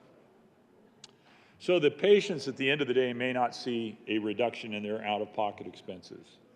And here's where the jumping off point for the next section of what I want to chat about, where the chickens are coming home to roost, and they are proving that in fact it's not a red herring, this idea that prices and affordability are going to be negatively impacted by PDABs, not positively impacted. It's in the international space. The international ramifications, implementing drug price controls in the states of United States of America, in Colorado and across the country, could affect and have affected global pharmaceutical markets, as the United States is currently a significant player in drug development and pricing, and this will lead potentially to unintended consequences. So how is that playing out? Here's the chickens coming home to roost. One of the big risks isn't necessarily, I will say, an additional risk. The risk is that pharmaceutical companies will just say, you know, that cystic fibrosis drug that we have that's serving probably 2,000 people in the state of Colorado right now at a cost of $311,000 annually. Is that a wow sticker shock moment? Sure, it's a sticker shock moment, but it's changing the lives of about 3,000 Coloradans today, it may be taken from the state. Well, that's one of the risks. The other risk is the next therapy, the next therapeutical, the next drug that is life-changing and life-saving doesn't get introduced to Colorado. Sorry, we're rolling out methyltrexyl snobelvax that saves people from insanity and extended conversations that they should never have in front of a microphone. Quick, get a dosage for Lundin. Nope, we're not going to make that particular dosage available, or that particular, what was it, methyltrexyl snobelvax? We're not going to make that available in Colorado because Colorado set a limit on that is below what our cost to develop and distribute the drugs are. And so it's not available in Colorado, so you're going to have to continue to listen to that filibuster-breaking drug because you can't give it to the folks in Colorado. All right, so what's going on around the globe as these drugs are no longer or not made available? Well, we've got an array of countries that already have in place these sorts of bureaucratic boards that are establishing and controlling the pricing. And you know what they're doing? Listen for it. Here's what's coming home to roost. Limited distribution in these countries of life-saving, life-changing drugs. Of the 460 new medicines approved globally since 2012, we could turn this into a game show. I would be a really good game show host, folks. Of the 460 new medicines approved globally since 2012, what percentage are available in these following countries? United Kingdom, 59% for the United Kingdom, Paul. Japan, 51%. Germany, 61%. France, 50%. Canada, 44%. Australia, 34%. What is going on in the United States of America currently with regard to the 460 new medicines approved globally since 2012? What percentage are available in the United States? 85%. Double and triple what's available in other countries. Of the 123 new cancer medicines approved globally since 2012, what percentage are available abroad? The UK, 69%. Japan, 54%. Germany, 71%. France, 64%. Canada, 59%. Australia, good eye, mate, 38%.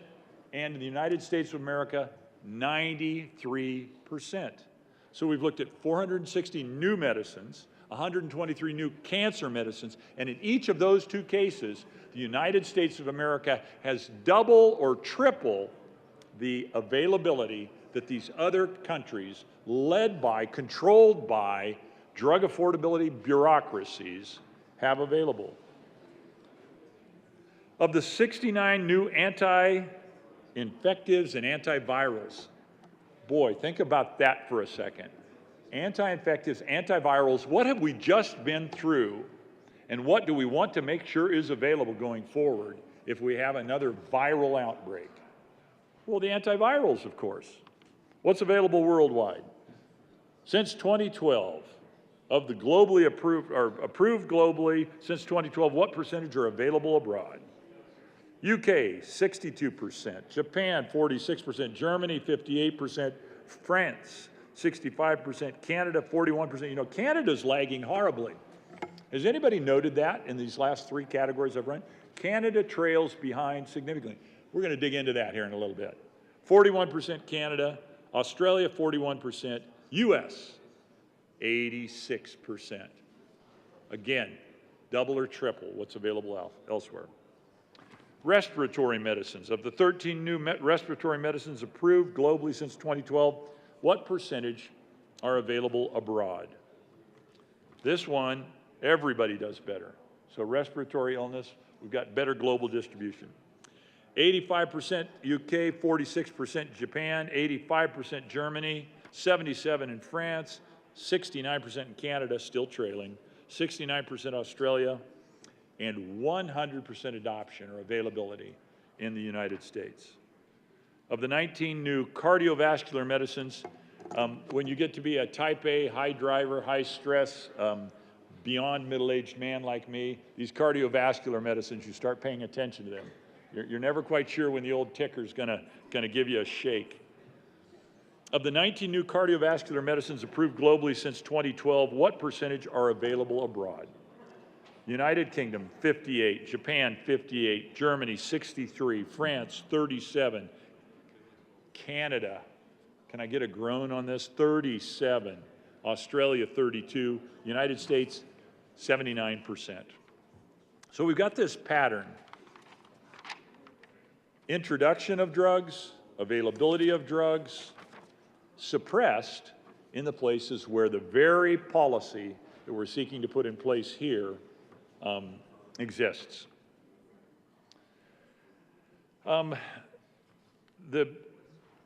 This is a different look at this, and I want to make sure that this data lines up. This is on cancer meds. It's a slightly broader metric. Percent of cancer meds available. Italy, now Italy wasn't on our other list. Is it 58%? Ireland is at 53%. France at 67%.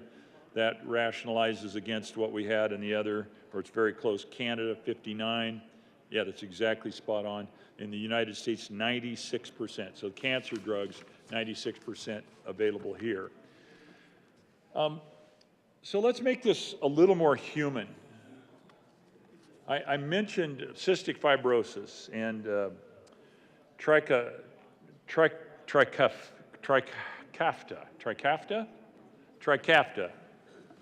I need to get my high-paid pharmacist friend to help me out with these names. Yes, Trikafta.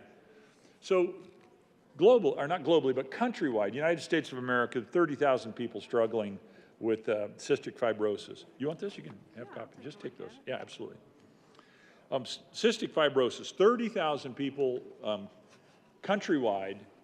Here in Colorado, 3,000, or 2,000, excuse me, just under 2,000 of our fellow Coloradans struggling with cystic fibrosis.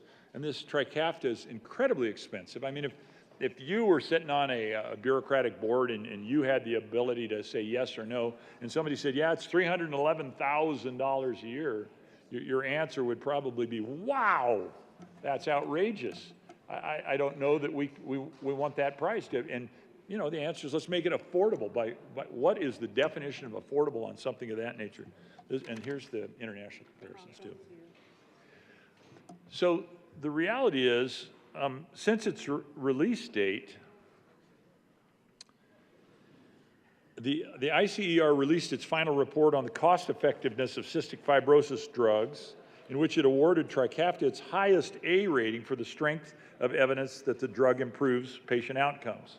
So there are already, and what I'm getting at here, there are already assessments, analyses that are done to define and rate effective, cost price effectiveness and so forth within the marketplace. And that information is available.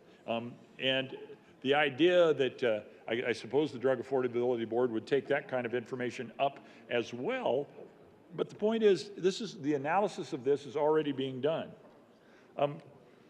I would like to kind of walk through some of these life-changing, life-saving therapies, and I would ask those of you who are here listening, and I'm sure we could run an amendment, call a division, get everybody back in the room, but I would ask those who you are actually remaining in the conversation with me to think about people you might know in your life that suffer from these diseases or these ailments that are benefited by some of these miracle drugs. And we've got spinal muscular atrophy.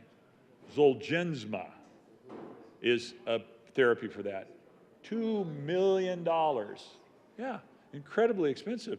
But if you are one of those people suffering from spinal muscular atrophy, it is life-changing for you. And to lose its availability would be horrible. Zolgensma is approved to treat spinal muscular atrophy, a rare childhood disorder. So we're talking about our kids, the weakest among us that we should always be defending, that causes muscular erosion that can lead, the Speaker of the House is calling me. I wonder if she wants me to come join the debate in the House. It leads to rare childhood disorders that cause muscular erosions that can lead to lung infections and muscle weakness. It's a one-time curative therapy. Let's rest on that for a moment. Think about that. We look at the price, $2,125,000, and say, oh my, no, too expensive by any measure. And then we realize it's a one-time.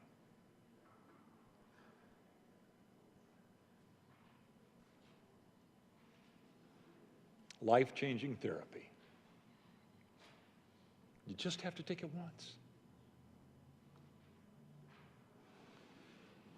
To lock that out of the state, in my mind, is unconscionable. Hodgkin's, not Hodgkin's. Hodgkin's I'm more familiar with. Hodgkin's-Gilford Progeria syndrome, another incredibly expensive drug, $1 million. Zokinvy was approved by the FDA in November of 2020. They're coming online even now, these drugs. It was approved in 2020, and its first treatment approved for Hutchinson-Gilford Progeria syndrome, a rare genetic disease that causes premature aging. It's also a breakthrough drug, which is defined as a medication that offers a major improvement over other treatments for the same condition. This is the sort of thing that even now, and there's this, the red herring label was stuck on the idea that the drugs will be taken away. Well, that is a possibility. I would say that is a risk. But the even greater threat is think forward a year or two, a decade or two. These life-saving, life-changing drugs continue to come on, and they may never see action. They may never change a life in Colorado. This is the sort of thing where I guess you'd pick up and move your family away. You'd shake the dust of Colorado off your family's feet and say, not here anymore, because they don't care to let me live the life and let my children live the life that they're capable of living with these incredible life-changing therapies. I'm going to go somewhere where they care about me and leave the state. Pediatric and adult neuroblastoma in the bone or bone marrow. Dynalase. Dynalase was under an accelerated approval program and is considered an orphan drug. That's an even more interesting category that we won't take the time to get into right now. And a breakthrough therapy. In one trial, approximately 45% of patients receiving Dynalase, am I anywhere close to saying that right? Dynalase with GM-CSF experienced complete or partial shrinkage of their cancer, 45%, so not quite half. For 30% of those patients, shrinkage lasted 6 months or longer. In another trial, 34% of patients receiving the drug experienced complete or partial shrinkage in their cancer. For 23% of those patients, shrinkage lasted for 6 months or for longer. Again, this is the type of therapy that becomes at risk. You know, as I've gotten older, my hearing's gotten worse, and I think I've talked in the well about hearing aids are marginal improvements. But the one thing we all treasure and prize is our sight, our ability to see. And the miracle of glasses and contacts is you know, you put those glasses on and you can see. It just changes everything. All of a sudden, those green blobs are trees, and the trees have leaves. You can see what's going on. It's an amazing thing. Well, think about actually completely losing your vision. Vision loss, complete vision loss, or blindness. Luxturna. Good drug.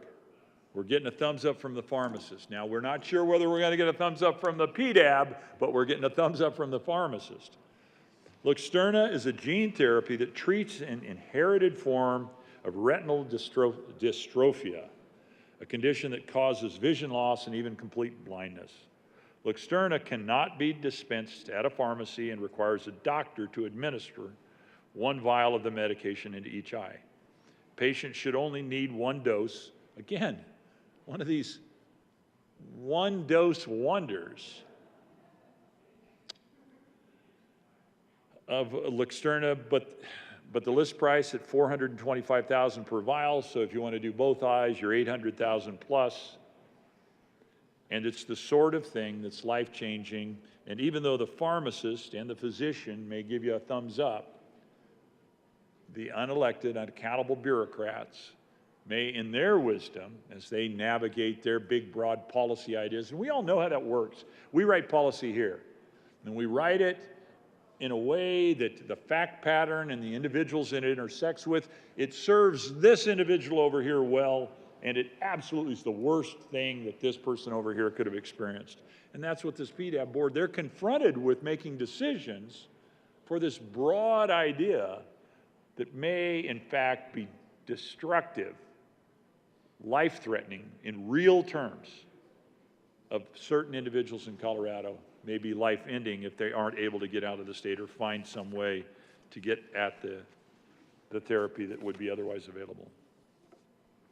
I'm going to wrap up here with a real personal story that somebody offered to share.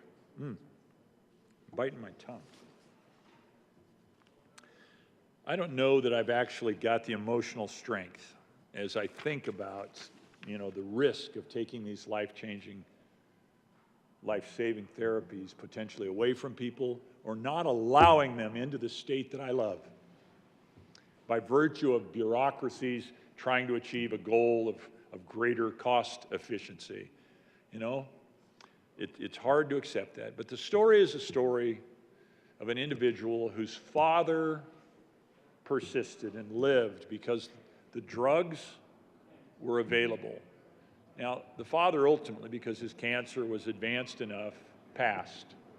But the drugs that were not available in Canada, but were available here, kept this man alive and kept this child in relationship with his father for 3.5 years that they would not have had together if they'd been in Canada, where a bureaucratic board has said, that's too pricey, and that won't be part of our formulary.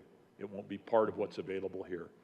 So I urge you to oppose this bill. I love its intention, as I do so many of the bills we deal with here that I vote against. But I just can't get my head around the actual second order, third order, real world consequences that will be the exact opposite, I believe, in so many ways, as what we would set out to do as we bring the bill. So, on behalf of the sponsors who are bringing a bill, I love your intention, as I respect, admire, and love you, but I cannot wrap my head around what I think are the negative downstream effects of this bill, and I urge opposition to 1225. Thank you. Thank you, Mr. Thank you, Mr. Chair Pro President Tim. There we go. Seeing no further discussion.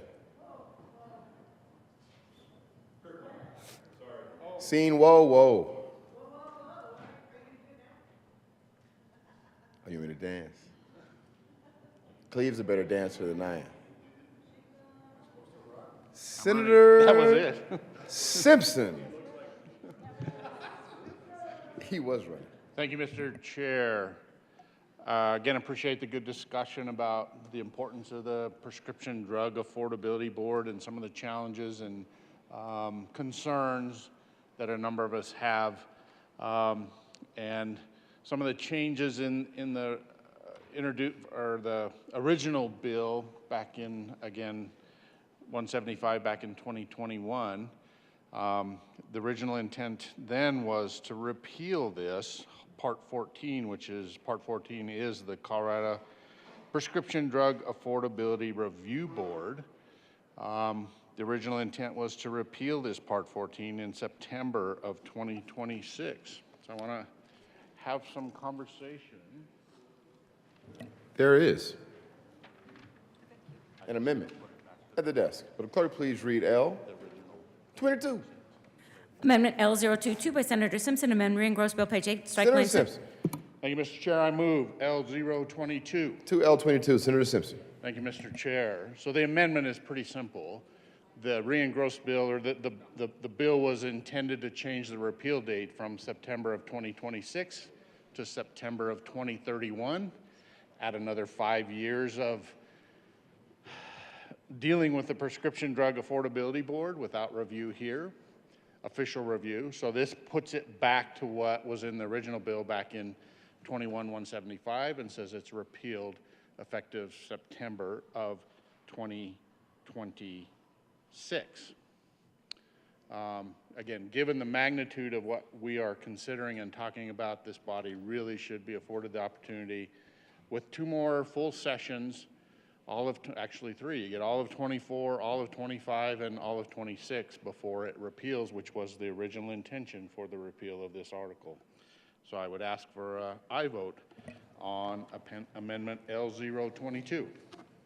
Senator Kirkmeyer. Senator Kirkmeyer. Thank you, Mr. Chair. All righty, it's been a long day already, hasn't it? Started pretty early. So I am in support of L022. I couldn't remember the number. I've been up since 4 o'clock. I couldn't remember the number. Anyways, I am in support of L02. And here's why.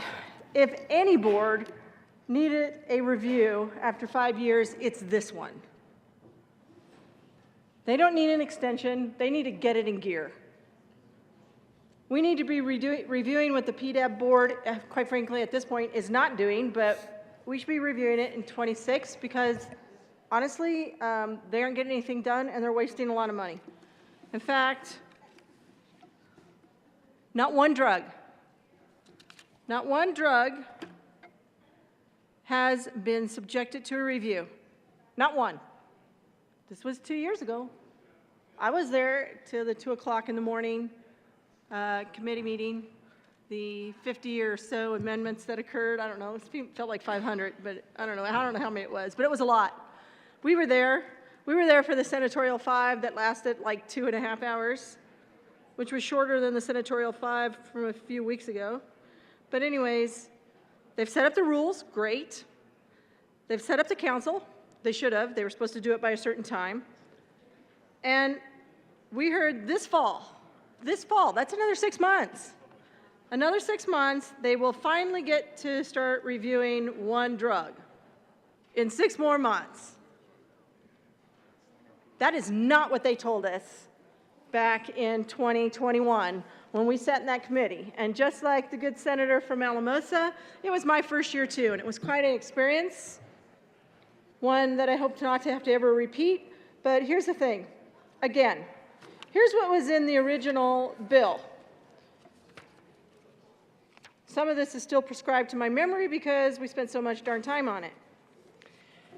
If you go to page 8 of the original bill, 21-175, Colorado's Prescription Drug Affordability Review Board powers and duties to protect Colorado consumers from excessive prescription drug costs. And who can't agree with that? Seriously, who can't agree with that? I'm sure even the Office of Saving People Money would agree with it. To protect Colorado consumers from excessive prescription drug costs, the board shall. I'm not going to read everything here because I don't know if they did the first one. I'm thinking maybe not yet, but I know they haven't redone this one. Perform affordability reviews of prescription drugs as described in section 10-16-1406. Not done. So 2 years ago, they were told, here's what you shall do, and believe me, we worked this bill over a lot. Perform affordability reviews of prescription drugs. Not done. Establish upper payment limits for prescription drugs as described in section 10-16-1407. Not done. Make policy recommendations to the General Assembly to approve to improve the affordability of prescription drugs for Colorado consumers as described in Section 10-16-1414-1H. Not done. Not done.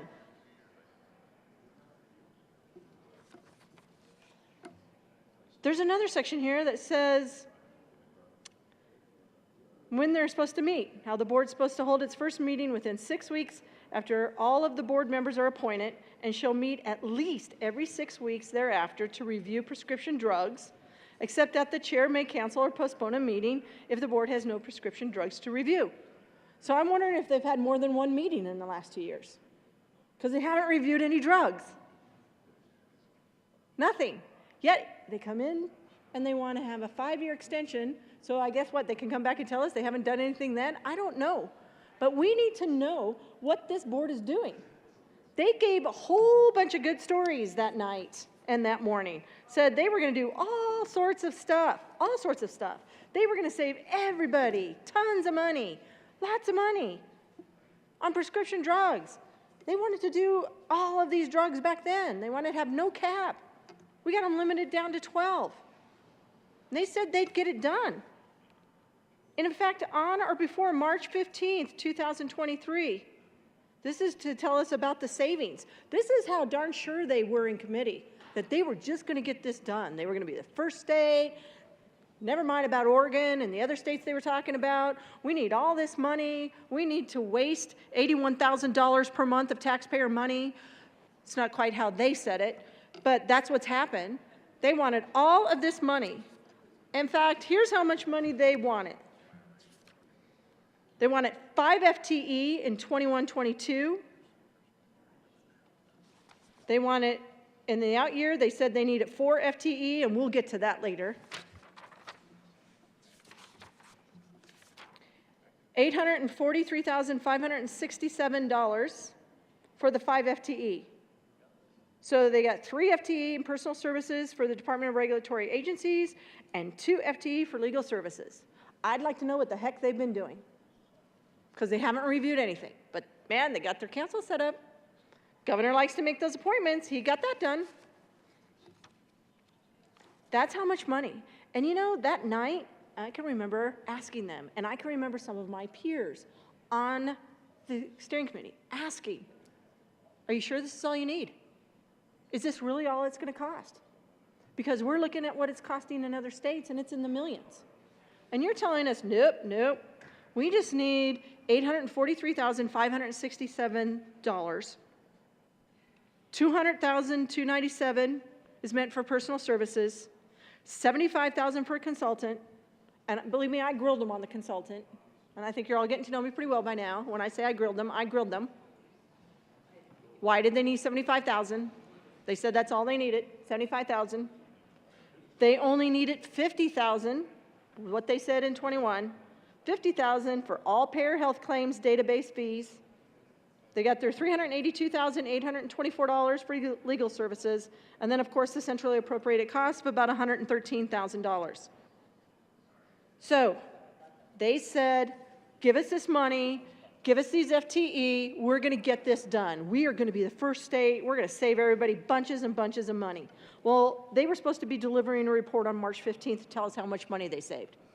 Did anyone get that report? Anybody get the report? On or before March 15th, and each year thereafter, each state entity and each carrier that issues a health benefit plan or optional participating plan shall submit to the board a report describing the savings achieved. Well, that would be 0. So in 2 years, we're spending $81,000 a month to get 0. 0. No savings.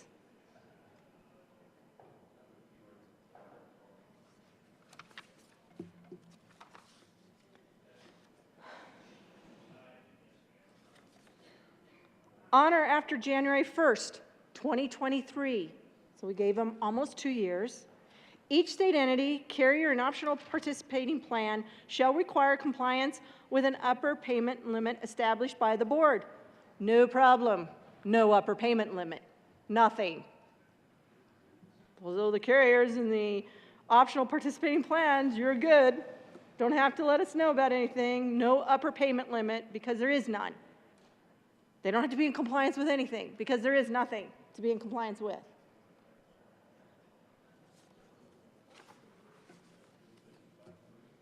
Here's another one. Wondering if we're going to get this. Notwithstanding section 24-1-136-11A,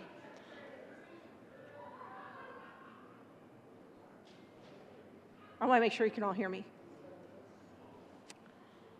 On or before July 1st, 2023, and then on or before. So the words are on or before. So they don't have to wait till July 1st, 2023. On or before July 1st of each year thereafter, the board shall submit a report to the governor. I don't know, I'm not the governor, I don't know if you got it. The Health and Insurance Committee of the House of Representatives and the Health and Human Services Committee of the Senate or any successor committees, summarizing the activities of the board during the preceding calendar year. At a minimum, the report must include publicly available data concerning price trends for prescription drugs. Well, they should have been able to do that. The number of prescription drugs that were subjected to an affordability review by the board, pursuant to this section, including the results of each affordability review and the number and disposition of any appeals or judicial reviews of the board's decisions. This must have been a very, very, very small report, because that would be zero. Zero. They didn't have to submit anything other than we didn't get anything done. That's all they had to do. Send us a report, one pager at best. We got some data, we got some price trends, that's pretty easy. You can all go on, probably on the internet and get that. The number of prescription drugs that were subjected to an affordability review. So by July 1st, they're supposed to be giving us this report. I'll be looking forward to it. I'll get that one page. In fact, it'll probably just be an email that's a paragraph long, because it's zero. It's zero there. Here's the next requirement they have to do by July 1st. A list of each prescription drug for which the board established an upper payment limit, pursuant to section 10-16-1407, including the amount of the upper payment limit. Again, this is a one-liner. This is like, I don't know, 5 words. We've done nothing. We've done nothing. I guess that's only 3 words. Nothing to report. I guess they could do 6 words. We've done nothing, nothing to report. They could give that to us now, because they already told us they're not even going to get to anything until this fall, another 6 months out, so they could give that to us now. The other thing they're supposed to put in that report, the impact of any upper payment limits established by the board on healthcare providers, pharmacies, and patients' ability to access and any prescription drugs for which the board has established upper payment limits. Nothing to report. Another 3 words. Another 3-word sentence. They can say D, nothing to report. We don't know what the impact is because we don't have an upper payment limit established on anything. Nothing. And they want an extension of 5 years. No way. No way. If anyone needs to be reviewed, man, we should be changing this. We should be cutting it back even farther. We shouldn't go back to 2026. We should say in 2025 or 2024. They should actually have to start reporting to us. Maybe they should have to do it annually because they're getting nothing done. This was like a 10 or 12-hour hearing, and that's minus the 2.5 hours we took for a senatorial 5. That was my first experience with a senatorial 5. I'm like, 5 minutes sure does last a long time. It was like my first experience with a senatorial 5. And I'm like, at 11:30 at night, I'm like, man, I gotta go home, I'm tired. And it's like, no, you can't go home. We're in a senatorial 5. And I'm like, what the heck is a senatorial 5? And they're like, well, it's where you get to take a few minutes to decide what you need to do or discuss some items with your colleagues. I'm like, a few minutes? We're like 2 hours down here, and I'm tired, and I'm getting hungry again. And they're off in another little room talking with people from the governor's office, I think having a great time because I was not having a great time. But a senatorial 5 apparently means we're going to take however much time we absolutely need to not get the bill right. And then we're going to come back in 2 years and say, oh my God, we need 5 more year extension before we do a sunset review because we've done nothing. And this is the department that sat right in front of us and the commissioner of insurance who sat right in front of us and said, we're going to be the first state. We're going to get it done. And it's only going to cost us $843,567. That's it. That's all it's going to cost us. Well, they faked us out. So I don't think we should give them a 5-year extension. I think that would be extremely, extremely irresponsible on our part. Extremely irresponsible. Give an extension to a prescription drug affordability board who hasn't done anything except set up their board, get their few rules, 5. They got a whole whopping 5 rules in place. At least that's what I heard from the sponsor. I don't know if that, I believe that to be accurate because the good sponsor from Longmont, Eastern Boulder County, I know she would, no, I'm not even going there. No. Erie. No, it's Erie. Said that they did 5 rules. Well, we should be so proud. 5 rules. They got 5 rules done in 2 years. And they've set up a council. Wow. And then finally, 6 months from now, so 2.5 years later, they are finally going to get to 1 review. Why would we give them a 5-year extension? We need to make sure that they're accountable, that they actually are going to get the job done that they promised. They told the world, and I'm sure several people campaigned on it and said, oh, affordable drugs, everybody, we're bringing you affordable drugs. Not this year, though. We're not bringing you affordable drugs this year. It won't be next year, and it may be in the fall. We'll finally get to 1. We'll finally get to 1 drug. God, you'll all be able to campaign on that one again. We got 1 done. Won't that be great? Won't that just be great? No way we should give these people an extension. It's irresponsible that they haven't gotten their job done. They told us. They put these dates in the bills. These weren't put in here by the people who opposed this bill. They put these dates in. They said, vote for the bill. We are going to get this done. Well, they weren't very forthcoming, and they didn't tell us the truth. They didn't get it done. We should not be extending. We should not be extending for this board. That would be totally irresponsible on our part. If the goal is we are supposed to be getting to affordable prescription drugs, which is all I heard, why would you block affordable prescription drugs? Why wouldn't you be for affordable prescription drugs? I'm pretty sure I said because this board isn't going to work and they're not going to get anything done. And they can't prove they're going to save us any money, and they're going to go through and they're going to make it more difficult for us to get innovation going and drugs that people need. They're going to make it more difficult for access to these drugs in Colorado. And they're not going to bring down the affordability. They're just going to make it so you can't get these drugs in Colorado. That's why. So I'm thinking I was right. They said they were going to get to affordable prescription drugs by July 1, by March 15th, by any time. They didn't get their job done, and now they're in here saying we need another 5 years. Another 5 years. Ridiculous. It's ridiculous. So, I urge, obviously, and I vote on L022. And don't think I'm done yet. I have more to say. Thank you. Senator Hawkins Lewis. Thank you, Mr. Chair. So L022 basically addresses the fact that the board needs a little more time. Let me tell you why.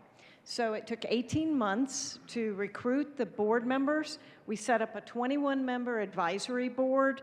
The board and the advisory board, The PDAB has met every 6 weeks. Now, the challenge that they have is they had to set up the appeals process, they had to set up some of the rules, they had to go and purchase and find data, and they also, this is important to hear, this board is one of the hardest working, diligent boards because it is made of very fine expertise. They're pharmacoeconomic experts on this board. Some of them are national speakers. The reason why they need the extra time is because once a UPL is set up, they have to have an 8-month appeals process. Plus, we need the time to collect the data from the carriers to show how much money we are saving for Coloradans. All of that takes time. We wouldn't even be able to get into our first processing until 2025. That's why we need the extension. I urge a no vote on L022. Mr. Minority Leader. Thank you very much, Mr. President Chair Pro Tem. I rise in support of Amendment L022. Here's why. This board, under the law, as it would be if this amendment goes on this bill and this bill passes, will have had 3 general assemblies. Now, they've got a lot of work to do, this board, an enormous amount of work to do, this board. They've done nothing so far, but they've had 21-22, that's the 73rd General Assembly. They now have 23-24, that's the 74th General Assembly, and they still, as originally drafted, as this amendment would put it back, have the next General Assembly, the 75th General Assembly, 25-26. So we write the laws of the state of Colorado 6 times before they have to deliver the first product, or at least before it comes up for a consideration, are they getting anything done or not? I don't think it's too heavy of a lift for them to deliver something. Not for this General Assembly, not for the 74th. It'll be the 75th General Assembly that they have to have finally produced enough to have earned the right to stay in business. I think it's absurd to say that any bureaucracy, unelected, unaccountable, gets to stick around for 6 years before anybody checks in on them. They've been at it for 2 years and haven't produced anything measurable yet. This is a big deal amendment. I mean, good golly, the underlying bill is huge, but just rational, reasonable governance? You telling me you need 3 General Assemblies to put your board together and finally get to business? A little bit of righteous indignation. I'm sorry if I'm oozing right now. I urge your support of Amendment L022. Senator Kirkmeyer. Thank you, Mr. Chairman. Okay. So the reason they needed the extension is because they needed more time to recruit the board. So were they just not giving us the straight truth when they said in the bill that the governor shall appoint each board member by October 1st, 2021? Were we just not getting the straight scoop there? I mean, did the governor go on vacation for 4 months? Like, what happened? He couldn't get somebody appointed? Pretty clear. Talks about the terms of the board, who gets to be on the board. I mean, they were pretty prescriptive here. No pun intended. But they were pretty prescriptive here about who could be on the board. A board member must not be an employee, so easy. Or a consultant, can't appoint any of those people. But needs to be a manufacturer or trade association of manufacturers. A carrier or a trade association of carriers. They knew who they wanted to appoint it when they were making this board up. Okay, I'll slow down. So the governor had 6 months to appoint board members to the board. He had until October 1st. They put this in the bill. Now I want to remind you, because I'm not sure all of the good senators were in the room when I was talking earlier. When we were doing this bill in committee, we took a 2.5 to, I think, 3-hour senatorial 5. My first one. Yes. First year that the good senator from Centennial and I were elected, came into office together. Oh, and the good senator from Longmont and the good senator from Alamosa. Anyways, it's six months. Even if he went on vacation for 4 out of those 6 months, they already knew who they were appointing.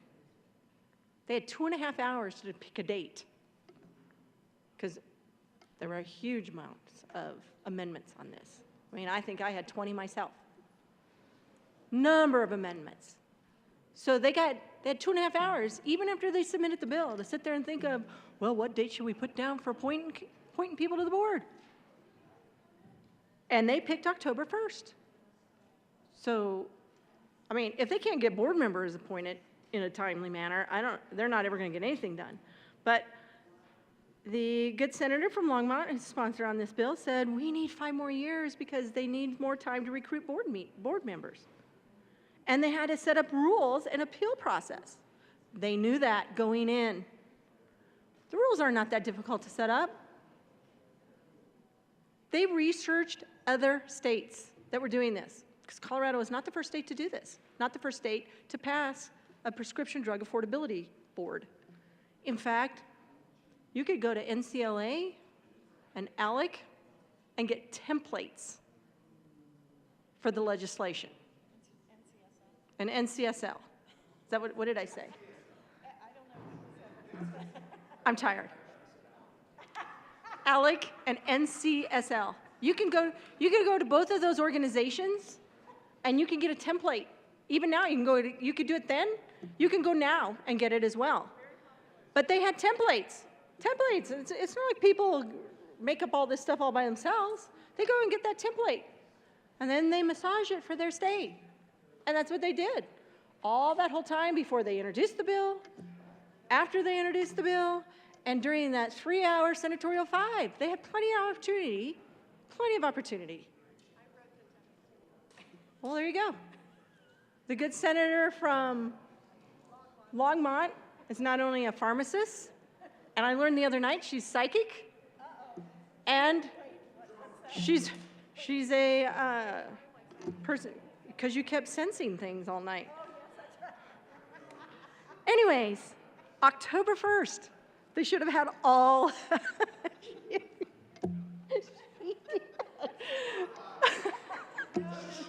She did. Anyways, he had 6 months to get his board members designated. So if he went on vacation, that's his problem, that's not ours.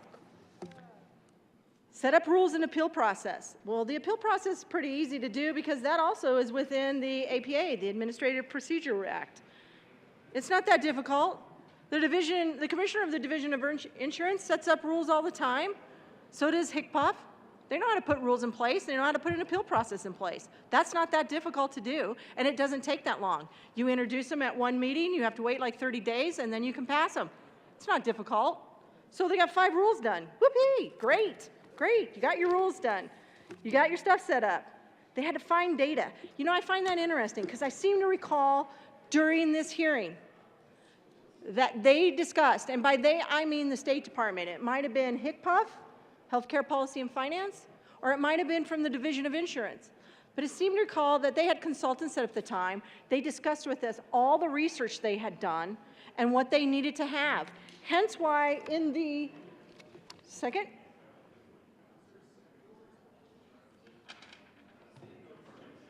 hence why in the appropriations, oops, just a second. So close, there you go. James? This is what they said.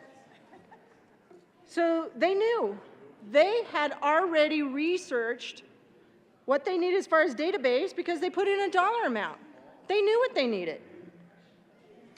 So, again, I mean, we talk about this being the hardest working board. Are you kidding me? 5 rules, that's it? No reviews? No upper payment limit? 2 years?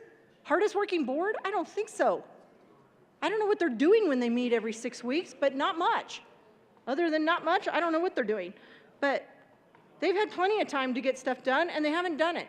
So this board is behind. All the promises that they made in 2021, all the promises that they made in 2021, they have not kept. And if the good senator from Centennial would like me to repeat all the promises that they broke, I'd be more than happy to. They have not met anything. No upper payment limit, no review, no nothing.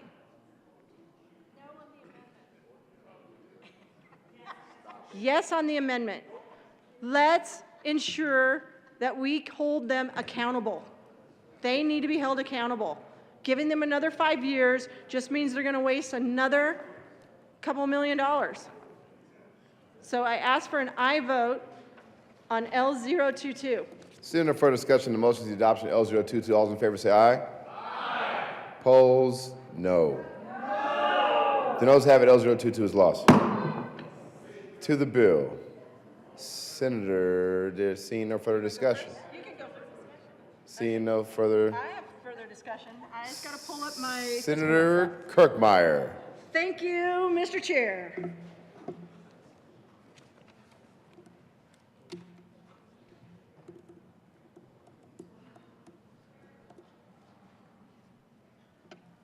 Okay, so here we go. So you all heard I was in the committee 2 years ago. If you didn't, I can repeat it a few more times if you'd like.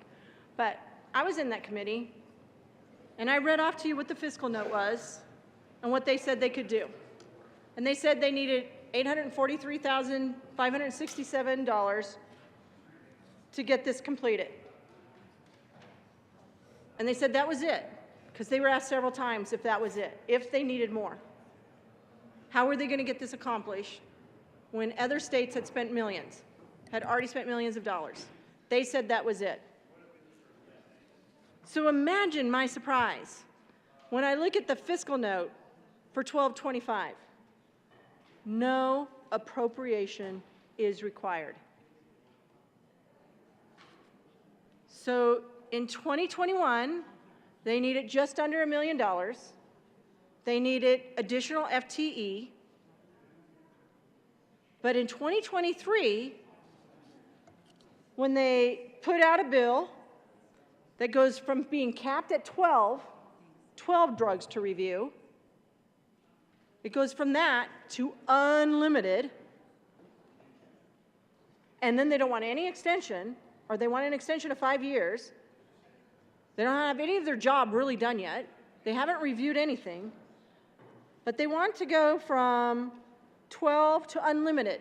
Now, I understand in the report and from the committee that actually ended up getting capped somewhere at 18, except for after 3 years, then there's no cap. But the original bill, 1225, said unlimited. They wanted to be able to review unlimited drugs. And for that, no appropriation required. No appropriation required. Pretty hard to believe if you aren't on the Joint Budget Committee to begin with. No appropriation. It kind of makes you think, what the heck? Did they not tell us the truth 2 years ago? Were they making stuff up 2 years ago? Well, fortunately for all of you, I sit on the Joint Budget Committee. And here's what happened on the Joint Budget Committee. The Division of Insurance, I'm going to have to get there. Give me just a second here. The Division of Insurance came in and asked for a whole bunch of senior staffing. They wanted an increase of $440,375 of cash funds in 23-24, $485,000 plus cash funds in 24-25, so that they could hire 4 more FTE. Division of Insurance. Now that was this year. No reports, no upper payment limit on any drug, no review. Division of Insurance comes in and says, we got to have all these staff. We got to have 4 more staff. The 3 that we had, I don't know if they're over in HICPUF or if I think they're in the Division of Insurance. me check. Yeah, they are. Department of Regulatory Affairs, 3 FTE. Legal Services, 2 FTE. No reviews. Division of Insurance comes in this year during the budget process and asks for 4 more FTE. It's going to end up costing us basically $500,000, $506,000 by the time we're done in 24-25. And they talk about, in the analysis, this is what it said. Over the past 3 years, the Division of Insurance work has expanded to include staffing for 2 boards, the Prescription Drug Affordability Advisory Council and the Health Insurance Affordability Enterprise Board.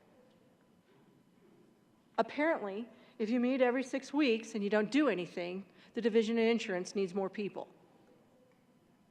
Because that's what they told us. They need more people. Yet, the fiscal note for 12-25, no appropriation required. Where's the truth in fiscal notes around here? How do we get away with that? Well, wait a minute. How does a Republican get away with that? With getting up with a no appropriation required, when 2 years ago it was less than just less than $1 million. They come in during the budget hearing process and request, and I'm not done yet, they request more FTE, and they use the Prescription Drug Affordability Advisory Council as part of the reason why they need to have more, because they got to staff those boards who are meeting every 6 weeks apparently and doing nothing. I mean, they're not reviewing. I shouldn't say they're doing nothing. That's probably rude of me. I'm sure they're doing something, but they are not getting any drugs reviewed. Any drugs reviewed in 2 years. Does this sound crazy to anyone else or just me? Maybe I should call up the Office of Saving People Money and ask them why they think this is a great idea. But it goes on here, and they talk about how in the 175 they got 3 FTE, but they need more. They need more for a board who hasn't reviewed a drug yet, but we got to have more. And then it gets better. Now keep in mind that 12-hour hearing or whatever it was, I don't remember how long it was because it just seemed like it went on forever and I was extremely tired by the end of it. I'm sure everyone was. Here's their R3 request. This is their 3rd highest request in the Division of Insurance. The department requests an increase of $260,000 from a cash fund for ongoing consulting and data access services to assist the Prescription Drug Affordability Board. So, 21, when the bill passes, they say they need I'll just round up, $844,000. That was in 21. And they were very explicit that that's all they needed because they were trying to count their votes. And they knew if they went higher than that, they were going to get some no votes from the other side of the aisle. And they knew it. So they purposely kept their fiscal note low. Then they came in, after they don't have anything done, and asked for about another $750,000. And then we have a bill to not only extend their sunset review, but to expand it to unlimited. Granted, now it went down to 18, but when the fiscal note was made, it was to expand it to unlimited. No appropriation. So did they just look at this and not realize what they were doing? Should we give them the benefit of the doubt? Or should we call them out on it? I'm for calling them out on it. They didn't get the additional 4 FTE, by the way, because of this fiscal note. You can't tell us 1 year you don't need more than $844,000, and then 2 budget cycles later, when the board's done pretty much hardly anything, say, oh, we're coming to the Joint Budget Committee because we want more staff, because we have to staff that board because they meet every 6 weeks, that they haven't reviewed anything, they haven't set any limits. Oh, and we need more money for a consultant, more than the $120,000 you put in the first one that they haven't done anything on. We need more money for consultant and data, more data. They had that in the first fiscal note. And then you put in a bill to expand it, all unlimited. The fact that they're going to increase their cap by 6, go from 12 to 18, and no appropriation? What the heck? Are we going to hold them accountable? Do not these state agencies have to be responsible? No appropriation. Here's the local government contacts. Healthcare policy and finance. They don't need anything more. Believe me, I will have, for those of you who are listening from Healthcare Policy and Finance, Division of Insurance and the regulatory agencies, law, judicial, public health, and district attorneys, I just want you to know, I will have this fiscal note in front of me during the budget process next year. I will have this fiscal note. So when you come in asking for more money, I'm going to pull this fiscal note out along with my 175 fiscal note, and I'm going to ask you why you didn't do your job. But this went to the state, this went to the Healthcare Policy and Financing Department. No appropriation. Let's have unlimited reviews. No appropriation. Public Health and Environment, no appropriation for them either. Judicial, no appropriation for them. Legal Services, don't need any more of that. We're actually maybe going to get to one this year, but we don't need any more legal services. Regulatory agencies, Division of Insurance, no more appropriation.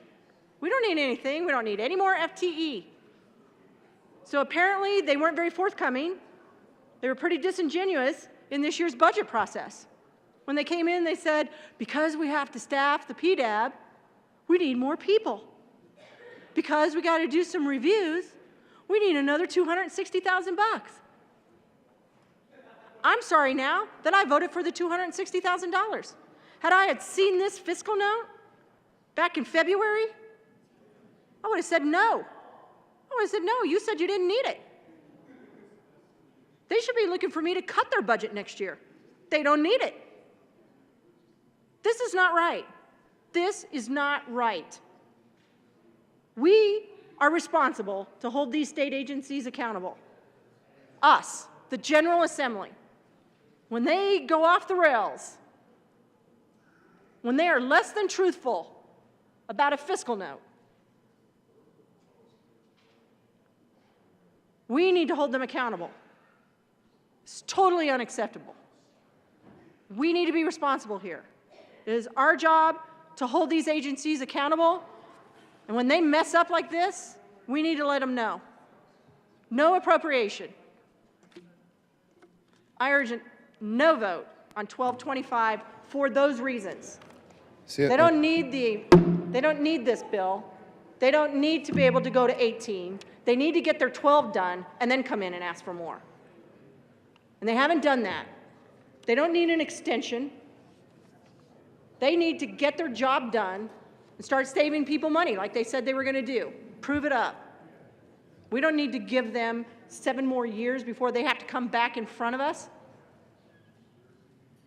That is us not doing our job. I urge a no vote. Consider further discussion of motions adoption of House Bill 1225. All those in favor say aye. Aye. Opposed, no. No. The ayes have it. 1225 is adopted.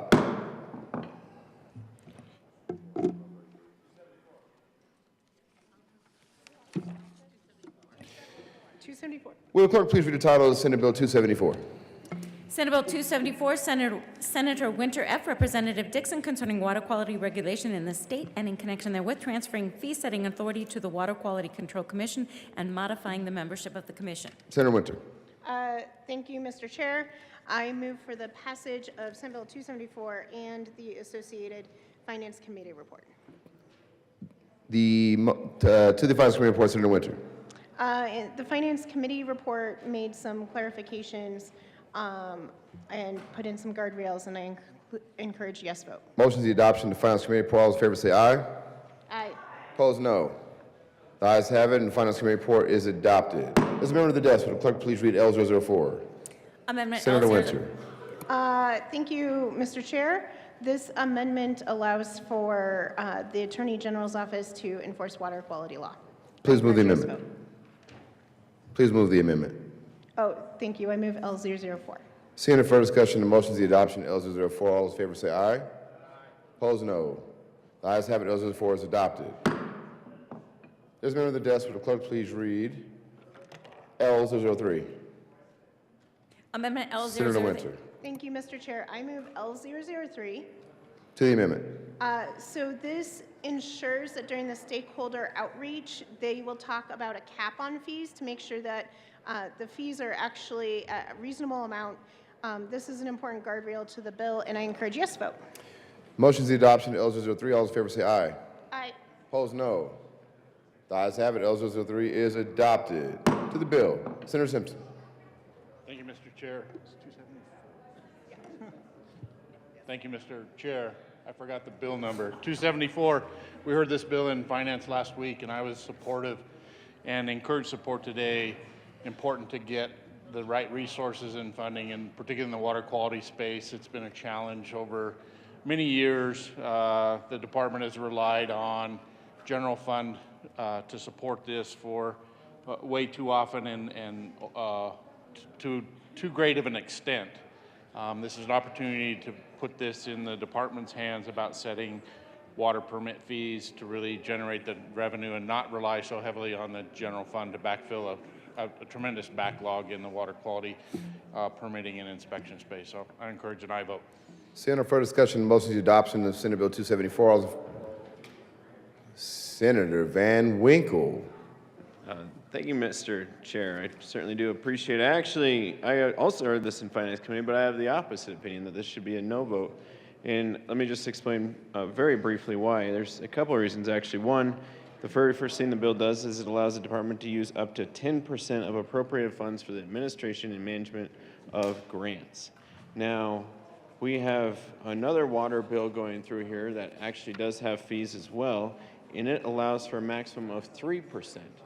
10% is, well, actually, I think 5% is high, and we're increasing that to 10%, simply for the management of project grants, not for the management itself. So that leaves an entire chunk of change for essentially the admin level, as opposed to money going to where it should, which is the water projects themselves. Secondly, the water quality fees have always been set, essentially have been set by us, the General Assembly. Now, the Water Quality Control Commission is not an elected body. They aren't accountable to voters. And in fact, their mission statement states that one of the missions of the Water Quality Control Commission is to implement the broader policies set forth by the legislature. So to take the fee-setting abilities from us, the elected officials, and handing it to that board, I think is a big mistake, mainly because the board's job is to make sure the water quality is great and to administer all these fees, such as drinking water fees, construction industry permitting fees, construction permitting fees, pesticides permitting fees, utilities permitting fees, and there's about 20 of these that are just fee after fee, construction sector fees, these fees, those fees, those fees. Now, we here in the General Assembly are charged by voters to balance the needs of the Water Quality Commission with the affordability of living and the affordability of water and things like that. They have a single mission, which if they have a single mission, then by my opinion, then they're going to raise fees as much as possible in order to make those missions the best, biggest, best projects in the world, which they may need to be, and this is a very important thing. But if it is so important, then we should be able to come have the General Assembly the way we've always done throughout the history of Colorado, which is say, yes, this fee is low, we need to increase it in order to do X, Y, and Z, or even temporarily increase it for, say, 5 or 10 years, things like that. That is something that we as policymakers are wholly capable of doing. We've always done it that way. And so to take this unelected board, and all due respect to former Representative Jenny Arndt, who I served with, and I do respect her very much, and her other commissioner members on the board. I respect the work that they do. It's just a very simple policy disagreement that the fee-making ability and the ability to raise fees should be taken from us, the General Assembly, elected by the voters, and be handed to that body. So for those reasons, for the moving the admin levels from 5% of all the fees collected up to 10%, and then to hand off the entire ability for them essentially to raise fees at will, I disagree with both of those policy decisions, and so will be a no vote on this bill. Thank you, Mr. Chair. Seeing no further discussion, the motion is the adoption of Senate Bill 274. All those in favor say aye. Opposed, no. The ayes have it. 274 is adopted. Clerk, please read the title, Mr. Majority Leader. Thank you, Mr. Chair. I move Senate Bill 284 lay over to the end of the calendar. The motion is for Senate Bill 284 to lay over to the end of the calendar. All those in favor say aye. Opposed, no. The ayes have it, and Senate Bill 284 will lay over to the end of the calendar. Will clerk please read the title of House Bill 1026? House Bill 1026, Representative English Senator Fields, concerning family time for grandparents. Senator Buckner. Thank you, Mr. President. I move House Bill 1026. And the Health and Human Services Committee report? And the Health and Human Services report. To the HHS Committee report, Senator Buckner. Testimony was outstanding for this particular bill, and it was recommended that this bill be sent to appropriations. Motion is the adoption of Health and Human Services Committee report. All those in favor say aye. Aye. Opposed, no. The ayes have it, and the Health and Human Services Committee report is adopted. To the bill, Senator Buckner. Thank you. This bill was brought to the Senate from the House, and it's concerning family time for grandparents. And the current law allows a grandparent or great-grandparent to seek a court order granting the grandparent or great-grandparent the right to visit their grandchildren when there is or has been a child custody case or a case concerning the allocation of parental responsibilities relating to that child. So all this bill does is it just requires courts to presume parental determinations regarding grandparent time, and that is in the best interest of the child, but allows grandparents the opportunity to prove evidence to overcome this presumption. Very simple bill. Seeing no further discussion, the motion is the adoption of House Bill 1026. All those in favor say aye. Aye. Opposed, no. The ayes have it, and 1026 is adopted. Will clerk please read the title to Mr. Majority Leader. Thank you, Mr. Chair. I move that House Bill 1233 lay over until Monday, April 24th. The motion is to lay over House Bill 1233 until Monday, April 24th. All those in favor say aye. Aye. Opposed, no. The ayes have it, and House Bill 1233 will lay over until Monday, April 24th. Will the clerk please read the title to Senate Bill 282? Senate Bill 282, Senators Gardner and Gonzalez, Representatives Wiseman and Soper, concerning the creation of a Jury Appreciation Day. Senator Gardner. Thank you, Mr. Chair. I move Senate Bill 282. To the bill, Senator Gardner. Members, this sets September 5th as Jury Appreciation Day. Don't be confused. It's being set as a, quote, holiday. It is not an observed holiday. It's like Arbor Day.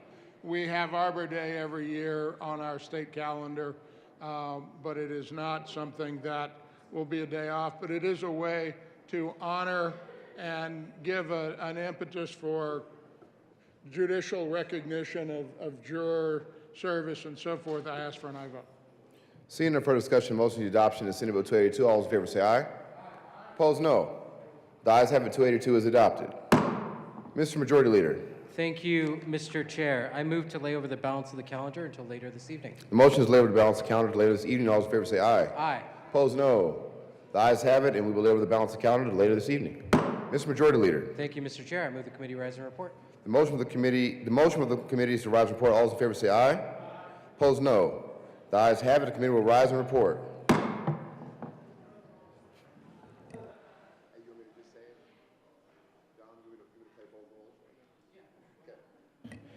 The Senate will come back to order. Senator Coleman. Wow, thank you, Mr. President. Mr. Majority Leader. The Senate will come back to order. Mr. Majority Leader. Thank you, Mr. Chair. The committee has had a number of bills under discussion. Ms. Cole, will you please read the report? Mr. President, your committee of the whole begs leave to report it has had under consideration the following attached bills, being the second reading thereof, and makes the following recommendations thereon. Senate Bill 261 is amended. Senate Bill 274 is amended. Senate Bill 282 passed on second reading and ordered engrossed and placed on the calendar for third reading and final passage. House Bill 1224, House Bill 1187 is amended. House Bill 1225 is amended. House Bill 1026 as amended, passed on second reading and ordered revised and placed on the calendar for third reading and final passage. Senate Bill 284 laid over until later in the calendar. House Bill 1190 and House Bill 1233 laid over until April 24, 2023, and retaining their place in the calendar.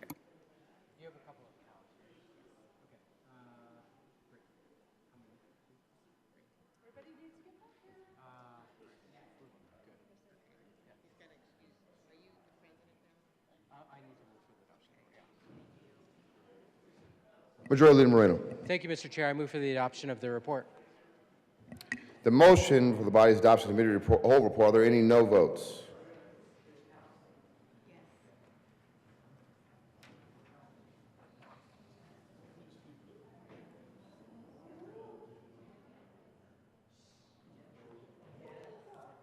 Will the clerk please excuse Senator Smallwood?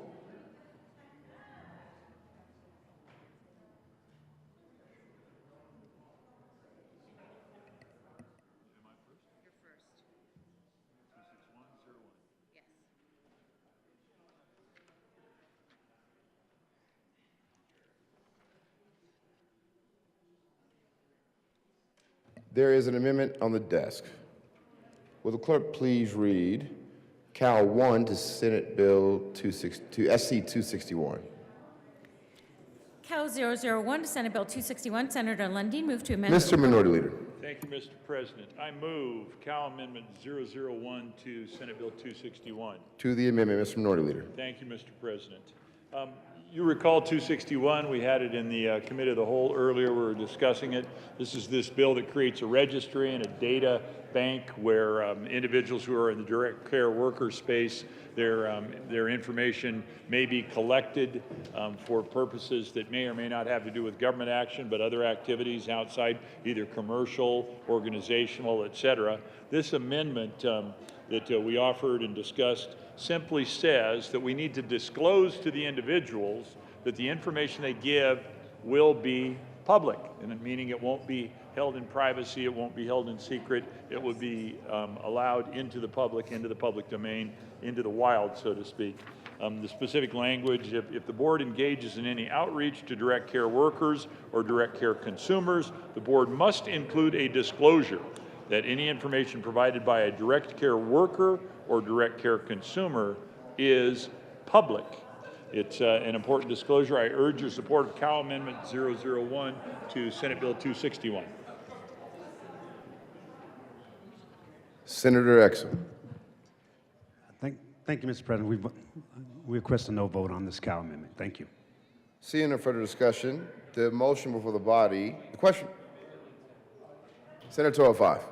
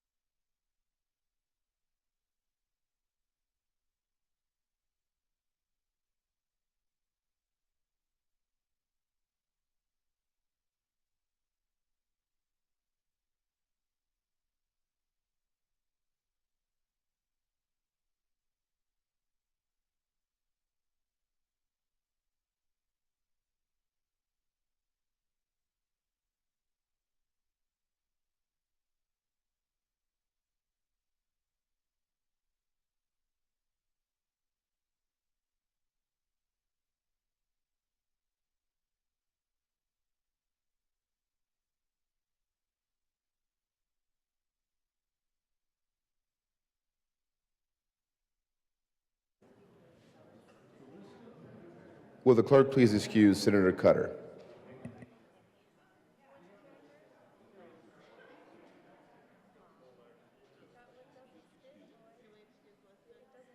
Will the clerk also excuse Senator Liston?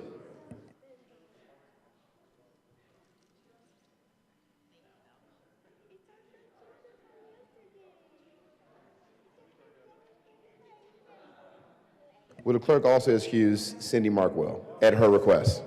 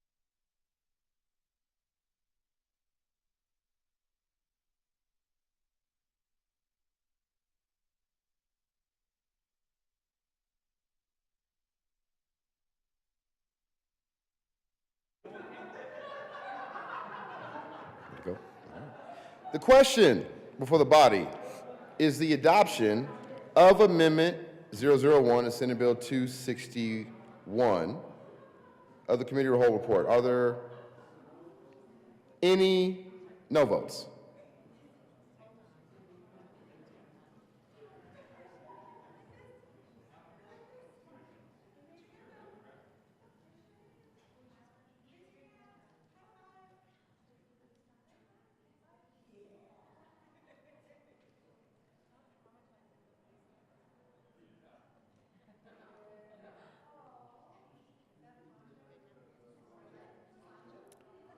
Senators Hanson, Priola, Exum, Mullica, Roberts, Marchman, Mr. Majority Leader Rodriguez, Jaquez Lewis, Colker, Danielson, Janal, Zenzinger, Gonzalez, Henriksen, Sullivan, Winter, Buckner, Finberg. Please add the president. With a vote of 11 ayes, 20 noes, 0 absent, and 4 excused, the amendment is lost. There is an amendment at the desk. Will the clerk please read Cal 2? Cal 002 to Senate Bill 261. Senator Will move to amend the report of the Committee of the Whole to show that the following Senator bills Will. are amendment. Thank you, Mr. President. I move Cal Amendment 002 to 261. To Cal 002. Senator Will. Thank you. And as I spoke before on this, this basically is the whole purpose of this bill as I see it, and to all these care workers that I spoke to here in the Capitol and what they were after, and it's just about investigating the current barriers to higher wages and benefits and all that, and I ask for an aye vote. Senator Exum. Thank you, Mr. President. We ask for a no vote on this Cal amendment. Thank you. The question for the body is the adoption of Amendment 2 to the Committee of the Whole report. Are there any no votes? Senators, Mr. Majority Leader, Exum, Roberts, Hanson, Mullica, Rodriguez, Danielson, Buckner, Priola, Winter, Henriksen, Sullivan, Marchman, Zenzinger, Jaquez Lewis, Colker, Janal, Gonzalez, Finberg. Please add the president. With a vote of 11 ayes, 20 noes, 0 absent, and 4 excused, Cal 002 is lost. There is a member of the desk. Will the clerk please read Cal 001 to 1225? Cal 001 to Senate Bill 1220, House Bill 1225. Senator Kirkmeyer moved to amend the report of the Committee of the Whole to show that the following Simpson floor amendment L022 to House Bill 1225 did pass. Amend re-engross bill page 8, strike lines 13 through 18, renumber succeeding sections accordingly. Senator Kirkmeyer. Thank you, Mr. President. I move Cal 001 to 1225. To the amendment, Senator Kirkmeyer. Thank you, Mr. President. Members, in this bill 1225, the Prescription Drug Affordability Review Board, again, it should be like the son of or something. There is a opportunity, there is verbiage that allows them to extend their review, their sunset review, by 5 years. So from September 1st, 2026 to September 1st, 2031. This is a board that was put in place in 2021. Their members were supposed to have been appointed by the governor by October 2021. They were supposed to be coming through and giving us a bunch of reports that talk about how they've been saving people money,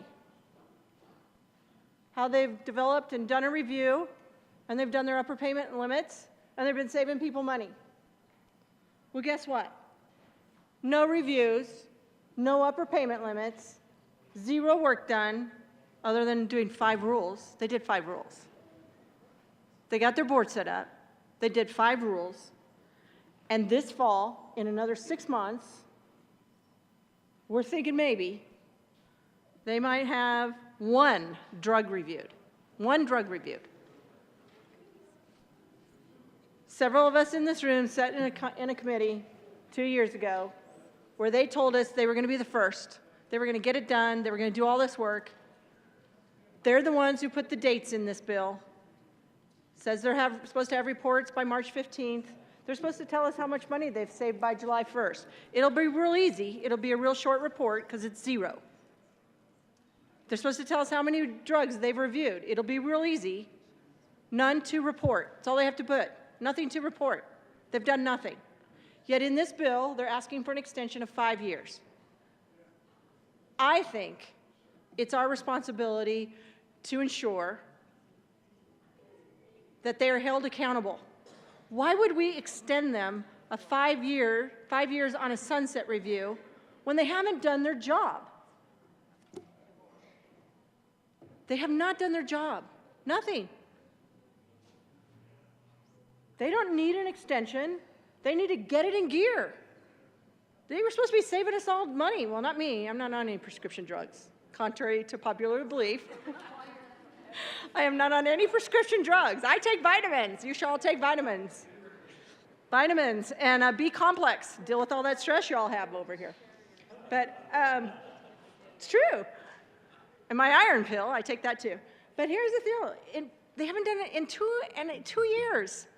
They promised us they were going to get this done. We sat in a hearing for like 12 hours. And as I explained earlier when most of you were missing, 3-hour senatorial 5. 3 hours. My first senatorial 5 as a state senator, 3 hours. I thought, this isn't a 5-minute deal. They were in a little room off the side up there on the 3rd floor with the governor's office. I had 20 amendments. I think they had 20 or 30 themselves. The good senator from Parker, he had another 12 or 20. We worked this bill over. They came back and said they were going to be able to meet these dates. They were going to get stuff done. They were going to save money on prescription drugs. We were going to review. They wanted to do a whole bunch of drugs. We limited them to 12 back then. And they haven't done anything. They haven't got it done. But they are meeting once every 6 weeks, regardless if they've reviewed nothing. So I don't know what they do at their meetings. But again, this is an amendment. Mushrooms. Yeah, maybe they're going to talk about mushrooms now. This is an amendment. This is a cow amendment that says that the amendment L022 did pass, and all that amendment said is that no, you don't get an extension. No, as the General Assembly, we're going to hold you accountable. We're going to be responsible. No, no, no. You need to come in here and report to us and tell us that you've actually gotten something done, or we shouldn't be extending you. So again, they don't need to get an extension. They need to get it in gear, get this job done, and fulfill the promises that they made. And there were a lot of them back there in 2021. They need to get that done, and we need to hold them accountable. Let's do our job and do that. Hold them accountable. I urge an aye vote on Cal 001. Thank you. Senator Hawkins-Lewis. Thank you, Mr. President. I don't want to belabor this, but I do need to defend what is happening here. So, I mean, the PDAB is meeting very diligently, working very hard. All the members were appointed on time. They set up a 21-member advisory board. They've got rulemaking in order. They are getting the funds to get their data sets. In 1 year, colleagues, in 1 year, in Hep C drugs, if they can look at certain categories, they can save $1 million just from the Department of Corrections. 7 other states are looking at this legislation. 6 other states have set up PDABs exactly like ours. Our PDAB is leading the country on saving money for prescription drugs. They are required to wait a full year to give a health plan time to show the savings. This is why they need the extension. This is why they need our support. And so I ask for a no on this Cal amendment. The question for the body is the adoption of Amendment 001 to the Committee of the Whole report. Are there any no votes? Senators Hansen, Roberts, Mullica, Exum, Gonzalez, Colker, Mr. Majority Leader, Rodriguez, Jaquez Lewis, Buckner, Marchman, Henriksen, Priola, Finberg, Winter, Danielson, Sullivan. Please add the president.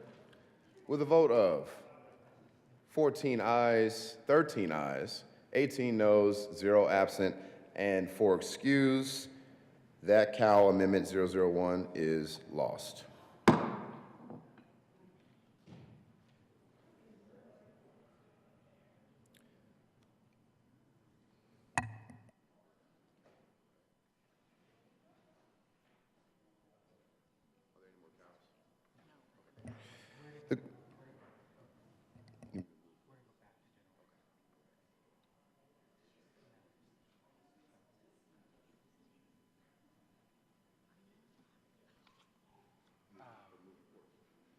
Yeah, we already moved it forward.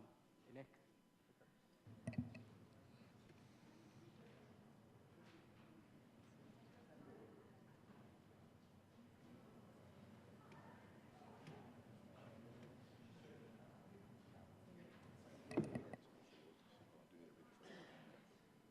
Senate Bill 261 is amended. Senate Bill 274 is amended. Senate Bill 282 passed on second reading and ordered engrossed and placed on the calendar for a third reading and final passage. House Bill 1224, House Bill 1187 is amended. House Bill 1225 is amended. House Bill 1026 is amended. Passed on second reading and ordered revised and placed on the calendar for third reading and final passage. Senate Bill 284 laid over until 4/21/2023, retaining its place on the calendar. House Bill 1190, House Bill 1233 laid over until 4/24/2023 and retaining their place on the calendar. Special orders, second reading. General orders, second reading of the bill. Senator Henriksen. Thank you, Mr. President. I move that the committee resolve itself into the Committee of the Whole for consideration of general orders, second reading of bills. You heard the motion. All those in favor say aye. Opposed, no. The ayes have it. The motion is adopted. The Senate will resolve itself into the Committee of the Whole for consideration of general orders, second reading of bills, and Senator Henriksen will take the chair.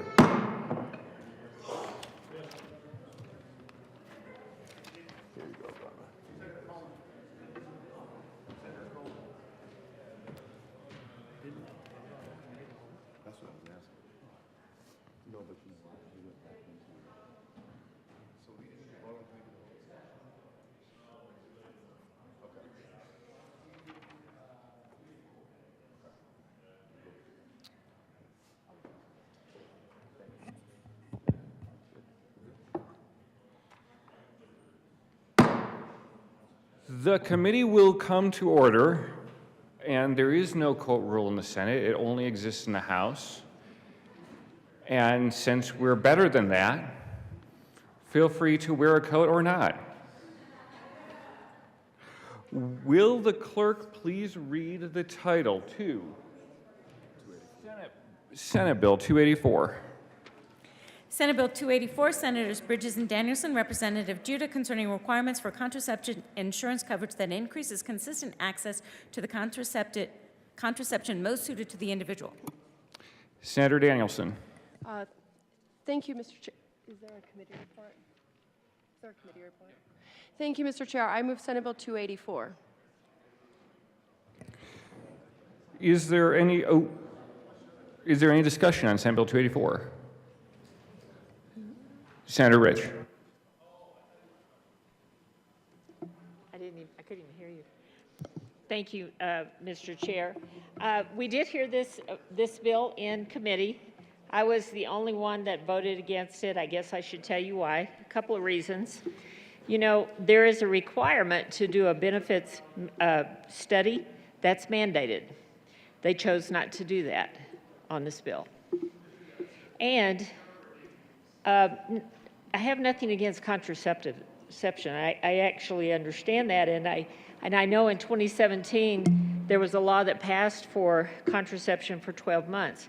but now they just want to be able to get them all at one time. There are a lot of medications out there that we can, it would be great to get those for 12 months, but you can't. What I take, I can only get it every 30 days. So I think that there has to be some responsibility here. And you know what? We all have busy lives, but somehow we manage to get our prescriptions. But what bothers me more is not handling the mandated benefits study. I urge a no vote. Seeing no further, there is an amendment at the desk. Ms. Cole, will you please read L002? Amendment L00. Senator Danielson. Thank you, Mr. Chair. L002, I move Amendment L002. This amendment is just in response to some concerns from pharmacists and their ability to properly serve their patients. So we are striking a few words on page 3, including which contraception must be. They feel that this addresses the concerns of the pharmacists, and I urge an aye vote. Seeing no further discussion, the motion is the adoption of L002. All in favor say aye. Aye. All opposed, no. The ayes have it, and L002 is adopted. Senator Danielson. Thank you, Mr. Chair. I appreciate everyone's time tonight. I just wanted to urge an aye vote on Senate Bill 284. We did pass a bill several years ago to ensure 12 months coverage for contraception. The problem is, in reality, how it's playing out on the ground is that when patients go to the pharmacy, they are only allowed to get 3 months. Since this is a really safe and effective, dependable way to prevent unintended pregnancies that many women and people who need this medication depend on, there's really no need to withhold those extra months from the patient. We kind of found that where the disconnect was, it was with the PBMs. So this bill really just helps the division better enforce the bill. It clarifies exactly what's permissible. It does address that sort of disconnect with the PBMs. And it'll just make it so that if the patient wishes, and it's what the doctor prescribes, the patient will indeed, after the passage of this bill, be able to get 12 months of oral contraception at one time, which was the initial intent of the bill that we passed years ago. It's just something that we kind of owe to the patients to finish, and I urge an aye vote. And I thank you so much for your time tonight. Senator Will. Thank you, Mr. Chair. I heard this bill in committee. Now, the big question I had, and I think you just addressed it, the sponsor just addressed it, but the law has already existed since 2017, and my question in committee was that so is this an enforcement issue, and if so, then why is the bill needed? I did vote in favor of the bill, but it doesn't make a lot of sense to me running bill after bill if there's no enforcement of laws that you've already passed. So that's my only concern with the bill. Thank you. Seeing no further discussion, the motion before the body is the adoption of Senate Bill 284. All those in favor say aye. All those opposed, no. The ayes have it, and Senate Bill 280 is adopted. Majority Leader Moreno. Thank you, Mr. Chair. I move the committee rise and report. The motion is for the committee to rise and report. All those in favor say aye. All those opposed, no. The ayes have it. The committee will rise and report.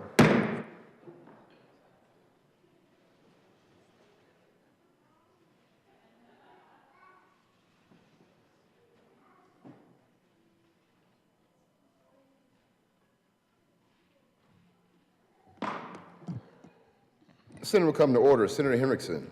Thank you, Mr. President. The committee has had a bill under consideration. Will the clerk please read the committee report? Mr. President, your committee of the whole begs leave to report it has had under consideration the following attached bills, being the second reading thereof, and makes the following recommendations thereon.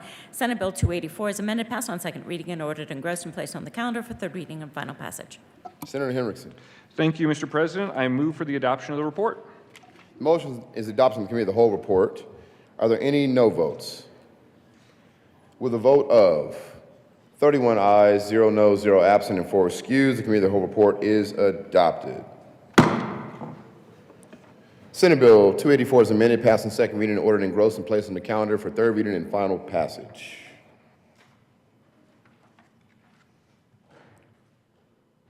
Majority Leader Moreno. Thank you, Mr. President. I move that the Senate take up the following bills on special orders second reading at the hour of 5:42 p.m. Senate Bills 64, 75, 92, 148, 198, 262, and House Bills 1042 and 1108. There has been a calendar distributed to your desks.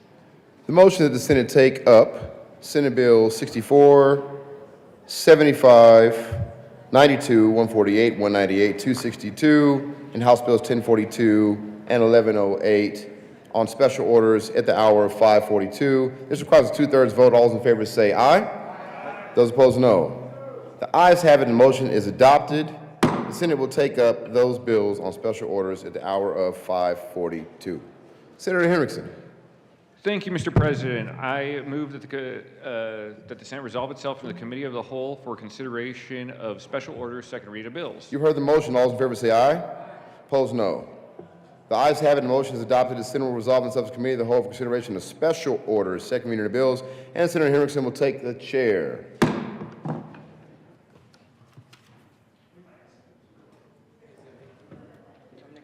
Thank you.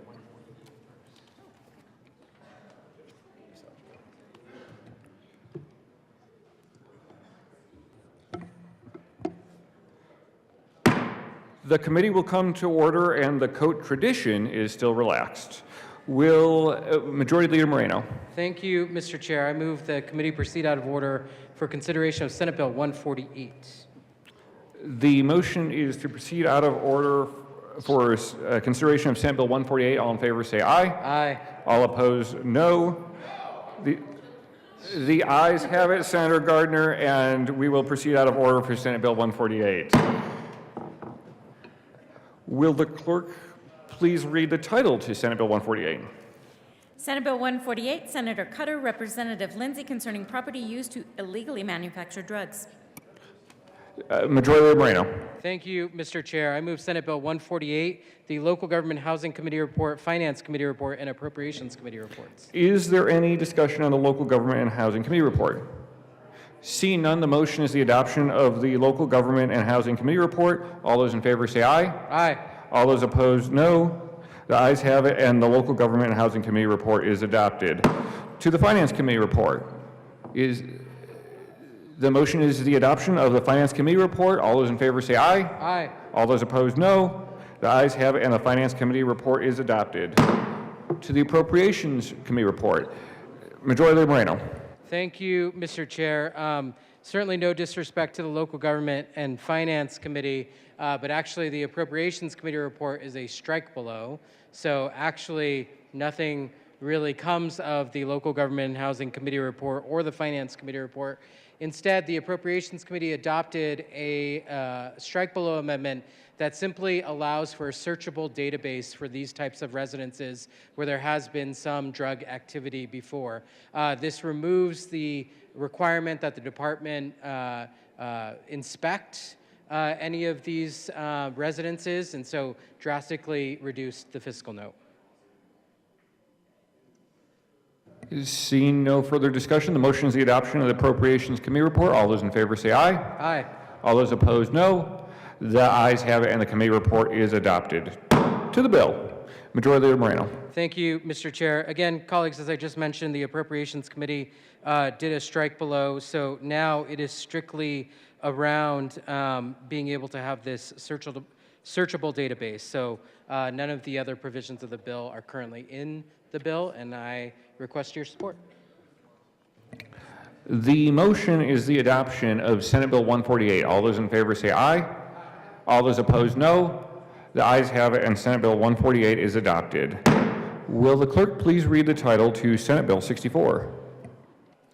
Senate Bill 64, Senators Gardner and Janal, Representative Snyder, concerning the Office of Public Guardianship.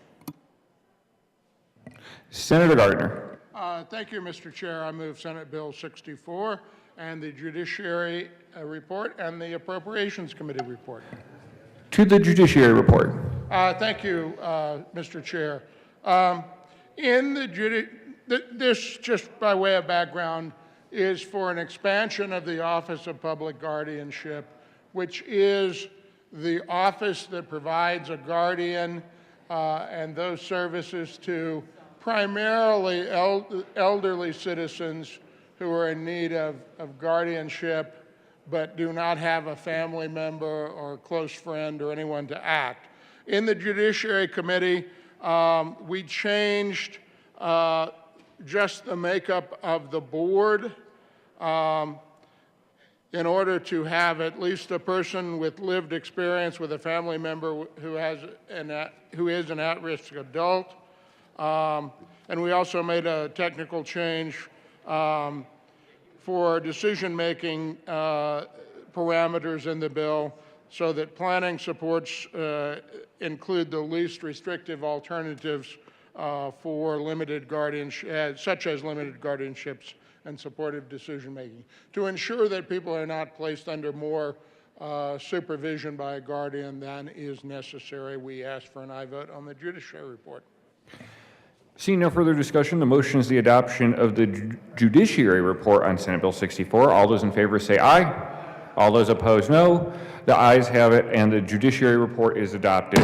To the Appropriations Report. Thank you, Mr. Chair.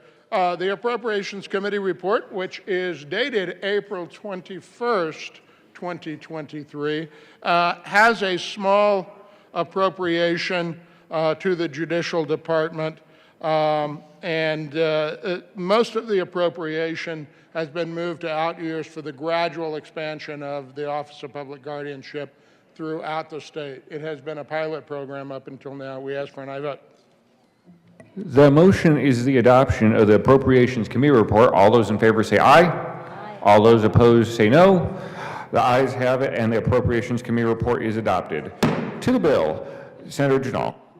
Thank you, Mr. Chair. Under this bill, the office is going to be extended statewide and continue to serve at-risk adults as that number keeps growing every year. It serves a lot now, and it extends the office throughout the state, and it's a much-needed office to have for helping at-risk adults receive timely access to appropriate care. These are the folks who don't have anyone, family or friends, and in some cases, they're there all by themselves. This is where the Office of Public Guardianship is so important to have, and now we are asking that it be expanded statewide. I ask for your aye vote. Senator Gardner. Thank you. As with all bills that are going through this process, we have, I think it's 3 small technical amendments. And there will be an amendment that magically appears at the desk, Mr. Chair. There is an amendment at the desk. Ms. Cole, will you please read L006? Senator Gardner. Thank you, Mr. Chair. I move L006. This is an amendment that adds consideration for board membership to someone with a disability, to consider not only the elderly but those with disabilities as well, and also calls for a state audit to conduct a performance audit of the office no later than June 30, 2030, which will be at the end of the expansion. There was concern about how is this office doing and so forth. So that'll be out there as the office expands. We ask for an aye vote. Seeing no further discussion, the motion is the adoption of L006. All in favor say aye. Aye. All opposed, no. The ayes have it, and L006 is adopted. There is an amendment at the desk. Will the clerk please read L005, Senator Gardner? Thank you, Mr. Chair. I move L005. This amendment is really brought about by the Judicial Department having their new Office of Administrative Services for Independent Agencies. The Office of Public Guardianship will be an independent judicial agency, just as the Public Defender is, just as the Office of Child Representative is, and several others. And while the bill was going through the process, Judicial asked and JBC responded, because JBC is so responsive to requests from executive departments, and you can tell that JBC members are not listening at all, that there be this agency that groups all of their services. And this just brings Office of Public Guardianship under that. I asked for an aye vote on L005.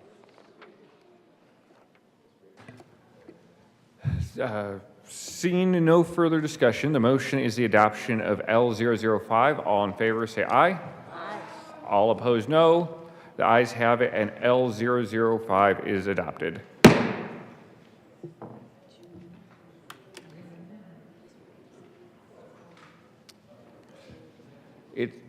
There's an amendment coming to the desk. Will the clerk please read L008? Amendment Senator L008. Gardner. Thank you, Mr. Chair. I move L008. L008 deals with an issue of the Office of Public Guardianship is authorized to accept gifts, grants, and donations. It would, without this, have to come back and go through the entire process for expending those in its program. So this gives them the authority to both receive gifts, grants, and donations and expend them as well. We ask for an aye vote. The motion is the adoption of L008. All in favor say aye. Aye. All opposed, no. The ayes have it, and L008 is adopted. Senator Gardner. Thank you, Mr. Chair. That concludes all of the technical amendments that we have. We are pleased to bring Senate Bill 64 to you to expand the Office of Public Guardianship, which is an important program, particularly for senior citizens and those with disabilities who don't have a family member or close friend to act as their guardian.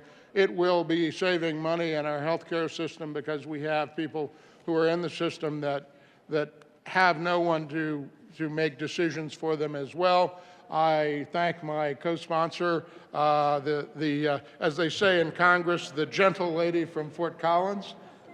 Thank you very much, and we ask for an aye vote. The motion is the adoption of Senate Bill 64. All in favor say aye. All opposed, no. The ayes have it, and Senate Bill 64 is adopted. It's been brought to my attention that I've been leaning too far into the microphone, so for our listener tonight, my apologies. Will the clerk please read the title to Senate Bill 75? Senate Bill 75, Senators Fields and Exum, Representative Ricks, concerning the deletion of children's identifying information from criminal justice records released to the public. Senator Exum. Thank you, Mr. Chair. I move Senate Bill 75 and the Judiciary Report and the Appropriations Report. To the Judiciary Report. Thank you, Mr. Chair. In Judiciary, we had a couple amendments to strengthen the bill regarding witness and victims' rights protection, and ask for an aye vote. The motion is the adoption of the Judiciary Report. All those in favor say aye. Aye. All those opposed, no. The ayes have it, and the Judiciary Committee report is adopted. To the Appropriations Report. Thank you, Mr. Chair. In appropriations, we had one amendment to help reduce the physical notes, so we took traffic violations out of the bill, and we asked for an aye vote. The motion is the adoption of the Appropriations Report. All those in favor say aye. Aye. All those opposed, no. The Appropriations Committee report is adopted. To the bill. Senator Exum. Thank you, Mr. Chair. This bill came to me because of some tragic incidents that happened in Colorado Springs and in Aurora. And children who are victims and or witnesses of crime should have their identity information protected. Current practice of releasing minors and identifying information can further harm victims, witnesses, families, and young people who learn of the horrific and often unnecessary details through public sources, news, reports, and social media. Current treatment of minor information can hinder investigation and interfere with the willingness of minor witnesses to come forward due to actualized fear and retaliation of overexposure. Current law and practice disregard minor victims' rights and the rights of parents and guardians of minor victims and witnesses. Senate Bill 75 supports minor victims and witnesses to ensure proper notification channels are used for information flow, allowing mental health supports and general respect for minor victims and witnesses, as well as impacted families and friends. Respect of minor victims and witnesses should be evident to protect and afford minors accused of crime whose identifying information is shielded. Current law allows minor victims and witnesses to be identified while the information of minors accused of is redacted from public reports. The juvenile justice system operates accordingly to the premise that youth are fundamentally different from adults. 75 supports the parity of treatment of minors identifying information, and also respects for transparency and public right of need to know is preserved. Colorado open records and rights of free press remain intact to report about a crime, and redacting the names. And ask for your aye vote.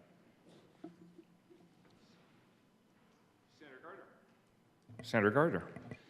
Thank you, Mr. Chair. While I'm not a sponsor of this bill, I was pleased to be part of the stakeholding process. There are several incidents, terrible and horrendous events. It's not even fair to refer to them as incidents. They're horrendous things that have happened in the lives of young people in Colorado. And as a result, their names are printed in police reports, and that's understandable. But we have the Criminal Records Act, much like CORA. It's the companion to CORA, and these records are publicly available. This calls for deletion of those minors' names. We're not talking about, interestingly enough, the juvenile perpetrator is protected, and a victim or a witness may not be absent this bill. One of the issues that was dealt with in the bill and putting the bill together was a public right to know issue, and we created a process in the bill that gives primarily, I mean, it could be any citizen, but as you think about the situation, it's probably going to be the media that may want to go to court and say there is a public interest, and it's an overriding public interest that outweighs the privacy interest of the young person. There's a hearing for that and so forth. And the notice is given to the victim themselves or their parents. After all, they're a minor. It was not clear in the bill as drafted that they would have a right to intervene in the proceeding. Rather, it was just that they had notice. For that reason, I've been asked by stakeholders, the victims' rights community, to offer an amendment, which I will do at this time. There is an amendment at the desk. Ms. Cole, will you please read Amendment L007? Senator Gardner. Thank you, Mr. Chair. I move L007. As I said a moment ago, this and puts language in that says any hearing for the disclosure of the name and identifying information of a child victim or witness is going to be a critical stage and allow them as a victim to intervene or to be a part of the proceeding. Probably intervene is not even the right term. They will be a victim. They will have a right under the VRA to be part of the proceeding. And so this does not affect the fiscal note. It just clarifies the right of that child victim.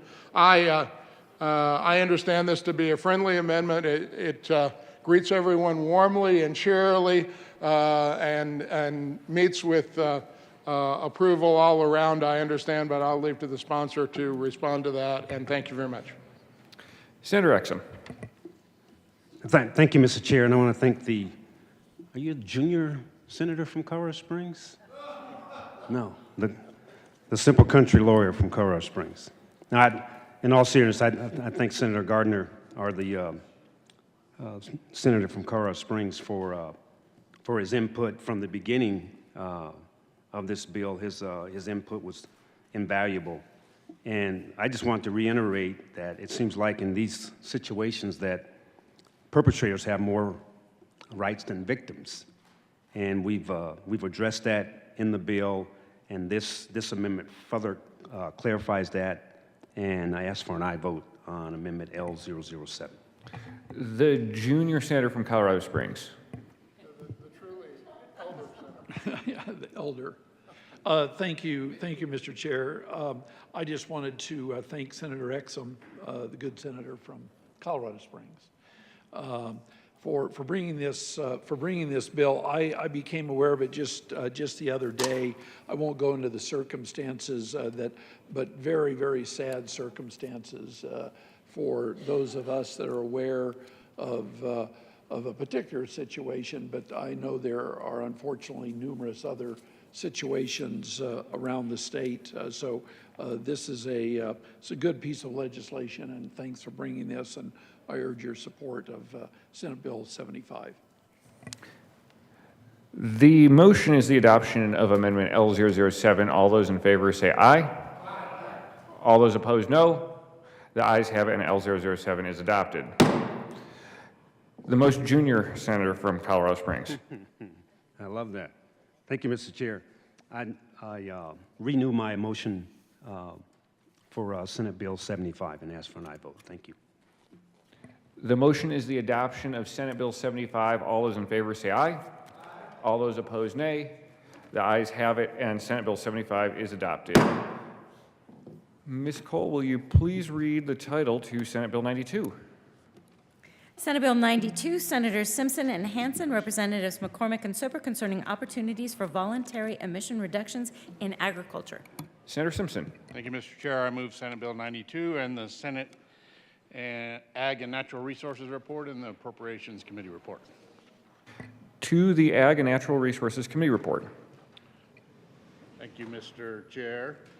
We offered a handful of amendments in the Ag and Natural Resources. We included a biodiesel fuel component, and through engagement with stakeholders, offered a number of other minor amendments to improve the bill. Senator Hansen.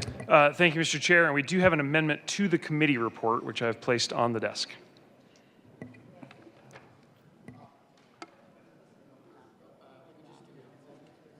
We don't have to do, oh, all right. So Senator Hansen? Thank you, Mr. Chair, and I would renew the motion for the adoption of the Ag and Natural Resources Committee report. The motion is the adoption of the Senate Agriculture and Natural Resources Committee report. All those in favor say aye. Aye. All those opposed, no. The ayes have it, and the Ag and Natural Resources Committee report is adopted. To the Appropriations report. Senator Hansen. Thank you, Mr. Chair. In the Appropriations Committee, we added a $1.4 million appropriation for 3 years to complete the work as described in the bill for agrivoltaics and looking at options to reduce emissions in the ag sector. The motion is the adoption of the Appropriations Committee report. All those in favor say aye. Aye. All those opposed, no. The ayes have it, and the Appropriations Committee report is adopted. To the bill, there is an amendment at the desk. Ms. Cole, will you please read L012? Senator Amendment Hansen. L012. Thank you, Mr. Chair. I move L12 to Senate Bill 92. To the amendment. Thank you, Mr. Chair. L12 is helping us to make sure that 2 of the amendments adopted in the first committee, the Ag and Natural Resources Committee, fit together properly. We found a couple of numbering issues identified by the drafter, and we're cleaning those up with L12. The motion is the adoption of Amendment L12. All those in favor say aye. Aye. All those opposed, no. The ayes have it, and L12 is adopted. To the bill, there is an amendment at the desk. Will Ms. Cole please read L13? Amendment L013 by Senator Hanson. Senator amend the Simpson. agriculture. Thank you, Mr. Chair. I move L013. To the amendment. Thank you, Mr. Chair. This was some clarifying language, DOR, and how we describe biodiesel fuel, and also a repeal date on the tax incentive. Senator Hanson. Thank you, Mr. Chair. And one thing to add on this amendment, we do make sure that any revenue lost to HUTF is basically revenue neutral to HUTF and backfill that, and you can see that at the end of this amendment.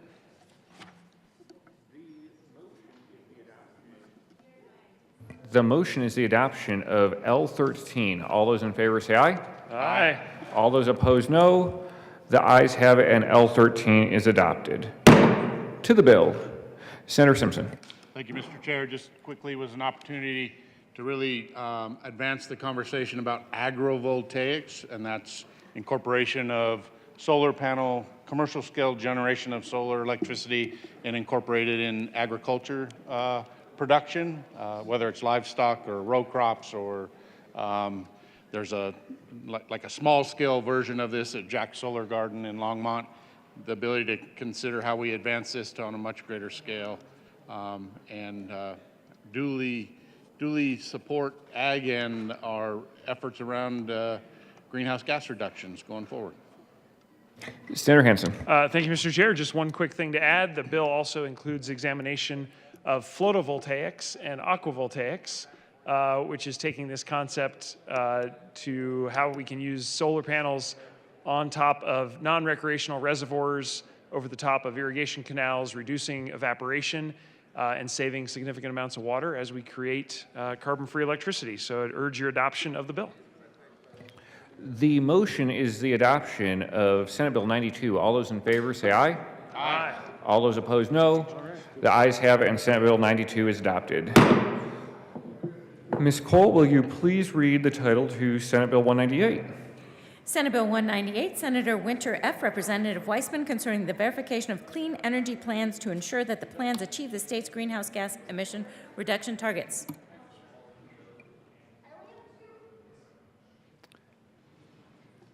Senator Winter.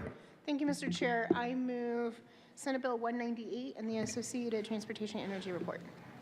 To the Transportation Energy Report. Thank you, Mr. Chair. In the Transportation Energy Committee, we made some changes at the request of numerous stakeholders, including United, that brought United into a neutral position. And I encourage yes vote. The motion is the adoption of the Transportation Energy Committee Report. All those, Senator Winter? The motion is the adoption of the Transportation Energy Committee Report. All those in favor say aye. All those opposed, no. The ayes have it, and the Transportation Energy Committee Report is adopted. Senator Winter. I move for the adoption of the Appropriations Committee Report. To the Appropriations Committee Report. The Appropriations Committee appropriated the appropriation. I encourage yes vote. The motion is the adoption of the Appropriations Committee Report. All those in favor say aye. All those opposed, no. The ayes have it, and the Appropriations Committee Report is adopted. To the bill, there is an amendment.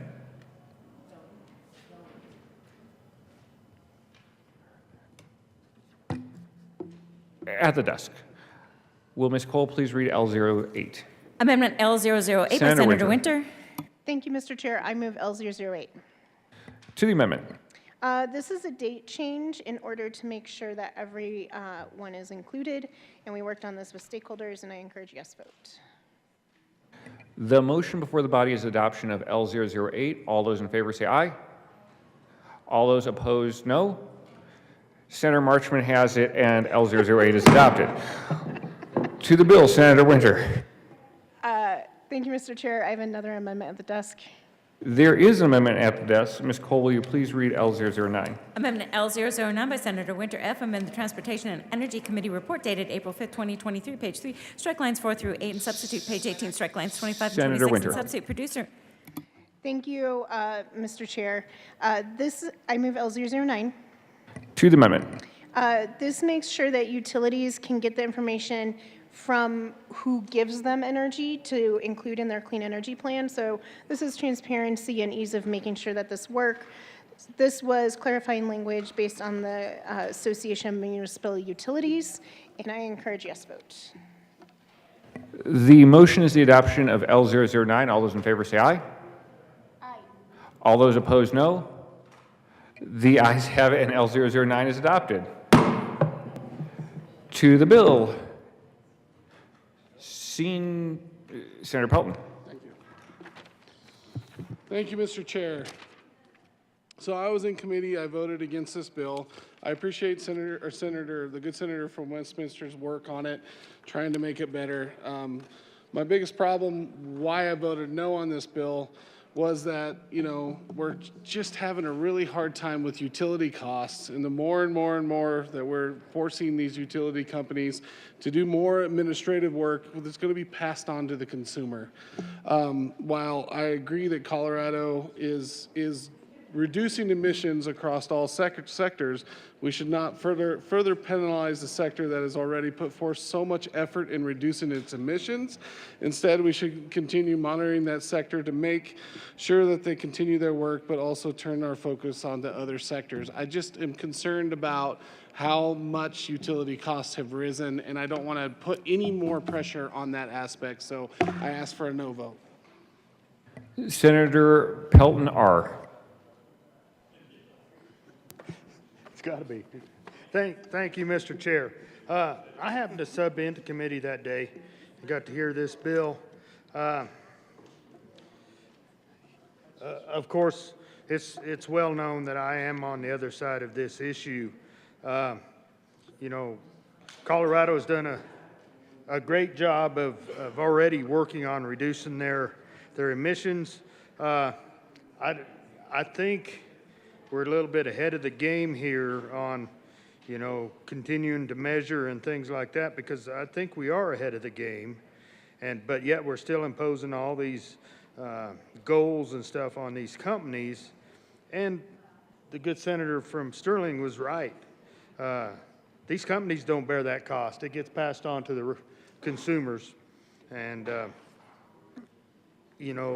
these consumers that are on fixed incomes, the elderly, they're the ones that get hit the hardest.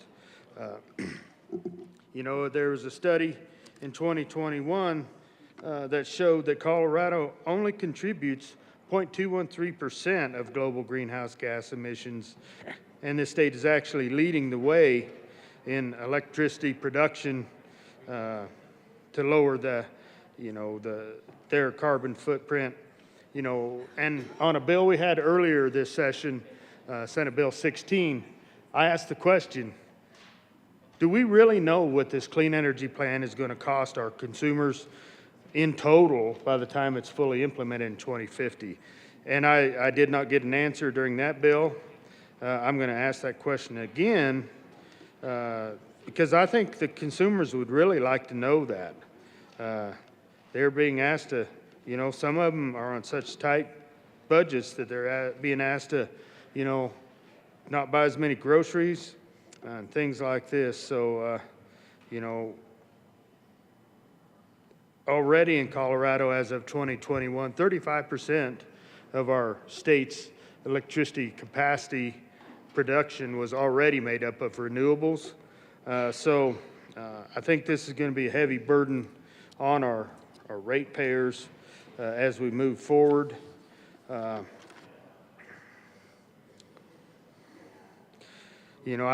think at this pace that we're expecting to be met by these companies isn't sustainable. And the other thing that maybe isn't factored in here is on the new production of these, especially wind farms. The carbon footprint is horrendous when they are being built, shipped into those areas whenever they're being erected. All the cement that's poured in the ground, you name it. There's a lot of fossil fuels being burnt, and I don't know whether that is factored in because, when we get right down to it, it is anything but zero carbon production. So, I really think we need to do this in a prudent way. The technology is coming around to where it's becoming more efficient, especially in the solar realm, but there's also now clean energy starting to be explored. These new modular nuclear reactors that can go in the place of some of these coal plants that are being shut down, that are being idled, to where we don't have to rely on so much more transmission line erection and being built out there in the countryside. So I think we need to look at that aspect of it also, instead of just going to wind and solar. The wind and solar production is mainly taking place out on the Eastern Plains where I'm from, and there's going to be a huge pushback now from producers out there with the red blinking lights and stuff, and the extra traffic that they're going to not be very welcome partners out there anymore. So I think we need to look at other avenues other than just wind and solar. And while we're doing that, we need to pay attention to our ratepayers and not force such a big cost onto them. So I would urge a no vote on this bill. The motion is the adoption of Senate Bill 198. All in favor say aye. Aye. All opposed, no? No. The ayes have it, and 198 is adopted.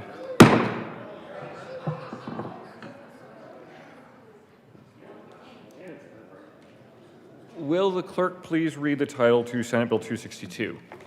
Senate Bill 262, Senator Priola, Representatives Ricks and Soper, concerning requiring the Colorado Water Conservation Board to study the feasibility of water desalination as a potential contributing solution to the crisis of water scarcity in the Colorado River Basin. Senator Priola. Thank you, Mr. Chair. I move Senate Bill 262 and the Appropriations Report. To the Appropriations Committee report. Thank you, Mr. Chair. Members, in the appropriations, we appropriated to the bill. Ask for an aye vote. The motion is the adoption of the Appropriations Committee report. All those in favor say aye. Aye. All those opposed, no. The ayes have it, and the Appropriations Committee report is adopted. To the bill. Good bill, vote yes. Senator Pelton R. Thank you, Mr. Chair. I sit on the Ag Committee. We heard this bill. I was also fortunate enough to go on a trip to Israel. Got to see these desalination plants in operation, get to hear all the good work going on in Israel, especially in southern Israel, where they're starting to populate the desert down there using this technology. I think something really needs to be explored. My issue with this bill is it used Colorado dollars to do a study for California and Mexico. So with that in mind, that is why I'm a no vote on this bill. Thank you. Minority Leader Lundeen. Thank you very much, Mr. Chair. I have just one question for the bill sponsor. What percentage of the water in Colorado is salt water?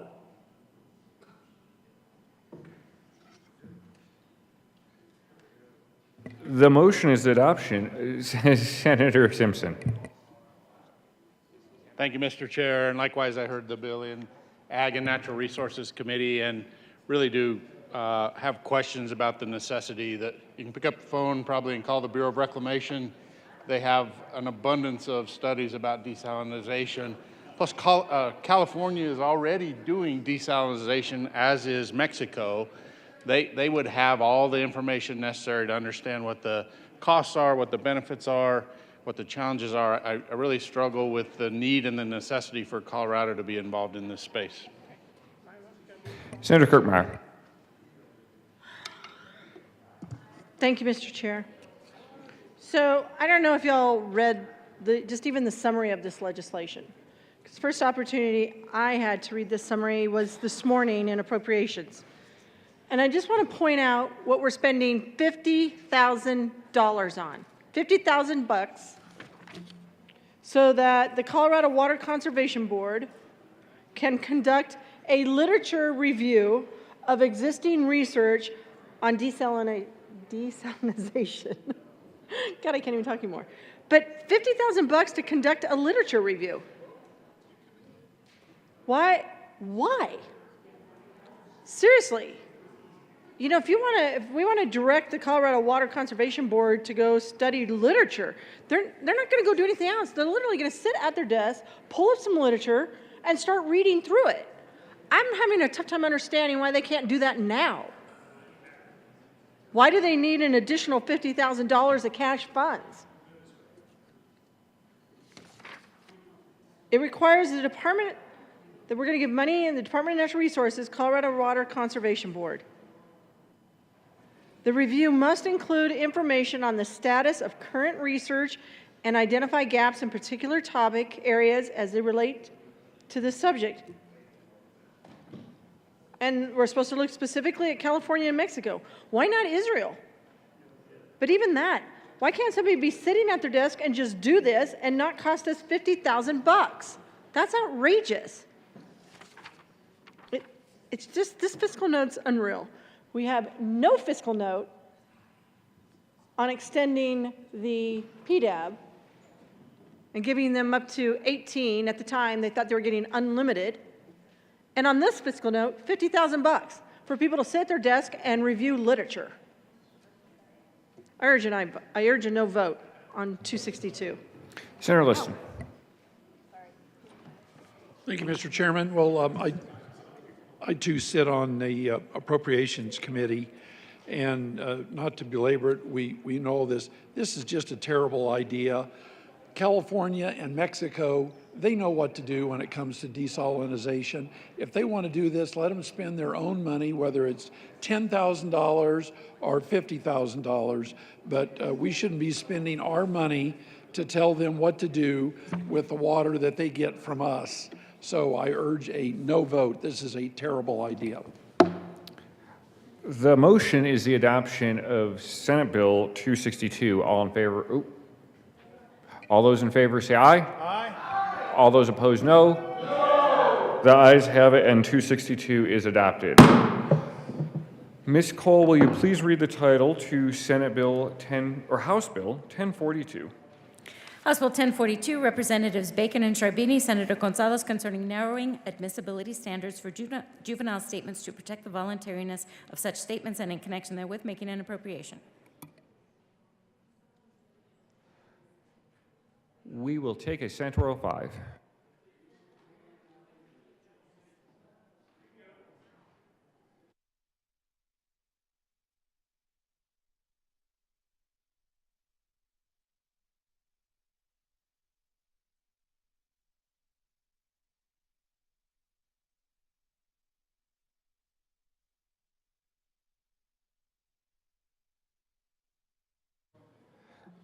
Senator Rodriguez. Thank you, Mr. Chair. I move that we proceed out of order and take up House Bill 1108. Oh, sorry. Senator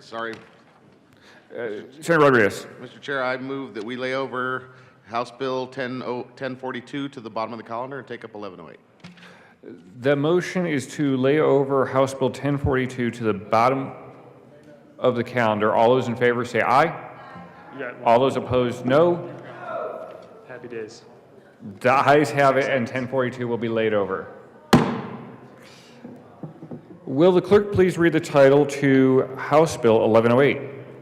House Bill 1108, Representatives Duran and Evans, Senators Hansen and Gardner, concerning the creation of a task force to study victim and survivor awareness and responsiveness training requirements for judicial personnel and in connection therewith making an appropriation.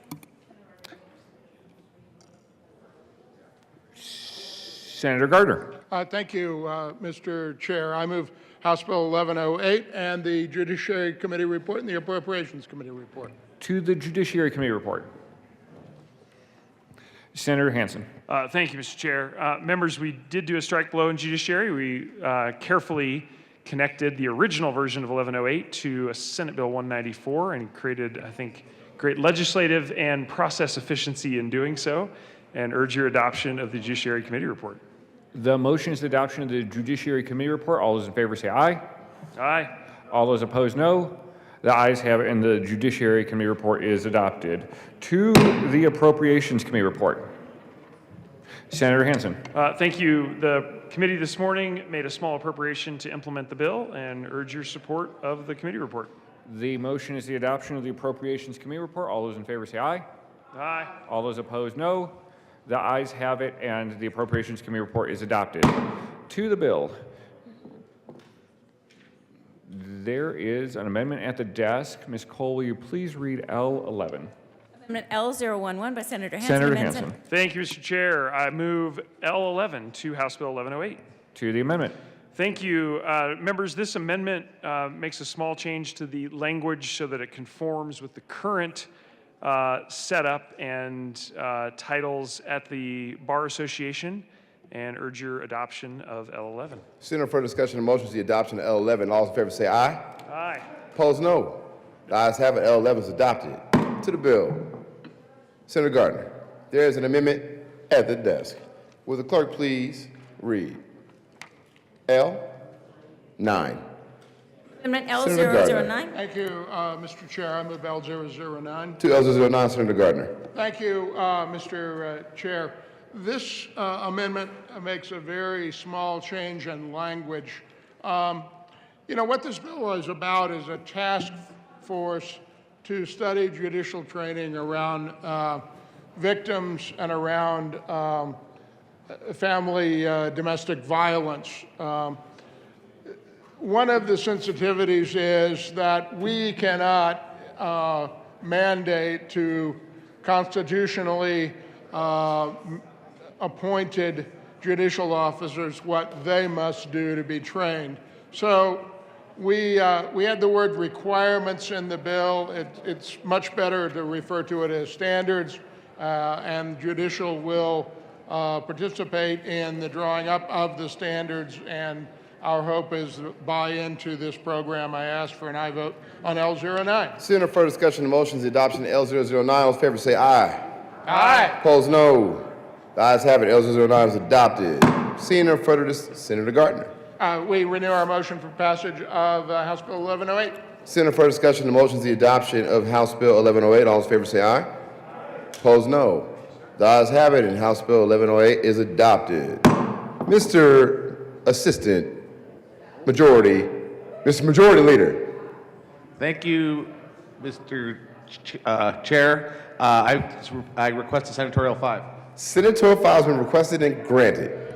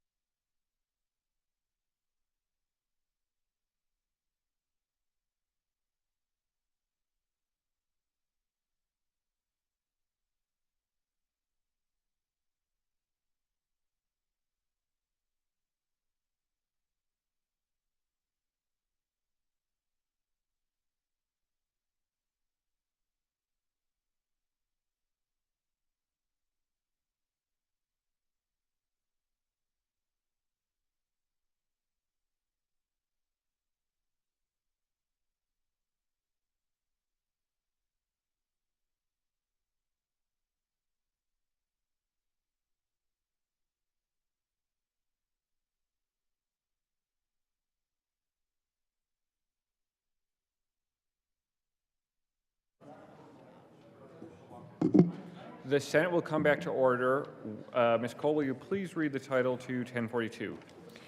House Bill 1042, Representatives Bacon and Sharbini, Senator Gonzalez, concerning narrowing admissibility standards for juvenile statements to protect the voluntariness of such statements and in connection therewith, making an appropriation.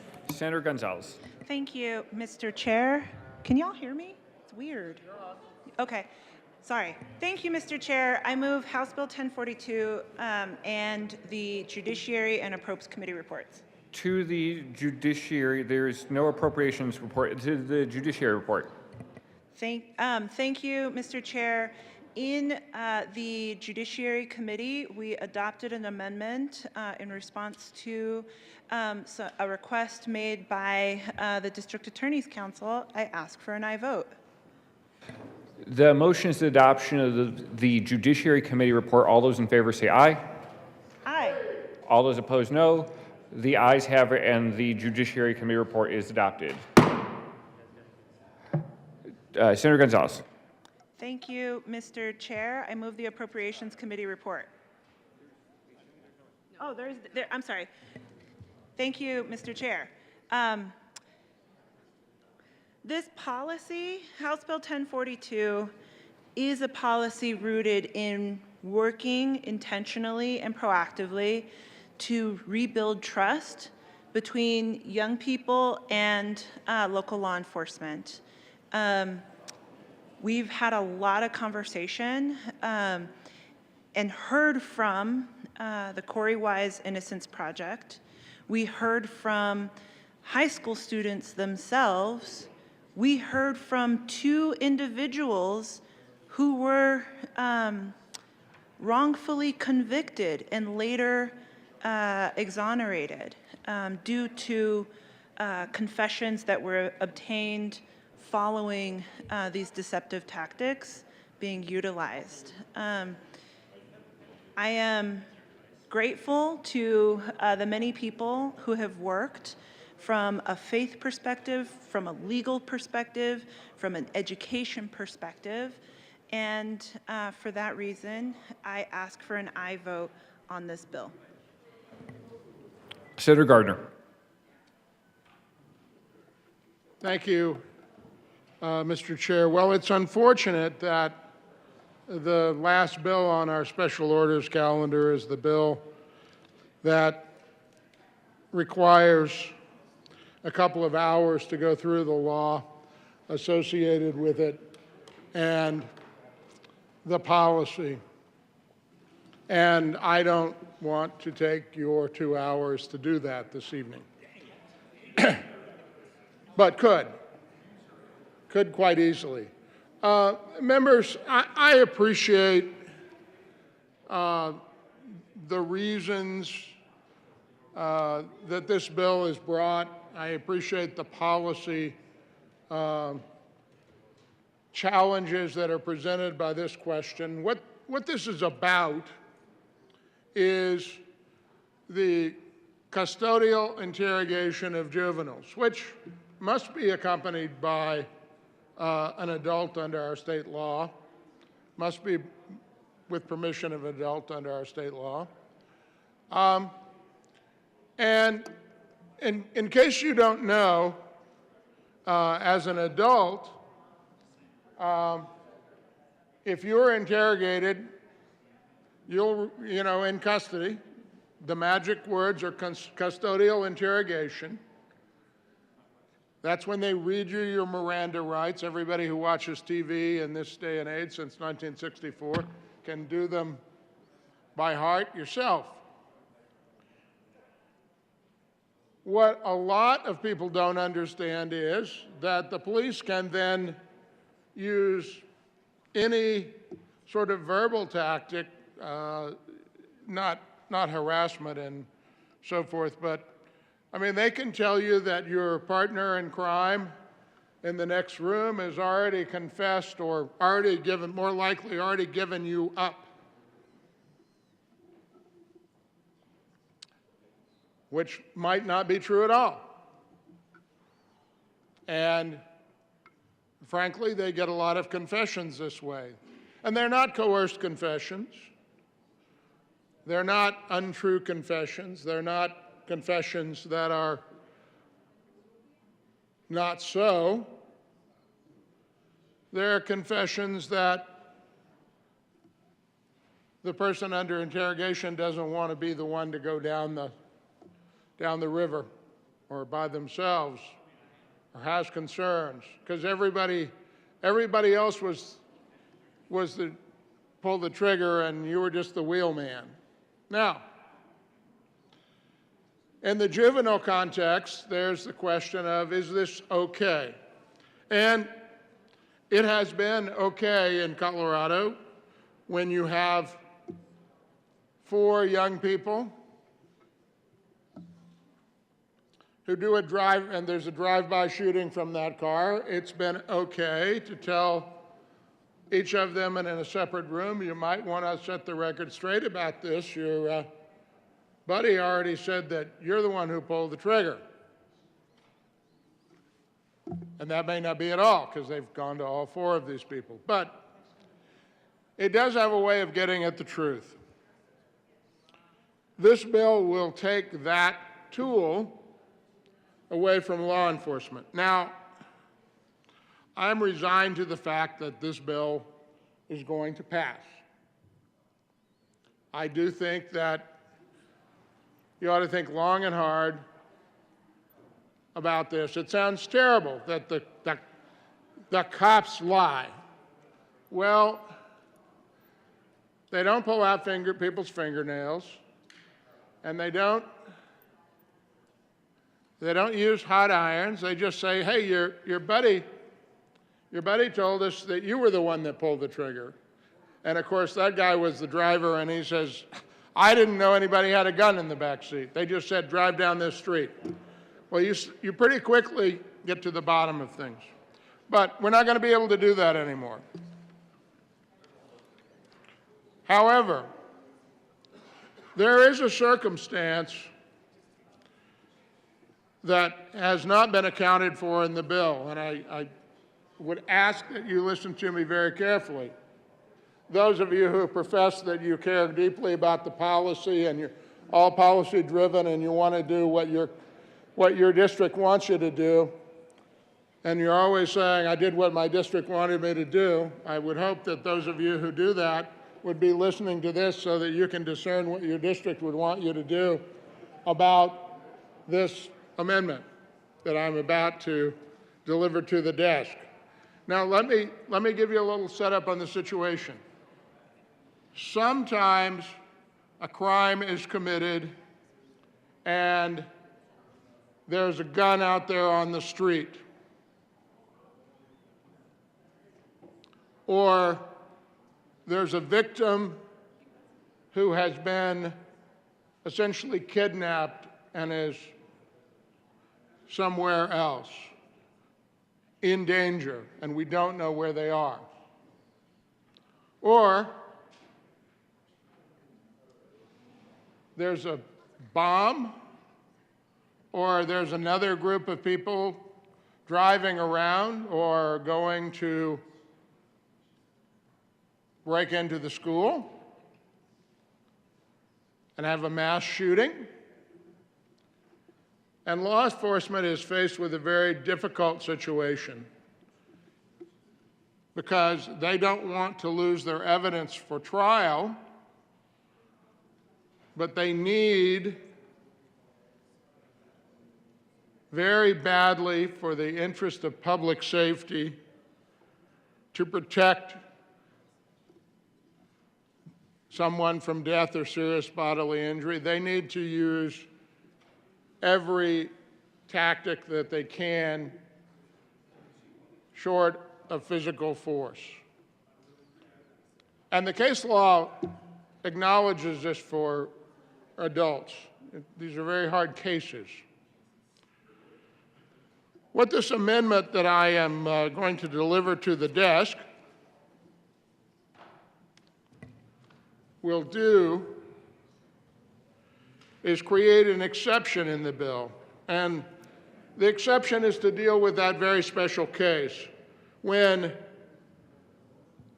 law enforcement has 2 or 3 juveniles in custody or 1 juvenile in custody who wants to protect everybody, but they or one of their cohorts has kidnapped someone and put them in the warehouse in danger, in the water tower in danger. You know, I'm not dreaming these up. These cases occur and you read about them in the newspapers. And There is an amendment at the desk. Will the clerk please read L21? Amendment Senator Gardner. L021. thank you, Mr. Chair. I move L021.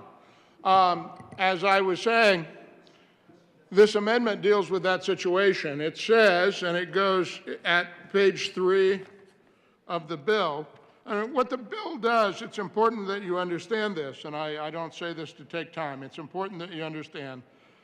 The bill says that a statement or admission by a juvenile made as a result of the juvenile's custodial interrogation by law enforcement is presumptively inadmissible against the juvenile at any subsequent trial if the law enforcement official knowingly communicated any untruthful information or belief to obtain the statement or admission. And it goes on. So, if that officer made any untruthful statement to get the witness to confess, that is inadmissible at trial under this bill. But that special case that I talked to you about, when there's another young person out there that's been kidnapped, or they're being held hostage, or someone, when the police showed up, someone ran and held that person under guard. That is a case that this amendment deals with. That is, this subsection does not apply to statements or admissions made during a public safety emergency or to protect a person from an imminent threat or death or serious bodily injury or in furtherance of an investigation into a missing person. Think mass school shooting. Think kidnapped person in a dangerous, precarious situation who may be injured and in need of help. Law enforcement should be able to use, without having to say, well, we're going to lose the evidence, and this person, once we find it, this person's going to go free. They're going to have committed a serious crime. Yes, we'll get that person back, but we will miss any evidence gained during this confession. L021 is a thoughtful amendment. It has been requested that I run it by the law enforcement community, which I'm doing, and I hope I've explained to you why it is good policy to add this amendment. I ask for an aye vote on L021.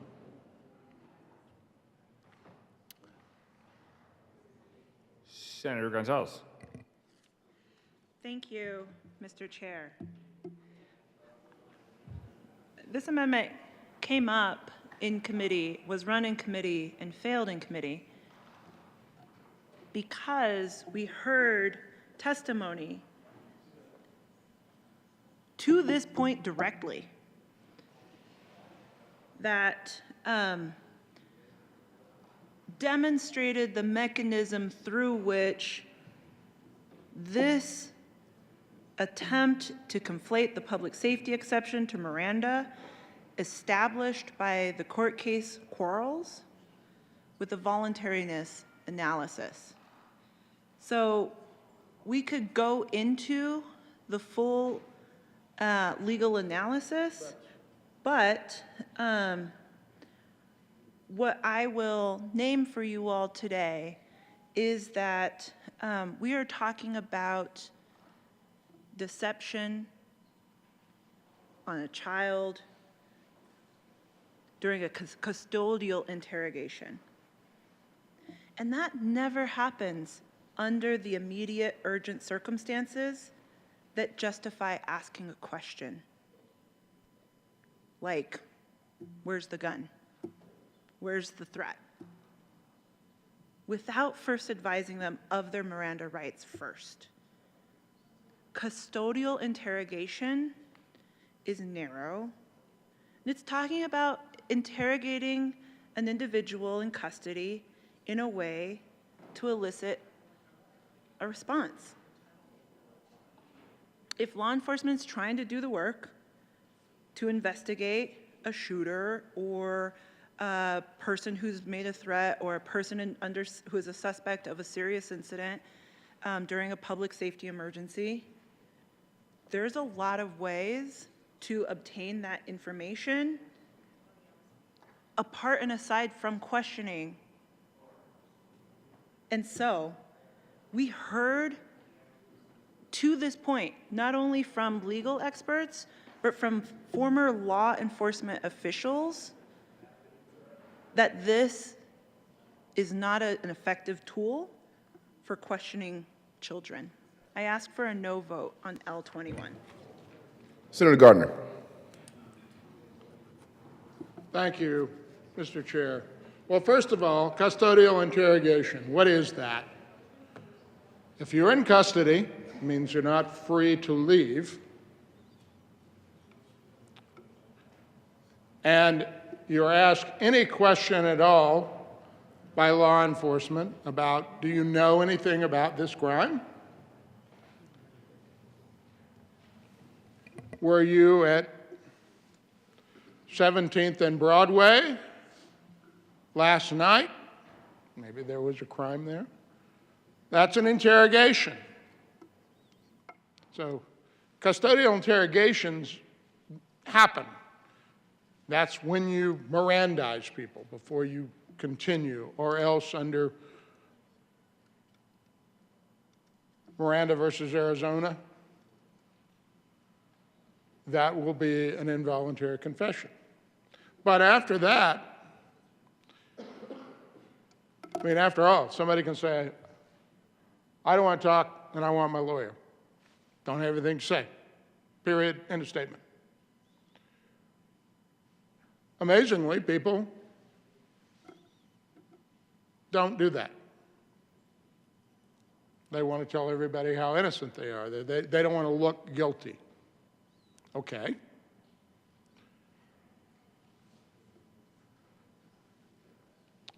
And I think I've already established that in the case of adults, law enforcement very routinely, I tell people this all the time, very routinely says, we know a lot more about this than you think we do.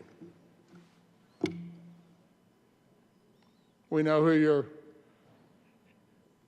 co-conspirators are. They've already told us. This is where they get into the creating doubt about what you know or don't know. This bill says, well, that's not okay to do that with juveniles. I disagree with that policy, but we have too many gang crimes where everybody's ethic is they're going to shut up and they're going to go down the river together until one of them says, when they're told, well, your buddy already gave you up as the trigger man, and he says, I'm not the trigger man. And then they start, I think the term of art is rolling over on each other. Well, this bill is not going to allow that, but I'm suggesting to you that law enforcement has asked me, well, I'm not suggesting, I'm stating to you as a fact, that law enforcement has asked me to run this amendment because there are these cases. Cases where there's still a gun out there on the street. There's someone that's held hostage and they don't know where this person is. Now, the good senator from Denver has suggested there's other ways to find that out. Well, maybe not. And maybe the quickest way is to say, you know, we've already got you dead to rights. We already found your fingerprints somewhere and they haven't gotten the prints back. They haven't matched them yet. Someone's life, by the very nature of this amendment, someone's life is at risk. And the choice is this: use some deception to save a life, or sit there on your hands, unable to save someone's life or to prevent further damage to public safety. I'm going to say it one more time. Think about mass school shootings. Think about gang crime in which someone is believed to be a material witness and has been kidnapped. We had something very similar happen in Colorado Springs. I'm not making this up. This bill would tie the hands of law enforcement unless we pass L021. I ask for an aye vote on L021. Seeing no further discussion, the motion is the adoption of L021. All those in favor say aye. Aye. Opposed, no. Noes have it. L021 is lost. Seeing no further discussion, the motion is the passage of House Bill 1042. All those in favor say aye. Aye. Opposed, no. The ayes have it, and 1042 is adopted.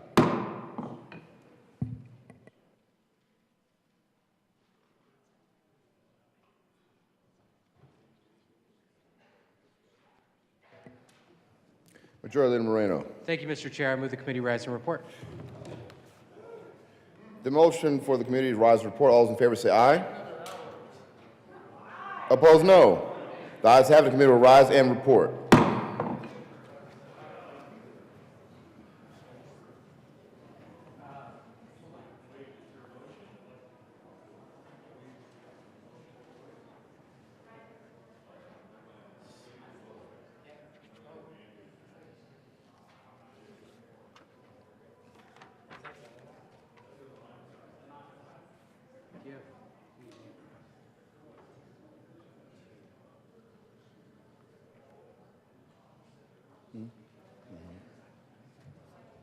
Give me the whole.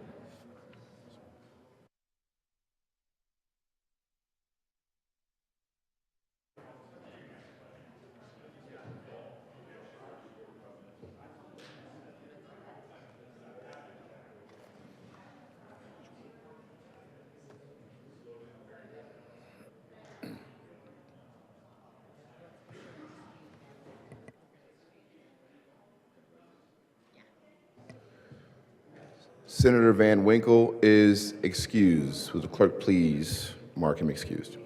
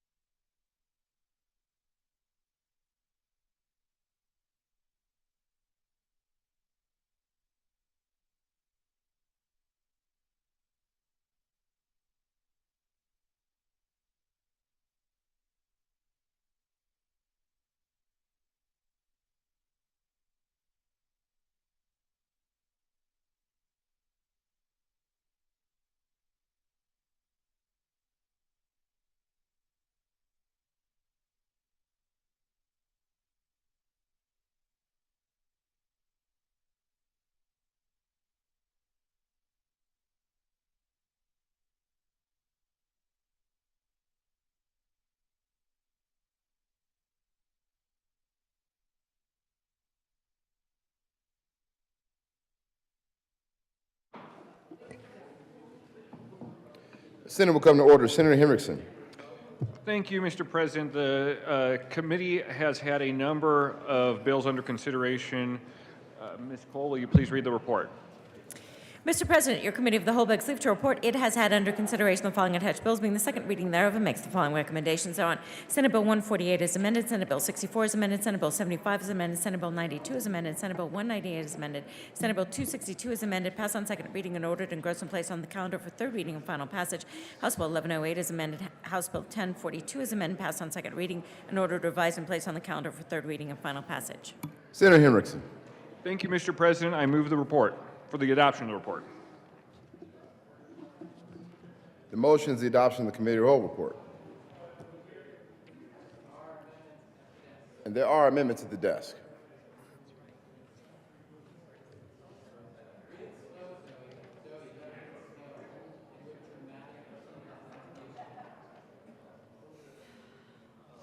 Will the clerk please read Cal 001?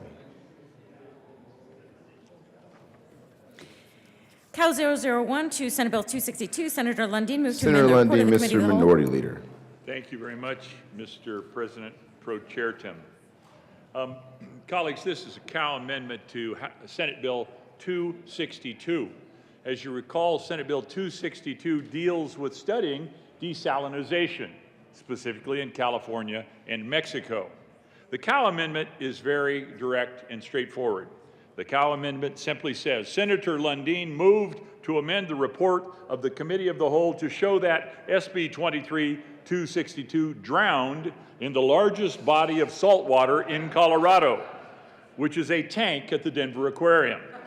The reality is the Denver Aquarium has about 1 million gallons of water, and not even all of that is salt water. A bunch of that's fresh water. We don't have a whole lot of salt water here in Colorado. I urge your support of Cal Amendment 1 to 262. Mr. Minority Leader, would you please move the amendment? No, I have to do the whole thing again. Nunc pro tunc, I move Amendment 001. The question, Senator Gonzalez. Thank you, Mr. President. I ask for a no vote on this Cal amendment. Let me assure you that the DAs are neutral on this policy. Sorry, wrong bill?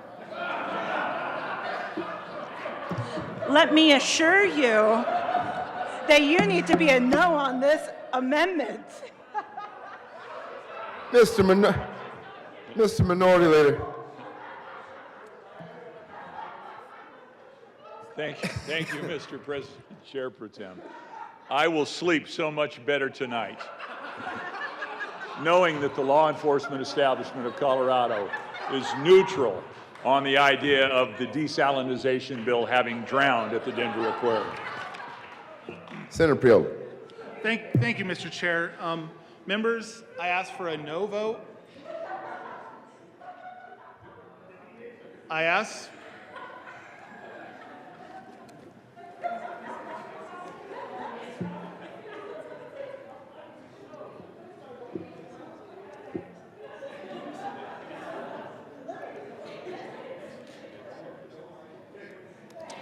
Members, I ask for a no vote on this Cow amendment.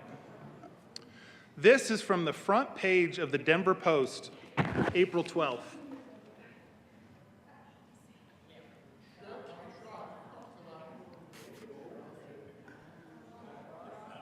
Shot across the bow.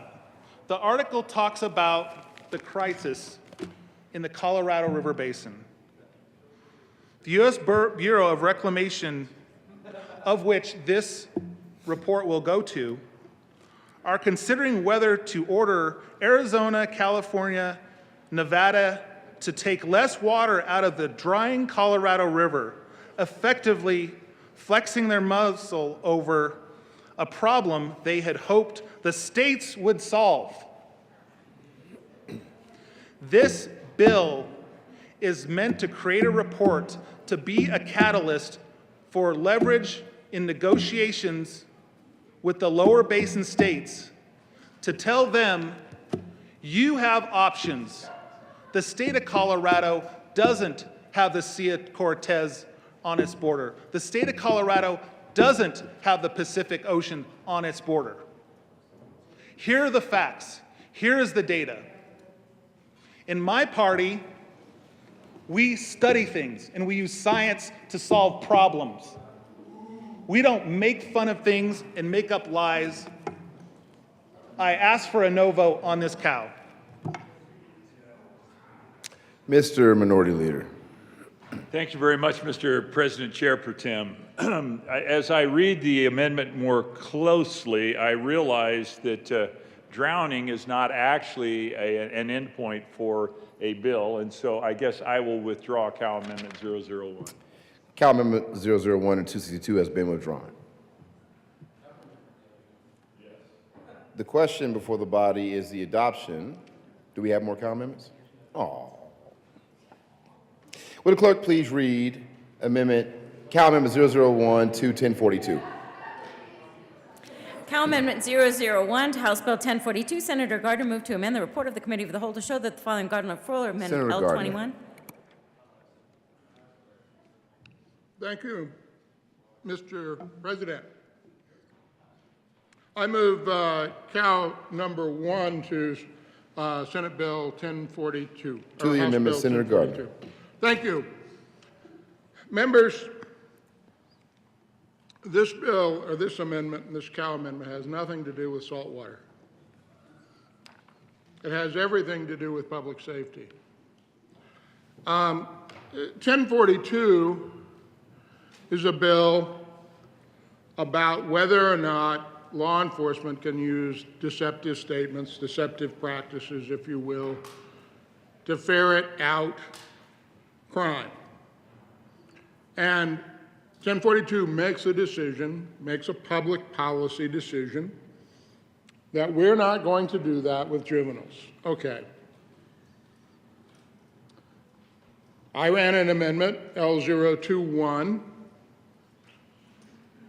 that would have made an important exception to that. And that important exception is during a public safety emergency or to protect a person from an imminent threat of death or serious bodily injury, or in the furtherance of investigation of a missing person.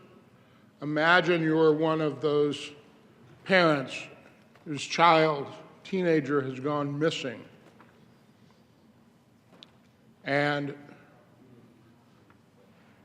the people in custody, juveniles, know a good deal more about it than they want to tell because they don't want to be in trouble. This is a very narrow exception. It doesn't mean that maybe there's a public safety risk. Imminent. That means something in the law. Now, it has been said that the district attorneys are neutral on this amendment. I don't know where I heard that, but I heard that. I don't know. I take that at face value, I guess is what I would say. What I do know is the Department of Public Safety and the chiefs of police and law enforcement, other than the district attorneys, very strongly want and need this amendment. The people who do the investigations need this amendment. I ask for an aye vote on Cal 1 to Senate Bill 1042, or House Bill 1042.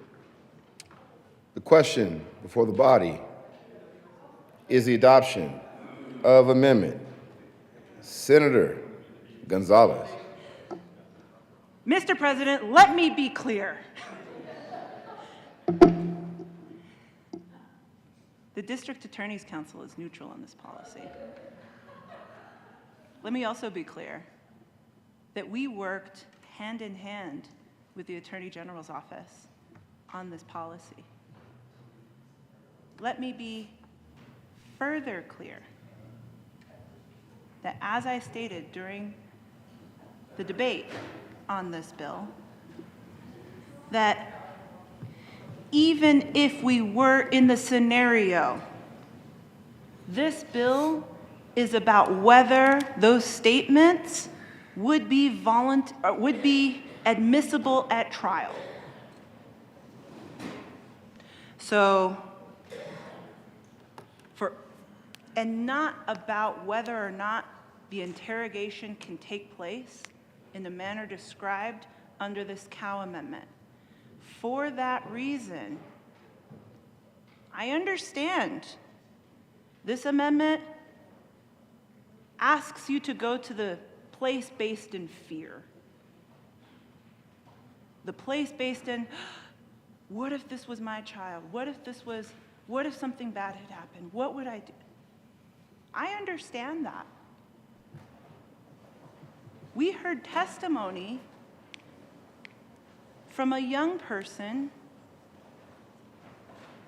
who was interrogated in such a manner, told, we have your DNA, we have your fingerprints, just tell us now. After hours and hours and hours of testimony, he finally said, okay. He was falsely convicted, imprisoned for years. That's also a scary place, because what it meant was that in that moment of crisis, in that moment of emergency, law enforcement was interrogating the wrong guy. I ask for a no vote on this Cow Amendment. Senator Gardner. Thank you, Mr. Chair. Well, what the good senator from Denver says is true. Law enforcement can lie to the juvenile and find out where your son or daughter is, or prevent that teenager from being killed, or prevent that school shooting. They can still do that with this bill, and they'll lose the evidence to convict the perpetrator of that crime. That's the position you have put law enforcement in if you don't pass this amendment. That's the position. In those cases, I don't want law enforcement officers sitting around going, well, we're pretty certain that this is someone who's involved with a crime, but do we give up the evidence? We need to find out.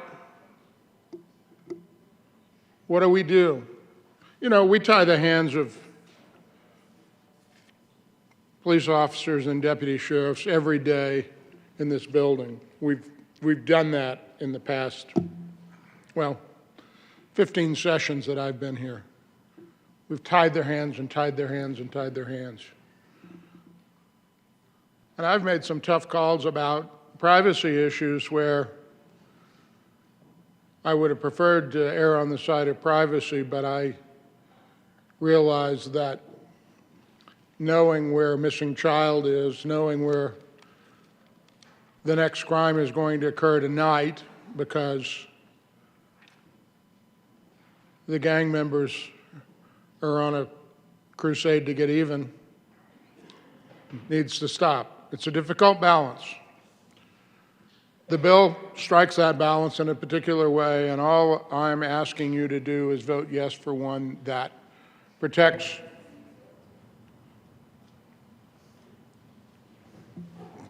someone who is an imminent threat of death or serious bodily injury.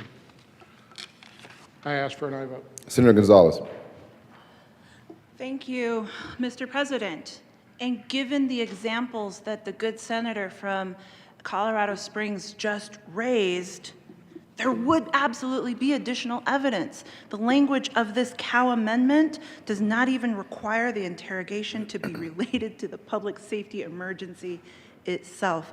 Again, colleagues, we heard testimony. We heard extensive questioning about specifically this matter, this aspect during committee, and the bill and this amendment failed in committee. I ask for a no vote.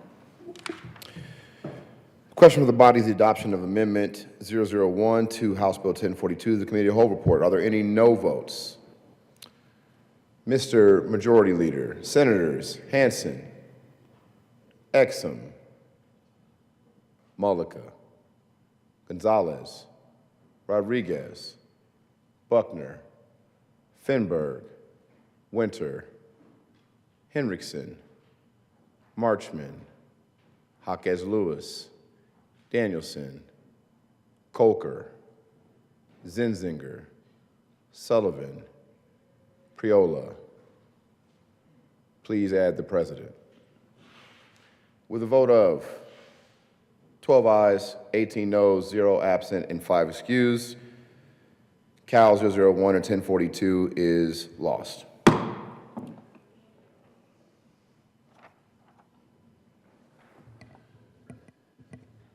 The question for the body is the adoption of the Committee of the Whole report. Are there any no votes? With a vote of 30 ayes, 0 noes, 0 absent, and 5 excused, the Committee of the Whole report is adopted.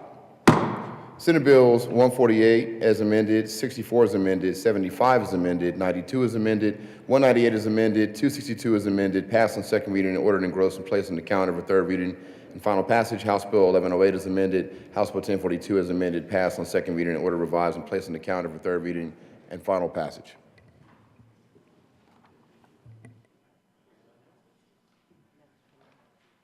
Message from the House. April 21st, 2023, Mr. President, the House has passed on third reading and transmitted to the Reviser of Statutes House Bills 1267, 1076, 1138, 1174, amended as printed in House Journal April 18, 2023. The House has passed on third reading and transmitted to the Reviser of Statutes House Bills 1252 and 1288, amended as printed in House Journal April 19, 2023. The House has passed on third reading and transmitted to the Reviser of Statutes House Bill 1274. The House has passed on third reading and transmitted to the Reviser of Statutes Senate Bills 39, 151, 1217, amended as printed in House Journal April 19, 2023. The House has passed on third reading and returns herewith Senate Bills 206, 204, and 99. The House has adopted the first report of the Second Conference Committee on House Bill 1101 as printed in House Journal April 17, 2023, and has repassed the bill as amended.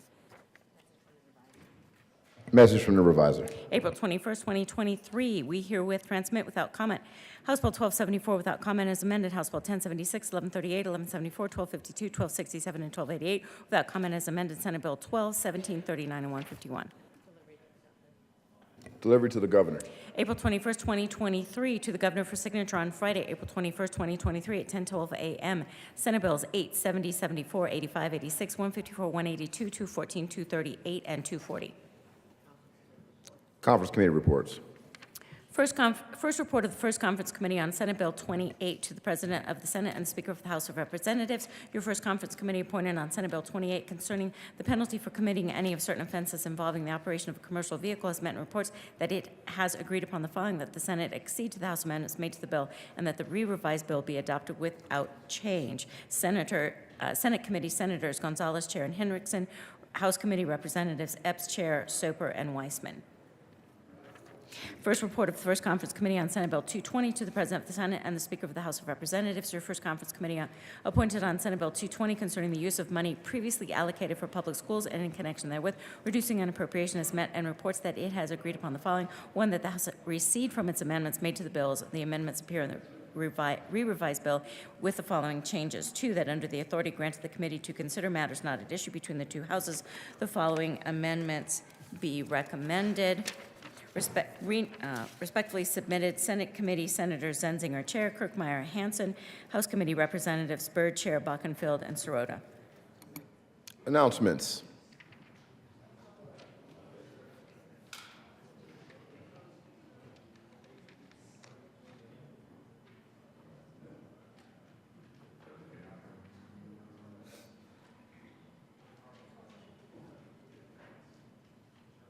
Senator Liston. Thank you, Mr. President. I've checked with the Majority Leader and Minority Leader and asked to be excused on Monday, April the 24th. We will miss you.